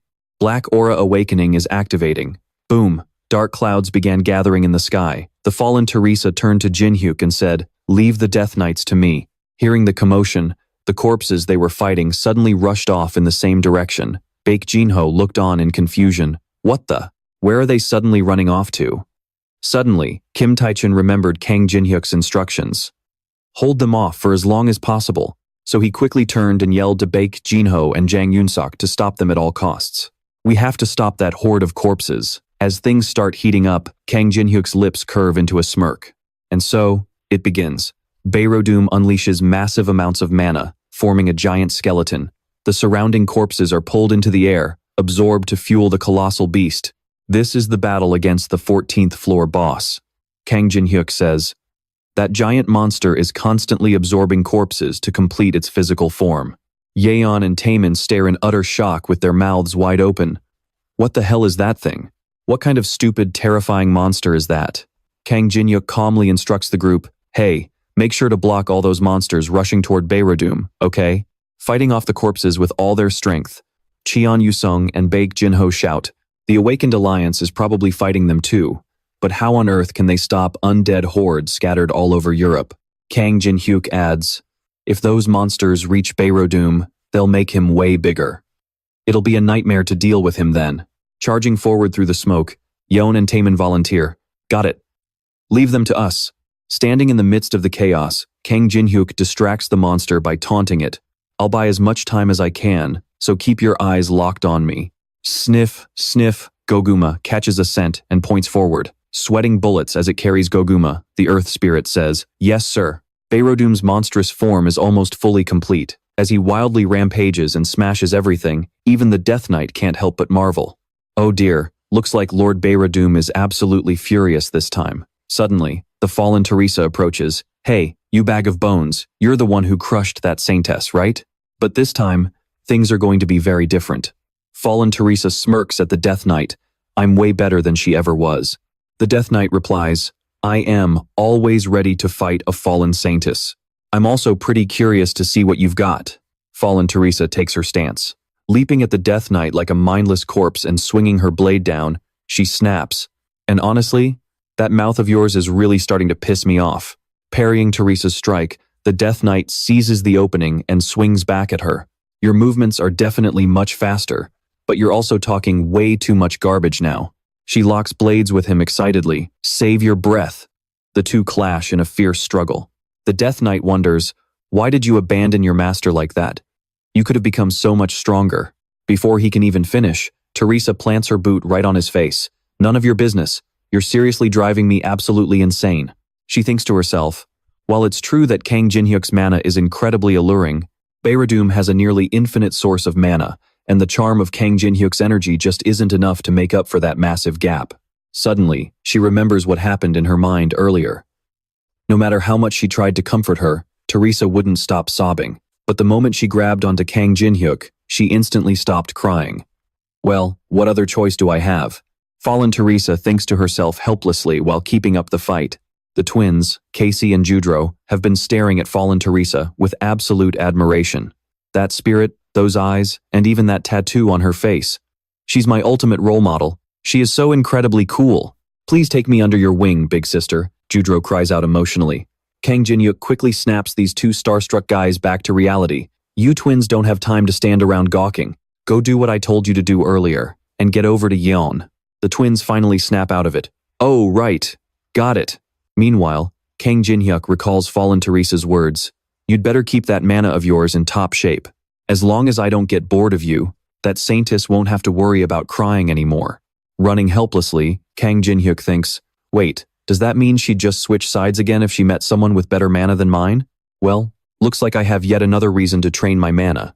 Beirodum commands the giant monster to throw a punch at Kang Jin-hyuk. Fortunately, Kang Jin-hyuk reacts in time, dodging the attack and activating daylight, shooting a beam straight at the monster's head. But the strike doesn't seem to do much. It's useless. There are plenty of Death Knights left, Beirodum says, folding his arms arrogantly. Your magic skills are quite impressive. I'll admit you're good, but that's still not enough to defeat me. What did you even sacrifice to become this strong? Beirodum feels a surge of jealousy. To become the ultimate mage, I sacrificed my family, my friends, even the kingdom I served, and finally, my own body and soul. With that, he casts a multi-spell array. Countless magic circles manifest in the sky. I gave up absolutely everything.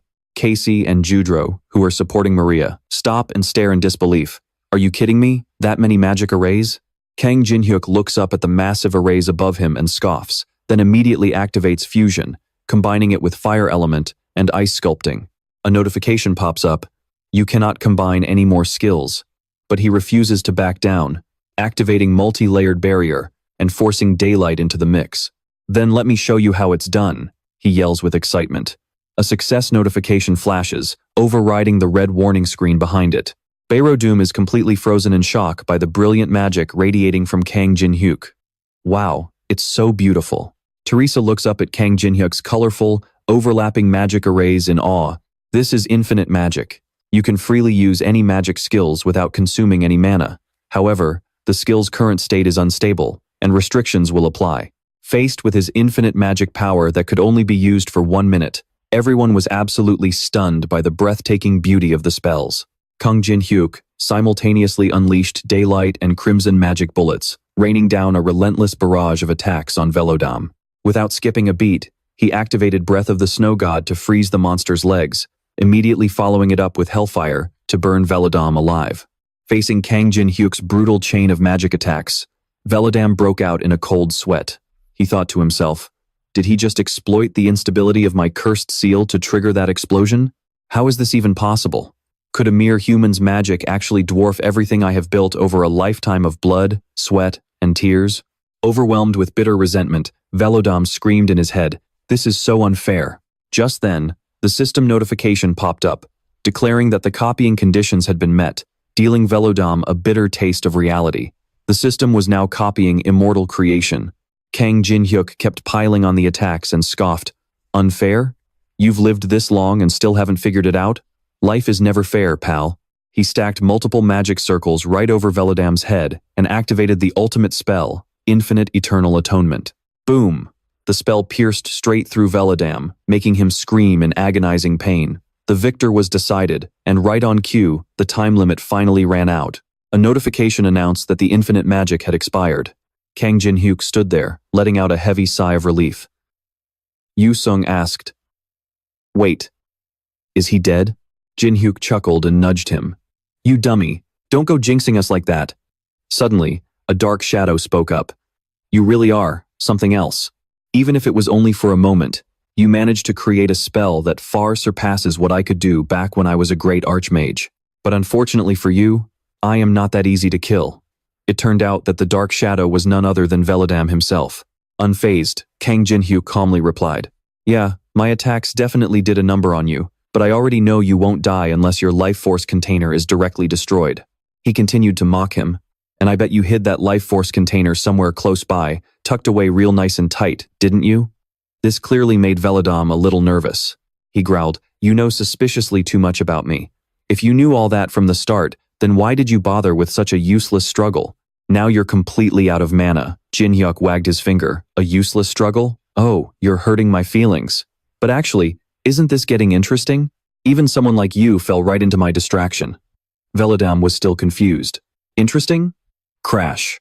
Goguma and the Earth Spirit burst out from underground, holding a glowing life force orb in their hands. Velodam panicked. "What on earth?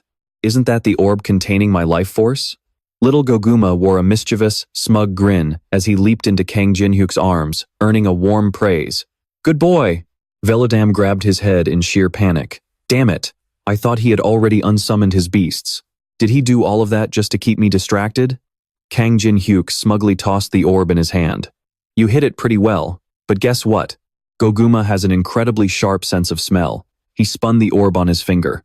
"This thing is way lighter than I expected." Velodam screamed in a panic. "Be careful with that. Stop playing around with it." Hearing that, Kang Jin-hyuk decided to troll him even harder. "Oh, are you ordering me around now?" With that, he started tossing the orb back and forth with Goguma like a volleyball.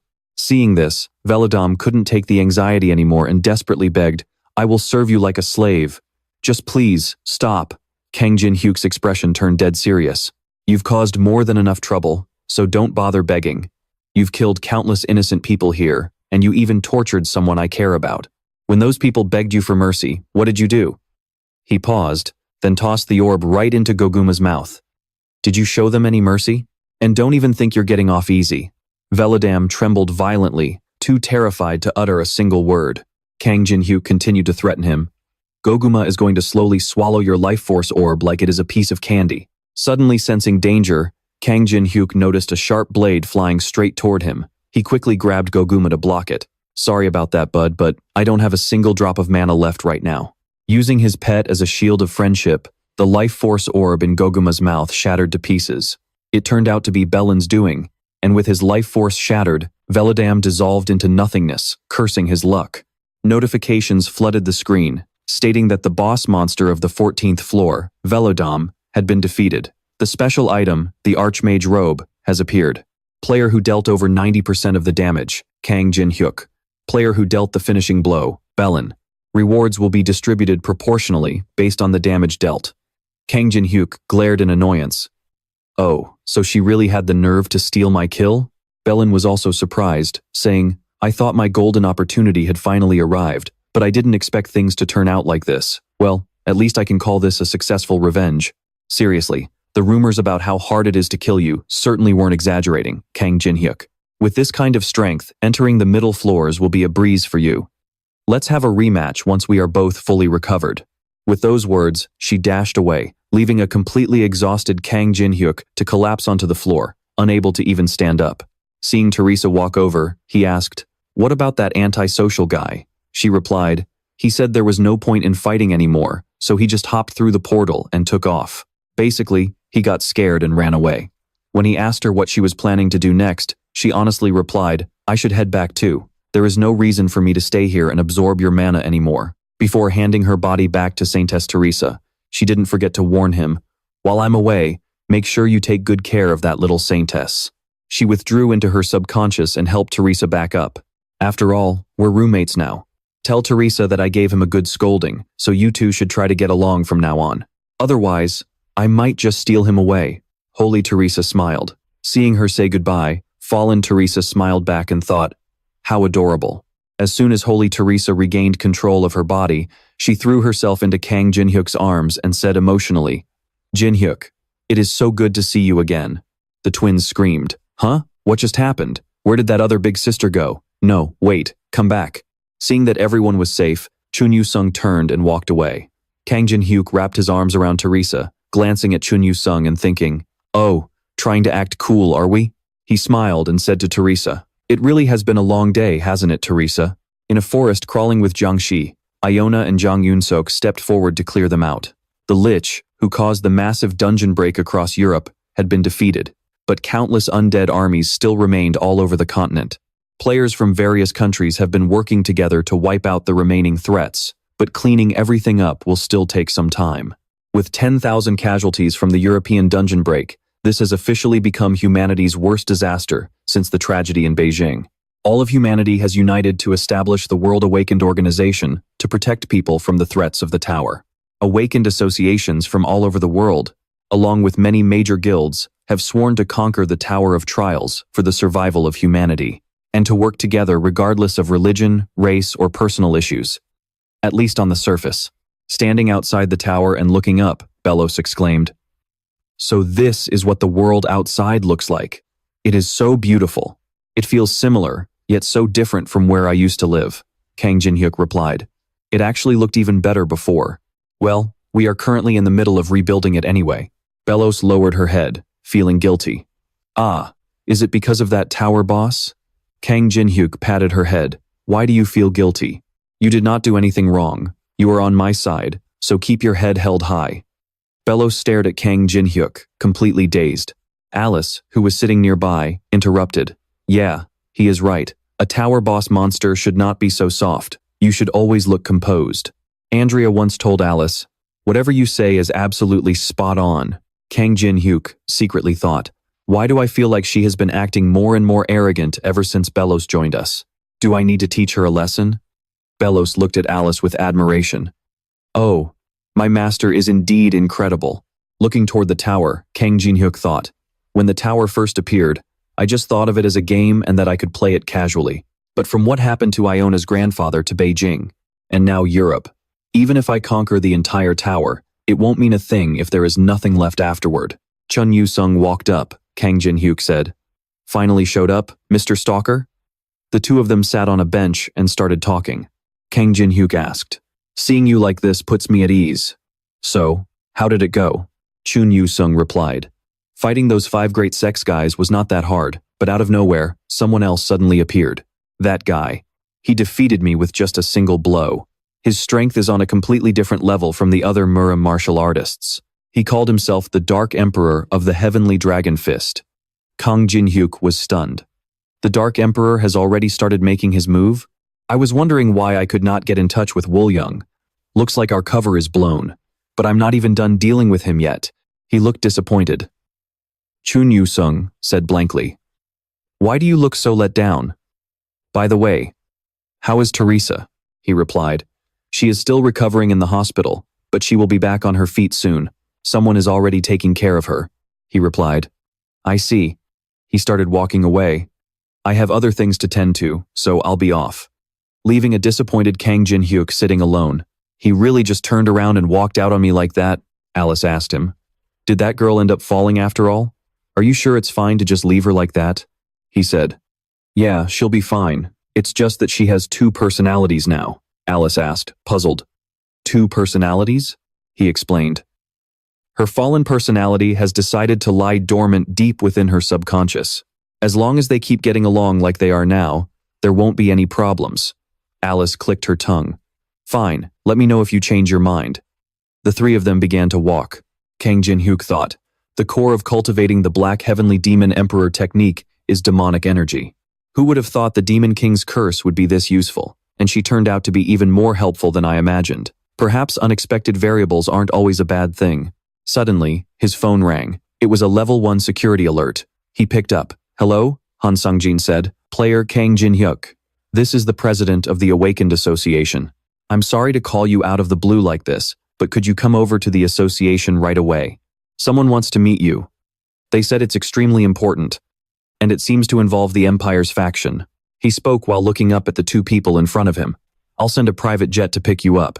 Belos asked Alice in amazement. Is this really an airplane? Alice said proudly. Haha, that's right. Isn't my disciple awesome? My first time flying was pretty impressive too. Actually, there's a certain ritual for your first flight that you must never forget, Belos asked curiously. A ritual? Alice said mysteriously. This is a serious matter, so watch and learn. Otherwise, this giant piece of metal will crash straight to the ground. First, take off your shoes and stand on your seat. March in place, clap 5 times, and then cover your eyes until the plane takes off. You only need to do this once when boarding. Pretty awesome, right? What do you think? Can you do it? Following along, Bellerin gasped in awe. This is amazing, Master. You know absolutely everything. Kang Jin-hyuk grinned mischievously as he recorded her. He thought, I can't believe she actually fell for that stupid prank. I definitely need to film this so I can laugh in their faces later. Once the plane took off and the two girls fell asleep, Kang Jin-hyuk checked his stats. His agility had jumped from 25 to 30, stamina from 34 to 40, and mana from 214 to 221. He thought, that is a pretty solid stat boost. Now, let's see how the skill I copied from the vampire works. The undead creation skill allowed him to turn any corpse into an undead soldier. Kang Jin-hyuk looked around for a test subject. His eyes landed on a half-eaten plate of food, and he activated undead creation. He said to the creature, since I made you out of a T-bone steak, your name is now T-bone. Seeing T-bone's sad expression, he thought, right now, this skill is pretty useless. But down the line, when I need to build an army, it will definitely come in handy. He let T-bone run around and play freely, while he lay back and thought, sure, I took a bit of a hit because Bellerin stole my final blow, but hey, I managed to snag the Archmage robes, so I guess it is fine. Time for a quick nap. T-bone spotted the twins, Silas and Jello, hiding in a corner. They grinned creepily and whispered, shh, soon we will all be living together forever. Meanwhile, at the Awakened Alliance headquarters in downtown South Korea, the obnoxious whining would not stop. The president was doing his best to reassure two strangers that Kang Jin-hyuk would be there any minute. But they just scoffed in disdain, sneering. No wonder everyone talks trash about the Korean alliance. The two S ranks from the Zhonghua Guild were clearly losing their patience. A guy named Iran kept muttering arrogantly, acting completely disrespectful to the alliance president. The president remained polite, thanking the two S-rank players for coming and offering them the absolute best hospitality. Still, their blatant rudeness was clearly getting on his nerves, causing the tension in the room to spike. Suddenly, a hand gently patted the president on the shoulder, reassuring him that he had done a great job. This sudden arrival shocked the other three. It was Kang Jin-hyuk. He told the president, I will take it from here. With that, the president stepped out, leaving Jin-hyuk alone with the two S-ranks. As the mood turned heavy, Jin-hyuk finally asked, so, what exactly do you want? The other two were so stunned by how he had completely masked his presence that they could not even find their voices. Even though Iran had already watched videos of him, facing him in person felt entirely different. He could sense an overwhelming, strange aura radiating from Jin-hyuk, one far stronger than even the alliance presidents. Still, he forced himself to stay calm, telling himself they were both just S-rankers anyway. Gathering his courage, he decided to make an offer. Aran explained that the top players were currently pouring all their resources into the battles on the middle floors of the tower. He added that the outcome of this conflict would heavily impact everyone, especially regarding classified secrets known only to the Empire's elite Cheebles. Jin-hyuk casually asked what would happen next, which made them think they had him hooked. So, they decided to reel him in deeper. Specifically, they offered a deal to reveal the names of the spies operating within the Empire. Jin-hyuk scoffed at how chummy the guild and the underworld had become, to the point of exposing their own spies. The girl sitting next to him quickly chimed in, adding that if he cooperated, they could squeeze out even more valuable information to give them a massive upper hand in the war. They truly believed that as long as they helped the underworld win, everyone would come out on top. At this point, Jin-hyuk could not hold it in anymore and burst out laughing, leaving the two completely baffled. He covered his mouth, trying to muffle his chuckles. A second later, Jin-hyuk looked up, activating his gluttony eye. His expression instantly shifted, and his sudden change in attitude made them both nervous. Had their spies already been exposed? The moment he stood up, they tried to threaten him with their leverage, but unfortunately for them, it did not work at all. What actually pissed Jin-hyuk off was their arrogant, disrespectful attitude toward his country's alliance president. With that, he lunged forward, magic swirling in both hands. Before they could even react, he thrashed them into a daze. Meanwhile, on the 21st floor, Wu Yong was reporting to the Murim Dark Emperor about how Jin-hyuk had posed as an assassin to scam people, even using the Dark Sky Demonic Emperor art to deceive Hao Ming. Stroking his beard, Dark Emperor Long Tianquan could only wonder if he should find this amusing or downright reckless. Back to Gu Yang. According to his story, Jin-hyuk was a ruthless opportunist who would do whatever it took to reach his goals, treating his subordinates like disposable tools. Reaching this part of the story, Wu Yong choked up, remembering the words Jin-hyuk had once said to him. Seeing the look on his face, the Dark Emperor scoffed in disbelief. Since when did a cold-hearted kid like you get so attached to someone? He then snapped, "Foolish Gu Yang." Breaking the heavy silence, the Dark Emperor scolded him for sympathizing with the enemy, prompting Wu Yong to quickly bow and apologize. He reminded him once more of Jin-hyuk's crimes, tarnishing the honor of and trying to destroy the heavenly demonic cult. A rat like that is not even worth my attention. With those final words, he ordered the blood sword to bring back Jin-hyuk's head so the Dark Emperor could see it himself. He immediately obeyed. Meanwhile, back at Jin-hyuk's apartment, the twins actually picked the lock and broke right in, running around to explore, making themselves comfortable on everything from his cozy bed to his bouncy sofa. Even planning to give Jin-hyuk a good scare the second he got back. On the TV, the news was going crazy about two S-rank players from India's famous Zhonghua Guild who had just been arrested for running around completely naked. By the time Jin-hyuk finally returned, the twins had already fallen fast asleep. Looking around, he noticed the mess they left behind and instantly figured they were waiting for him. But right now, Jin-hyuk was busy down in the ant nest with Goguma and his other divine beasts. Seeing his master looking worried, Goguma let out a cute squeak to comfort him. Down in the cavern, ants were swarming everywhere, making the divine beasts judge them hard. But even though they were all gathered, they still had no idea what Jin-hyuk was planning to do here on the 12th floor. He then formally introduced their newest team member, named T-Bone. Their mission this time was to make this pile of bones stronger, and he had the perfect training method. Before they could even process what was happening, Jin-hyuk kicked them all straight down into the ant nest. Even Goguma tried to pull a cute face and beg, but in the end, he still had to go for the sake of the grind. The beasts fought tooth and nail, leveling up left and right, which made Jin-hyuk highly satisfied. T-Bone was definitely going to get much stronger this way. Leaving the divine beasts to watch each other's backs and fight, Jin-hyuk was confident that Goguma would help T-Bone grow stronger, so he turned on his heel and left, eagerly looking forward to their next meeting. Once they left, Alice asked him what his next move was, and Jin-hyuk explained his plans, especially the ongoing conflict between the Empire and the Murim martial world in the middle floors that was always on his mind. If they didn't hurry, the Murim would completely swallow the Empire. Since the 14th floor boss was already dead, Jin-hyuk only needed 3 months to clear the 15th floor. Of course, once the other players reached the 15th floor, he would start building a neutral ground within the tower. Alice hadn't forgotten how Jin-hyuk had backstabbed Penheimer last time, so she was worried about potential revenge. Fortunately, he was only going because Penheimer had sent him a one-time teleportation ring that could take him anywhere in the Empire, meaning the old man desperately needed his help.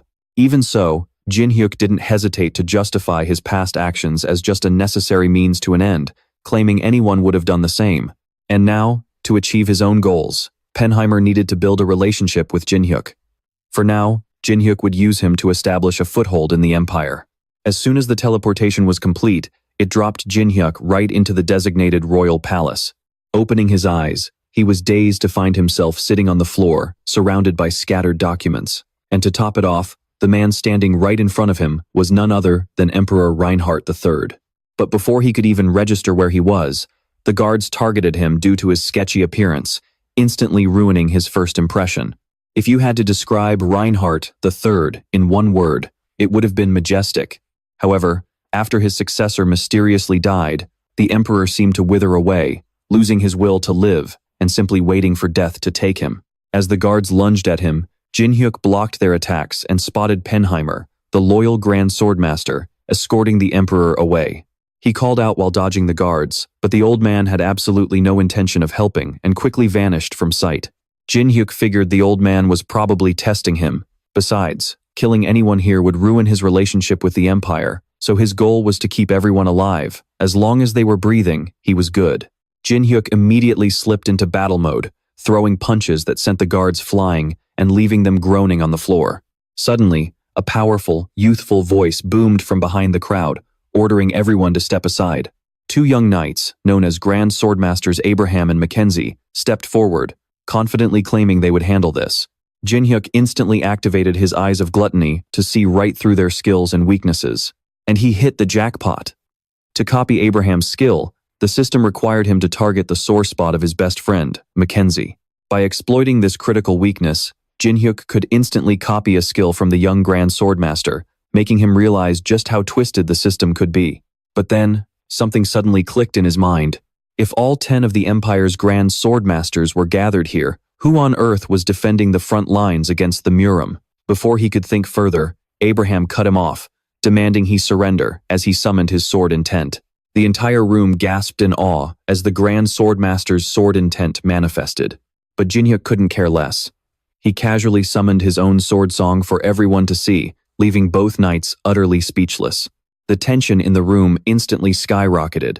Jin-hyuk was about to use this moment to clear things up, when someone suddenly butted in to calm the crowd, pointing out the difference between a sword song and sword intent. It was Duke Banestern, who gestured toward its dark color and openly denounced Jin-hyuk as a heretic. He smirked triumphantly after speaking, making Jin-hyuk want to curse him out right then and there. Before he could even open his mouth, the hot-headed young knight charged forward, slashing the air with his sword intent, only for Jin-hyuk to easily dodge it. While the kid stood frozen in shock that Jin-hyuk had dodged without even looking, Jin-hyuk kept effortlessly slipping away, evading every single strike. As everyone wondered where he had gone, a sinister shadow suddenly materialized right behind Mackenzie.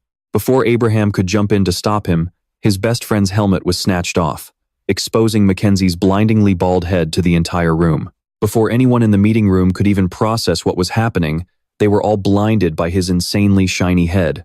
Having finished his job, Jin-hyuk slapped on some sunglasses and bolted. But before leaving, he cast a bit of daylight on Mackenzie's head, making it shine even brighter than before. As the blinding light finally faded, Mackenzie collapsed to his knees. Only then did everyone realize Jin-hyuk had vanished, and they immediately ordered a pursuit. When Abraham rushed over to check on him, Mackenzie tried his best to act like he was perfectly fine. Well, he would have looked a lot more convincing if tears weren't literally streaming down his face, leaving Abraham with no choice but to awkwardly try to explain it away. Meanwhile, outside, Jin-hyuk had met all the requirements and successfully copied the sword acceleration skill, marking this mission a temporary success. Back at home, the twins had finally worn themselves out and fallen fast asleep, looking like little angels, which was a complete contrast to how wild they were when awake. Out on the outskirts of the Empire, the streets were buzzing with news about a massive bounty. An outsider had infiltrated the Emperor's audience chamber, and the authorities had slapped a whopping 550 million gold bounty on this mysterious intruder. Hearing that an assassin had easily slipped inside, the public started whispering once again about how weak and crumbling the imperial family's authority had become. Alice was extremely annoyed that Jin-hyuk had managed to become a wanted criminal overnight, thinking he was just getting in their own way. But as usual, Jinhyuk remained completely unfazed, acting like it was no big deal. Besides, after humiliating not one, but two great swordmasters, he was definitely going to attract a ton of attention. Alice could only sigh, completely speechless at how superficial he was being. Honestly, everything would have gone perfectly smoothly if that annoying duke hadn't opened his big mouth. Still, Jinhyuk decided to take Alice and drag the very man who invited him into this mess for some answers. The moment they opened the door of the small cottage, Penheimer looked up to greet them. Welcome. He warmly welcomed them inside, having already prepared a feast and a place for them to stay. It was a bit run down, but it would do. Jinhyuk, however, was still fuming about being totally hung out to dry and turned from an ally into a wanted criminal. It turned out the old man wanted to test him with this ridiculous stunt for their grand plan. Even though Jinhyuk had seen it coming, he was still pretty ticked off, though he was glad he pulled it off. Penheimer showered Jinhyuk with praise, amazed by how quickly he had escaped and how he had completely shattered all expectations. Jinhyuk didn't beat around the bush and demanded they find the mole immediately. At the same time, he ordered Penheimer to secure the passage to the upper floors right away. The old man agreed, but there was a catch to use that passage. The Empire had to conquer the middle floor first. Finally, the old fox was showing his true colors. Penheimer explained that a brutal war was raging on the middle floor, centered around the giant's fortress. Making matters worse, the current emperor's condition was highly unstable. With the emperor on his deathbed, the nobles were completely consumed by a power struggle, fighting over who would take the throne next. It was pathetic. With the empire on the brink of collapse, all those greedy aristocrats cared about was securing their own power. If things kept going like this, the Murim faction would conquer the area, meaning the passage to the upper floors would be locked off forever. It was looking pretty grim. On top of that, Jinhyuk had no idea what kind of ridiculous favor Penheimer was about to ask of him. The old man reached out and offered him a deal. Jinhyuk could choose any reward he wanted from the imperial treasury, but in exchange, he had to lead the imperial army and conquer the giant's fortress. Jinhyuk was shocked that the old man was willing to put his own life on the line for such a massive gamble. But to Penheimer, if it meant saving the empire and his sovereign, he was more than ready to make the ultimate sacrifice. And just like that, quest number 3, the first tower conqueror, was activated. The quest was to help the old man win back the emperor's trust and restore the empire to its former glory. The reward? A special favor. This special favor definitely piqued Jinhyuk's interest, so the two quickly shook hands on it. Win-win for his own greed and the country's survival. Now that the deal was sealed, they got back to business. Just as Jinhyuk was about to reveal a major clue about the imperial mole, Alice suddenly sensed an approaching presence, and the repulsive mana flow made her skin crawl. Penheimer frowned, realizing it was likely another great swordmaster who had bypassed their mana detector.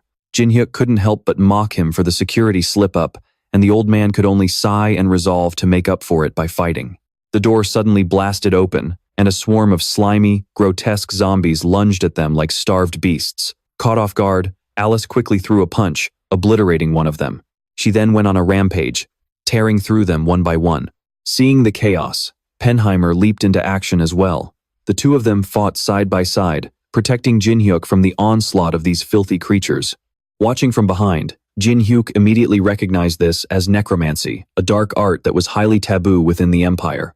Deciding to step in, Jinhyuk activated his Dark Heaven Demonic Emperor art. He blasted straight through the roof to get a bird's eye view, completely ignoring the old man crying over his ruined hideout down below.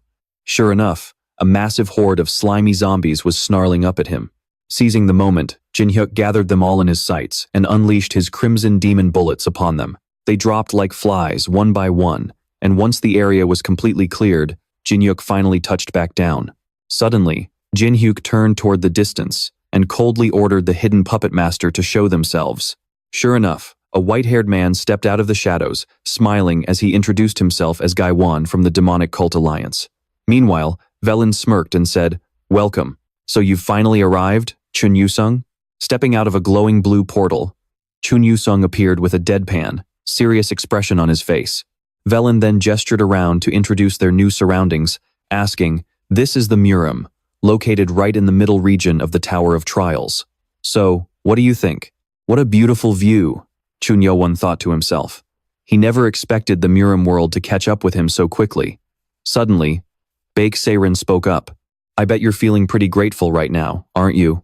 Her words left Chun Yo-won completely baffled, with no idea what she was talking about. Seeing his reaction, Baek Se-rin flashed a smile and replied, "Because I'm the one who stopped the Dark Emperor from wiping you out." Suddenly, a rush of memories flooded back, of Chun Yo-won covered in blood, struggling for every single breath. Right beside him, Se-rin was on her knees, hands clasped together, begging for his life. "Lord Dark Emperor, please show mercy and spare this kid's life." The Dark Emperor, who was just about to deal the finishing blow, glared down at Baek Se-rin in confusion. "You dare to stand in my way? Why is that, Se-rin?" She continued to beg. "Lord Dark Emperor, please. As a senior of the martial world, show some mercy and let this junior go." Baek Se-rin then followed up with a crucial piece of information. "He's the future disciple of Chuhan Sayung," she tells the Dark Emperor. "And after today, I'm sure he's learned his lesson." Chun Yu-sung is startled to hear this, while the Dark Emperor is absolutely shocked by Baek Se-olin's words. What? The disciple of Chuhan Sayung? Back in the present, Baek Se-olin is leading the way for Chun Yu-sung. As they walk, he asks her in disbelief, "I couldn't have imagined in my wildest dreams that you would actually bring up Chuhan Sayung's name. But why would you tell such a lie?" He then goes on to share his thoughts about Chuhan Sayung. Chuhan Sayung is a legendary swordsman from generations ago. She's either dead by now, or if she's still alive, she must be a wrinkled old lady with snow-white hair. Chun Yu-sung furrows his brows, his eyes flashing with anger. "If this is some cheap trick to lure me out here, you'd better be ready for the consequences." Baek Se-olin doesn't look even remotely intimidated. Instead, she gives him a playful smile and says, "Well, you certainly know a lot about this world, don't you?" Internally, Baek Se-olin can't help but feel a flutter. That frown of his is actually pretty cute. She lets out a soft chuckle. But calling her a wrinkled old lady? Now that's just plain rude. Chun Yu-sung's jaw drops in utter shock. His eyes widen as he gasps, "No way! That's impossible!" Suddenly, a tiny bird flutters down and perches on a delicate finger. Bathed in the soft morning light, a young woman with pitch-black hair sits on a rock, smiling gently. Baek Se-olin adds with a smirk, especially since Lady Chuhan Sayong is still alive and kicking. The young woman turns around, revealing her breathtakingly beautiful face. It turns out she is none other than the founder of the Chuhan sword style itself, Chuhan Sayung.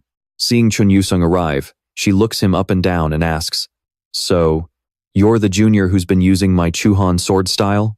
Meanwhile, in another scene, Kang Jin-hyuk tells Alice to go with Penheimer to the royal treasury. Penheimer tries to help Alice down, but she brushes his hand away. "Hands off, I don't need help." Meanwhile, Kang Jin-hyuk is locked in a tense standoff with Won. "Let me hear what he has to say first, and then I'll catch up with you guys." Hearing this, Alice silently closes the door and leaves. Penheimer looks at her with concern and asks, "Are you sure it's okay to leave Mr. Kang Jin-hyuk all by himself?" Alice just sighs and replies, "Save your worry for someone who actually needs it, kid. You're stressing out over nothing." Back with Kang Jin-hyuk, the two men are sitting face to face at a table. Jin-hyuk speaks up, "If your contractor told you to leave, they're obviously hiding something from you. So let's cut the crap and get straight to the point." Won smiles warmly and replies, "Well, following Penheimer was definitely the right move then. It's a real pleasure to meet you." Jin-hyuk's expression hardens as he replies, "Now that we're alone, let's get straight to business, shall we? What do you want from me?" He then adds, "But if you're here to ask me to join some garbage faction like the Demonic Human Alliance, we're going to have to throw hands again." "Ask you to join us? No way," Won replies with a grin. "We both know better than that, don't we? Even if we did team up, we'd just end up stabbing each other in the back anyway." Jin-hyuk sighs helplessly. "Oh, so you actually understand that?" Won continues his analysis. "After all that noise earlier, the Imperial Guard will probably storm this place in about 10 minutes. He gives a smug grin and proposes, "So in the meantime, how about we have a friendly little trade of information?" The scene flashes back to the past, showing Melina. She looks puzzled as she asks, "Won, you mean him?" She pauses to think, I don't know too much about him. After all, I was assigned to work with Lancelot." Suddenly, a system notification pops up. The Mark of Exile has been activated. Right away, Kang Jin-hyuk slaps Melina dead in the face, leaving a bright red handprint on her cheek. The sudden strike jolts Melina's memories back. She clutches her head and screams in pain. Ah, that guy. Yes, I remember now. She quickly presses her face against a block of ice to soothe the burning pain, mumbling. He is one of the Knights of the Round Table from the demonic human alliance. Unlike Lancelot, he's mostly known for active combat on the front lines. Seeing this bizarre display, Kang Jin-hyuk gives her a highly judgmental look. Melina turns back to him and reveals more. He's a master of necromancy and swordsmanship and has a real knack for extracting information from people. Looking at the bright red handprint still glowing on her face, Kang Jin-hyuk sighs and scolds her. See? Wouldn't it have been so much easier if you had just told me that from the start?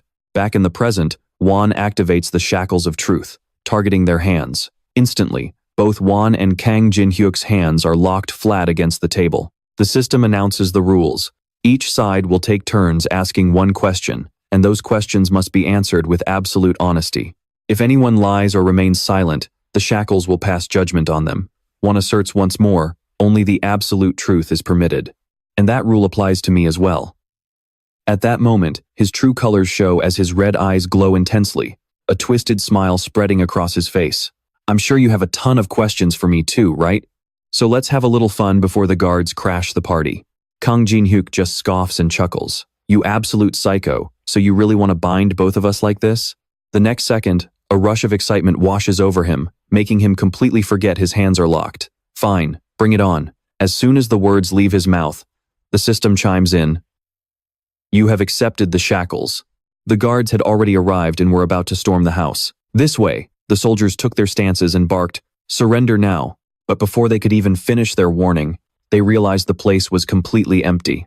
There is no one here. Damn it, they got away. The soldiers rushed back outside, and their leader barked, they're highly likely wanted criminals. Fan out and search. Meanwhile, Wan was hiding around a corner, still bleeding. He muttered Kang Jin-hyuk's name. Clutching his bleeding arm, he forced a wry smile and muttered, man, he's really no joke. I almost lost my entire arm back there. He couldn't believe that question. He remembered how Kang Jin-hyuk had smugly asked him, how many members of the Demon Alliance have changed their class to Dark Disciple? The question had sent shivers down Wan's spine, making him break out in a cold sweat. How on earth did he know about the Dark Disciples? If he had that kind of intel, it meant he was either secretly working with a high-ranking demon or directly dealing with the devils themselves. The system chimed. Shackles of Truth has been activated. You must answer truthfully. Right then, the nearby saw blade started spinning, ready to slice. Wan realized he was completely trapped. I have no choice. I have to answer him. He forced himself to speak the truth.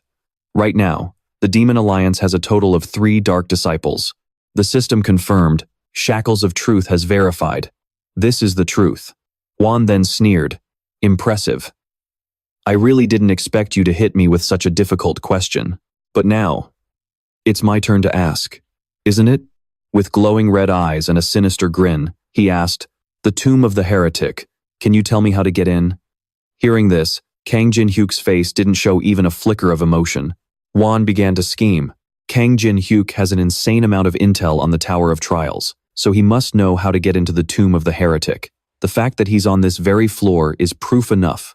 At that thought, Wan couldn't hold back his excitement. His eyes glowed intensely, and a creepy grin spread across his face. I'll find that tomb and resurrect the Demon King myself. The system chimed again. Shackles of Truth has been activated. You must answer truthfully.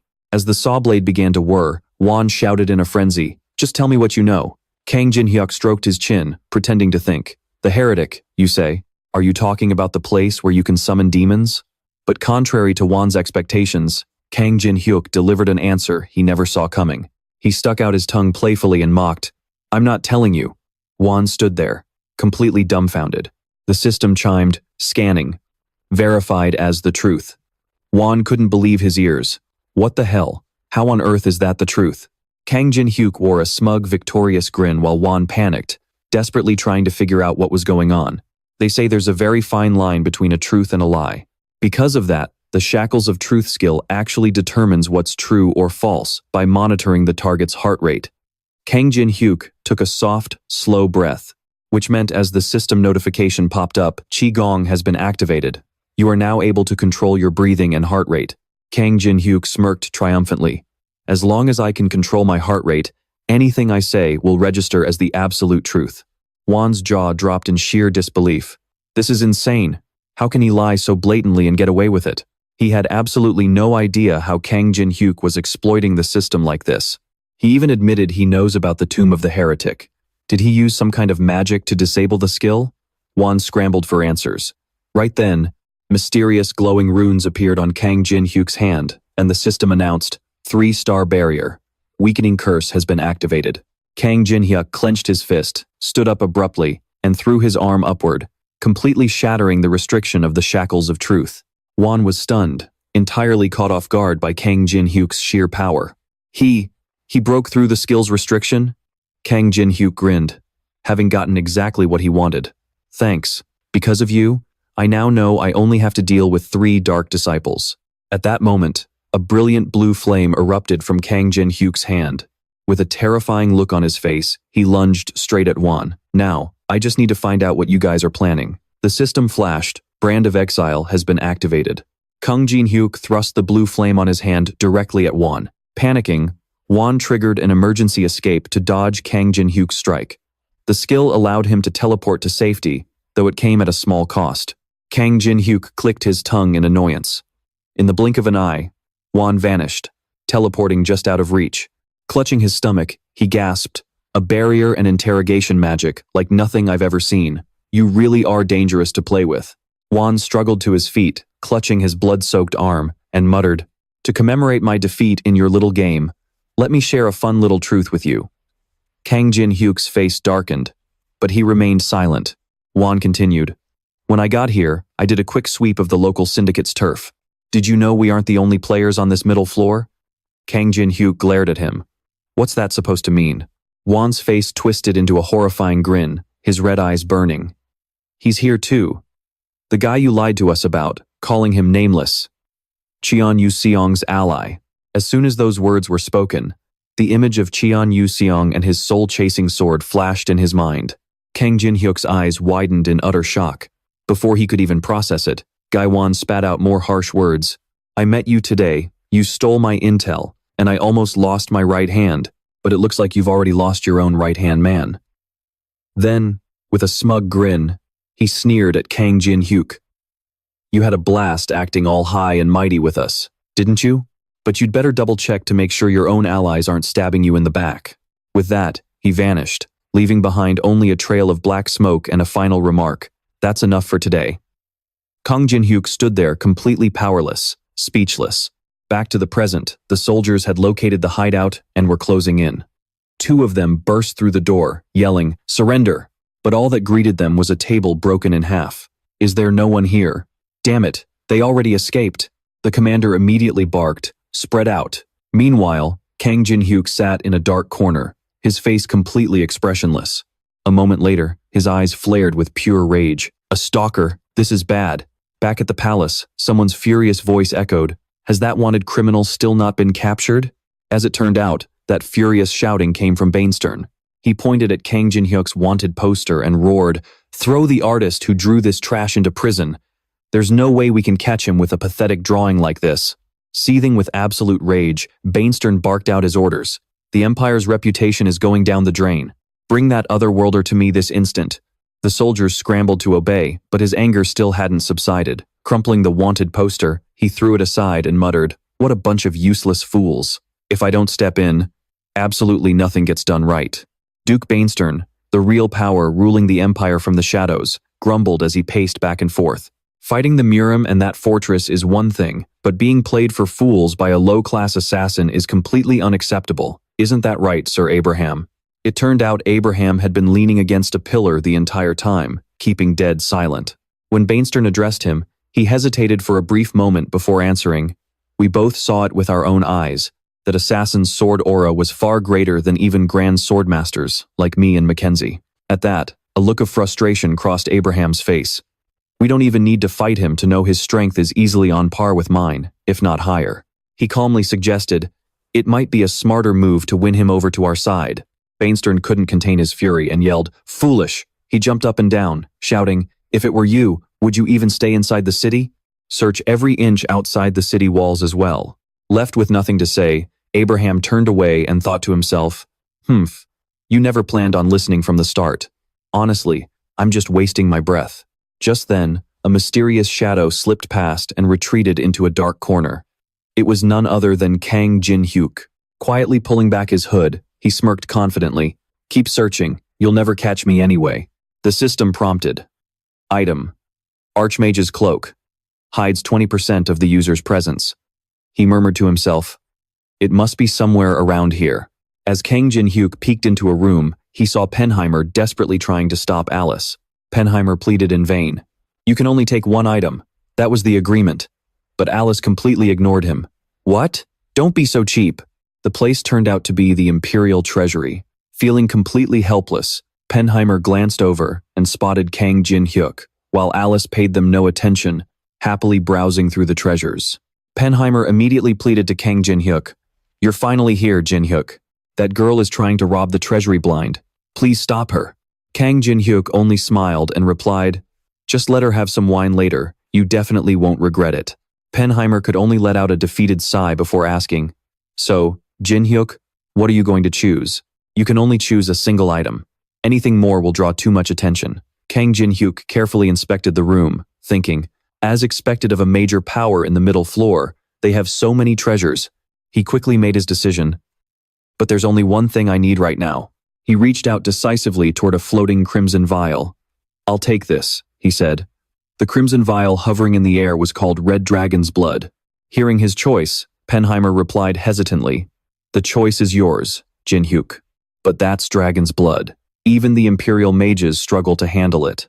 How on earth do you plan to use it?" Unfazed by the warning, Kang Jin-hyuk confidently declared, "I know. I'm well aware of how difficult it is to handle." Penheimer's eyes went wide in astonishment. Ultimately, he respected Kang Jin-hyuk's choice. "Forgive my meddling. I'm sure you will make excellent use of it." The system announced, "Identity verification successful." He gently placed the vial of Red Dragon's blood into his hand. "This is the absolute limit of what I can offer you. Please, do your best to bring down that fortress." The scene shifted to another location, where the system suddenly notified of an incoming video call. Just waking up, Cass and Jello were half asleep and confused, but the moment they saw Kang Jin-hyuk's face appear, they snapped awake. "It's him. Hey there." But as soon as Kang Jin-hyuk appeared on screen, he immediately began questioning them. "I asked those two, are you guys at my place right now? That's definitely my couch behind you." Hearing that, Cass and Jilo just played dumb and laughed. "Huh? No way, you're totally seeing things." Jin-hyuk could only sigh in defeat and said, "Whatever, forget it. We're living together anyway. Besides, I actually have a mission for you two." The moment they heard the word mission, Cass and Jello grinned at each other in excitement. "A mission?" Then, they both cheered happily. "Oh, awesome!" Once the system announced the call had ended, Jin-hyuk fell into deep thought. He secretly calculated that Hwan's question about the heretic's tomb definitely wasn't out of the blue. It was one of the few places in this tower where you could summon demons. If he was trying to get in there, he must already have some kind of divine artifact with summoning powers. Standing right next to him and witnessing the whole call, Alice complained. "Seriously? Now we have to live with those freaks?" Jin-hyuk could only explain to her, "Well, I already promised them.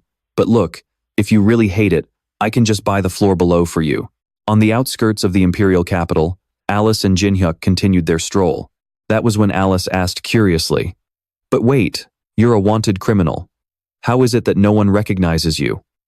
Jin-hyuk turned to her and replied, "Well, I guess I just look too normal."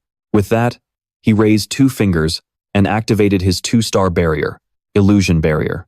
A hideous, rugged face instantly appeared so horrifying that Alice shrieked, "Ew!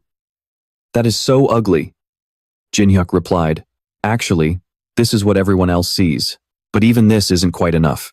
Alice questioned him again, "Then why are we still loitering around here? Aren't we supposed to be raiding some fortress or something?" He simply answered, "There's somewhere we absolutely have to visit first." When Alice saw their destination, she couldn't help but judge it. "Wait, this rundown blacksmith shop?" Hearing this, Jin-hyuk just chuckled and explained, "It might look a bit beat up on the outside, but it actually hides a talent that's impossible to ignore." He pushed the door open and formally introduced the greatest blacksmith in the empire to Alice Oron. Right in front of them was a drunken old dwarf slumped against the wall. Quite a sight to behold. At Oron's smithy, the customer satisfaction rate was a whopping 1.6%, proudly maintaining its reputation as the worst recommended shop in the entire empire. Stepping inside, Alice looked around in disbelief and said, "What kind of blacksmith shop is this? This place is literally a dumpster fire, and you're calling him the best blacksmith?"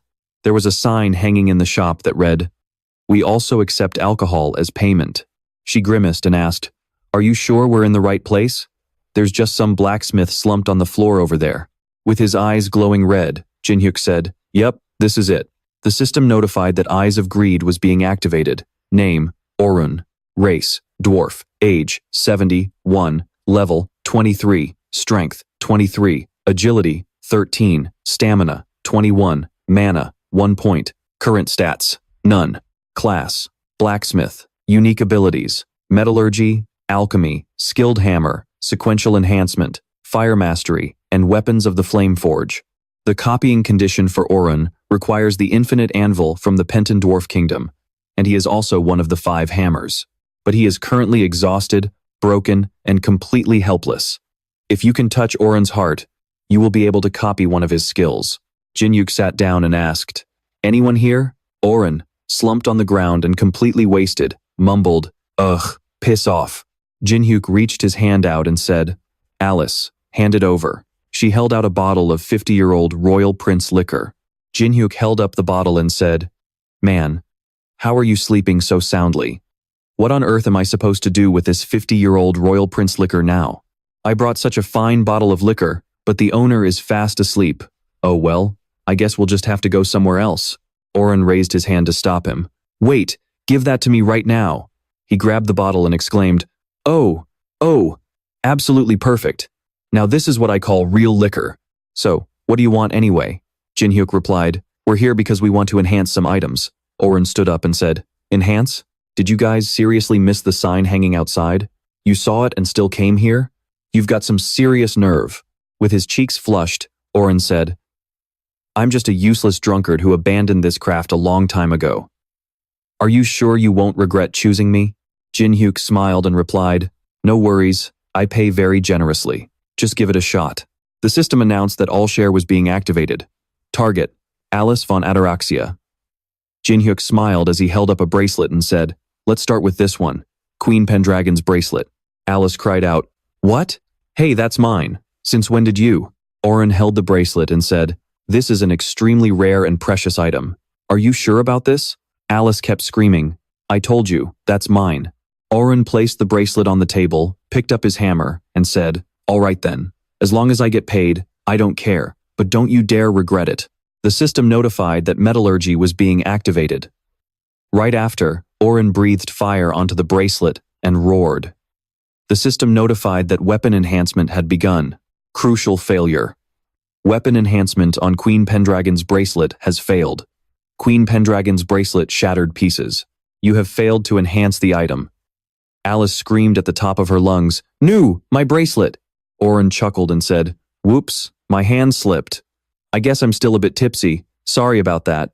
Jinhyuk smiled, comforting Orun. "Don't sweat it." Holding a massive pile of jewelry in his arms, he smirked and added, "We still have plenty of other things that need enhancing anyway." Alice stared at the pile in sheer heartbreak and shrieked, "What are you doing with my collection? You stole them." "Since when?"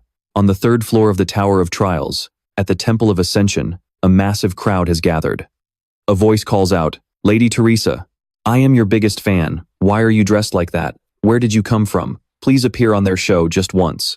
Teresa smiles and thinks to herself, "I only came here because Kang Jinhyuk said he would send some people, but with everyone crowding around like this, it is going to be hard to find them." Someone yells, "Please take a picture with me." Then, a loud voice booms, "We are here. Get out of the way." Everyone looks up in shock. It is Kay and Jello. Someone whispers, "It is those crazy twins. If you do not want to get beaten up and killed for no reason, run now." Teresa walks over to them and says, "Hello there. So, are you two the reinforcements that Kang Jinhyuk sent?" The system announces, "The gate has been activated." Teresa reaches out and says, "All right, let us go. I have already notified the Holy Kingdom, and I even prepared invitation letters for both of you." But they both turn around and snap in unison. "No way." Teresa gasps in surprise. "What? Why?" "But you two have to come with me." Kay pouts and says, "We know. but we do not want to follow someone who looks so weak. Jello also asks, where is that Black Knight lady from earlier? Kay chimes in, yeah, exactly. We are only following her. Teresa grabs Jello by the hair and snaps, oh, you bratty twins. Being nice just does not go through your thick skulls, does it? You better listen up and treat the Saintess's words as absolute law. Jello raises his hands and giggles. This is great. What a rush. Kay cheers. What about me? I want some too. Teresa smiles and says, if you follow me, I will play with you. How does that sound? They cheer. Awesome. Let us go. Hey, stop pushing. Returning to the blacksmith shop. Reinforcement failed. The rainbow stone necklace has been destroyed. Alice holds the broken necklace and says, I only wore this necklace on my absolute best days, and now it has turned to dust. Oran looks at her and thinks, that is the 10th one, and not a single reinforcement has succeeded. Is this really safe? Kang Jin-hyuk, wearing an apron, speaks up. You have done enough. Get out of the way. Oran turns around and asks, what do you mean, get out of the way? What are you trying to do? He smirks, grabbing a hammer, and says, after watching you swing that hammer a few times, I feel like I could do a much better job. Oran frowns and snaps. What did you say? Kang Jin-hyuk heats something over the fire and says, you might have been the greatest blacksmith in the empire once, but with this drunken smithing of yours, I could easily surpass you. Now, let me show you how it is done. Pentas Fang. Oran grimaces and thinks, I might be past my prime, but do you think blacksmithing is that easy? Do not look down on me. The weapon reinforcement has begun. Oran watches Kang Jin-hyuk work, his jaw dropping in shock as he thinks, what? He is actually doing a pretty good job. His technique is powerful and precise, and his timing in striking the sweet spot of the molten metal is absolutely perfect.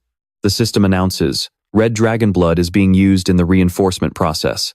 Unbelievable. He is actually using dragon blood? Where on earth did he get something so precious?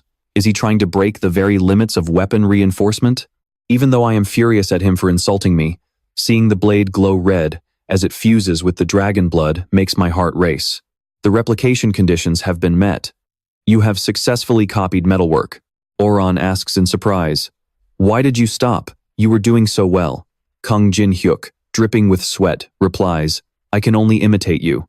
I cannot reach the true essence of a master blacksmith. So I want this reinforcement to be completed by a real blacksmith. Kang Jin-hyuk shoves the hammer right in front of Oran's face, prompting him to ask, why?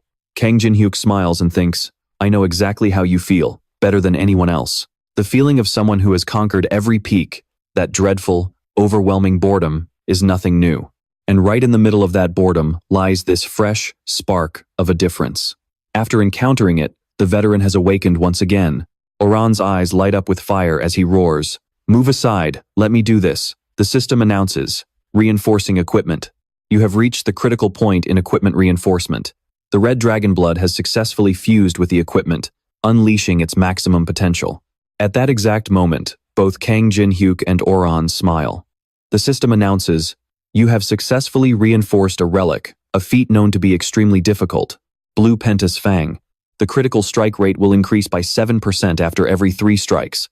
Special effect, the attack power of the Pentas Fang will increase 100 times if it is intentionally destroyed. Oran grips his hammer and roars.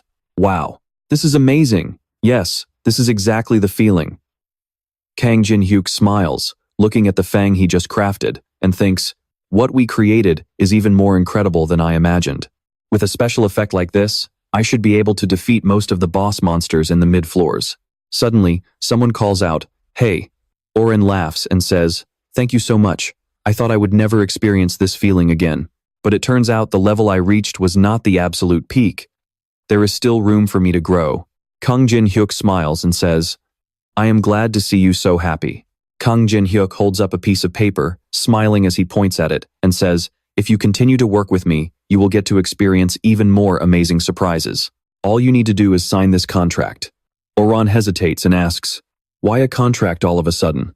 Oran picks up the paper, reads it, and says, I want to review every single clause carefully before making a decision. Give me 3 hours. Kang Jin-hyuk smiles and says, of course. Everyone should read a contract before signing it.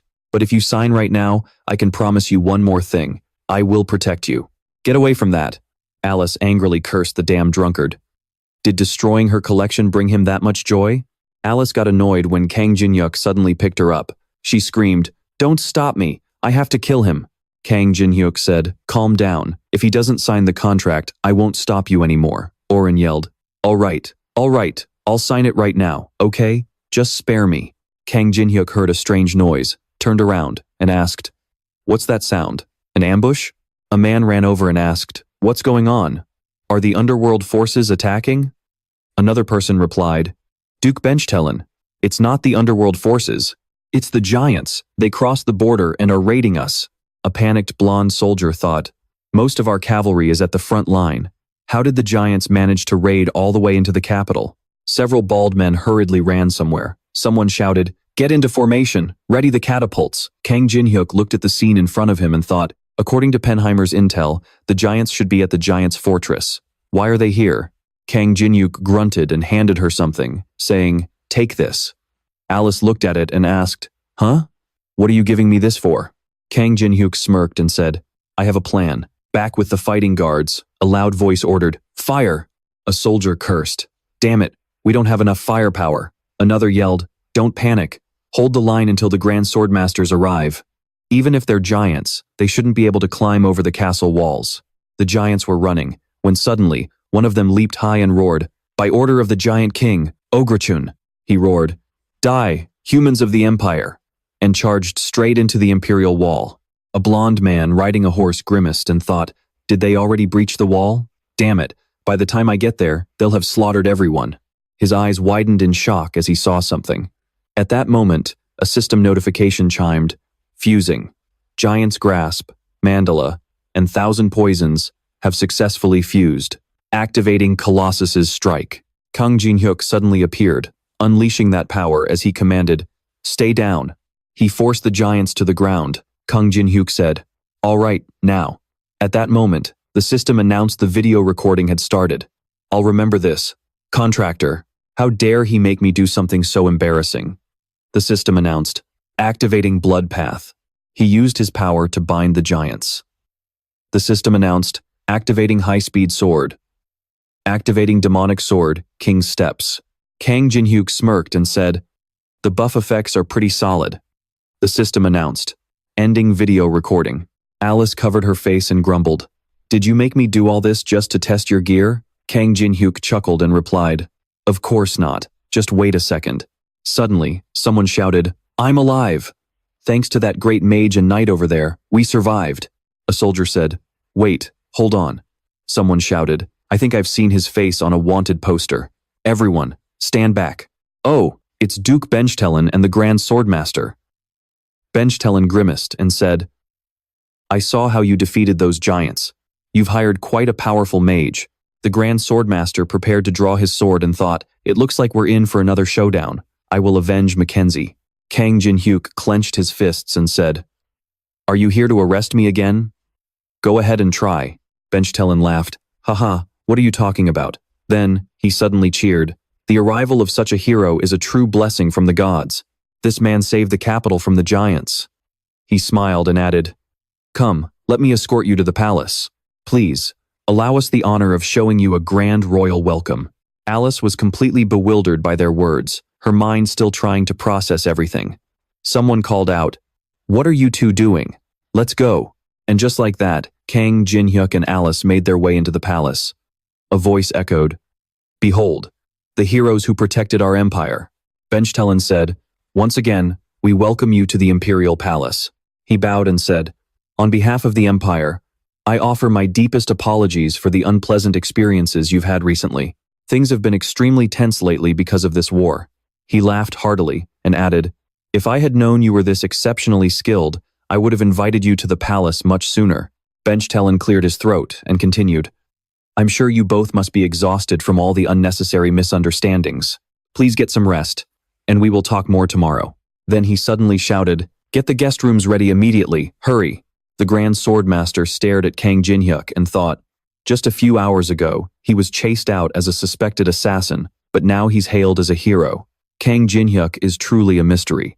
At that moment, a soldier groaned, "Oh God, why is he here again?" The Grand Swordmaster suddenly adjusted his helmet and yelled, "Mackenzie." He then threw his arm around his shoulder and said, I told you to just stay put and drink." Meanwhile, he offered a girl a sip of wine. Sitting in the bathtub, she took a sip of wine and sighed. "Ah, now this is the life." From outside, Kang Jinhyuk asked, "Are you really that happy?" She replied, "Absolutely. Ever since we started our revenge, these past few days have been the most fun. I hadn't even been able to take a proper bath. Soaking in a hot tub while drinking wine is seriously the absolute best." Kang Jinhyuk smirked, thinking to himself that Alice showing up as an incredibly powerful mage was exactly what made the Empire's attitude toward them do a complete 180. The online community is probably going to blow up too. If he takes a photo of Alice under the guise of another nameless, he'll make a ton of cash and be able to expand his reach way beyond what he can do as the current nameless. And honestly, Duke Vainstern was calling him an outsider just a moment ago, but now he's already trying to butter him up. His expression changed so fast. Could he have realized that we know he's the spy? Could he have figured out that the spy inside the Empire is none other than Vainstern? He's just a spy for the Murim, but he's a real pain in the neck. Even if he wanted to tell Penheimer right away, he couldn't see any good outcome from doing so.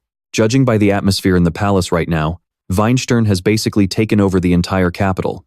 Even if they know who the spy is, it'll be incredibly difficult to do anything about it now. What should he do?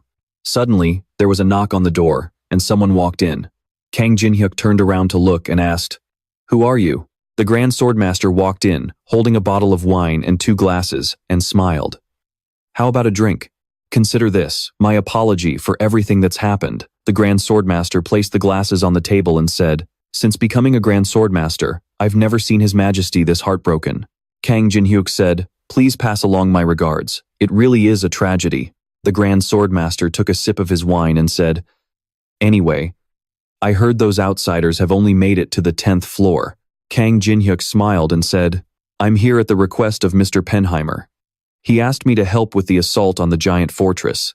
Hearing Kang Jinhyuk's words, the Grand Swordmaster muttered Penheimer's name. Kang Jinhyuk smirked and said, "What's with that look on your face? I came here to help your empire, so why do you look so unhappy?" The Grand Swordmaster also smirked and said, "Lord Penheimer has always done everything he could for His Majesty and the Empire, even if it costs him his own life. He truly is a respectable knight. But the Empire is crumbling now, along with Emperor Reinhardt. Even if you take down the giant fortress, it'll all be for nothing if we don't find a great new leader for this war. At this rate, the Empire will lose to the Murim." Kang Jinhyuk smiled and said, "Is that why you sided with Duke Vainstern and betrayed the Emperor?" Hearing Kang Jinhyuk's words, the Grand Swordmaster stood up so fast he knocked his chair over. Kang Jinhyuk laughed, waved his hands, and said, "Whoa, calm down. I just wanted to get a handle on the situation. I have no intention of picking a fight. I get it. For the kingdom, a knight can even throw away his honor, so just relax." The Grand Swordmaster said, "I knew you were sharp, but it seems I still underestimated you. Anyway, let's get straight to the point. I can offer you far more than what Penheimer can, so why don't you take down the giant fortress in the name of the Duke?" Hearing this, Kang Jinhyuk let out a long sigh. Vainstern patted the horse and said, "I've already heard from Abraham. Thank you for accepting the Empire's request. The Imperial Guard's camp should be stationed to the west of the fortress. If you need anything, feel free to head over there. Good luck." Kang Jinhyuk was already mounted on his horse. Preparing to head out, he rode off into the distance.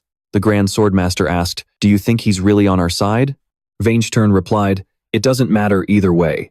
Tell the general over there to use Kang Jinhyuk as much as possible, and then we'll seize the opportunity to take down the giant fortress ourselves." Hearing Vainstern's response, the Grand Swordmaster replied in surprise, "Yes, sir." Meanwhile, Kang Jinhyuk recalled the Grand Swordmaster's words.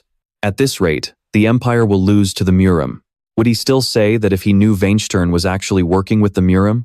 Alice asked Kang Jinhyuk, "Contractor, are you really planning to side with that Duke?" Kang Jinhyuk replied, "Of course not. That bastard is probably racking his brain trying to figure out how to squeeze every last drop of usefulness out of you before tossing you aside." As he kept pondering his next move on the road, he felt he still needed more information to get a full grasp of the situation. At the Holy Kingdom of Seeds, a voice spoke. "An old star is fading, and a new star is rising. All things originate from the light, so the goddess of light shall bestow her blessings upon your people." It turned out there were 3 girls singing, and someone was kneeling down. A girl with glasses said to her friend that she had never seen anything like this before, describing it as a very strange dark energy with two forces intertwining like two fish in a single pond. It turned out the person kneeling all this time was Teresa. Someone said, "According to the laws, we must cleanse you immediately." The Archbishop of the Holy Kingdom, Savannah, said, "But this situation is highly unique and difficult to judge." Teresa bowed her head and said, "I'm so sorry." A hand gently touched her head, and a voice said, "Wherever there is light, darkness must also exist." Savannah placed her hand on Teresa's head and said, "This only means your divine power is incredibly pure and strong. There's no need to worry so much, child." As Savannah and Teresa walked together, Savannah asked, "So, do you want to go investigate this place?" Teresa replied, "Yes, Archbishop." Savannah pointed at someone and asked, "Along with those kids?" A girl reaches out to catch something and says, "Oh no, you can't. This is meant for the ritual." But a voice replies, "Hey, nobody said I was going to keep it. I just wanted to borrow it for a bit, you know?" It turns out Kay is stacking things on top of Jello's head, shouting, "We just set a new record." Meanwhile, Savan says, "They seem like pretty gloomy kids. Are you absolutely sure about this?" Teresa replies, "I will definitely do my best to guide them."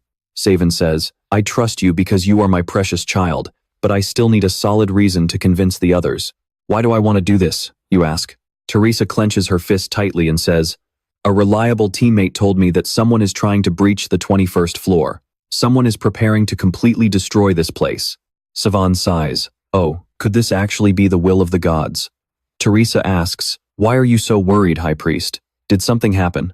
With a grave look, Savan says, "Lately, there have been non-stop reports of disappearances all over the Empire, and those who vanished are all guardians of sacred relics. Both their whereabouts and the holy relics they protected have completely disappeared.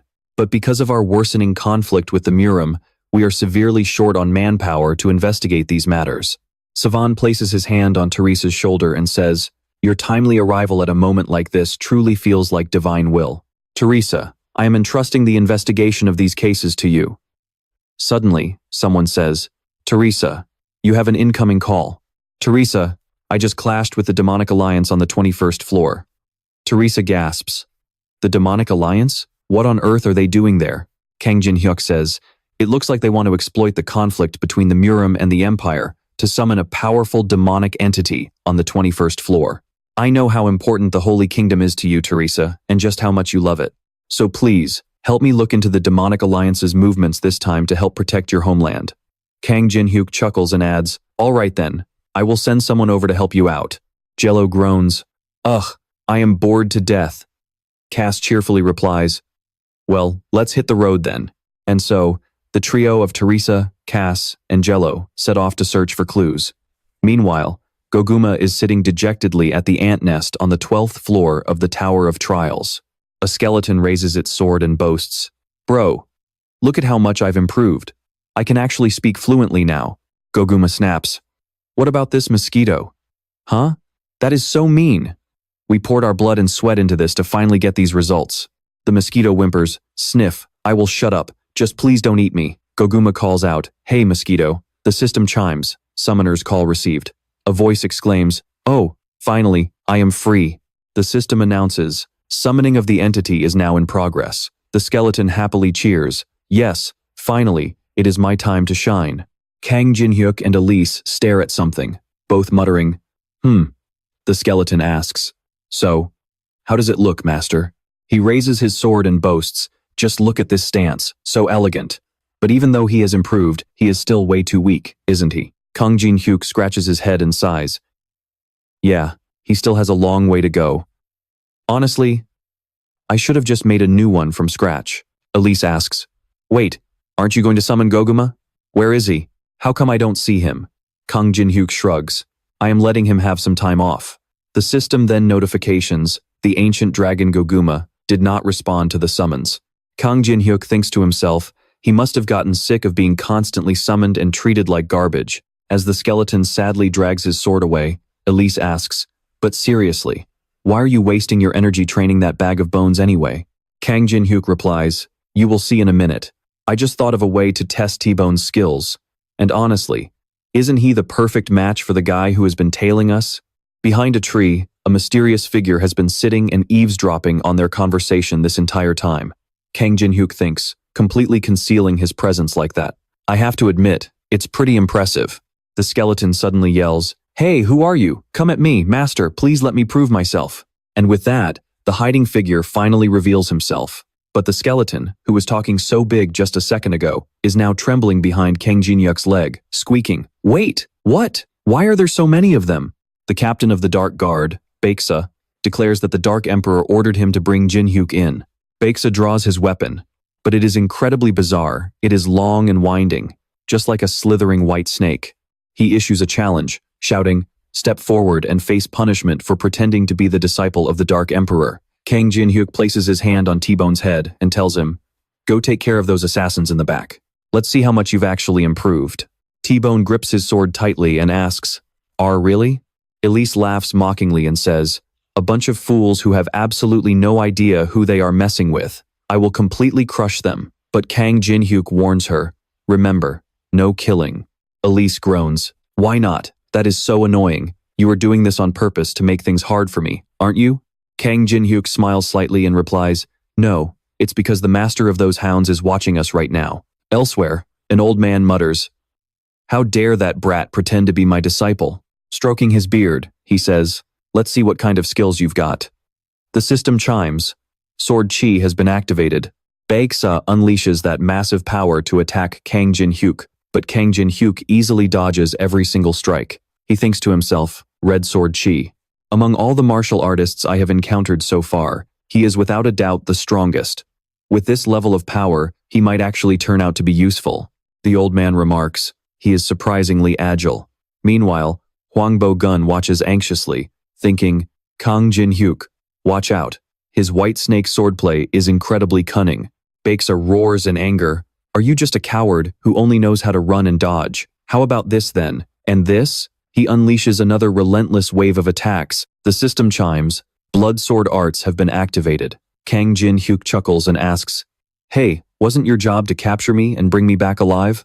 Why are you throwing all these deadly killer moves at me? Or did I completely misunderstand your orders?" Baeksa gasps in utter shock. "This is impossible. I threw everything I had at him, and yet." She couldn't even lay a finger on him. White Snake unleashed her attacks, but Kang Jin-hyuk easily dodged them all.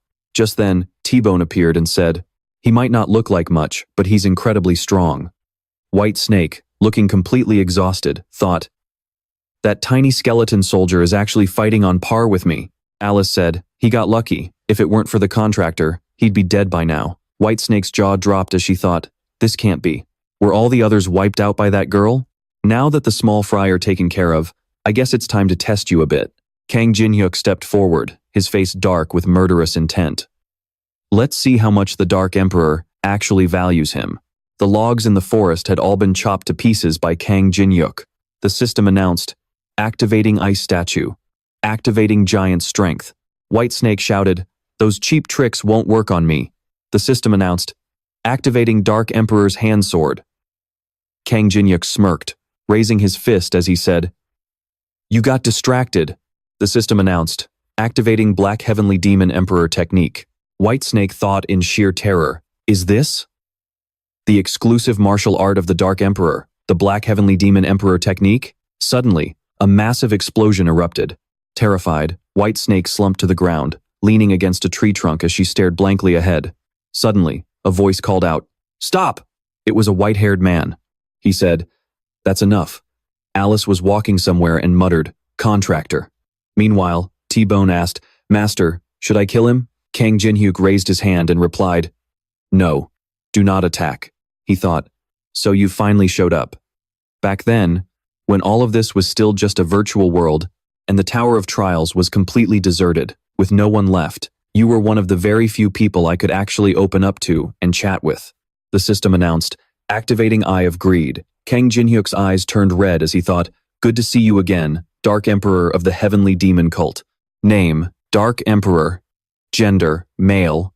Age, 72. Level, unknown. Strength, unknown. Agility, unknown. Stamina, unknown. Mana, 15. Internal energy, unknown. Remaining stat points, 0. Class, unknown.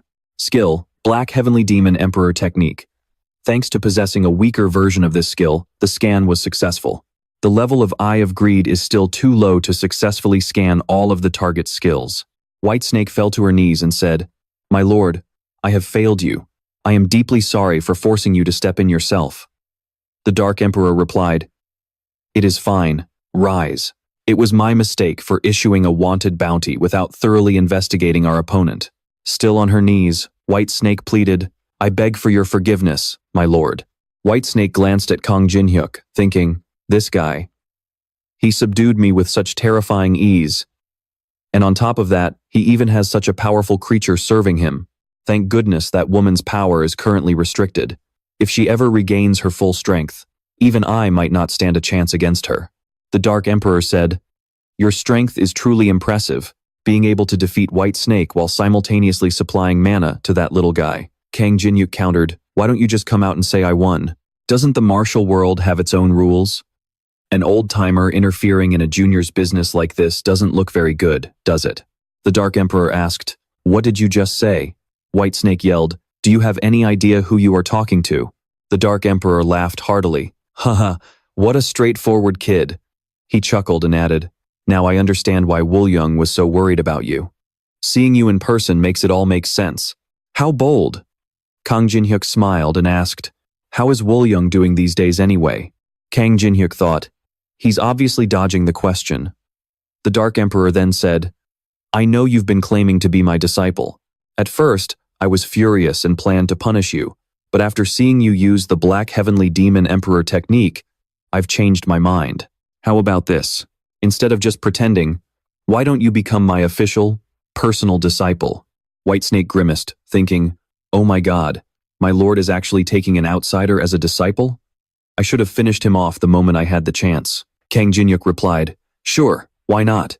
Stroking his beard, the Dark Emperor said, "Oh, you're much more straightforward than I expected." Kang Jinhyuk raised 3 fingers and said, "But on 3 conditions." The Dark Emperor asked, "Conditions?" Folding his arms with a smile, Kang Jinhyuk said, "Since we're entering a master-disciple relationship, is it really so wrong for me to have a few requests?" Woolyung was also taken aback by Kang Jinhyuk's words, while Whitesnake thought in disbelief, "This idiot is completely crossing the line." The Dark Emperor laughed, "How amusing. Give you an inch, and you take a mile." The Dark Emperor said, "Are you trying to walk all over me?" Kang Jinhyuk smiled and asked, "The contractor is doing fine, right?" Alice returned with T-Bone. "First, I won't be joining your cult, but I can agree to a short-term working partnership. Second, let Whitesnake serve as my assistant for 3 days." Whitesnake screamed, "What? What is this lunatic doing?" Kang Jinhyuk smiled and said, "And finally, hand Woolyung over to me." The Dark Emperor muttered, "You certainly have some nerve. Fine. Is that all you wanted? Everyone, back away. If you get caught up in this, you won't survive." The Dark Emperor asked, "Any last words?" Kang Jinhyuk smiled and replied, "Only if you agree to my conditions." The system announced, "Activating Black Heavenly Demon Emperor technique." Grinning, he said, "As your disciple, I will complete the 13 demonic arts that you had to abandon." The Dark Emperor thought in shock. The very thing I've yearned for all this time. How could he possibly know about the 13 demonic arts? Suddenly, the Dark Emperor draped his arm over Kang Jinhyuk's shoulder and said, "It is truly strange. Today is our very first meeting.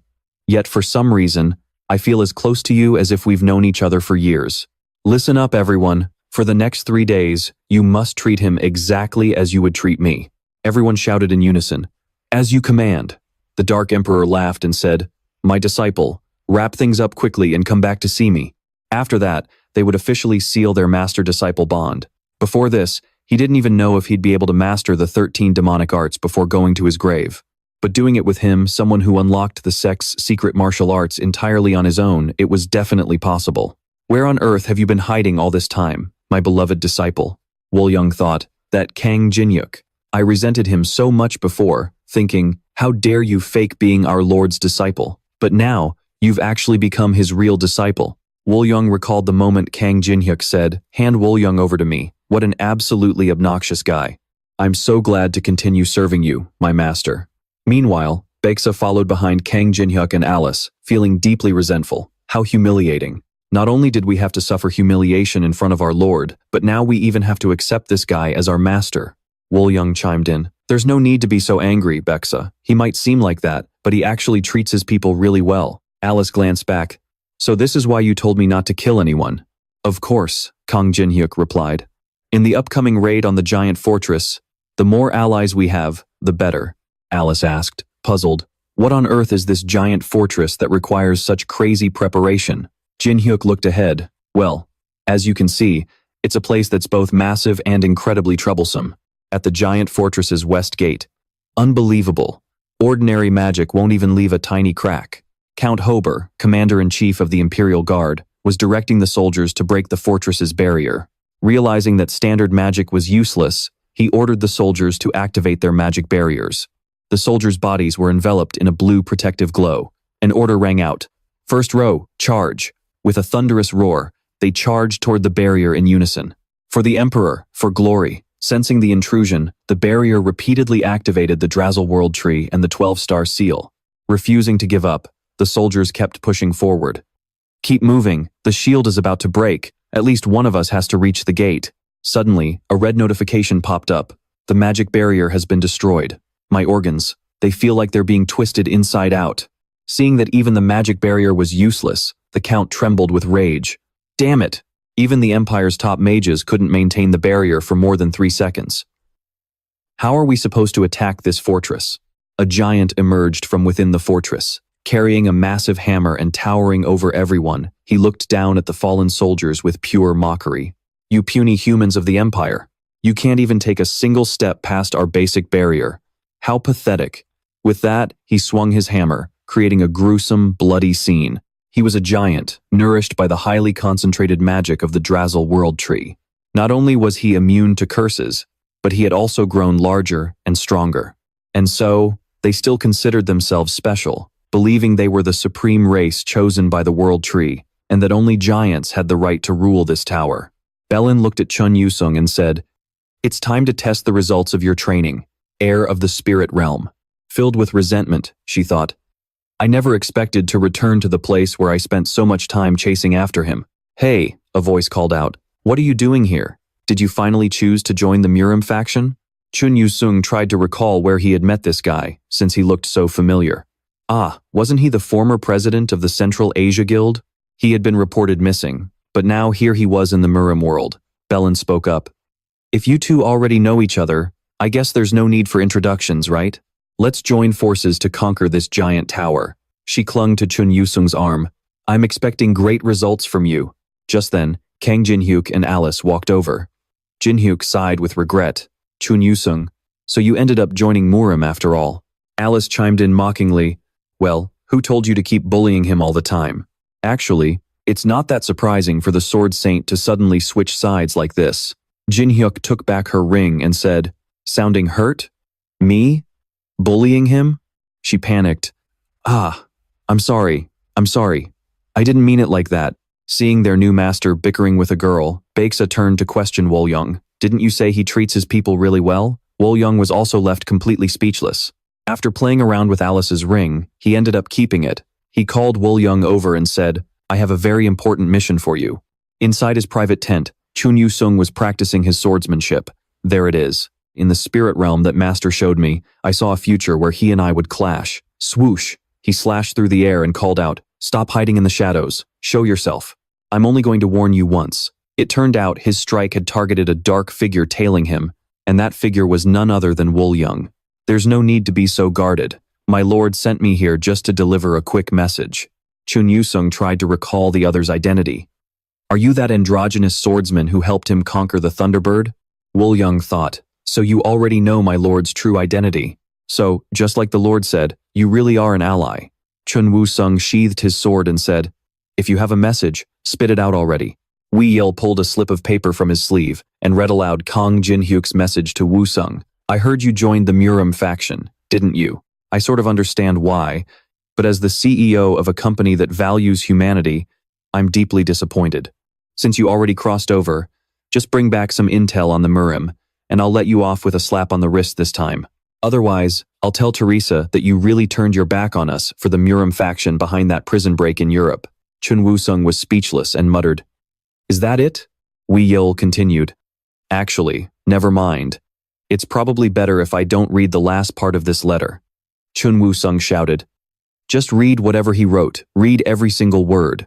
Wei Yil had no choice but to read on, and as punishment for annoying me, I'm going to strip you naked and hang you upside down right in the middle of Seoul. But out of respect for our old friendship, I'll let you keep your boxers. Brothers for life, Kang Jin-hyuk.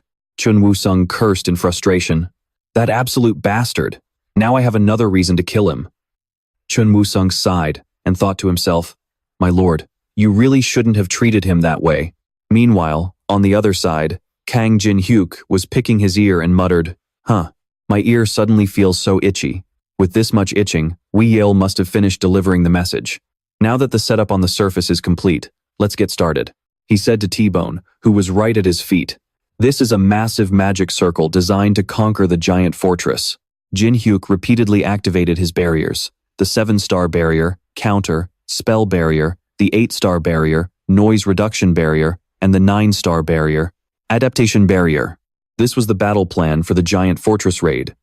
The Empire in the west, Murim in the east, and to the south. Kang Jin-hyuk. Those foolish humans. They'll never be able to break the barrier Mother created. A giant standing on the fortress gloated, mocking the humans, when suddenly smack, "Get back to your patrol. How dare you slack off here?" Grabbing his axe, he grumbled as he went on patrol. "He's always criticizing me. There's not even anything to guard anyway." At that exact moment, T-Bone was stealthily slipping inside. The two stared at each other in confusion. Just then, Kang Jin-hyuk emerged from the magic circle he had set up. T-Bone said anxiously, "Master, we've been spotted." He deactivated all his barriers, showing not a single shred of worry. Instead, a smirk played on his lips. "It's fine. I was looking for one of them anyway." The giant gasped, "What?" Meanwhile, beneath the world tree Yggdrasil, a voice like a goddess echoed, "The Murim is to the east, and the Empire is to the west. I can feel them tapping lightly on my barrier. So let them keep struggling against it." As it turned out, this voice belonged to the spirit of the world tree, Yggdrasil. In front of her, a giant knelt respectfully to reassure her. "Lady Yggdrasil, please do not worry. No one can ever breach the barrier you've created. And even if they do, the King of Giants will deal with them." It turned out this guy was the boss of the 21st floor, Ogre Chun, the Giant King. He turned to address his people. "O children of Yggdrasil, those lowly humans keep attacking us because they want to steal our mother. How tragic. Yes, the very future of our race is in grave danger. But if a superior race like ours, if every single one of us stands up against them, we will surely prevail." Standing before tens of thousands, he rallied, "I will ask you once more. My comrades, are you ready to join the fight?" Below, the giants roared in unison. "To war!" Ogre Chun's close guard beside him whispered, "Your Majesty, do we really have a chance of winning?" He replied with absolute confidence, "No. The enemy can do nothing but lay siege to us, and most of them will simply starve to death.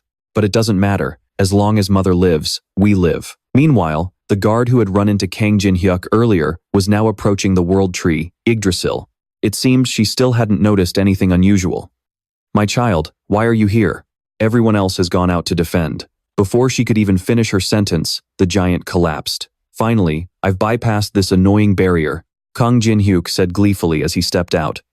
"Hey, you didn't actually believe your barrier was invincible, did you?" Yggdrasil began to feel a sense of dread. Only giants can enter here. Did he use that child as a key? Even so, for a lowly human to withstand the pressure of such a powerful barrier is completely absurd. With that thought, she immediately activated her summoning. "Arise, my soldiers. A mere human dares to trespass into my paradise without permission. Make him pay for his insolence." Countless insects, snakes, and spiders were summoned, swarming toward Kang Jin-hyuk. He thought to himself, Yggdrasil is maintaining two extremely powerful barriers. Plus, they require a massive amount of energy. Because of that, she won't be able to keep both barriers up if she activates another skill. The reason those two layers are so strong is that if the outer one gets broken, she can activate the inner one to form a double barrier. But this also means if both barriers are attacked at the exact same time, she'll have to choose to deactivate one of them. Kang Jin-hyuk smirked and activated Fire Source, blasting it toward Yggdrasil. "Take your pick, Yggdrasil. Are you going to let the fortress walls crumble? Or are you going to die by my hand right here?" he shouted in excitement. Meanwhile, Yggdrasil began to feel a deep sense of unease. Who on earth is this crazy guy anyway? Meanwhile, in the underground catacombs of the Holy Kingdom, the twins are tasked with keeping the undead horde distracted. Teresa realizes something is seriously off. The bodies of the Holy Knights buried here have somehow been turned into Death Knights. This is definitely not normal. She immediately video calls Kang Jin-hyuk. Just like you said, there is some highly unusual activity going on here. Jin-hyuk, are you okay? While busy slashing through a swarm of insects, Kang Jin-hyuk replies, I am fine. Keep talking. Not wanting to waste any time, Teresa shares her theory. These knights keep spawning in the catacombs of the Holy Kingdom, almost as if the divine barrier protecting this place has completely vanished. Jin-hyuk pauses for a brief second before giving his command. Wipe out all the Death Knights over there and summon every Holy Knight you can. I think those demonic humans have already breached the catacombs. They are moving way faster than we anticipated. As soon as she hangs up, the twins ask her what is going on. Teresa silently worries. If Jin-hyuk is reacting like this, things must be going south fast. Behind her, a corpse sneaks up for a surprise attack, but she effortlessly crushes its head with one hand. Change of plans. The twins' eyes glow with power. I am going to absorb all the mana in this place. All of you, get the hell out. It turns out Saintess Teresa has yielded control of her body to fallen Teresa. Back to the battle between Kang Jin-hyuk and Yggdrasil. Realizing her insect soldiers cannot stop him, she sends a telepathic message to Ogre-kun, begging for help. An intruder has breached my paradise. Come to me. If I do not deactivate the barrier, the white jade might be in grave danger. Ogre-kun is startled. The white jade is his mother's core of power, and they absolutely cannot afford to lose it. But if she deactivates the barrier, the Empire's bastards and the Murim faction will flood in. After a moment of thought, he replies, I will handle this, mother. On the eastern side of the massive fortress, where the Murim forces are attacking, their leader shouts, Squad 3, charge! Immediately, several fighters rush toward the fortress. Whoa, I do not want to die. Miraculously, they pass right through without taking any damage.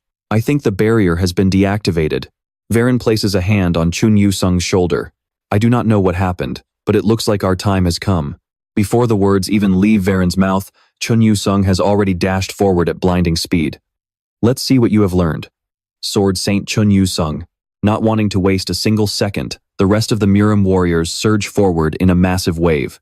While the two giants guarding the fortress are still standing there with their mouths wide open, trying to understand why the barrier is down, Chun Yu-sung swiftly activates his soul-chasing swordplay and takes them both down in a flash. Varen walks up and praises him. Those giants are famous for resisting sword chi, yet you took them down so easily. You have really improved a lot, Sword Saint. Chun Yu-sung thinks to himself, the outer wall should be cleared pretty quickly at this rate. With the barrier gone, the situation on the Empire's side must be the same. This shield vanishing could not have been an accident. He must be the one behind this. What the hell are you up to in there, Kang Jin-hyuk?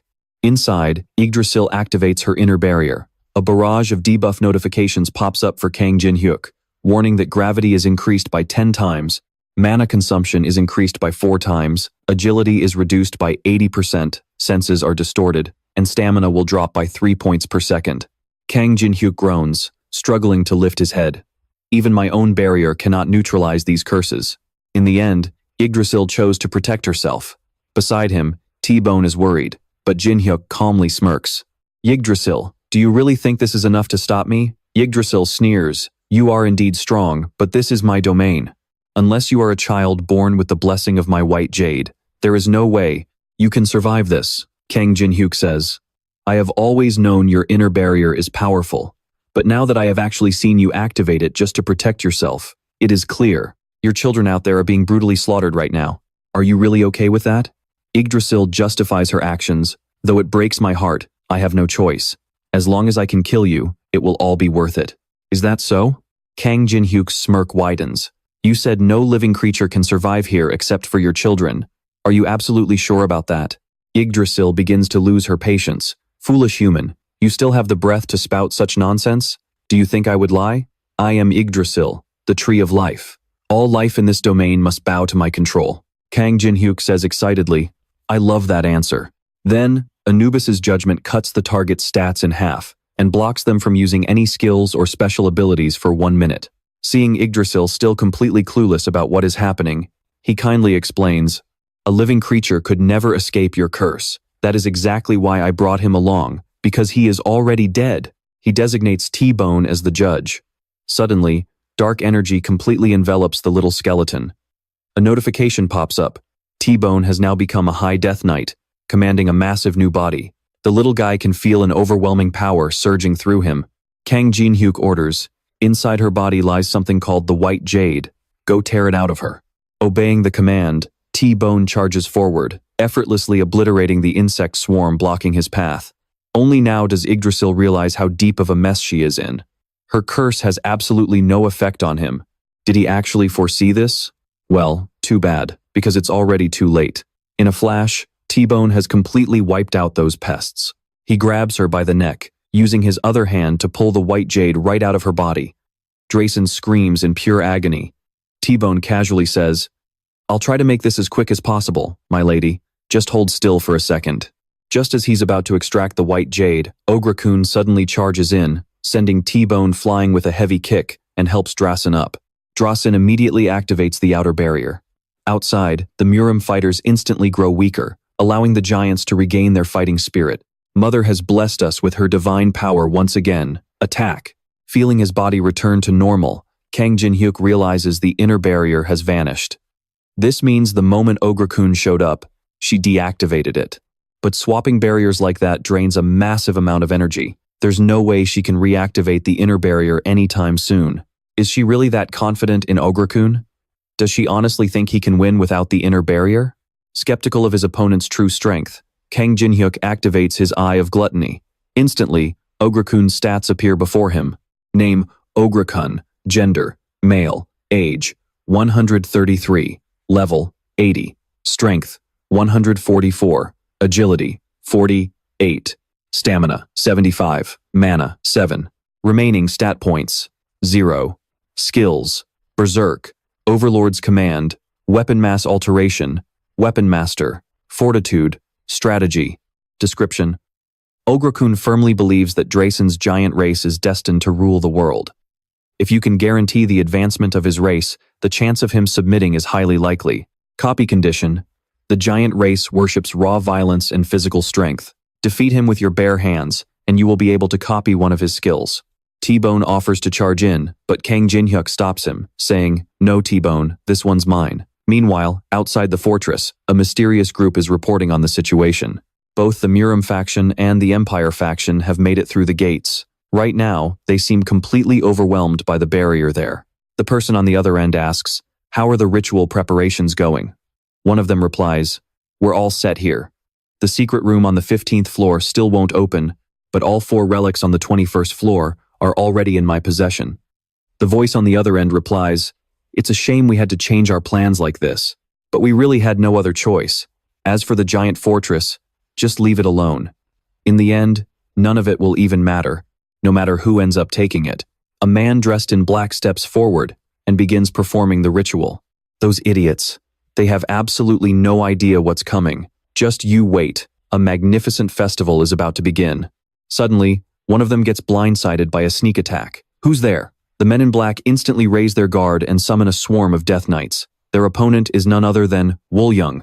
It's exactly as my lord said, this place is absolutely piling up with trash. Shadow Squad, execute my lord's orders. With those words, Wool-young and his guards charge forward, completely wiping out the men in black. Meanwhile, back with Kang Jin-hyuk. Ogre-kun roars in fury. "A mere human like you dares to lay a hand on Mother? How arrogant. This is a sacred land meant only for Mother and her descendants." With that, he activates his giant skill, swinging his massive hammer and wildly smashing everything in sight toward T-Bone and Kang Jin-hyuk. Jin-hyuk quickly leaps onto T-Bone, using him as a springboard to launch himself straight at Ogre-kun, unleashing a devastating blast right at him. "Why do you keep babbling about Mother this and Mother that? I couldn't care less about your little playing house game." Activating the Colossus skill. A single strike isn't going to cut it though. He yells aggressively, repeatedly triggering the giant skills he copied. At this point, Ogre-kun's confident smirk completely vanishes. This human is incredibly strong. "I'll admit, you're no ordinary mortal." He manages to block Jin-hyuk's relentless combo, forcing him to step back. "But what about your little friends out there? They're probably being wiped out as we speak, aren't they? With the barrier active, are you sure they'll be fine if you just leave them like that? Jinhyuk scoffs with a smug grin. Worrying about my friends, are we? If they can't even survive something like that, they don't deserve to be my friends in the first place. I'm currently activating the Dark Heavenly Demon Emperor art, so you'd better worry about your own skin. The moment he finishes speaking, he unleashes a powerful strike that pierces right through Ogre-kun's defense, making him cough up blood as he gets blown far away.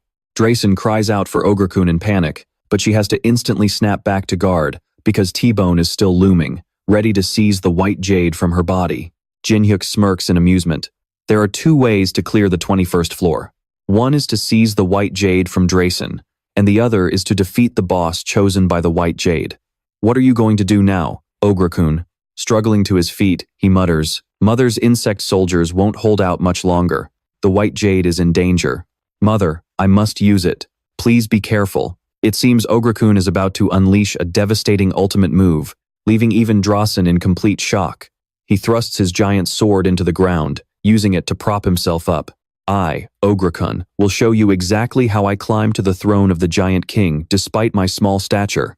The muscles in his arms and legs begin to swell, and in the blink of an eye, his body doubles in size. At the same time, Berserk is activated for 60 minutes, increasing Ogre-kun's damage, movement speed, and attack speed by 30%. He takes a fighting stance. Feeling the overwhelming pressure from Ogre-kun's impending attack, Drayson also recalls her insect soldiers to shield herself. T-Bone, completely clueless, scratches his head. Master, that tree is doing something really weird. Before he could even finish his sentence, he was blown away by the sheer pressure of Ogre-kun's strike. Kang Jinhyuk immediately activated Moon-Pointing Claw to block it, but it couldn't even hold out for 3 seconds before being completely shattered. Taibon, trembling with fear, clutched his head and cried out for his master. Kang Jinhyuk nodded in acknowledgement. You really are strong. But his opponent didn't reply, only roaring as if he had completely lost his mind. Fine by me, that just makes it more fun, Jinhyuk said with excitement, and immediately initiated the fusion of the Colossus' ultimate skill and the Moon-Pointing Claw, activating the 3-star barrier, Prison of Reality, and adding White Beast to the fusion. A red warning popped up, cautioning him about a potential backlash from forcibly copying a higher-tier entity. Mana was running completely wild inside his body. Ogre-kun seized the opportunity to slash down at Kang Jinhyuk, who was currently activating the passive skill, Tombgrave's right arm. The Tombgrave had been successfully created. Due to his current stats and skill level, he could only unleash 10% of the skill's power, yet its strength had already surged by 500%.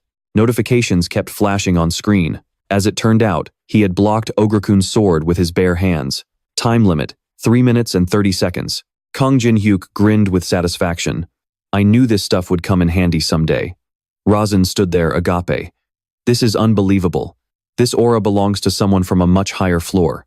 How could a lowly human possibly emit such a powerful aura? What a shame, Jinhyuk muttered as he tossed Ogre-kun into the air. Since you are the boss monster of this floor, I'll play fair and give you a stylish death. Baek Seolin and Chun Yusung's group was rushing toward Darren when they suddenly witnessed a horrifying sight. Ogre-kun was punched straight into the sky by a massive hand. Kang Jinhyuk kept leaping across the floating debris to close the distance. The Tomb Colossus warrior, wielding extraordinary strength, unleashed a barrage of devastating blows. Ogre-kun was beaten to a pulp, coughing up blood. Both Baek Seolin and Count Hopper stood frozen in sheer shock at the spectacle before them. Only Alice was casually relaxing as she admired the fight, thinking, that bastard really loves showing off. As Ogre-kun was about to crash down, Kang Jinhyuk showed no mercy and delivered a decisive strike, plunging straight down and sending debris flying everywhere. Chun Yusung, standing nearby, caught the brunt of the shockwave as well. Kang Jinhyuk, what the hell did you just do? The berserk state was finally wearing off. Ogre-kun lay motionless on the ground, coughing up blood as he struggled to speak. That was such an overwhelming defeat. How humiliating. And to think I was a king. You win. A notification popped up. You have defeated the 21st floor boss monster, Ogre-kun. The copy condition required you to completely overwhelm Ogre-kun in strength. You have satisfied the condition. You have successfully copied the berserk skill. Kang Jinhyuk then walked right up to Rasen. She could only resign herself to her fate now. I always wanted to create a paradise. a place where no one could ever harm my family. But it seems it's all over now. I suppose you're going to slaughter the rest of my children, aren't you? And use this place as your base to conquer the 21st floor. I won't resist anymore, just make it quick. In the distance, the Empire forces cheered loudly. Our soldier took down the master of the fortress. Victory is ours. Count Hopper was still under the impression that Kang Jinhyuk was a mercenary fighting for his side. This fortress has always been famous for being completely impregnable, yet he managed to take it single-handedly. I never imagined this mercenary would be this strong, he proudly declared. The mercenary of the Empire has conquered this fortress. It belongs to us now. The Murim faction wasn't about to back down either. We have to strike immediately. But first, I need time to regroup our forces. Chun Yusung, who had been quiet this whole time, finally spoke up to snap them back to reality. You're all a bunch of idiots. You're completely delusional if you think that bastard would ever do anything that benefits others. No sooner had he spoken than Kang Jinhyuk turned around and announced, "All of you, get the hell out of my giant fortress." Right on cue, a notification popped up. The giant fortress is now under the ownership of the Veteran Corporation. Count Hopper stared in utter disbelief. What are you looking at? If you don't want to die, get lost. Once the battle was over, Kang Jinhyuk didn't just spare the giants, he reformed them. He even brought Kaku along to ensure they would cooperate. As the chief of the Iceblade tribe, Kaku naturally knew exactly how to discipline a warrior's mind. Thanks to the giants and Darren, we managed to reconstruct the fortress in no time. The moment I promised not to kill her or steal her white jade, Darren became incredibly cooperative. Kang Jinhyuk relaxed while scrolling through ViewTube. Awesome. The earned coins have settled at 32,564,632. He smiled smugly. That's a crazy amount of views. This video on the 21st floor is generating an absolute mountain of coins, which is making a lot of the giant guilds feel like their dominance is under serious threat. They're losing sleep over the fact that they can no longer claim to be the absolute strongest, all because of a single guy. Either way, he pulled out the loot he got from defeating Ogre-kun, the Berserker's greatsword, which was absolutely massive. How on earth am I supposed to lug this thing around everywhere? With that, he tossed it behind his back. You use it for your training, Tibbin. Little Tibbin let out a joyful squeal in response. To think you can carry a giant's greatsword so effortlessly. You really are amazing. Andiria had quietly slipped behind him without him even noticing. It couldn't have been easy getting up here, right? Jinhyuk asked. Not at all. Answering my master's summons is my absolute duty. With that, she turned to greet Alice.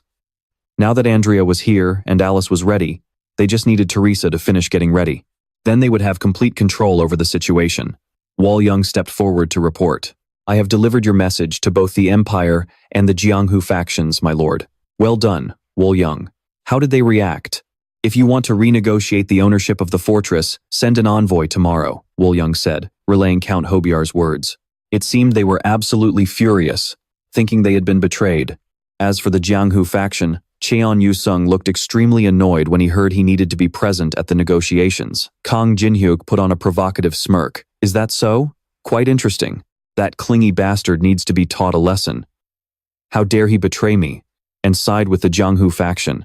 Wol Young looked at Jinhyuk and thought to himself, I really can't get used to that face of his. And one more thing, my lord. This is the sacred artifact we seized from the demons. I have placed it in the vault, just as you ordered. I truly do not understand why you want to keep such an evil object, my lord. Kang Jinhyuk stared at the object on the floor. Don't try to understand me. Sometimes, knowing too much only makes things more complicated. Wol Young wanted to say more, but Jinhyuk stopped him. I told you, just trust me. You've done well, Wol Young said with a sigh of relief. Thank you, my lord. Alice yawned deeply. Now that we've captured the fortress, can we get some rest? Andrea said. Wait, what about our training? I thought that was the whole reason I was called up here. He stood up and said, just capturing it isn't the end of it. We need to use this place as a base to recruit more people to our side. But to do that, we have to be able to defend this place first. Alice asked, wait, what? Do you really think the Jianghu and Empire factions would dare attack after seeing how you single-handedly conquered this place? Jinhyuk clarified, I'm not talking about the people currently on the 21st floor. There are things far more dangerous than them. Tomorrow is going to be a busy day. To make sure we can defend this place, we're going to hold an evaluation of everyone's abilities. But that's no fun on its own. How about we make a little wager? I will grant any one request to whoever can catch me within 5 minutes.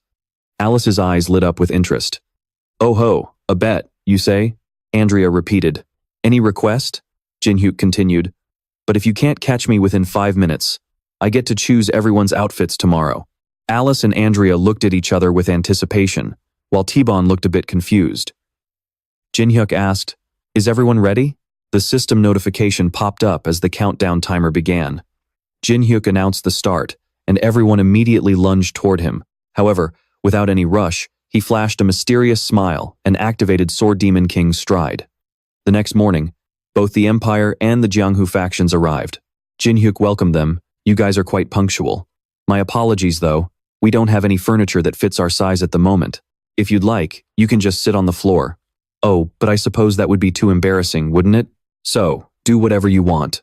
The Jianghu envoy was utterly baffled. What on earth is going on here? Is he joking? He looked at the ears on Andrea's head and her outfit, wondering, why are they all dressed like that? Jinhyuk sat on a chair and said, By the way, I made this chair myself, so don't be mad. Now, let's begin. The auction for the rights to use the fortress starts now. Andrea shyly looked at the tale behind her. It was indeed a bit embarrassing, but she didn't actually hate it. The system displayed that Sword Demon King's stride was activated. Everyone lunged forward to grab Jinhyuk, but they completely missed. Andrea lay on the ground, thinking, I thought I had gotten much faster. But him? How is he so incredibly fast? Jinhyuk moved at the speed of light. Her tail twitched slightly, and Andrea felt a wave of shyness, thinking, this is so embarrassing. Alice, standing beside her with a frustrated look, grumbled, If I had my full strength back, there is no way I wouldn't have caught him. Wol Young couldn't understand his master's bizarre taste either. Seriously. Taiban sat down and looked at himself, thinking, it seems I'm the only one who didn't undergo any major changes. Baekseolin murmured in admiration. What? So those outlanders like this kind of stuff? That is truly unique. Cheon Yu-sung frowned in anger. What a lunatic. Jinhyuk began the meeting. Anyway, as you all know, this is the only place on the 21st floor with the logistics and walls suitable for stationing troops. In other words, during times of war, this is the most critical location on the 21st floor. Now, I want to hear the terms you are offering in exchange for permission to use this fortress. Hobiar shouted, Hey, this is clearly a breach of our previous agreement. You are nothing but a mercenary hired by our empire. Am I wrong? Why should we lower ourselves to the same level as these Jianghu scum? Hearing this, Wol Young was about to draw his sword, but Jinhyuk calmly gestured for him to stand down. He slowly stood up, ignoring Hobiar's insolence. I am Commander-in-Chief Hobiar of the Great Empire. I will not tolerate this kind of treatment. Abraham quickly intervened. Count Hobiar, stop this at once. Suddenly, a slash tore through the air right in front of him, causing cold sweat to instantly pour down his face. The massive greatsword sent him tumbling to the ground in terror. Jinhyuk spoke. Hobiar, it seems you still don't quite grasp your current situation. Do you honestly not understand why the Empire's great swordsmaster and the top-tier master of the Jianghu have just been silently listening this whole time? That's because I have the upper hand right now. Abraham pulled him back. Player Kang Jinhyuk, please forgive the count. He hasn't been trained to recognize his opponent's strength. The Murim faction also spoke up. We are willing to pay the price. What do you want? Elixirs or magic stones? Jinhyuk called out his name. Oh, Namgung Jian. I didn't expect to run into you here. You seriously have some nerve. So many people wouldn't have died if you had been there for the Beijing dungeon raid. Since you betrayed humanity to live in the tower, has your life gotten any better? Seeing Namgung Jian getting worked up, Baekseolin warned him, don't fall for his trap. We need this place. Jinhyuk untied the hairband from his wrist. It feels like you guys have never negotiated before. You don't even know the basics. You should be the ones offering terms, not me. Go back and come up with some offers good enough to tempt me, then come back tomorrow. Hovier said angrily, what kind of nonsense is this? He's basically telling us to suck up to him with gifts. Abraham fell silent and thought to himself, everything was happening so fast. Still, it was truly mind-blowing. Not only did he take down an entire castle all by himself, but he also claimed it, putting an end to the war between the Empire and the Murim. If that fortress had fallen into the other side's hands, a coup would have been inevitable.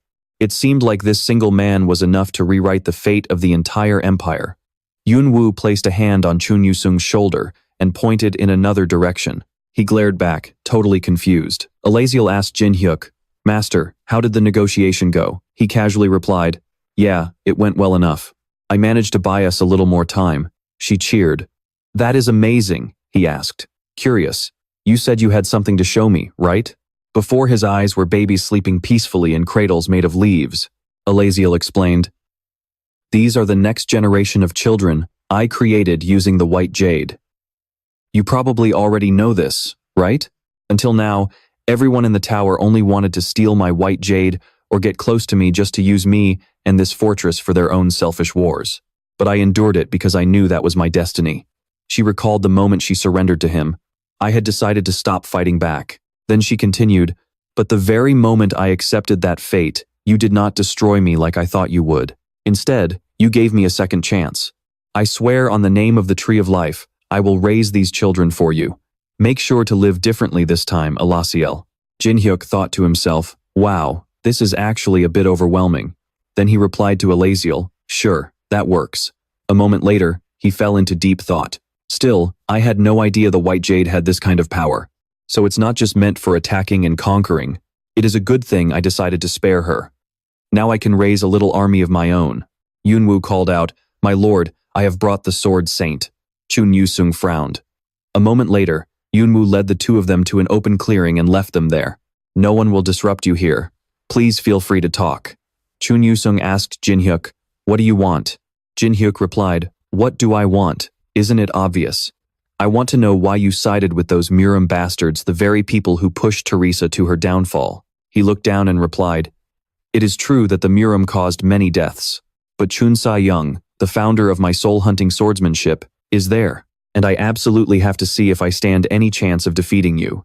Jin Hyuk silently thought to himself, so he actually met Chun Sa-young to satisfy his deepest desire. Chun Yusung continued, "Honestly, I think things worked out for the best. Everything I did was to defeat you. Let me show you right now the secret technique I learned by betraying you." Jin Hyuk summoned his dual swords. "Fine. Let's see how good this technique you had to suck up to the Murim to learn actually is." The stalker Chun Yusung is activating the Mindscape battlefield option. Chun Yusung's Mindscape is being constructed. A battlefield is being constructed. Jin Hyuk chuckled. This place was the exact same training hall this stalker always chose to fight him in. He rushed forward instantly, but his attack was immediately blocked by Jin Hyuk. "You really never change, do you?" Chun Yusung's system showed that he was activating Sword Song, slashing straight at Jin Hyuk. Dirt and rocks shattered and flew into the air. The two clashed fiercely. Jin Hyuk smirked. The power of his Sword Song had gotten way stronger. Chun Yusung asked him, "Why aren't you attacking back? Are you looking down on me?" He unleashed the 10th form of the soul-hunting swordsmanship and yelled, "I won't let you off." Heavenly Thunder Wrath Slash. Chun Yusung unleashed a heavy slash accompanied by a ferocious gale force. Jin Hyuk was surprised by the sheer power of the attack, but remained completely unfazed. He smiled faintly. "Not bad." Jin Hyuk stared at Chun Yusung in surprise. This bastard is actually pretty good. The devastating power of the swords surged forward, shattering the ground beneath them. Chun Yusung panted heavily after his attack when he suddenly heard Jin Hyuk's voice. This Heavenly Thunder Wrath Slash is actually a pretty solid skill, but its weakness is that it's way too predictable. Since you can't train it to 6 stars yet, you should focus on mastering its basics instead. Hooked by the provocation, he swung his blade and roared, "Shut up." Mid-air, Jin Hyuk flips upside down and says, Hey, I just dodged your ultimate skill. Just give up already." Chun Yusung swings his sword wildly, shouting, "I've trained my swordsmanship 1,000, no, 10,000 times. I did everything just to surpass and beat you. So, why?" Chun Yusung cries out in frustration. "Why? Why do I lose every single time? I really don't know what to do anymore." Jin Hyuk looks at him in silence for a moment before offering some comfort. "You're not weak at all, Chun Yusung. To be honest, I didn't expect you to already be using the 10th form of the soul-chasing swordsmanship. You've got talent, that's for sure. The only reason you keep losing to me is because you're too impatient. If you keep chasing after someone while constantly telling yourself you can't catch up, you've already lost. By doing that, you'll never stand a chance of catching them." Jin Hyuk points directly at Chun Yusung's face. "So, be patient. I'm always ready to fight you." A single tear rolls down his cheek. "Right," He remembers his past memories and begins to reflect. Every time I saw him, all I wanted was to find a way to beat him. But the moments I actually achieved something, and the times I remember being successful, were actually when I completely forgot about trying to catch up to him. So, the only one holding me back was myself. Jin Hyuk teases him. Hey, you done crying yet? Chun Yu Sung punches the ground, cracking it, filled with murderous intent. Cut the crap. But, thanks for those words. I honestly thought you were the devil incarnate. But it seems you still have a bit of a conscience. Thank you. He flashes a friendly smile. Jin Hyuk mumbles to himself. Well, moments like this aren't so bad, even if it is a bit cheesy. He activates the gluttonous eye, thinking, this should be enough to satisfy the conditions, right?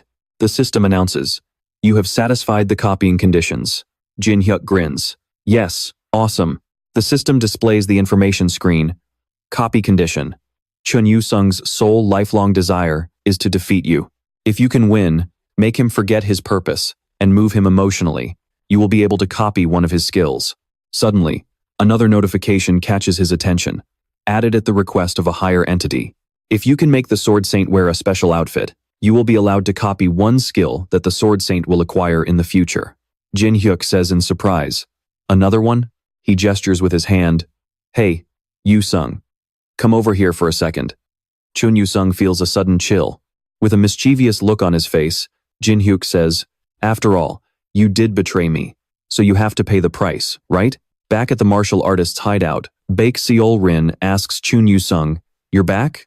A second later, they both look shocked and demand, what on earth are you wearing? The system displays, Maid Outfit of Hatred. A premium costume filled with burning hatred. You cannot take it off unless an opponent attacks you and destroys it first. He slams the door shut and warns them, don't say a word, I have my reasons.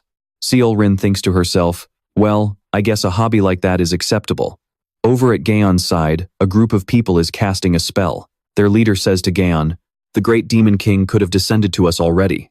If only I had successfully extracted information from Kang Jin Hyuk back on the 12th floor. What a shame. Of course, I'm not blaming you or anything. This much is more than enough for us to blow up the 21st floor. Suddenly, the base of the statue flashes, and the system pops up.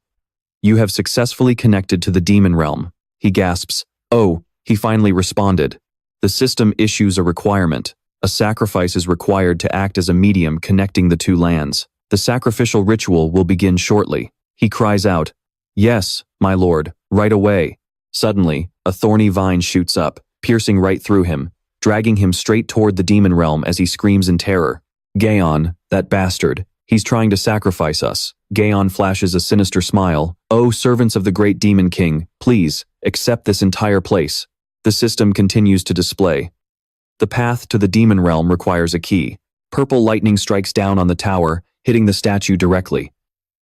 The system shows, the pilgrim's crown of thorns is responding to the call. The martial artists are stunned by that sheer power. What is this? An ambush? Everyone around them is in shock. What's going on? The pilgrim's crown of thorns has become the medium. The gate is opening. A giant hand with sharp claws appears from the rift. Abraham watches wide-eyed in shock. Seol Rin wonders, what is this violent demonic energy? The fortress speakers blare. Attention to all residents of the fortress. A demon has appeared inside the city walls. If you want to survive, you must either run for your life or fight with everything you've got. Kang Jin Hyuk turns to Alice and Andrea. This is it. The Empire's forces charge toward the west to prepare for battle. The Empire will protect this fortress at all costs. We cannot let this place be destroyed. T-Bon casually tries to sell his goods. 5-star fire resistance potions here. Get them while they're hot. A soldier spots T-Bon and wonders, what is that tiny skeleton doing here? Is it the fortress master's pet? Yggdrasil stands high above. Kang Jin Hyuk says to her, Yggdrasil, listen closely. Powerful demons will soon be summoned here. I need you to reconstruct the barrier. Focusing mainly on the west. The system displays, activating 3-star fire nullification barrier, activating 4-star ice barrier, activating 3-star gravity barrier, activating 4-star movement restriction barrier, activating 6-star barrier. Once concentrated, the barrier's entire power will be focused into a single area. The Demon King growled, that's right. Struggle all you want. while Yggdrasil poured everything into maintaining the barrier. The system announced that the Demon King was actively resisting the barrier. With a creepy laugh, he sneered, "Keep struggling all you want, but your lives are still mine to take." The Demon King gloated, "I can taste the sheer terror in the air." Then, he roared, "Rise, my brothers." The system announced that the divine artifact, the traitor's coin, was reacting. It instantly exploded, and with a heavy footstep, the ice crystal hell demon emerged within the Holy Empire. The divine artifact, the holy blood stake, began to react, causing the ground to shake violently. A massive, muscular foot stepped forward as the 18th hell demon materialized. It let out a deafening roar. Watching from a distance, the twins murmured in curiosity, "Whoa, is that a demon? Seems a bit tough, but we can easily handle just one, right?" Meanwhile, Thea began to panic, thinking, "Just looking at that monster makes me feel like I need to run for my life, or I'm dead meat. That demon is definitely not something an E rank can handle." A hand gently rested on her shoulder, and Savan reassured her, "My child, you look so worried, but there is nothing to fear when we've prepared this thoroughly." Thea nodded, feeling a wave of relief. Savan then raised his voice, "Sisters of the Holy Light, let us pray together. May the blessing of the Goddess of Light be with us always." The twins cheered along excitedly. "Wow, may the blessing of the Goddess of Light be with us always. Attack them all! Charge!" The 18th hell demon roared as surrounding houses were engulfed in flames. Seeing his people getting hurt, Abraham panicked. Just his mere presence brings such devastating flames. Is this the true power of a high-ranking demon? If it weren't for the Tree of Life's barrier, this entire place would have already been burned to ashes. More importantly, T-Bone was still enthusiastically selling his wares, shouting, "Get your hands on a premium fire resistance potion now, for just 3.99 coins. Instantly, a crowd gathered around yelling, "Quick, give me 2 bottles." This made Abraham suspicious, wondering, why do I get the feeling that Skeleton knew exactly what was going to happen? While everyone was busy buying, their attention suddenly shifted elsewhere, leaving Abraham utterly confused. The soldiers stood there slack-jawed, watching Jin-hyuk stroll in alongside Chun Woo-sung, who was dressed in a maid outfit. It was the lord of the fortress, and a maid who actually looked surprisingly good together. Abraham's jaw dropped as he thought, "What on earth is this? This is no time for jokes. No, wait. Kang Jin-hyuk is an incredibly sly bastard. He must be hiding some grand master plan behind this. You can't hide anything from my eyes." Jin-hyuk nudged Woo-sung's shoulder playfully, teasing him. "I made you wear that purely to embarrass you, but it looks like everyone actually loves the look." Chun Woo-sung gritted his teeth, snapping, "Are you trying to mock me? Whatever. I'm used to your antics by now. Just tell me what the plan is." As Jin-hyuk downed a fire-neutralizing potion, he began to analyze the situation. "I did anticipate a demon would be summoned ever since I saw that ritual with the Pilgrim's Crown of Thorns, but I never expected it to be Angus, a high-ranking demon. Those demon worshippers have incredibly good intel. They did a much better job than I expected." Pointing upward, he continued, "Look, do you see that portal behind that skeleton? It's connected directly to the demon realm, which is what gives him his infinite energy. As long as that portal remains open, our chances of defeating him are practically zero. If not for Yggdrasil's barrier, this place would have been swallowed by a sea of fire a long time ago. But even Yggdrasil can't hold that demon back forever. Once Yggdrasil runs out of strength, it'll be up to the 2 of us to buy some time." Jin-hyuk paused for a moment before adding, "And we'll have to keep him busy until the team I sent to destroy that portal succeeds." Clinging to Anzu's neck, Alice whispered, "Looks like it has begun," the little girl replied. "The demons are attacking exactly as Master predicted. But can we really find the ritual site in a place this massive?" Alice agreed, adding, "The 21st floor is indeed incredibly vast. That's why we have to trust his nose," she said, looking down at Goguma. Right on cue, the baby dragon sped up, flying straight toward the Demon King. The beast continued to run rampant. Angus began summoning his minions, and clawed hands started rising from beneath the earth. Countless demons crawled out, sending the crowd into a panic. "There are more demons!" Jin-hyuk gestured to the crowd, shouting, all right, everyone. Eyes over here, look at me. I have an announcement to make. We are now officially starting the demon hunting event. Whichever faction gets the highest contribution rate will receive extra points in our upcoming negotiations. None of you want this fortress to fall, do you? So, why don't we team up just this once?" Namgong Tan frowned. scoffing. What the hell are you talking about? Why on earth should we protect your fortress? But before they could argue, Abraham roared. Charge! Attack them all! We'll lose all our vacation privileges if our contribution score falls behind those Murim bastards. For the great empire. Namgong Tan stared in absolute shock. Baeksaerin also charged forward, shouting, No way we're losing to them. Show them the true power of the Murim alliance. Namgong Tan grit his teeth in frustration. You've got to be kidding me. You fools, stop. He's playing all of you like a fiddle. Watching them clash, Jinhyuk smirked with satisfaction. That's it. Forget your enemies for a second and fight together. Every single demon you slay while buffed by Yggdrasil and my potions will turn into pure experience points for me. Meanwhile, the demonic minions continued their relentless assault. Jinhyuk's eyes suddenly darted to Chun Wusung, who was running off. Confused, Jinhyuk called out, Hey, where do you think you're going? Is it time for us to make the first move? If you're going out there, you've got to drink this potion first, my precious exp. Oh, wait. My bad. If you don't drink it, you'll be burned alive. Chun Yu-seong leaps into the air, and the demons charge up their flames, blasting them right at him. Jinhyuk watches in absolute disbelief. The maid dress is burned to ashes. The demons look up as Chun Yu-seong lands, activating the soul-chasing sword art. The maid outfit of resentment has been destroyed. The system announces, activating soul-chasing sword art. The maid outfit of resentment has been destroyed. He throws on a coat and drinks a fire resistance potion. Jinhyuk walks over and chuckles. Talk about determination. You went through all that trouble just to get out of a maid outfit? His fire resistance has increased by 20%. Chun Yu-seong turns his head away and snaps. I've worn that thing more than enough. Besides, this gear has a much higher defense stat. Jinhyuk chuckles. Yeah. Whatever floats your boat. Then he whispers to himself, but hey, I already took all the photos. Looking at the situation, he says to Chun Yu-seong, looks like it's almost time for us to join the fight. On the 21st floor, in Anhui province, the Frost Crystal Hell Demon is tearing through the Murim alliance. Over the communicator, a voice yells, Namgung Cheon, get back here right now. A high-ranking demon is attacking. He snaps back. Shut up. I can't go back right now. She gasps in surprise. There's a high-ranking demon at the fortress too? Namgung Cheon replies. Yeah, and there are demons right here that I have to handle myself. In front of him, Jin Hyuk and Chun Yu-seong are bickering. That thing was super expensive, you know? So what? Namgung Cheon turns his head and barks. What did you say? And you, Jin Hyuk. You seriously expect me to be careful of some player from a tiny, insignificant country?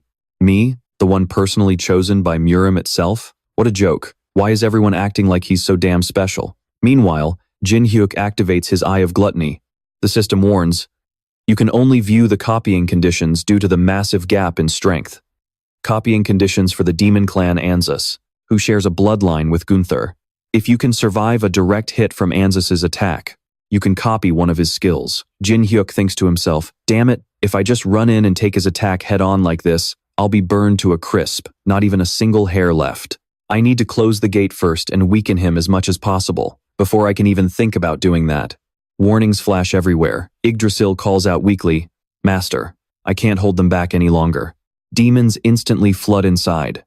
The system displays, the 4-star barrier, boundary of restriction, has been destroyed.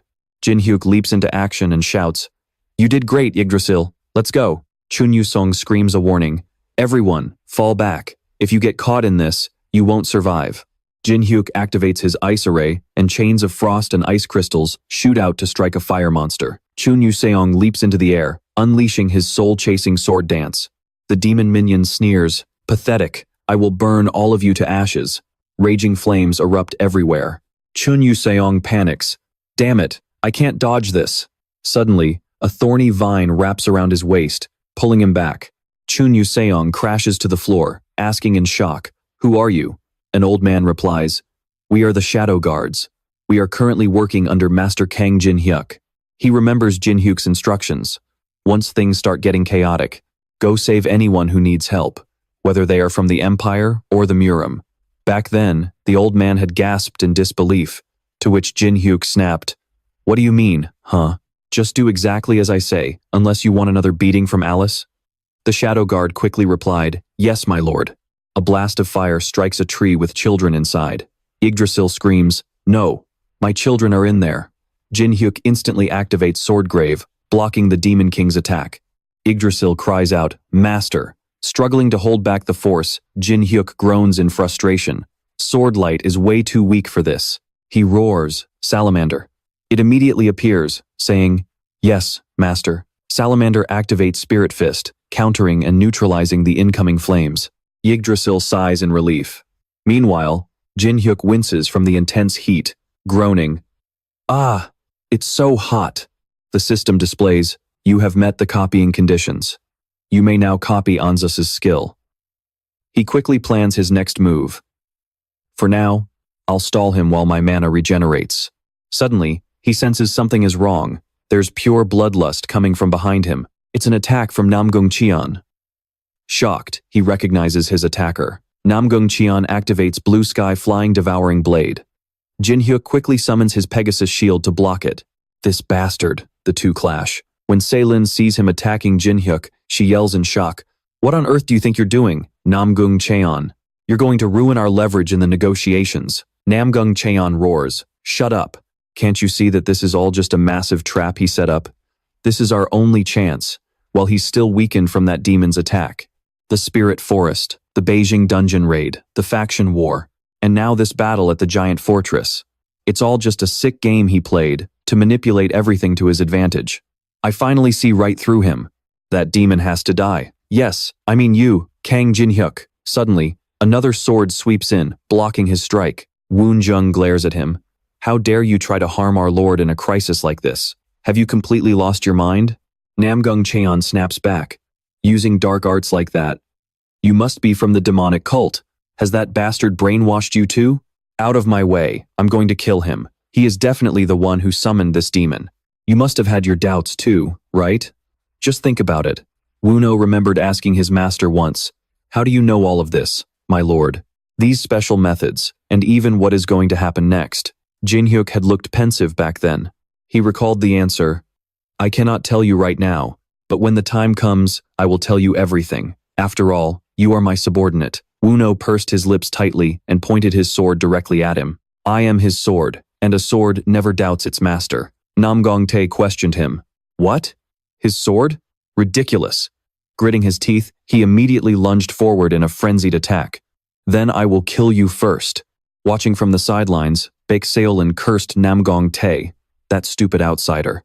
She knew he had hated Jin-hyuk for a long time, but charging in to attack someone who clearly has the upper hand in a situation like this means he seriously lacks any critical thinking skills. Suddenly, a dart pricked her backside. Baek Seolin turned around in shock and gasped. "Huh?" T-Bone smiled and said, "Do you have a moment for me, miss?" Holding an anesthetic needle in its hand, it watched as Baek Seolin began to stagger. "Why am I so dizzy?" With that, she collapsed onto a mattress T-Bone had prepared beforehand. It immediately cried out, "We have an injured person here. Please make way." Meanwhile, Wuno was still clashing with Namgong Tae. Leaving the scene, Jin-hyuk thought to himself, "I really did not expect to run into Namgong Tae here." Thankfully, Wuno is handling him, but the real problem is still waiting to be solved. "I did block Andras's attack once, but it consumed way too much mana. I cannot do that again. I have no choice but to buy time until the gate closes completely."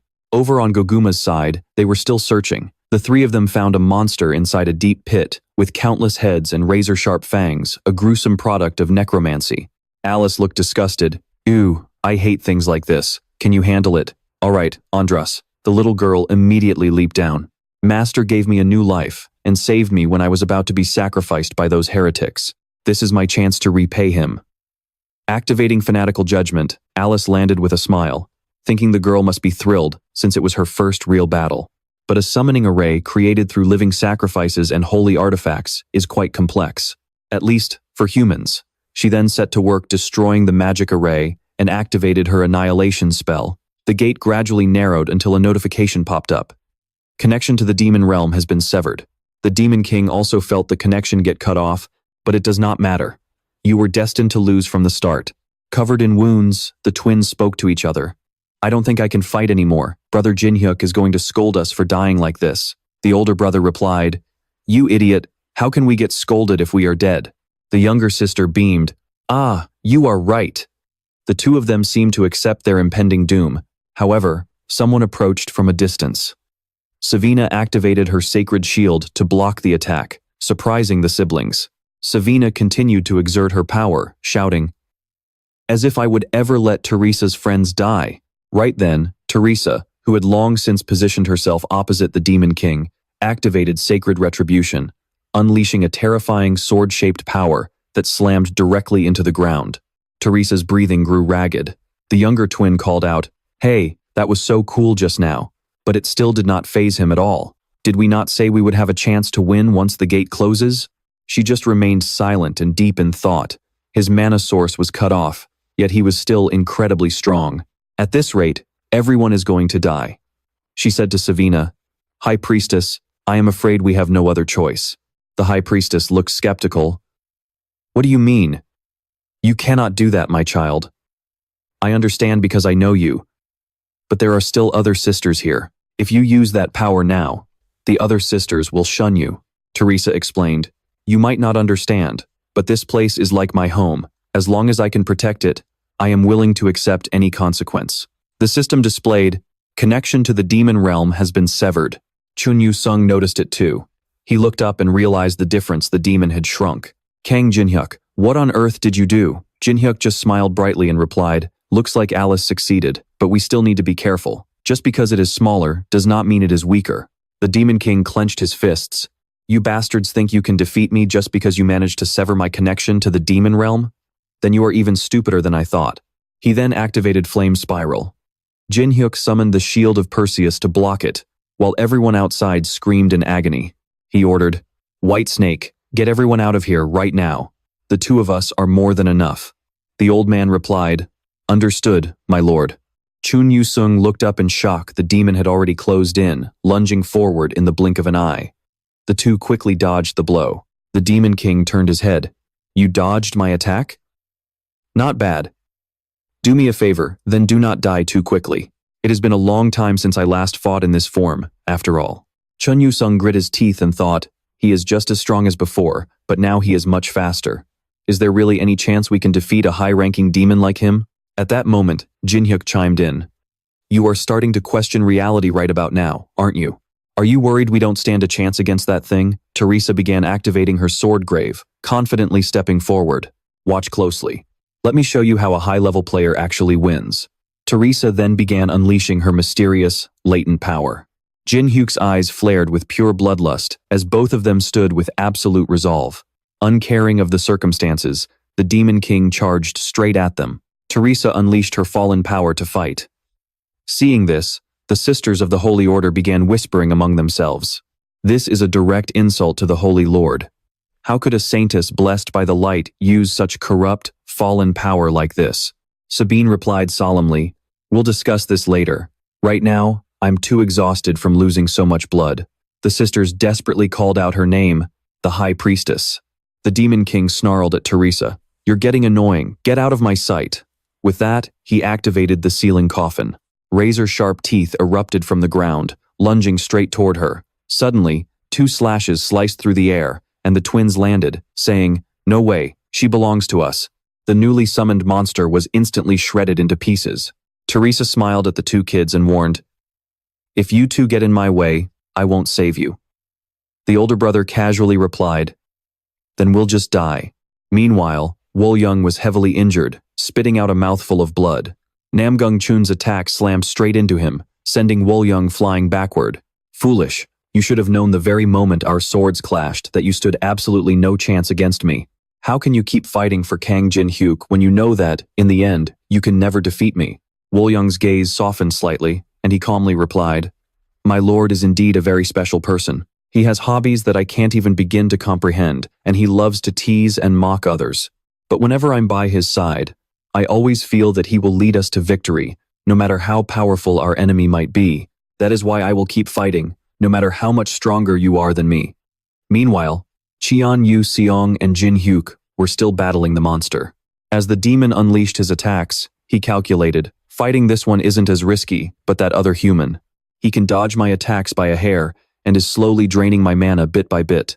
Jin-hyuk was activating Blood-Sucking Soul, gaining 0.3 mana points thanks to its effect. Defending himself, the demon thought, does he really think he can defeat me just by slowly draining my mana like this? Then he snarled aloud. How utterly frustrating. Andras activated the demon domain barrier, and a soul domain began to manifest. Jin Hyuk and Qianyu Seong both locked their eyes on him.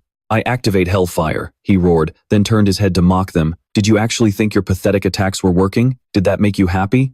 The system notified that Andras's stats had increased by 20%. Minion demons began to rise. He continued. This domain is forged from my very will, and it shall be your final resting place. The demon minions immediately lunged forward, all of them eager to tear the two tiny humans apart.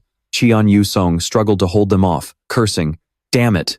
If this keeps up, Jin Hyuk instructed Qian Yu-seong, create your domain using battlefield choice. I'm going to do the same. He snapped back. And then what? It'll clash with his domain and completely drain all my mana. Jin Hyuk yelled, Just trust me. I have a plan, so just do it. We can't beat him like this. We need to use his own barrier against him. Here I go. With that, Jin Hyuk leaped high into the air. Yu Song took out his frustration on the minion demons, slashing them down. He never explains anything, Yu Seong grumbled. Planting his sword into the ground, he activated battlefield choice and thought, but then again, it's not like I have a better plan. The sword realm was erected as the domains violently clashed with one another. High above, Jin Hyuk waited for the perfect moment. System alerts blared continuously as the domains kept colliding. A sword plunged directly into the floating shards of ice. The demon watched closely, wondering in disbelief. Is he using a sword manifested from his domain to shatter the mana flow of my barrier? Yu Song suddenly shouted, Hey Jin Hyuk, wait, do you even have a domain creation skill? Charging forward, Jin Hyuk called back, Of course I do. At the same time, a system notification popped up. Currently copying Qian Yu-seong's skill. Copying battlefield choice. Currently copyable skills, 1 out of 2. Jin Hyuk landed on a stone slab and activated battlefield choice, causing the domains to clash violently once again. The demon sneered. The stability of a domain depends entirely on how well its creator understands that world. How dare you think your domain could be more stable than mine, when I have lived for thousands of years in the upper floors? Jin Hyuk smirked, utterly mocking this low-level demon who lived on a measly 40th floor, yet dared to challenge him in knowledge of the tower. Then, with eyes full of cold bloodlust, he growled, Let me show you just how incredibly shameless those words of yours really were. Moments later, a sword overflowing with dark energy slammed deep into the ground. The twins stood weak and anxious. The 18 Hell Demon turned his head and muttered, To think a mere resident of the middle floors could push me this far. Teresa's hair stood on end. She was suspended high in the air as he continued talking. Truly fascinating. A fallen holy knight. But there is something bizarre about your fall. You shouldn't even exist. You possess a power that could shatter the very balance of this demonic realm. Unbothered, Teresa snapped back. And who the hell are you to decide whether I get to exist or not? Suddenly, a blinding flash of light burst forth as he prepared to make his move. Being relentlessly hunted down left Teresa struggling to survive. Damn it, her stalling tactic didn't work at all. Suddenly, from a distance, someone used the dark heavenly demon Emperor art, blasting the 18th Hell Demon away. He shrieked in pain and released Teresa. Teresa fell to the ground. A figure stepped forward and called out, Young lady, you must be Miss Teresa? She let out a wry smile and replied, Let me guess. Kang Jin Hyuk sent you, right? A figure stepped forward and said, Young lady, you must be Miss Teresa? She let out a wry smile and replied, Let me guess. Kang Jin Hyuk sent you, right? The Dark Emperor gently stroked his beard and said, That is correct. I am his master. Even at my age, I still have to clean up after my disciple. It is quite a chore, and you are being a bit rude, young lady. I wanted to get here as fast as possible, but I got held up by some annoying demon in the martial world. I absolutely despise those bastards from the demonic cult as well. But what can I do?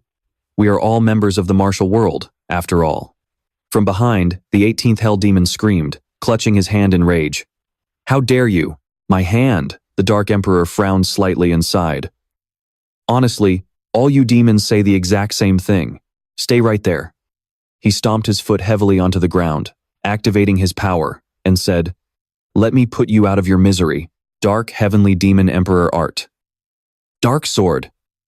The system prompt read, The demon Sekalim has been eliminated.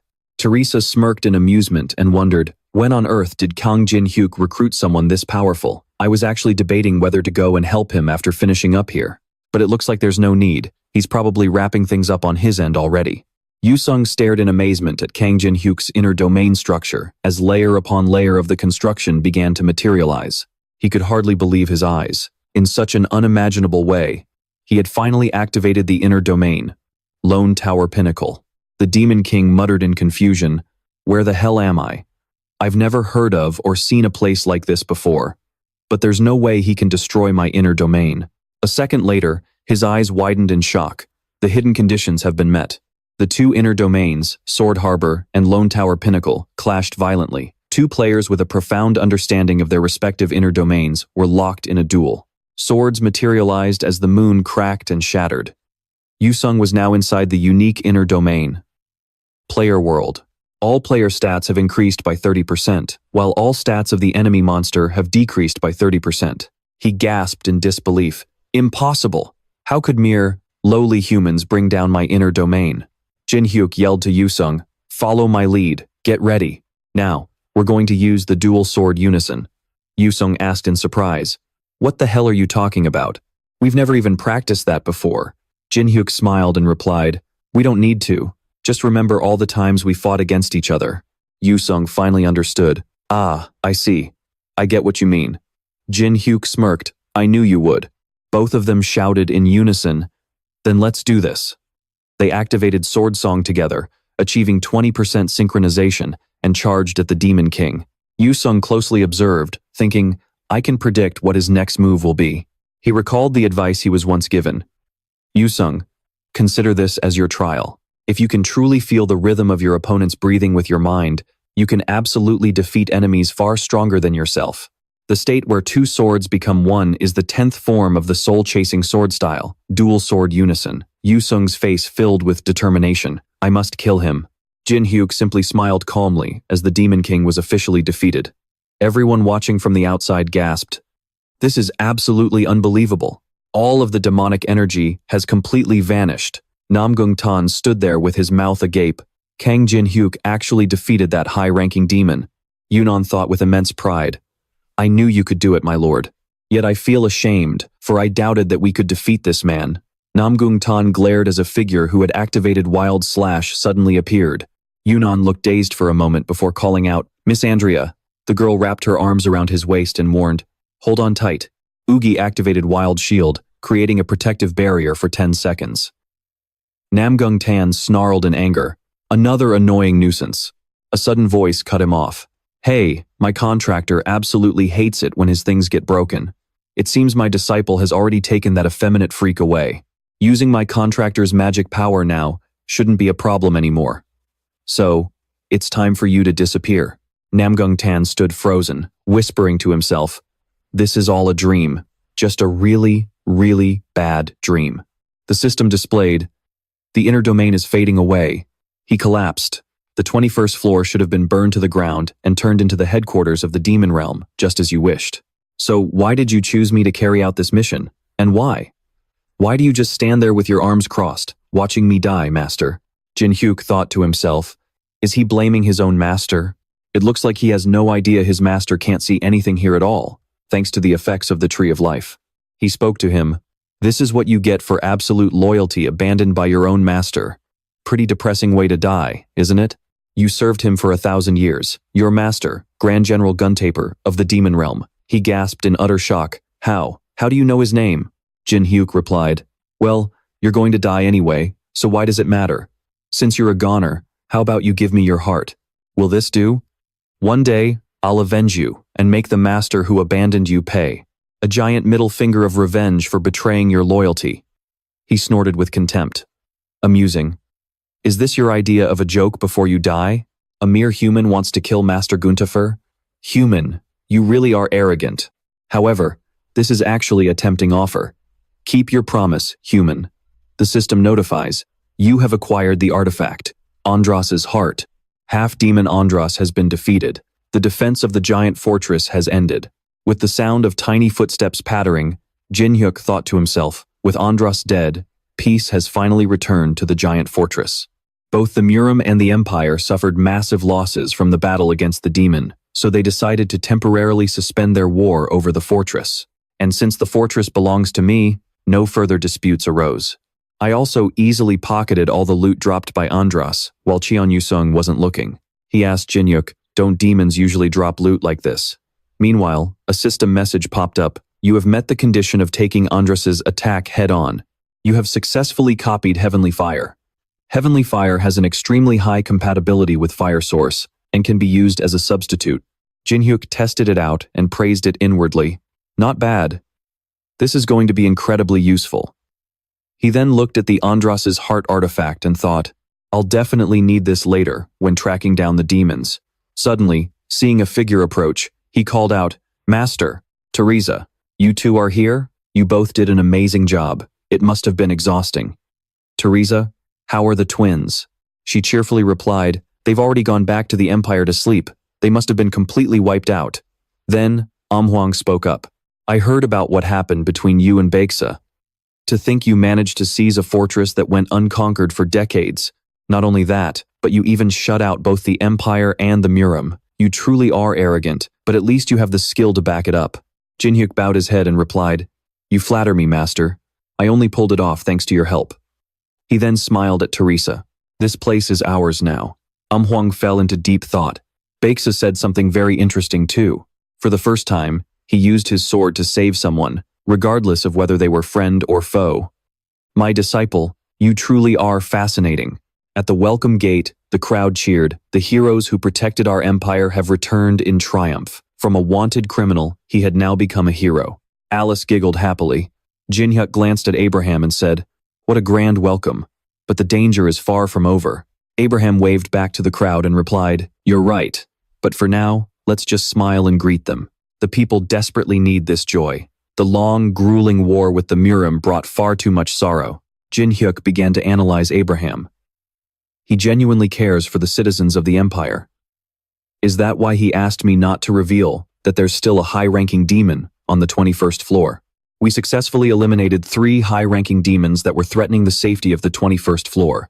But according to our investigation, a total of 4 demons were summoned on the 21st floor. All we currently know about the 4th demon is the shocking number of victims it has claimed. It's probably best to wait until the entire floor is under my control before tracking him down.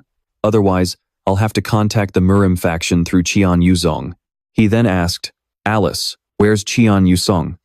"Sitting up front," Alice replied. "Oh." He said he left something behind at the fortress. Deep inside the fortress's underground prison, a maniacal laugh echoed, "Ha ha ha, are you ready, Valkyrie Saren? You dared to steal Master's experience points. You will pay dearly for your sins." It turned out to be T-Bone. He was holding a fate-weaving spider, a creature capable of absorbing and recording all surrounding sounds. Tibon slowly lowered the spider onto Saren. As the fate-weaving spider began burrowing into its target, Tibon squealed, "Oh, it's actually working." Suddenly, an explosion blasted him backward. A figure stepped forward and said, "I was wondering where you ran off to, and here you are." Terrified, Tibon shrieked, "Don't come any closer. Even if you're a servant of Master just like me, I won't hold back." With a single stomp, the newcomer crushed Tibon to pieces, then slung Saren over his shoulder. "You owe me big time, Saren." Meanwhile, the Emperor stepped forward and announced, "So, you are the heroes who brought down those demons? It is an absolute honor to meet you. Hold your heads high with pride. Yes, I see it now. It has been ages since I felt this kind of joy. Ever since my prince left, I haven't smiled once. But today, I realize this world hasn't abandoned me yet." With that, he drew his sword, throwing everyone into a panic. They whispered. His Majesty drew the sword of the founding emperor. He stepped forward and declared, "I make this pledge before the founding father of our nation, Emperor Deinhardt. First, because I highly value your exceptional bravery, I shall bestow noble titles upon the 3 of you and grant you the Empire's most precious treasure, the Star Steel." Inside, Jinyuk was ecstatic. Star Steel? Below them, the Count gasped in utter disbelief. This can't be. The Star Steel is the Empire's greatest relic, allowing one to commune with transcendent beings of the upper floors. How could he hand over such a sacred treasure to mere outsiders? In the past, only the chosen. Only royalty is allowed to lay eyes on that. This is a direct insult to the entire empire. The king continued. Your reward will be delivered to you tomorrow. You have brought us the greatest glory, so of course, we must hold a grand celebration. Prepare the most lavish banquet for our heroes. Let them see the true power of this empire. As wooden barrels of wine were rolled out, a soldier announced that His Majesty had ordered meat and wine to be distributed to everyone. If there is anything left over, you will all be executed. Hearing this, everyone began partying and cheering. Long live the king. 1, 2, 3, 4. There they are, the idols of the empire. Alice, a member of the royal family, said contentedly. An imperial banquet is indeed quite lively, Andrea said excitedly. I've never heard this kind of music before. It makes me just want to dance around. Then, she grabbed Teresa's hand. Hey, come dance with us. While the royals lost themselves on the stage, the crowd below danced joyfully. Jinhyuk stood watching quietly, then suddenly spoke up. To think you managed to climb this high. Did you find what you were looking for? You really are quite a stalker, aren't you? Chun Yusung jumped onto the railing and said, You missed out on all the hero's privileges. Yusung indifferently replied, I don't care about things like that. Jinhyuk called out to him, Yusung, when he replied with a cold, What? Jinhyuk continued, Man, you're scaring me. I won't say anything about you seeking out the soul-chasing sword to learn martial arts. After all, I also have a master in the Murim, but you can't switch sides.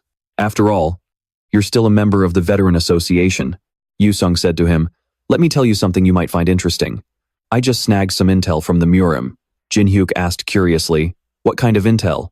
Yusung explained, You know about the fourth demon wreaking havoc in the north, right? The poison demon, Vamati. Jinhyuk realized, I was planning to deal with it tomorrow once I receive the meteor steel. After all, there's a chance the 6 demons might make the emperor change his mind. Yusung replied, No, there's no need. Someone killed Vamati all by themselves yesterday. Jinhyuk was surprised. All by herself? Yusung continued, and right now, she has already infiltrated and hidden herself in this place, acting on orders from the Murim. Benton knocked everything off the table and screamed, Damn it! Crap! I was supposed to be the one to conquer the fortress and overthrow the emperor, raising my reputation. But everything was completely ruined, all because of a single outsider. Benton threw a vase to the ground, shattering it to pieces, as he let out a furious roar. This is driving me insane. Suddenly, the woman standing nearby tried to soothe him. Calm down, Benton. There's no need to get so worked up. If one plan fails, we just make another. Benton turned to face them, hesitating. What other plan? Should we arrange a rebellion? But Kang Jinhyuk will definitely. Narasha, the S-rank guild leader of Gandhara, sneered at him. Foolish, aren't we already here? Standing next to Nyx were Chandra and Arun. In the next scene, Alice was completely hammered. Hey, you can really hold your liquor. I like you way better than the original. Teresa slurred back in her drunken state. You like me? Well, I like you more. Got that? The two clinked glasses, laughing hysterically. Andrea said to Jinhyuk, I tried my best to drag them back here, but I couldn't stop them from drinking themselves under the table. She looked totally helpless, but Jinhyuk replied, Let them have some fun. Alice and Teresa need to bond, even if it has to be this way. Suddenly, he asked, Andrea, tell me what happened to Namgung Chun. She readily agreed. Sure thing. Namgung Chun died in a way that perfectly suited his arrogant nature. Master ground him to a pulp. Jinhyuk smirked. All right, that's enough. He thought to himself, another enemy bites the dust. He tossed a pouch to Andrea. Take this. It's a reward for saving Ojua. When Andrea opened it, the item inside glowed brilliantly, leaving her stunned. This was the Fox Stone, with a SSS acquisition difficulty. Description: a stone that allows the user to transform into a 9-tailed fox. Currently identifying the user. Her eyes widened as the system screen updated. Agility and other attributes will be fused upon transformation. Once ownership is established, it cannot be transferred. Beams of light radiated from her body as she transformed into a 9-tailed fox. Kang Jinhyuk praised her. You look way prettier like this than in those cheap cosplay outfits. Now, head back to your floor. It's not good for a boss monster to be away for too long. She cheered happily. Understood, as she skipped away. He thought to himself, I knew this would suit her perfectly. Among the loot I obtained from Ansart. Never mind the other stuff. What on earth is this? The system screen displayed, Spring of Oblivion. Description: allows the user to distort the memories of everyone outside the tower. The duration of the distortion depends on the item's completion rate. Current completion rate: 7%. Jinhyuk held the bottle in his hand, deep in thought. Large-scale memory distortion. I've never seen an item like this back when I was playing the game. Just how much power does the Tower of Trials in this world actually possess? The next day, inside the vault, Teresa suddenly gasped. Whoa! High-grade items were scattered everywhere, like mere decorations as she walked around. Chun Yusung warned her, don't be fooled by appearances. Every single treasure here is laced with trap magic. Abraham added, those blinded by greed will find it nearly impossible to make it out of here alive. The place we are heading to is where the royal family is laid to rest. Those with ulterior motives. It is truly hard to make it out of here alive. The place we are heading to is where the royal family rests, for those with a hidden agenda. An outsider would never dare step foot into such a sacred place. Right, Abraham? Lost in thought, Penheimer explained further. His Majesty ordered me to bring you here in absolute secret. This is the final resting place of the late Emperor, the tomb of Emperor Reinhardt. Kang Jinhyuk thought to himself, I've only ever sneaked in here before. Being formally invited like this feels so weird. He fell to his knees. I pay my respects to your Majesty, Emperor Reinhardt. Reinhardt offered his praise. Well done, my sword masters. My heroes, you have defeated the 4 demons. As promised, I shall grant you 3 heavenly iron stones. He handed them the 3 heavenly iron stones, which allowed the user to connect with the divine entities inside the tower, something that only those of royal blood were previously allowed to possess. But please remember, this is merely a medium. To truly connect with the divine entities, you must satisfy several other conditions. Only the chosen can truly become the masters of the heavenly iron stones. Those who are not chosen will never be able to use them. Reinhardt advised them. Teresa looked up and asked. Kang Jinhyuk chimed in. Aside from the 3 heavenly iron stones given to us, there's one missing. It must have already been used. The founding Emperor Reinhardt, who was recognized by the gods for his immense power and exceptional leadership. But does that mean no one has been able to compare to him since then? After his reign, the Emperor's power has only grown weaker. Isn't that right, Your Majesty? He flashed a knowing smile, pleased with his own deduction. Penheimer gritted his teeth. Kang Jinhyuk, watch your mouth. I won't just stand by and let you speak to His Majesty like that, Reinhardt interjected. It's all right, Penheimer. He's not wrong. He turned to look at Reinhardt. Your Majesty? Reinhardt looked up. That power is something my subjects have always fought over, stepping on each other to claim. I know all too well that I will never be as strong as the founding emperor. There is no strength or will left in me. I always took their presence for granted, only for them to vanish one day, just like my heir who lies buried here. Power has become a heavy burden to me now, so please, take these stones and protect the people of the empire in my stead. Kang Jinhyuk scoffed to himself. What a pathetic excuse for an emperor. If this were a different situation, I would have overthrown him already. Penheimer, too, fell silent. As Kang Jinhyuk stared thoughtfully, a system notification suddenly popped up. All barriers have been deactivated. Defensive magic has been dispelled. Intruders detected inside the Imperial tomb. They rushed forward and surrounded Kang Jinhyuk's group. Benton stepped up, handing over the Empire's treasure to outsiders. This is exactly why the Empire has fallen so low, Your Majesty, he sneered. Penheimer roared. Benton, you traitor, how dare you attack His Majesty? Benton flashed that vile smirk again. You poor old man. Do you really think I'm the only one here? Penheimer suddenly realized. Mackenzie? And the other swordmasters too? Abraham gripped his hilt and drew his sword. This is your first and final warning. Players, fall back. This has absolutely nothing to do with you. Kang Jinhyuk smirked. No way. Why would I do that when I haven't even collected all of my rewards yet?